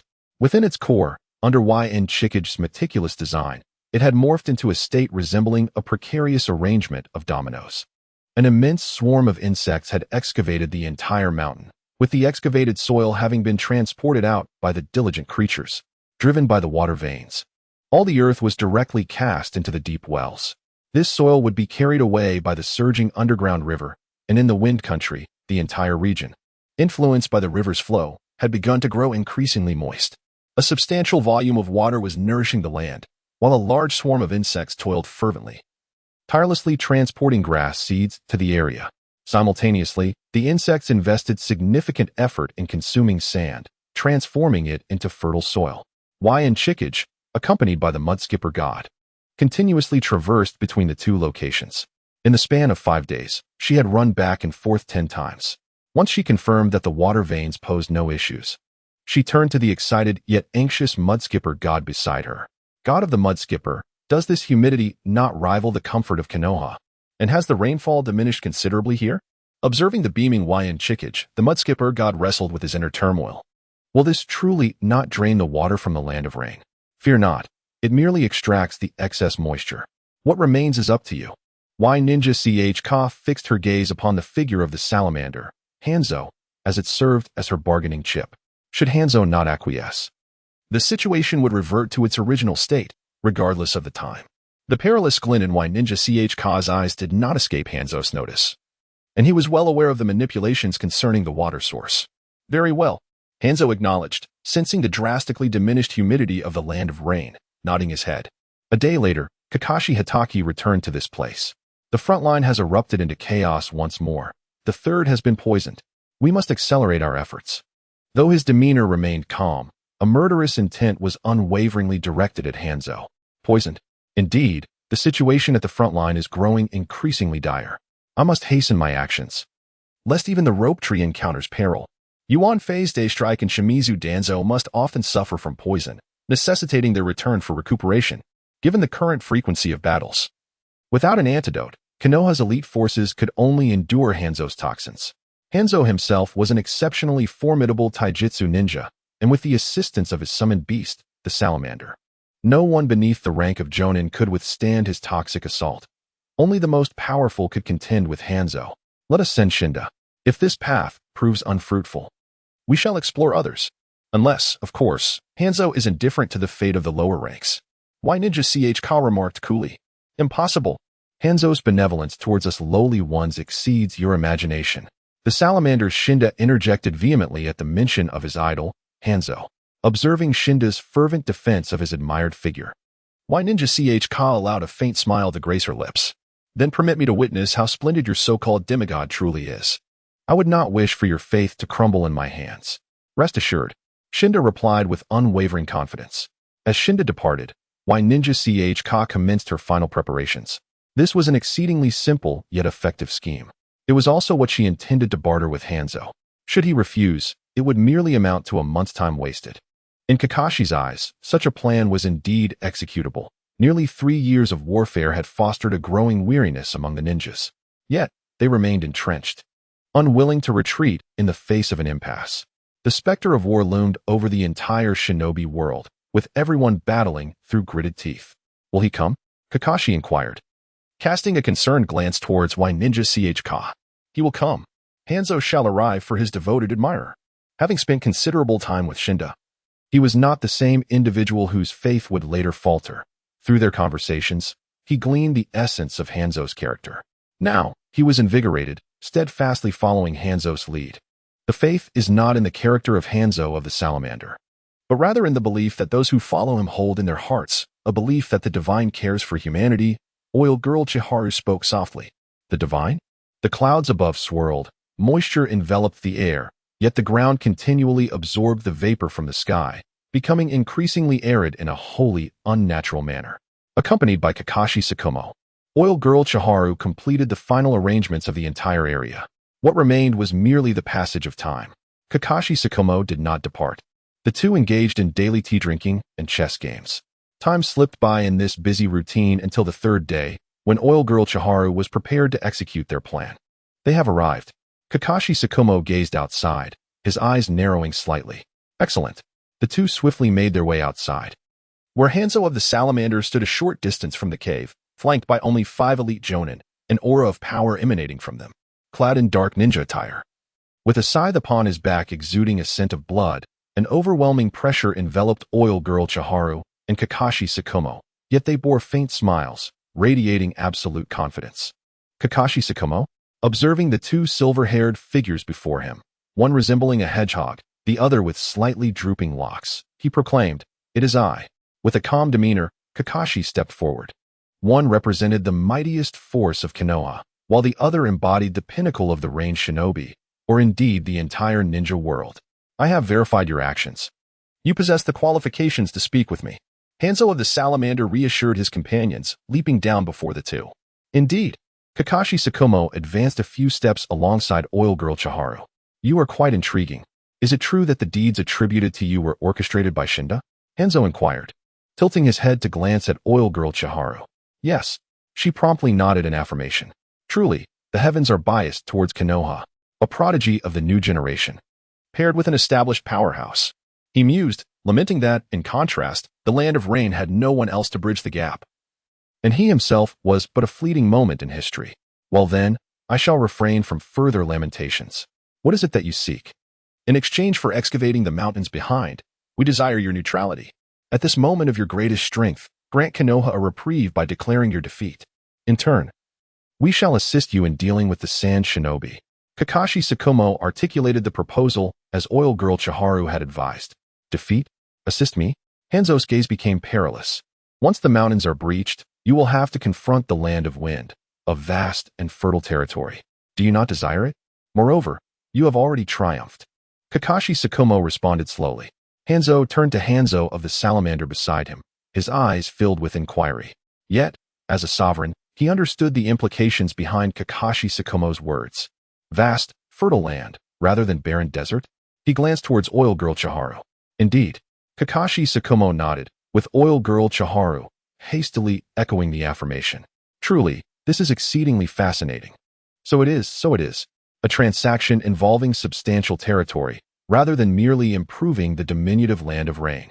In this moment, Hanzo of the Salamander gazed at Oil Woman Chiyo with eyes that reflected not mere interest, but a profound desire.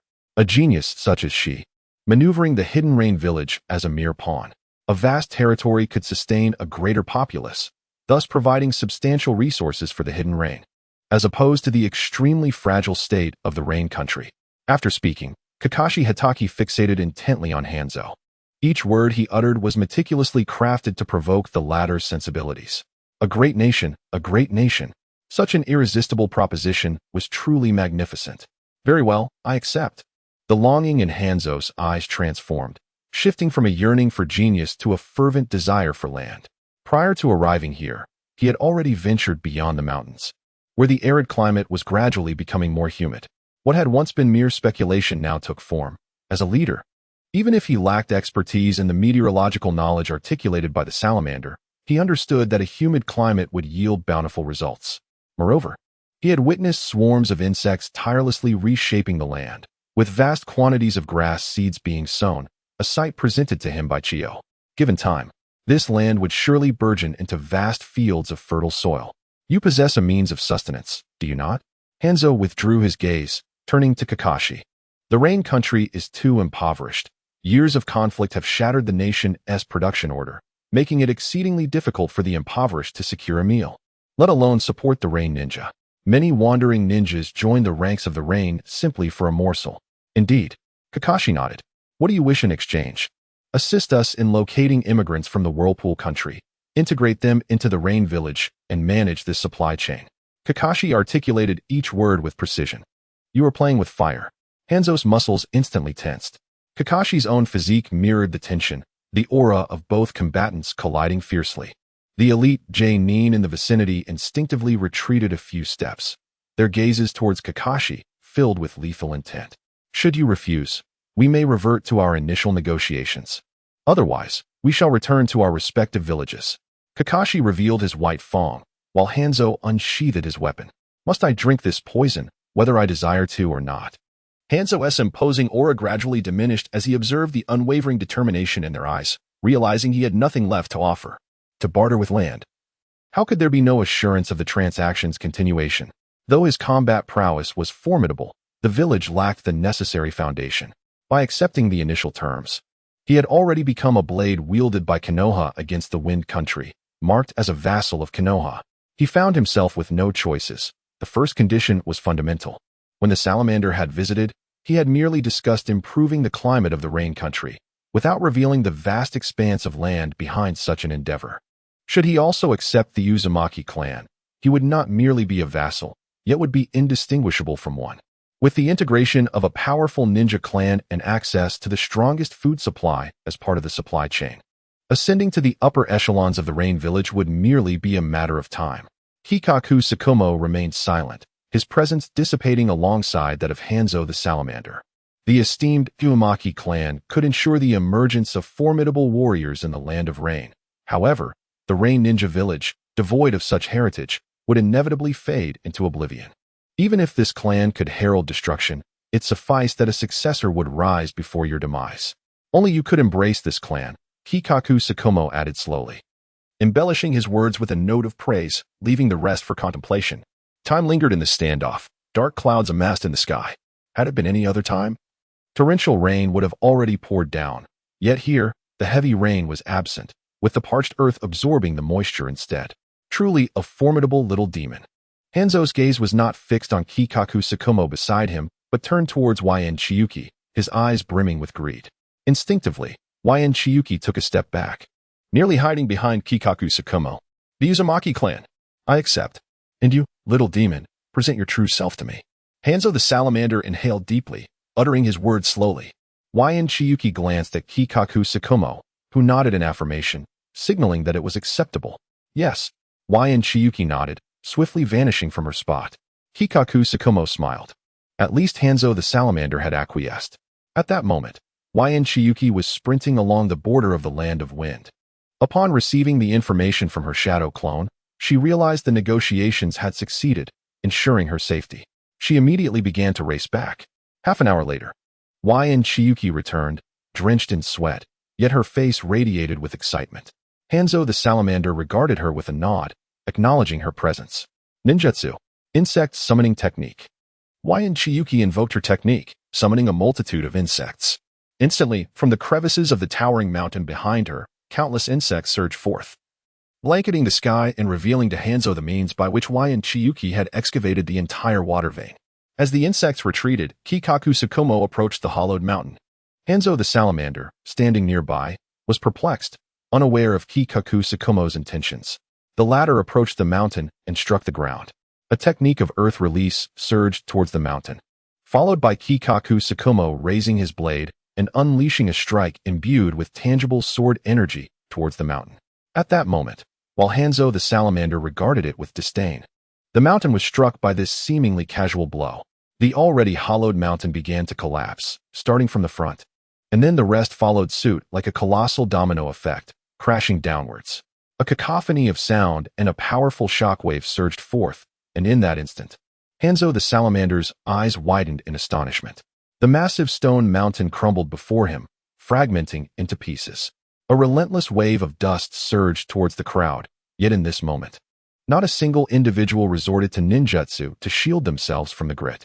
The colossal mountains crumbled, allowing them to genuinely experience the awe-inspiring power of nature. Alternatively, it could be said that the formidable force emanated from the union of wisdom and insects, epitomized by the oil woman, Chiyo, as the stunned Rain Shinobi observed. Alongside the already prepared Kakashi Hatake, who could not help but marvel at the spectacle, the wall of insects before Chiyo dissipated. Was this what they referred to as digging a mountain? Gazing at the shattered and collapsed mountain, Hanzo of the Salamander understood precisely what Chiyo intended to convey, the assurance of their transaction. To rattle the tiger, he had directly brought the entire mountain down. Indeed, it was not Chiyo who spoke, but rather Kakashi, who had regained his composure. Chiyo at this moment held no right to interject. Very well, I shall remember this, Hanzo remarked, slightly disgruntled. You Leaf Village are truly intriguing. With so many factions, you remain united. Especially your route, quite fascinating. Shinda, I leave matters here to you. Hanzo uttered a perplexing remark before vanishing from sight. The other 5 elite Jonin swiftly followed suit, yet their words left the two in profound silence. Chiyo, Kakashi called out to the oil woman, a hint of concern lacing his voice. Chiyo, merely 11 or 12 years of age, bore an ever-increasing burden. I understand. Chiyo turned to Kakashi, her gaze unwavering. Understand? I shall reclaim this debt. An opportunity shall soon arise. Chiyo's eyes, calm as the sea, met Kakashi's. Tobirama, I will avenge the grudge you bear against me. And Hanzo, your words are both a thorn and my blade. Watching the retreating figures, Chiyo remained composed to an extraordinary degree. Very well. Observing Chiyo's resolute determination, Kakashi nodded in approval. Chiyo turned, her eyes unconsciously transforming into the Sharingan. And an unusual surge of mental energy instantaneously heightened his awareness, prompting her to revert back. Shinda, I shall teach you how to control the swarm, Chiyo said with a smile, an instruction she had previously withheld from Shinda, now deemed timely. Excellent. Shinda's eyes sparkled with excitement. With a method to simply control the swarm, the insects here could be harnessed for his use. At that moment, Kakashi was lost in thought, also sensing the shadowy power at play, and he shook his head in resignation. This place shall become a safe zone, he mused. Yet he did not truly consider it secure, for entrusting Chiyo's safety to another was a grave error in itself. Moreover, they were facing range shinobi, who operated devoid of principles, guided solely by self-interest. Chiyo's current method of controlling the insects differed from before. Orochimaru's summoning technique had already conveyed a signal that the fundamental ninjutsu of the Oil Clan was well known among the higher-ups, publicly kept confidential while privately lacking any secrecy. Thus, to prevent her insects from being exploited, it was essential to employ a distinctive ninjutsu fluctuation. These insects are only obedient to the fluctuations of the oil woman, Chiyo, and their role is confined to basic tasks, eschewing any involvement in combat. When faced with conflict, they instinctively retreat, adhering to the principles of survival inherent in all living beings. However, when confronted with other insects, they metamorphose into malevolent demons of their kind, consuming every last morsel, thereby embedding the entire herding system. By the way, upon your return to the village, have you encountered any unfavorable news regarding your leader? Chiyo inquired with a grin, observing the practicing sage fish god, who immediately tensed at the mention of adverse tidings. Yet, reflecting on his current situation, he realized that despite not formally allying with Konoha, his relationship with Chiyo was undoubtedly significant, allowing for the sharing of troubling news. The northern Iwa shinobi village has assembled an enormous rock ninja force capable of utilizing earth techniques for protection, rendering our poisons ineffective. Sage Fish God rambled on. Is there anything else? Chiyo pondered, recalling the formidable artillery, shaking her head in resignation, acknowledging her inability to manage the situation. With a multitude of earth ninjas securing their defenses and employing dust release techniques to eliminate enemies, such a strategy had previously led to the demise of the Third Reikage. What difference would it make for her and White Fang to venture into such a scenario? Shaking her head, Chiyo signaled for the next piece of information. Furthermore, Konoha mentioned. He glanced at Chiyo before pausing. From the Suna shinobi, there's word of an elderly woman named Chiyo who has developed an antidote against the sage fish's poison, currently provoking tensions at the border. This revelation sparked a recollection in Sage Fish God, recalling his initial intent to gather intelligence in the Land of Wind, alongside capturing a few tongues, only to find himself ensnared by Hatake Tsukumo. Is that so? Chiyo contemplated, suddenly recalling the timing of Suna's counteroffensive. In the realm of Hokage, battles were suppressed, and Konoha was reluctant to engage in desert warfare against Suna, especially following the intervention of the Land of Lightning, compelling the Akimichi clan to retreat. Consequently, conflicts were concentrated within the Rain Country, exacerbating the suffering in that region. After absorbing this information, Chiyo mulled over it further. Indeed, Chiyo's antidote against the sage fish's poison has materialized. It appears she has also discovered that Sage Fish Hanzo's poisonous mist requires 5 minutes to activate. This frequent provocation of Sage Fish Hanzo seemed aimed at eliminating him on the battlefield. As Chiyo pondered, a realization dawned upon her.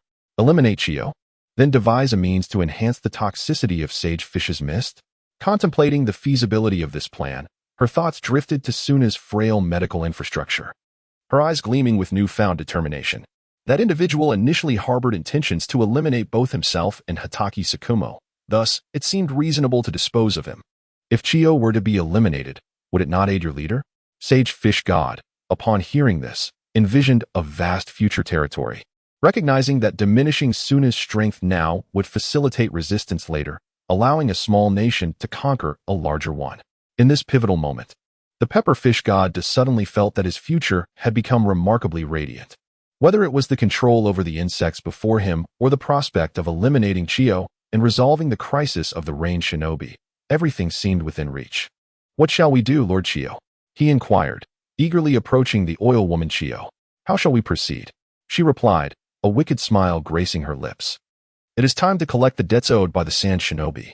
On the third day, Chiyu was taken away by Kakashi Hatake. Although many details remained unaddressed, the overarching narrative had largely unfolded. The relentless rain in the sky had ceased, leaving everything in the hands of Pepper Fish God Da, who merely needed to wait. Following Kakashi at an extraordinary pace, the scenery transformed continuously, with humidity steadily rising. After residing in a cave for over a month, he felt almost moldy. At last, he had returned. Gazing at the distant camp and the gentle patter of rain, an inexplicable sense of relief washed over him. Under Kakashi's leadership, aside from the inspection department, no one else came to investigate. The entire camp was steeped in a heavy atmosphere. "Lord Chiyu, you have returned," a voice exclaimed from behind the oil woman Chiyu. Suddenly, she was embraced from behind, surprising even Kakashi Hatake. "It's you." Chiyu turned to see the tear-streaked face of Hashirama Senju. "What transpired?" she asked, gently stroking his head. Kato-dan. He has just perished. He was blown to bits. And my sister wouldn't he let me go?" His eyes, brimming with tears, reflected both sorrow and fear. Kato-dan. Chiyu felt a tremor within her heart. Indeed, the inertia of history continued to propel forward. "Yes, he was my dearest brother. He died while on a mission, blown up by an explosive tag. And the Hokage is injured as well. He is currently recuperating." Hashirama wiped his tears as he nodded, recalling the harrowing memories of his previous pursuit. "Do not worry, take me to see. I might know something." Chiyu pondered briefly, speaking with a hint of resignation. "All right." Hashirama composed himself, though the fear in his eyes lingered. Kakashi, too, had lost the inclination to report and instead followed closely behind Chiyu, recognizing that the situation was perilously charged. As they followed Hashirama's lead, Chiyu sensed a chilling gaze upon her. Turning, she encountered Danzō's expressionless face, tinged with a hint of dark purple, clearly indicating a state of poisoning. Currently, Danzō Shimura and Hiruzen Sarutobi had not yet succumbed to age. The front lines were indeed upheld by the two of them, yet that did not grant Danzō the liberty to act without restraint. Chiyu feigned indifference, as though she had not seen him at all. Kakashi merely cast a disinterested glance. Their relationship had long since reached a freezing point, and the unfolding events only intensified Kakashi's disdain for Danzō before him. As the oil woman Chiyu walked forward, her mind involuntarily recalled a phrase unique to Danzō: "If you do not know who did it, then it must be me." The three swiftly arrived before the entrance of a medical room, but Senju Tree was barred from entering. "Why can't I go in?" "Why? What are you hiding from me?" Faced with the medical ninja blocking his way, Senju Tree completely lost his composure. Earlier, he had seen Kato-dan enter without obstruction. Yet now he was stopped by his sister, whose anxious gaze pierced his heart with pain. Once again, he found himself denied entry. "We are also acting under Lady Tsunade's orders." The medical ninja sighed, standing helplessly before him. As Senju Tree threatened to erupt in frustration, oil woman Chiyu embraced him. "It's all right. I will take a look, and I will be there when you need me. Now is not the time." Chiyu's comforting words enveloped him like a warm sun, gently brushing against Senju Tree, and the drumming rain seemed to soften in that moment. "All right." The trust in Senju Tree's eyes for Chiyu reached its zenith. Taking a deep breath, Chiyu slowly stepped into the medical tent, with Kakashi Shikamaru standing silently beside her like a guardian. Guided by the medical ninja, they proceeded to a tent designated for storing corpses. Tsunade leaned against a wooden bed, her eyes vacant, while before her lay a body, gruesomely mutilated. The interior organs had been ravaged, either excavated or shattered, leaving only the remains of Kato-dan. The limbs were in tatters, clearly subjected to a violent explosion. Upon noticing oil woman Chiyu's arrival, Tsunade gradually turned her head, spotting Kakashi Shikamaru trailing behind. Observing the desolation in her eyes, Chiyu desired to approach Kato-dan's corpse, yet was halted by Tsunade's momentarily murderous glare. "You know who did this to Rope Tree, don't you?" Chiyu fixed her gaze upon Tsunade. The latter merely stared blankly, offering no response. "Did you return to Konoha to see?" Chiyu pressed on, her words deliberate. Tsunade remained dazed, though a flicker of something different appeared in her eyes. "Do you trust me?" Chiyu asked, her voice steady. In that instant, it seemed Tsunade grasped something. Upon Chiyu's chest dangled a pendant, a token she had gifted as a return of favor. Gazing at the pendant, Tsunade appeared to comprehend something profound. "This is for you." Tsunade slowly rose, retrieving a green pendant from her pocket and placing it in Chiyo's hands. "What is this?" Chiyo asked, bewildered, having already received a pendant. "The key to the Senju clan's ancestral treasury. I have but one request. Let Rope Tree live." Tsunade's inner turmoil overflowed, and in her eyes lingered an endless terror. At this moment, Tsunade found herself powerless to protect anyone.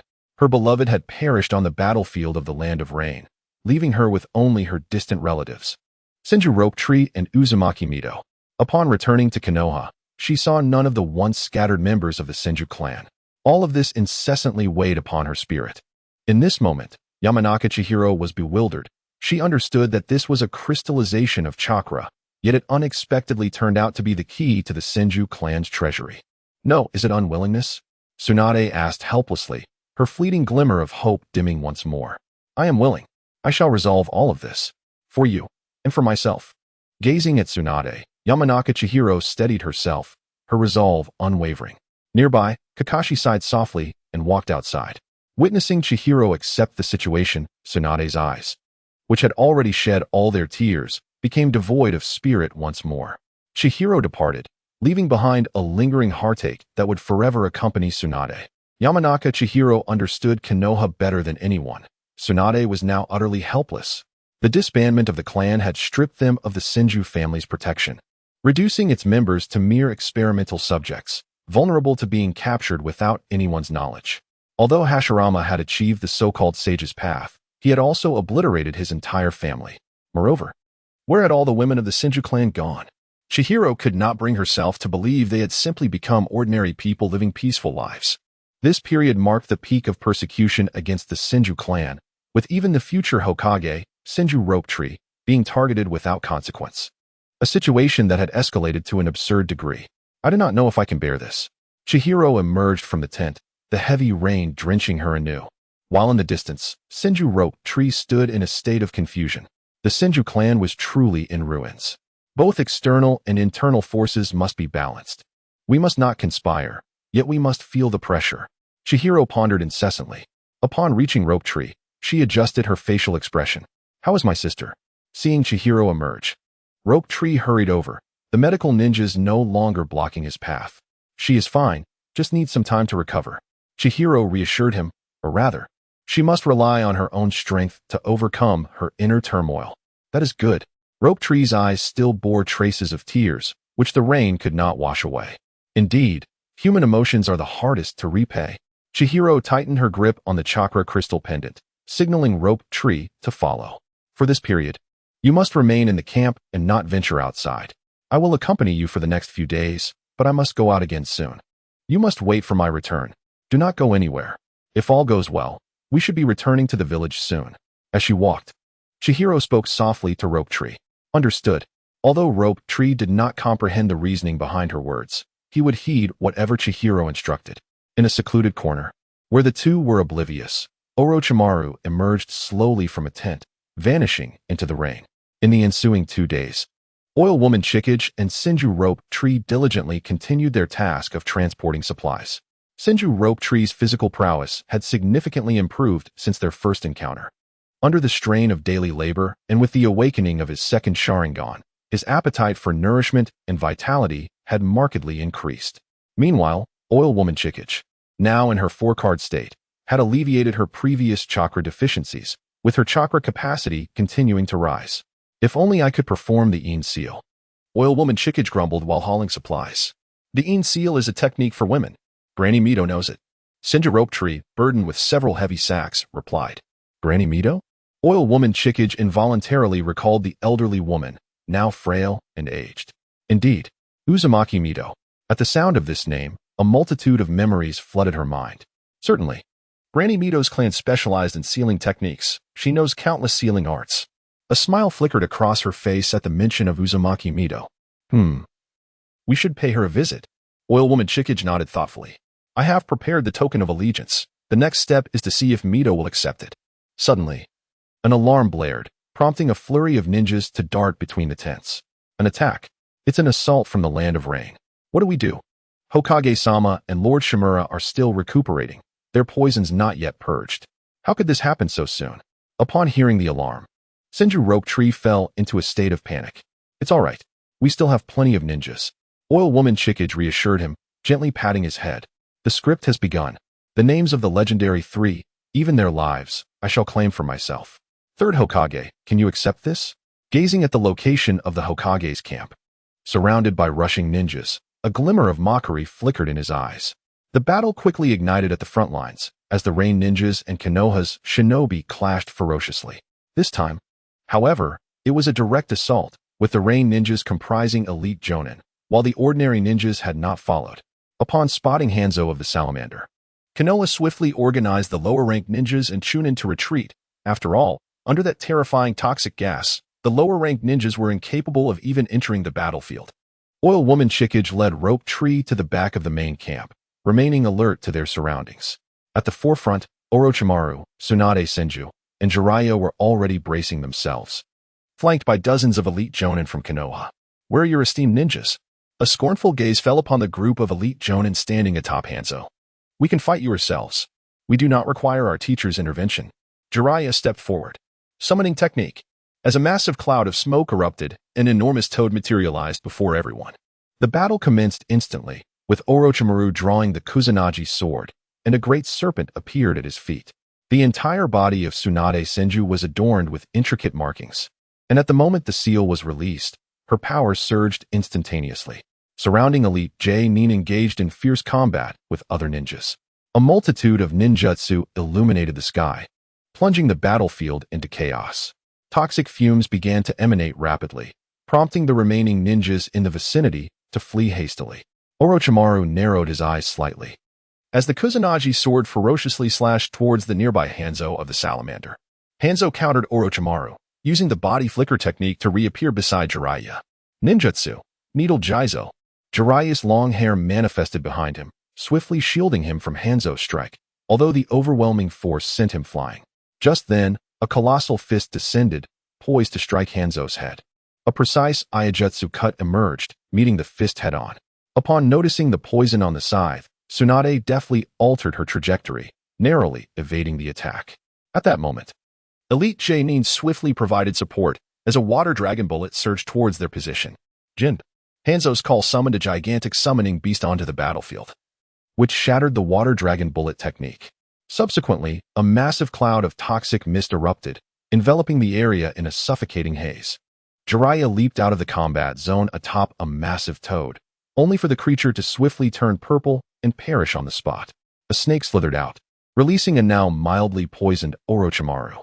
The battle raged on, with one region after another succumbing to the poisonous fog. The entire front line was being forced back, as Hanzo concealed himself within the toxic mist, relentlessly attacking those who ventured too close. No one dared to utilize wind-based ninjutsu, knowing it would only exacerbate the spread of the poison and increase Hanzo's kill count. The relentless pushback on the battlefield incited extreme panic within the main camp. At this moment, Danzō slowly emerged from the encampment, surveying the vast marshland before him, shrouded in toxic fumes. 4 purple flames formation, activate. Under his command, the sealing team swiftly placed their hands against the ground. Instantly, the entire camp was enveloped by a barrier, effectively repelling the encroaching poison. Meanwhile, the third Hokage, Hiruzen Sarutobi, stood feebly before the barrier, flanked by Tsunade and Mito Kazuma, their faces etched with concern. Tsunade was merely a J-Nin, and Mito Kazuma was of similar rank. Any attempt to engage would only lead to their demise. Danzō's abilities were slightly superior, but among the 4, only Hiruzen possessed the strength of a Hokage, capable of contending with Hanzo. However, 2 consecutive years of warfare had not only failed to develop an antidote to the poison, but had also diminished their combat effectiveness due to physical decline. The immense turmoil was palpable even to Shino Aburame within the camp. As the insects became increasingly agitated, poison was their mortal enemy. Only when the colossal barrier rose did Shino finally breathe a sigh of relief. A battle once fought cannot be overlooked. How can one truly showcase the might of the White Fang without subduing the entirety of Konoha? Sensing the distant fluctuations, Yamanaka Inoichi toyed with his steel blade. For the absence of the White Fang, who had ventured to the land of rain, was a part of the scheme. All that unfolded before him was meticulously orchestrated. The interplay of human hearts and interests could only achieve this degree. Without strength, one cannot genuinely stand in the limelight. As the war persisted, countless elite ninjas were compelled to vacate the battlefield due to the noxious gas, while the forces from the Land of Rain grew bolder with each clash. Hanzo of the Salamander had driven Jiraiya, Tsunade, and Orochimaru to their limits, on the verge of collapse. The trio's lips had turned a deep shade of blue.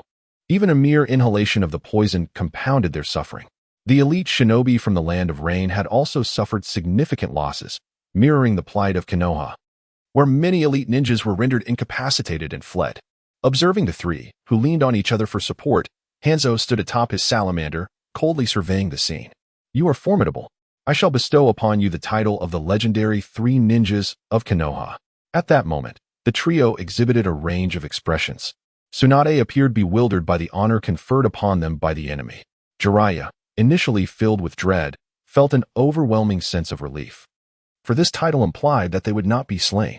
Only Orochimaru understood the implications of being spared, yet he found the title unwelcome, knowing that the ensuing events would not bode well for them. As the tension eased among the gathered, and the elite Rain ninjas retreated from the battlefield, the toxic fog began to dissipate. It was then that the three ninjas discovered the camp was not far behind.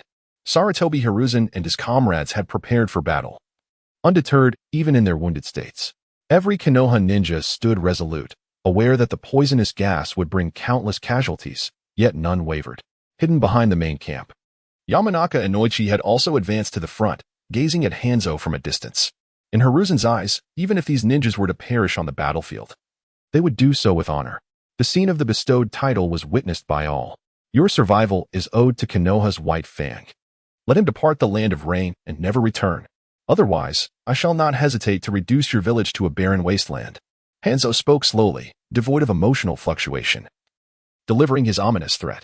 Sarutobi Hiruzen stood tall, his gaze fixed intently on Hanzo, puzzled by the meaning behind those words. It was only when Hanzo continued, "On behalf of the Rain ninjas, I announce our defeat and surrender to Konoha. Our condition is a request for the ninjas of the Land of Fire and the White Fang to leave the Land of Rain." At that moment, an eerie silence enveloped everyone. The situation was indeed peculiar, despite the Land of Fire being cornered. They had the means to annihilate the entire Konoha camp with the very poison they wielded. Injured Naruto and Shimura Danzō were utterly incapable of resistance, and this was evident to all. The only course of action was to sacrifice countless ninja lives to secure victory. Yet, victory arrived in an almost surreal manner, akin to a desperate struggle for survival where defeat seemed inevitable. Just as they prepared to fight to the death, the enemy collectively surrendered, with their strongest member acknowledging three younger warriors. All eyes turned to Sarutobi Hiruzen. In that moment, only he, as Hokage, could accept this outcome. Shimura Danzō, however, gazed at Hanzo of the Salamander outside the barrier with a perplexed expression. At that moment, Sarutobi Hiruzen felt an unexpected weight of age, realizing he was coerced into accepting their surrender through sheer force. The thought of continuing the battle and sending these young warriors to their demise would surely spell the end of his own Hokage career. He took a deep breath, the hesitation fading, leaving only resolute determination. "I, the Hokage of Konoha, accept the surrender of the Land of Rain," he proclaimed with vigor, directing his words at Hanzo of the Salamander. Yet, once uttered, he felt like a deflated balloon, overwhelmed by a profound sense of powerlessness. "Hokage, remember your words. I shall bring my men to formally present the surrender documents," Hanzo declared, standing before the barrier and the three legendary ninjas, asserting his dominance with an indomitable spirit as he spoke the terms of surrender. Yet, one name resonated in the hearts of all present: Konoha's White Fang. It was not the three legendary ninjas who garnered admiration, nor was it the Hokage who obstructed the demigod's advance. Rather, it was the White Fang who compelled the entire Land of Rain to capitulate, and the title of the three legendary ninjas was bestowed by the White Fang himself. Without him, most present would have met their end here, the specter of defeat looming over every head. In nearly 3 years of combat, the might of Hanzo of the Salamander was well understood. Indeed, even the Hokage was prepared to wager their lives in this struggle. Those unaware of Hanzo's formidable strength had long perished in this rain-soaked land. At that moment, the popularity of Hatake Sakumo reached its zenith, while silence enveloped the crowd. Only Aburame Chiyu's eyes sparkled with a hint of amusement as he gazed at the distant Hanzo of the Salamander. "Well done, even surpassing my expectations." Hanzo's words were articulated through a unique chakra fluctuation technique, ensuring clarity for everyone present. This was likely a public version of a ninjutsu. After all, in the earliest times, there were no ninjas, only the ninja sect, which served as a bridge for rapid communication between individuals. However, as time progressed, that bridge morphed into a brutal blade, piercing the hearts of all present. Following his declaration, Hanzo slowly retreated. The massive form of FG echoed with every step, resonating within the hearts of the crowd. The toxic miasma gradually dissipated, revealing numerous colossal corpses of toads and serpents, alongside a vast number of slugs leisurely meandering through the remaining toxins. Hanzo, the salamander, departed, swiftly followed by the range shinobi. Tsunade, the legendary Sannin, bore a smile that was both haunting and sorrowful. The once invincible Konoha had been compelled to surrender by a small nation. In the span of a mere few decades, it had succumbed to decay. Jiraiya sank to the ground, enveloped in profound silence, as the irony of his title weighed heavily upon him, even if bestowed by a demigod. Orochimaru methodically gathered his belongings and proceeded towards the main camp. As he passed by Shizune, his initial curiosity had transformed into a gaze of recognition towards a kindred spirit. Had the plan succeeded? His voice reverberated within Shizune's mind. She subtly nodded, a fleeting smile gracing her features. He was not there to seek answers, but rather to convey his awareness of the unfolding events. Yet, upon Shizune's countenance, he discerned no overt expression. That brief smile was her silent acknowledgement. I know you know. But what of it? This orchestrated victory was a profound shock to Orochimaru. Once a formidable force, he now bore a name bestowed upon him by others. Moreover, he was acutely aware of the entire naming process, which added to his discomfort. In just half a year, the individual before him had leveraged a mere seesaw to upheave the entire Second Shinobi War. With a darkened expression, Orochimaru returned to the tent. The four from Konoha, now ensconced in silence, remained in their previous positions, lost in contemplation.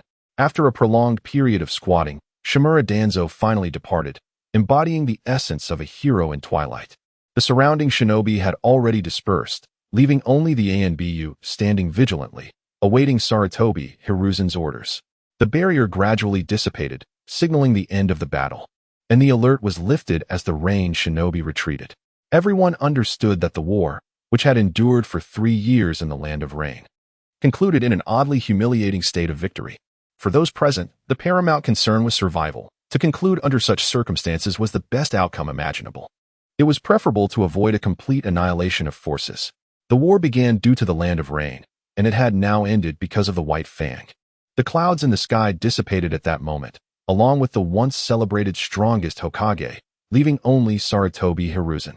At this juncture, Shizune quietly ventured into the nearby forest following the lifting of the camp's alert, commencing her collection of ingredients for the day.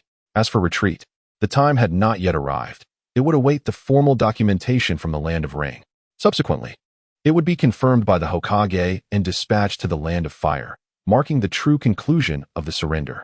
While wars may ignite without noble acknowledgement, the acceptance of surrender cannot be simplistically resolved. It requires the consent of the highest authority, the daimyo of the Land of Fire, for a genuine and meaningful conclusion. Within the forest, insects gathered, retreating into their nests, only to become lifeless husks after Shizune passed by. Simultaneously, the shadow clones were also released, and these insects would be carried away by others as sustenance, giving rise to new ones.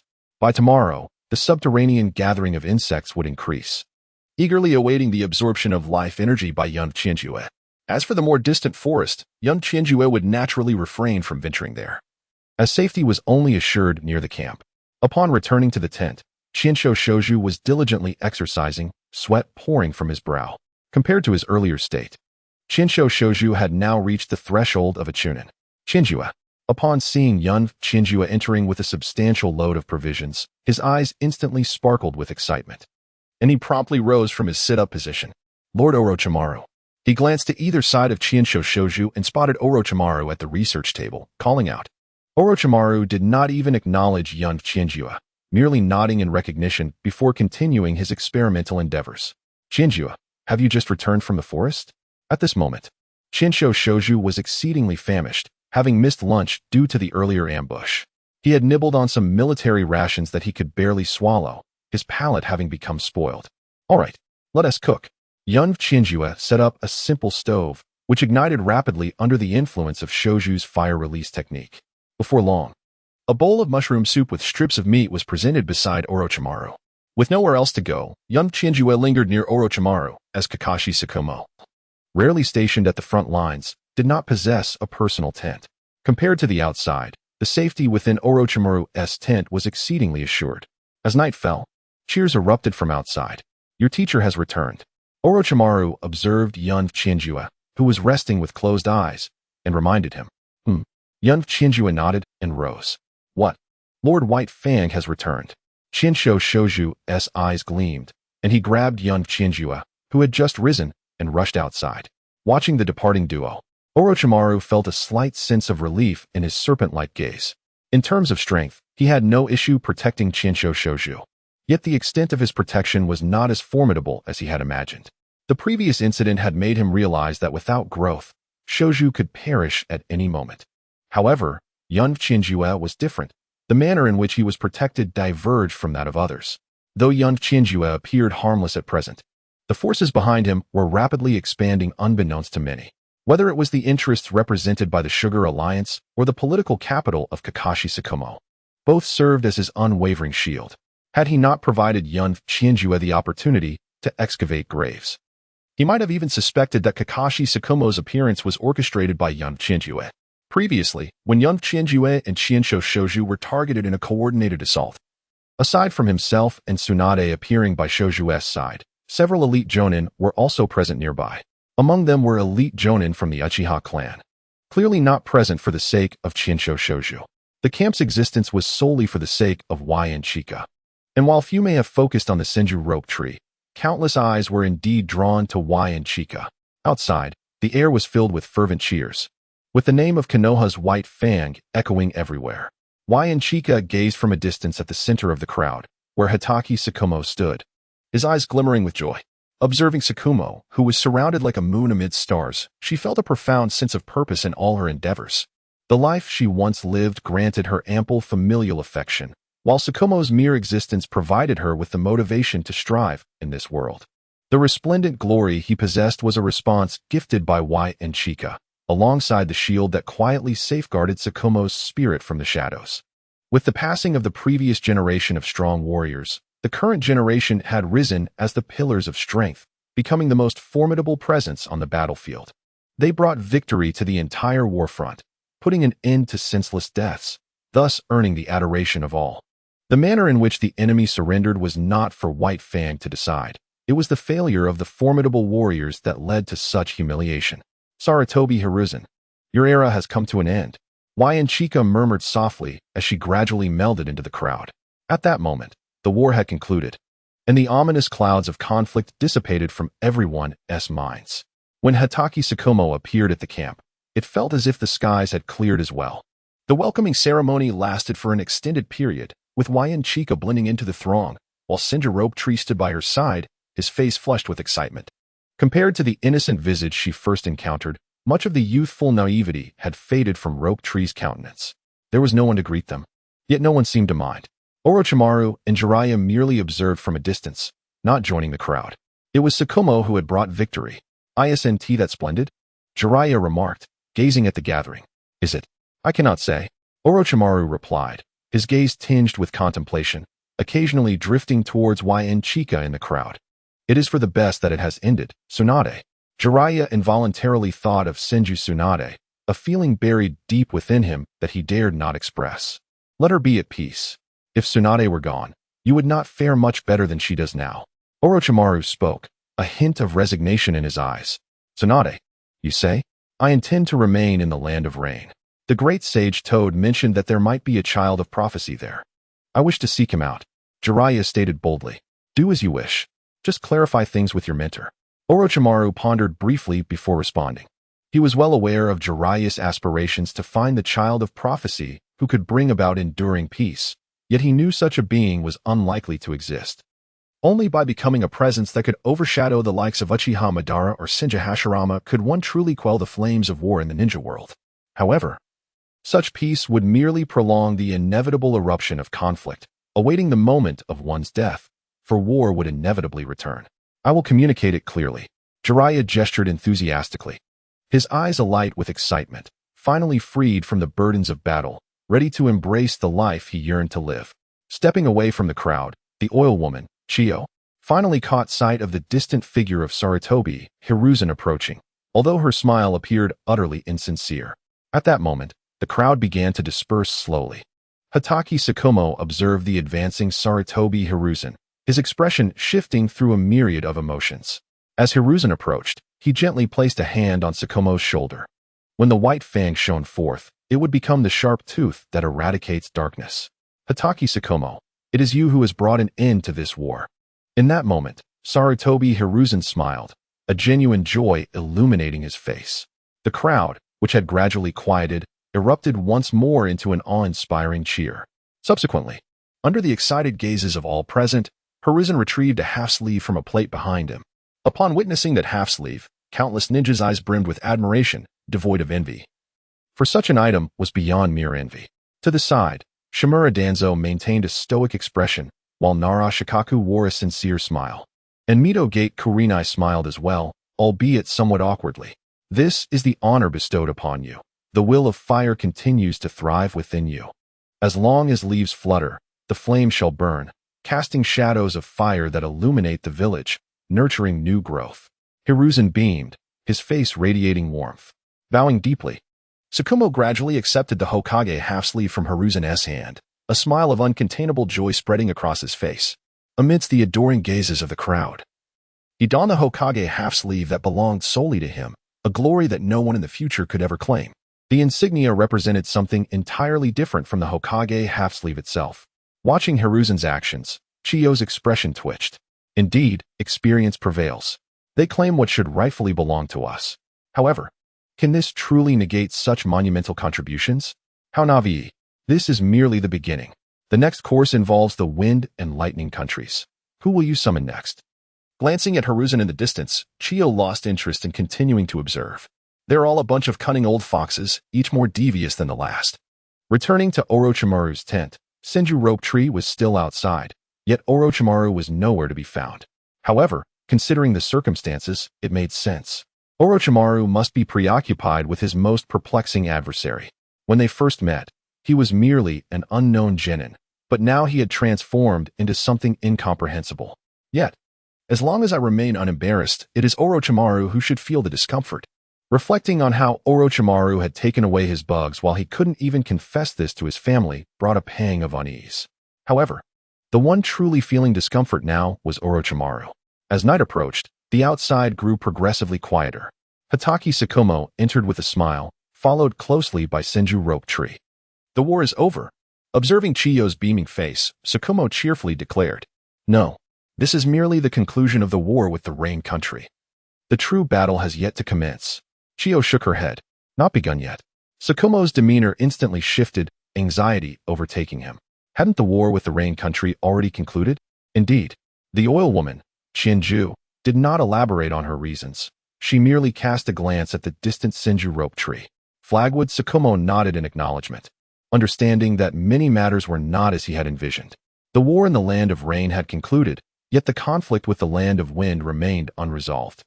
The transactions on their side involved exchanging the territory of the Land of Wind, indicating that their intentions were indeed directed towards it. The thought of Qianju seeking to eliminate Chiyu caused him considerable distress. Even with his formidable strength, engaging in battle with Hanzo of the Salamander would pose significant challenges, let alone attempting to extinguish the core military force of a great nation. However, neither of them broached such topics, with so many eyes and ears around. The less Senju Rope Tree knew, the safer he would be. The following day, as the pressure of war on the front lines diminished, particularly with the arrival of the daimyo's envoy from the Land of Rain, bearing a letter of surrender, everyone's spirits were lifted. In the ensuing days, all the ninjas relaxed. Aside from the essential guards, they silently began to gather their supplies. The Land of Rain differed greatly from the Land of Fire. The vastness of the latter presented unique challenges in governance. In aspects of politics, economics, and culture, a militaristic leader could effortlessly dominate an entire nation. The so-called daimyo of the Land of Rain was scarcely distinguishable from a mere figurehead. While the Hokage needed to show deference to the daimyo of the Land of Fire, Hanzo required no such courtesies. The governance capabilities of those daimyo were, in essence, of little consequence. Of course, this comparison was relative to the era in which they existed. In comparison to the ninjas' rule, their governance was indeed superior, having already extended to the village level. Casting a glance at Senju rope tree beside her, Qianju felt a measure of reassurance. He was entrusted to her by Tsunade Senju. "Is your sister not planning to return with the group?" she inquired. "Well, she mentioned wanting to take a stroll." Senju rope tree replied with a hint of resignation. "Very well," Qianju said, observing the departing team, where she noted Orochimaru's industrious presence, along with Tsukumo leading the way. The Second Great Ninja War was not yet over, and the loyalty of these individuals had already drifted away from Konoha. Jiraiya had not accompanied the group, having prematurely concluded the conflict, leaving uncertain whether they would cross paths again. "I wonder if Nagato's parents are still alive," she mused, gazing at the distant drizzle. Qianju reflected on the diminishing moisture levels in the Land of Rain, a stark contrast to previous rainfall frequencies. Once the mountains in that region were hollowed out, the climate of the Land of Rain would transform to resemble that of the Land of Fire. Previously, the water in the Land of Rain could only flow into the sea. However, once that outlet was opened, it would continuously surge into the desert regions. As moisture from the interior flowed in, egress would become increasingly difficult. With enough time and the right geographical conditions, the entire desert could be transformed into a vast prairie. The Land of Rain had not developed agriculture, but had instead pursued an alternative path: industrial development. The once mighty drainage systems of its cities and the omnipresent iron sheets were testaments to its formidable industrial capabilities. The formidable industry, coupled with a powerful agriculture, suggests that as long as Hanzo the Salamander can withstand the assaults from the Land of Wind and the Land of Earth, he may truly ascend to become the 6th Hokage. Furthermore, with the inclusion of the Uzumaki clan, the only remaining distinction from the great nations is the tailed beasts, which can only be found within the most primitive of great nations. Nevertheless, in the annals of anime history, Hanzo indeed accomplished this, having fought for a full 11 years before achieving victory. It has only been 3 years since then. Ample time still lies ahead. One must also possess sufficient time. When the Land of Rain flourishes, it shall be the moment for decisive action. Under the Hokage's command, the team commenced their gradual advance. Compared to their initial heavy demeanor, the current atmosphere among the team was noticeably more cheerful. The journey unfolded without incident, yet the team merely returned for rest. A confrontation with the Land of Wind loomed ahead, and vigilance must be maintained until the surrender document was submitted. However, such considerations were for the upper echelons, while the lower ranks had but one task: to lie low and await orders. "CHG, we must depart." Kakashi Hitaki approached Oil Woman CHG, smiling as he spoke. Having spent this time in the company of Orochimaru, he felt a lingering darkness influence him. "All right, Sensei." CHG nodded, comprehending that Hanzo was preparing for action. "Lord White Fang." At that moment, Senju Rope Tree gazed at Kakashi with admiration. "Rope Tree, for the time being, you shall remain with Orochimaru until we return to Konoha.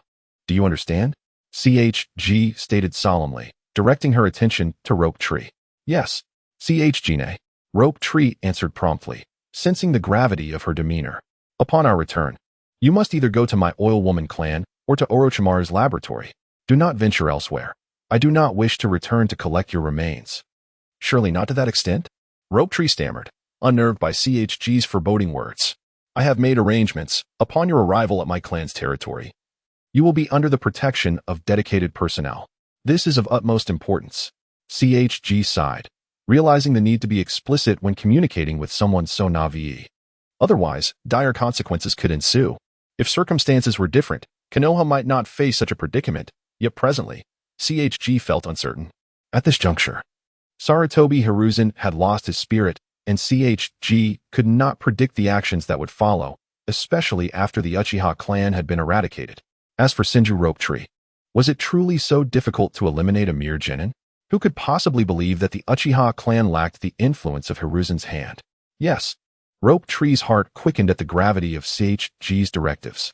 The surrounding upheaval, whether from those who might turn against him or the demise of Kato Dan, alongside the familiar faces of his clan vanishing, constantly battered his tender psyche. He once believed his kin had simply become ordinary citizens of Konoha, yet in earlier days, one could often hear him addressed as young Master Rope Tree. However, in these recent years, particularly since his conscription to the battlefield, The number of those calling him by that title had dwindled significantly. This village, constructed by his grandfather, has, unbeknownst to him, transformed into a place he no longer recognizes. Yin Chikage, upon observing the Senju rope tree, comprehended his intent, nodded in agreement, and adjusted her luggage before following Hitaki Tsukumo, departing from the group. Recent intelligence indicates that the formidable Hans of the Salamander is poised to engage the Sand Shinobi, with an imminent clash on the horizon. We must hasten our journey. As Hitaki Tsukumo sprinted ahead, leaping from tree to tree, he remarked, "Indeed. The objective this time is straightforward. Is there any issue with your execution, master?" Yin Chikage inquired, casting a glance at Tsukumo. "I have prepared this," he declared, donning a mask. Observing Hitaki Tsukumo's sudden transformation into a figure reminiscent of Kakashi, Yin Chikage felt a surge of frustration, though she knew she stood no chance against him. "This won't do. We'll be exposed," she exclaimed, shaking her head vigorously. After all, the current Hitaki Tsukumo bore an uncanny resemblance to Kakashi, and his disguise offered little in terms of concealment. Subsequently, she produced a bandit outfit, gesturing for Tsukumo to wear it. "Isn't this the attire of the Sand Shinobi?" he questioned, eyeing the bandit ensemble with hesitation. "I also have a bandit outfit with 3 holes." Yin Chikage produced a sock, indeed featuring 3 openings. "Very well, I shall take this one." Faced with the black sock in her hand, Tsukumo found his bandit outfit to be the preferable choice. The two paused to quickly try on their new garments. Yin Chikage's gaze remained fixed on Hitaki Tsukumo. Something about his appearance struck her as peculiar until she discerned the source. His piercing eyes, sharp as a blade. "Put this on," she urged, presenting him with a pair of sunglasses. "Sunglasses?" he inquired. "Indeed," she affirmed, her eyes reflecting complete satisfaction. Now clad in the bandit garb, Hitaki Tsukumo had replaced his original weapon, the White Fang, with a longer blade. The White Fang, originally a meter in length, had been extended, thereby enhancing his swordsmanship. Both Hitaki Tsukumo and Hans of the Salamander were products of the samurai system, yet Hans was more suited for direct confrontation, excelling in siege warfare. In contrast, Hitaki Tsukumo embodied the essence of a traditional ninja, albeit one capable of unparalleled feats, a fusion of warrior and ninja. However, Yin Chikage understood that at this juncture, Hitaki Tsukumo was nearly invincible, with only a select few capable of matching him, while others appeared as mere fodder in his eyes. Except for a certain figure lurking below ground, likely surveilling the entire ninja world at this moment, Yin Chikage dared not underestimate the gravity of their mission. Especially since they were heading to confront Chiyo, who would certainly prefer to remain in the shadows rather than engage in direct conflict. The two swiftly arrived at the border zone, and in comparison to before, Yin Chikage's physical prowess had significantly improved, allowing her to keep pace with Hitaki Tsukumo's speed. Yet, she still fell short of matching his foundational combat strength, her body moving swiftly, yet lacking in control. As long as he is given sufficient time for training, it is merely a matter of time before he catches up to Hitaki Tsukumo. Naturally, the situation of Yin Chika has not escaped Hitaki Tsukumo's notice. Currently, Yin Chika still requires protection. However, with a few more years of development, she will undoubtedly not lag far behind. At this moment, the Sand Ninja are amassing troops within the Land of Rain, while the Rain Ninja are also gathering steadily. A great battle could erupt at any moment, as both sides' tempers are nearing their breaking points. Every day, scouts engage in combat at the front lines, and countless civilians are perishing within the Land of Rain. Presently, both factions' higher-ups are suppressing the situation, but the Sand Ninja's actions have become increasingly excessive. After the withdrawal of Konoha, the entire Land of Rain no longer needs to defend against Konoha's attacks. However, facing the brutality of the Sand Ninja, coupled with their comprehensive invasion, the civilian death toll is alarmingly high. During the Second Great Ninja War, certain regulations constrained the indiscriminate slaughter of civilians. But by the time of the Third Great Ninja War, humanity's reason seemed to have been lost, leading to complete devastation. When Yin Chika arrived, Jiraiya was there to receive her. "Jiraiya." Upon seeing Jiraiya's anxious and haggard face, Yin Chika called out, "You have finally arrived." Jiraiya instinctively reached out to embrace her, but then noticed a steel blade at his side. "Stay away from me. I am not fond of hugs," Yin Chika responded. Perplexed by the propensity of people in this world to seek embraces so readily, was such fervor truly necessary? All right then. Jiraiya waved his hand in resignation. "This operation aims to eliminate Chiyo. With her gone, we shall be invincible. Do you comprehend?" Chika remarked with a smile. I understand, Jiraiya replied, naturally grasping the implications of Chika's words. With Hatake Sakomo in the fray, defeating Chiyo would be effortless. In that moment, Jiraiya was lost in a reverie. If Chiyo were to be vanquished, there would be no one left to develop the antidote for the Sand Ninja's poison. And any low-ranking ninja they sent would surely meet their demise. Moreover, the potency of the venom from the salamander only grew stronger as it evolved. That vast expanse of land would eventually yield whatever the Land of Rain desired, transforming into a veritable oasis.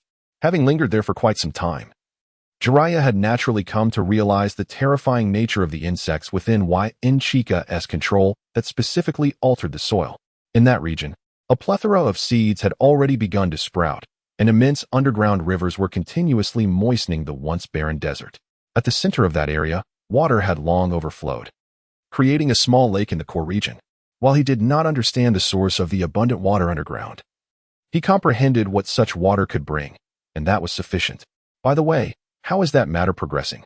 Chika inquired, nodding. After we extended our invitation to the Uzumaki clan, a substantial number of them have already arrived in our Land of Rain. Astonishingly, there exists a hidden faction of the Uzumaki clan within our territory. Their outreach has prompted many members of the Uzumaki clan to journey here. To this end, our demigod has thoughtfully dispatched elite ninjas for escort duty. A smile graced his face as he spoke, his gaze fixed upon the eyes of the mackerel fish god, seemingly assessing the truthfulness of his words. As an ally of mackerel fish Hans, he had not yet succumbed to age, and the valor befitting a hero was undeniably present. Yet, Oil Woman Chiyo would not seek confirmation. She trusted the expressions of the mackerel fish god. Her true concern did not lie with the current mackerel fish Hans, but rather with the future version of him, an elderly man who, in his desperation to preserve his status, might resort to unscrupulous means. Mackerel fish Hans would likely never fathom that he could fall to such depths, becoming a person who would suppress his own village. Thus, it was time to commence. Oil Woman Chiyo surveyed her surroundings, where small mountains encircled them in a natural embrace. The location chosen by mackerel fish Hans was indeed sound. She noted that the layout was meticulously arranged, and now it was time for both sides to execute their plans.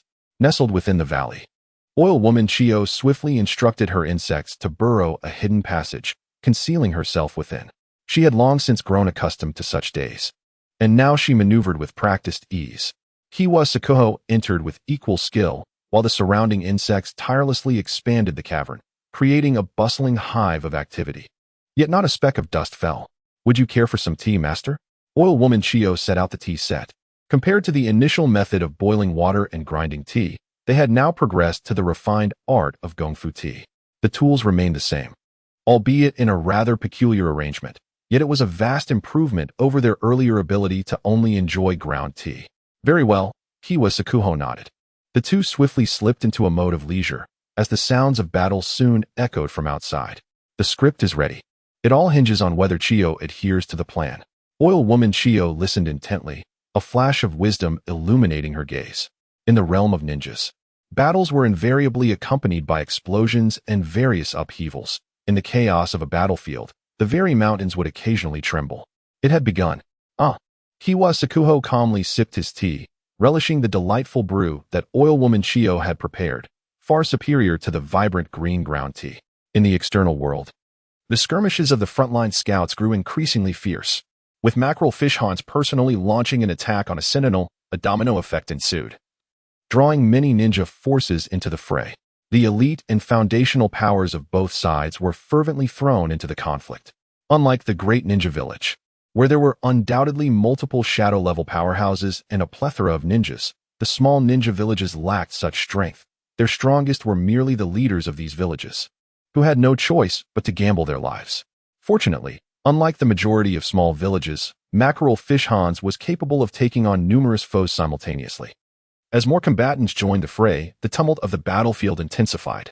Mackerel fish Hans faced an increasing number of adversaries, and the only recourse was to continually wield the poison of the mackerel fish.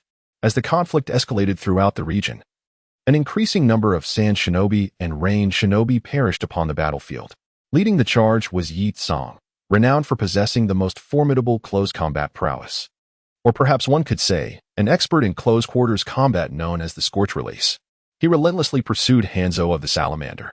Faced with such an adversary, Hanzo found himself in a most precarious position. A moment's lapse in close combat could result in dire harm from the scorching attacks. Should he refrain from engaging in close combat, his toxic gas could be countered if the opponent simply maintained steady breathing, thus staving off the invading toxins. Even the summoned beast, the salamander, had been scorched twice, prompting it to flee from Yi Tsang, opting instead to retreat and unleash its poison rather than confront him directly. With both sides harboring ulterior motives, the battle raged on, forcing Yi Tsang to withdraw. The newly appointed third Kazekage relentlessly employed Iron Sand to assault Hanzo, while the Sand Shinobi observed a seemingly advantageous situation. However, the entire front line was being compelled to retreat. As it became apparent that the assembled forces were at a standstill against Hanzo, and having inhaled a small amount of the toxic mist, they all succumbed to a state of weakness. Chiyo understood it was time for her to act. As for the ordinary Jonin and Chunin, those who managed to stumble out of the toxic fog survived, while those unable to escape would remain forever ensnared within it, the antidote failing to reach them in time. Secret technique. The Jainin of Chikamatsu. From a distance, Chiyo commanded the Tin Man unit to charge forth. In stark contrast to her encounter with Kakashi Hitaki, Chiyo now had elite shinobi of shadow level at her side, allowing her to confront Hanzo without fear of his close approach, but rather to prepare for his potential escape. As the battle continued, Chiyo's eyes gleamed brighter with resolve. She had already distributed antidotes to the elite Jonin in her vicinity. As long as they had not ingested too much of the toxic mist, they would only suffer minor weakness. Before her, Hanzo exhibited signs of fatigue from the continued skirmish. Yet the third Kazekage beside Chiyo was nearing the end of his chakra reserves.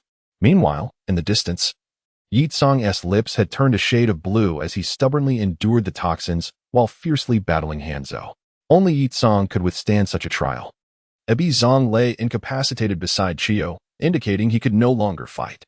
Today marks your demise, Hanzo of the Salamander. We, the Sand Shinobi of the Land of Wind, shall claim victory.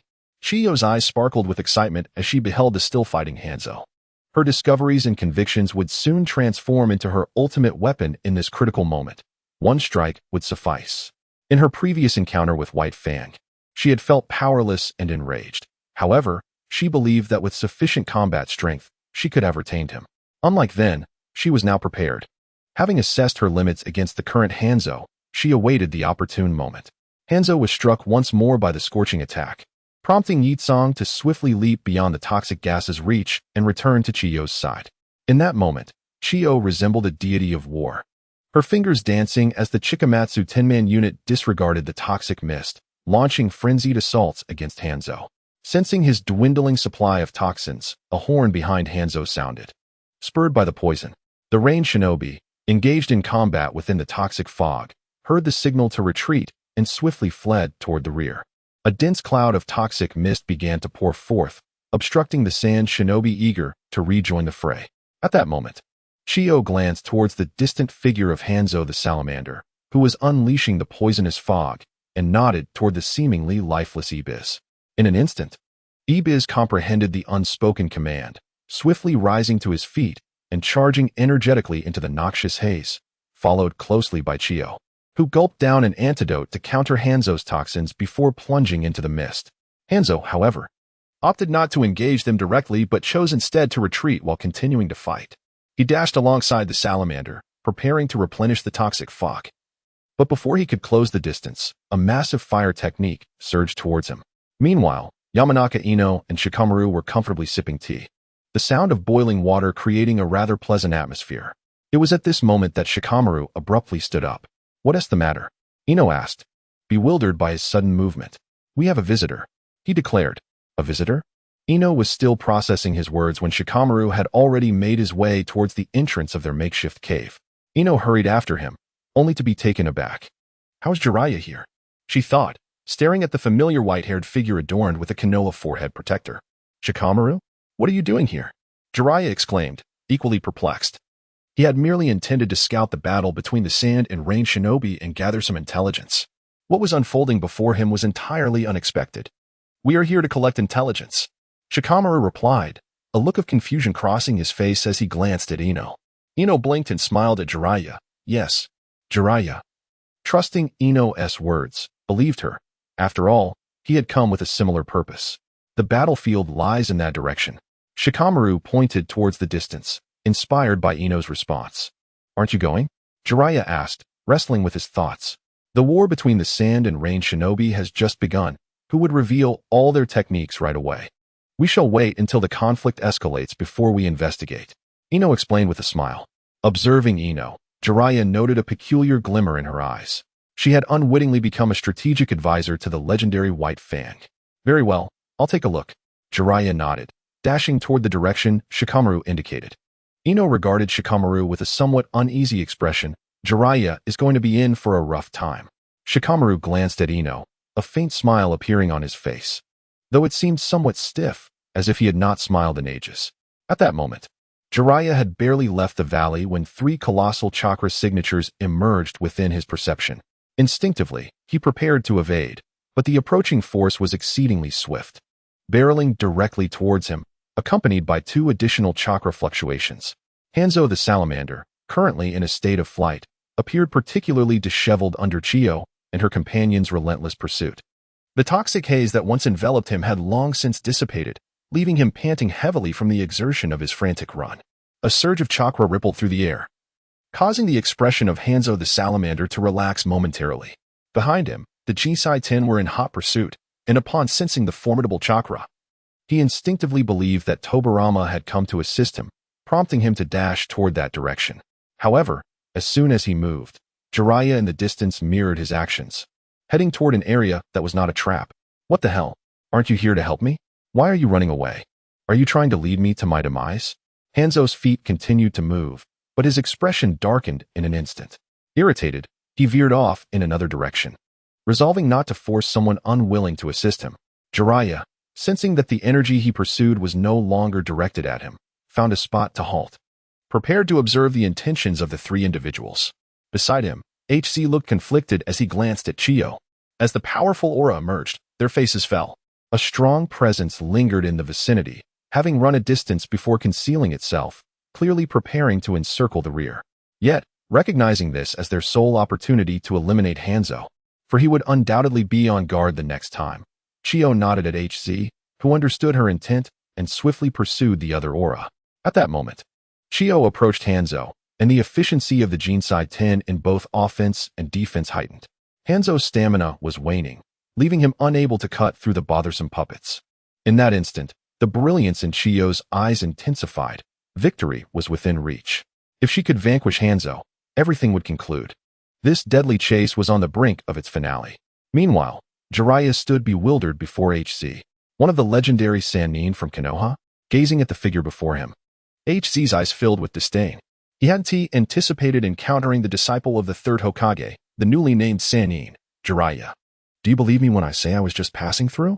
Jiraiya scratched his head in exasperation. You Leaf Village accepted the Rain Ninja surrender. And now you're preparing to confront us, aren't you? That newly established oasis is also your doing, pushing us to fight to the death with the Rain Ninjas. Do you think we're unaware? HC unleashed a fireball technique. I don't know anything, Jiraiya exclaimed, utterly confused by the accusations, sidestepping to narrowly evade the fireball. Still pretending? HC summoned a flurry of wind blades that surged toward the bewildered Jiraiya, hatred evident in his gaze, accusing a major nation of employing such treacherous tactics.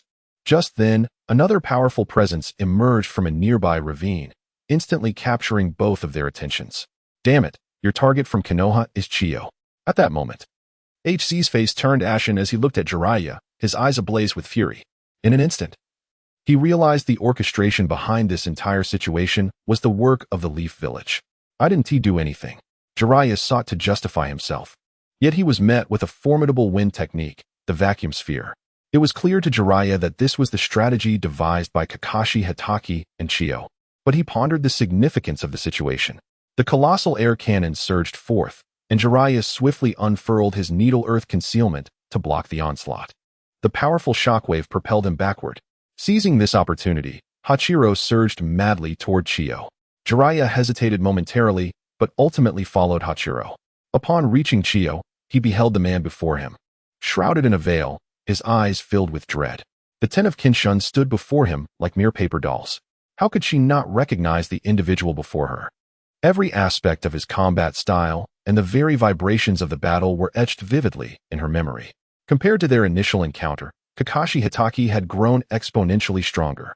His puppets were dispatched with ease, disassembled like a skilled chef deftly carving meat. Konoha's White Fang, how could you be here? Chiyo was utterly thrown into disarray. However, she received no response from White Fang, as her kunai aimed at him was deflected, leaving her with nothing but a swift chop. Kakashi vividly recalled Chiyo's warning. Villains perish from excessive talk. Let us leave, Kakashi declared, hoisting Chiyo onto his back and addressing Hanzo of the salamander before him. What? Hanzo, bewildered by the sight of Chiyo on Kakashi's back, was at a loss for the situation. Do you expect me to return to Konoha with her? Kakashi's expression was one of contemplation, as if weighing the feasibility of such a task. I understand, Hanzo remarked, recognizing the unparalleled finesse of Kakashi's blade work, which surpassed his own. Kakashi pressed on without pausing, continuously striving to augment his strength. The two parted ways swiftly, their presences fading into obscurity. 10 minutes later, Hachiro arrived at the battlefield, where only shattered puppets lay scattered on the ground. Chiyo's body was nowhere to be found, leaving her fate uncertain. Sister. Hachiro's heart shattered at that moment. It was all too evident that this was a trap set by Konoha and the Rain Ninjas. At that instant, a familiar presence approached him. Jiraiya, I want you dead. Konoha, you all shall perish. Hachiro succumbed to a fit of rage, charging at Jiraiya, who had only just arrived and remained oblivious to the unfolding events. Meanwhile, Chiyo awaited Kakashi, and the two swiftly departed from this place of turmoil. Is it resolved? Chiyo pondered, considering that while she was still in decent shape, she was aging, and of course, Tsunade was still in her prime. Albeit not quite suitable for someone as young as him. It is resolved. Chiyo is unharmed. I had Hanzo take her away, Kakashi replied after a moment of thought. What? Hanzo took her away? Chiyo was momentarily stunned. Wasn't the plan to eliminate Chiyo and leave her behind? Why take her away? I forgot to clarify. Chiyo thought helplessly, yet this outcome was not without merit.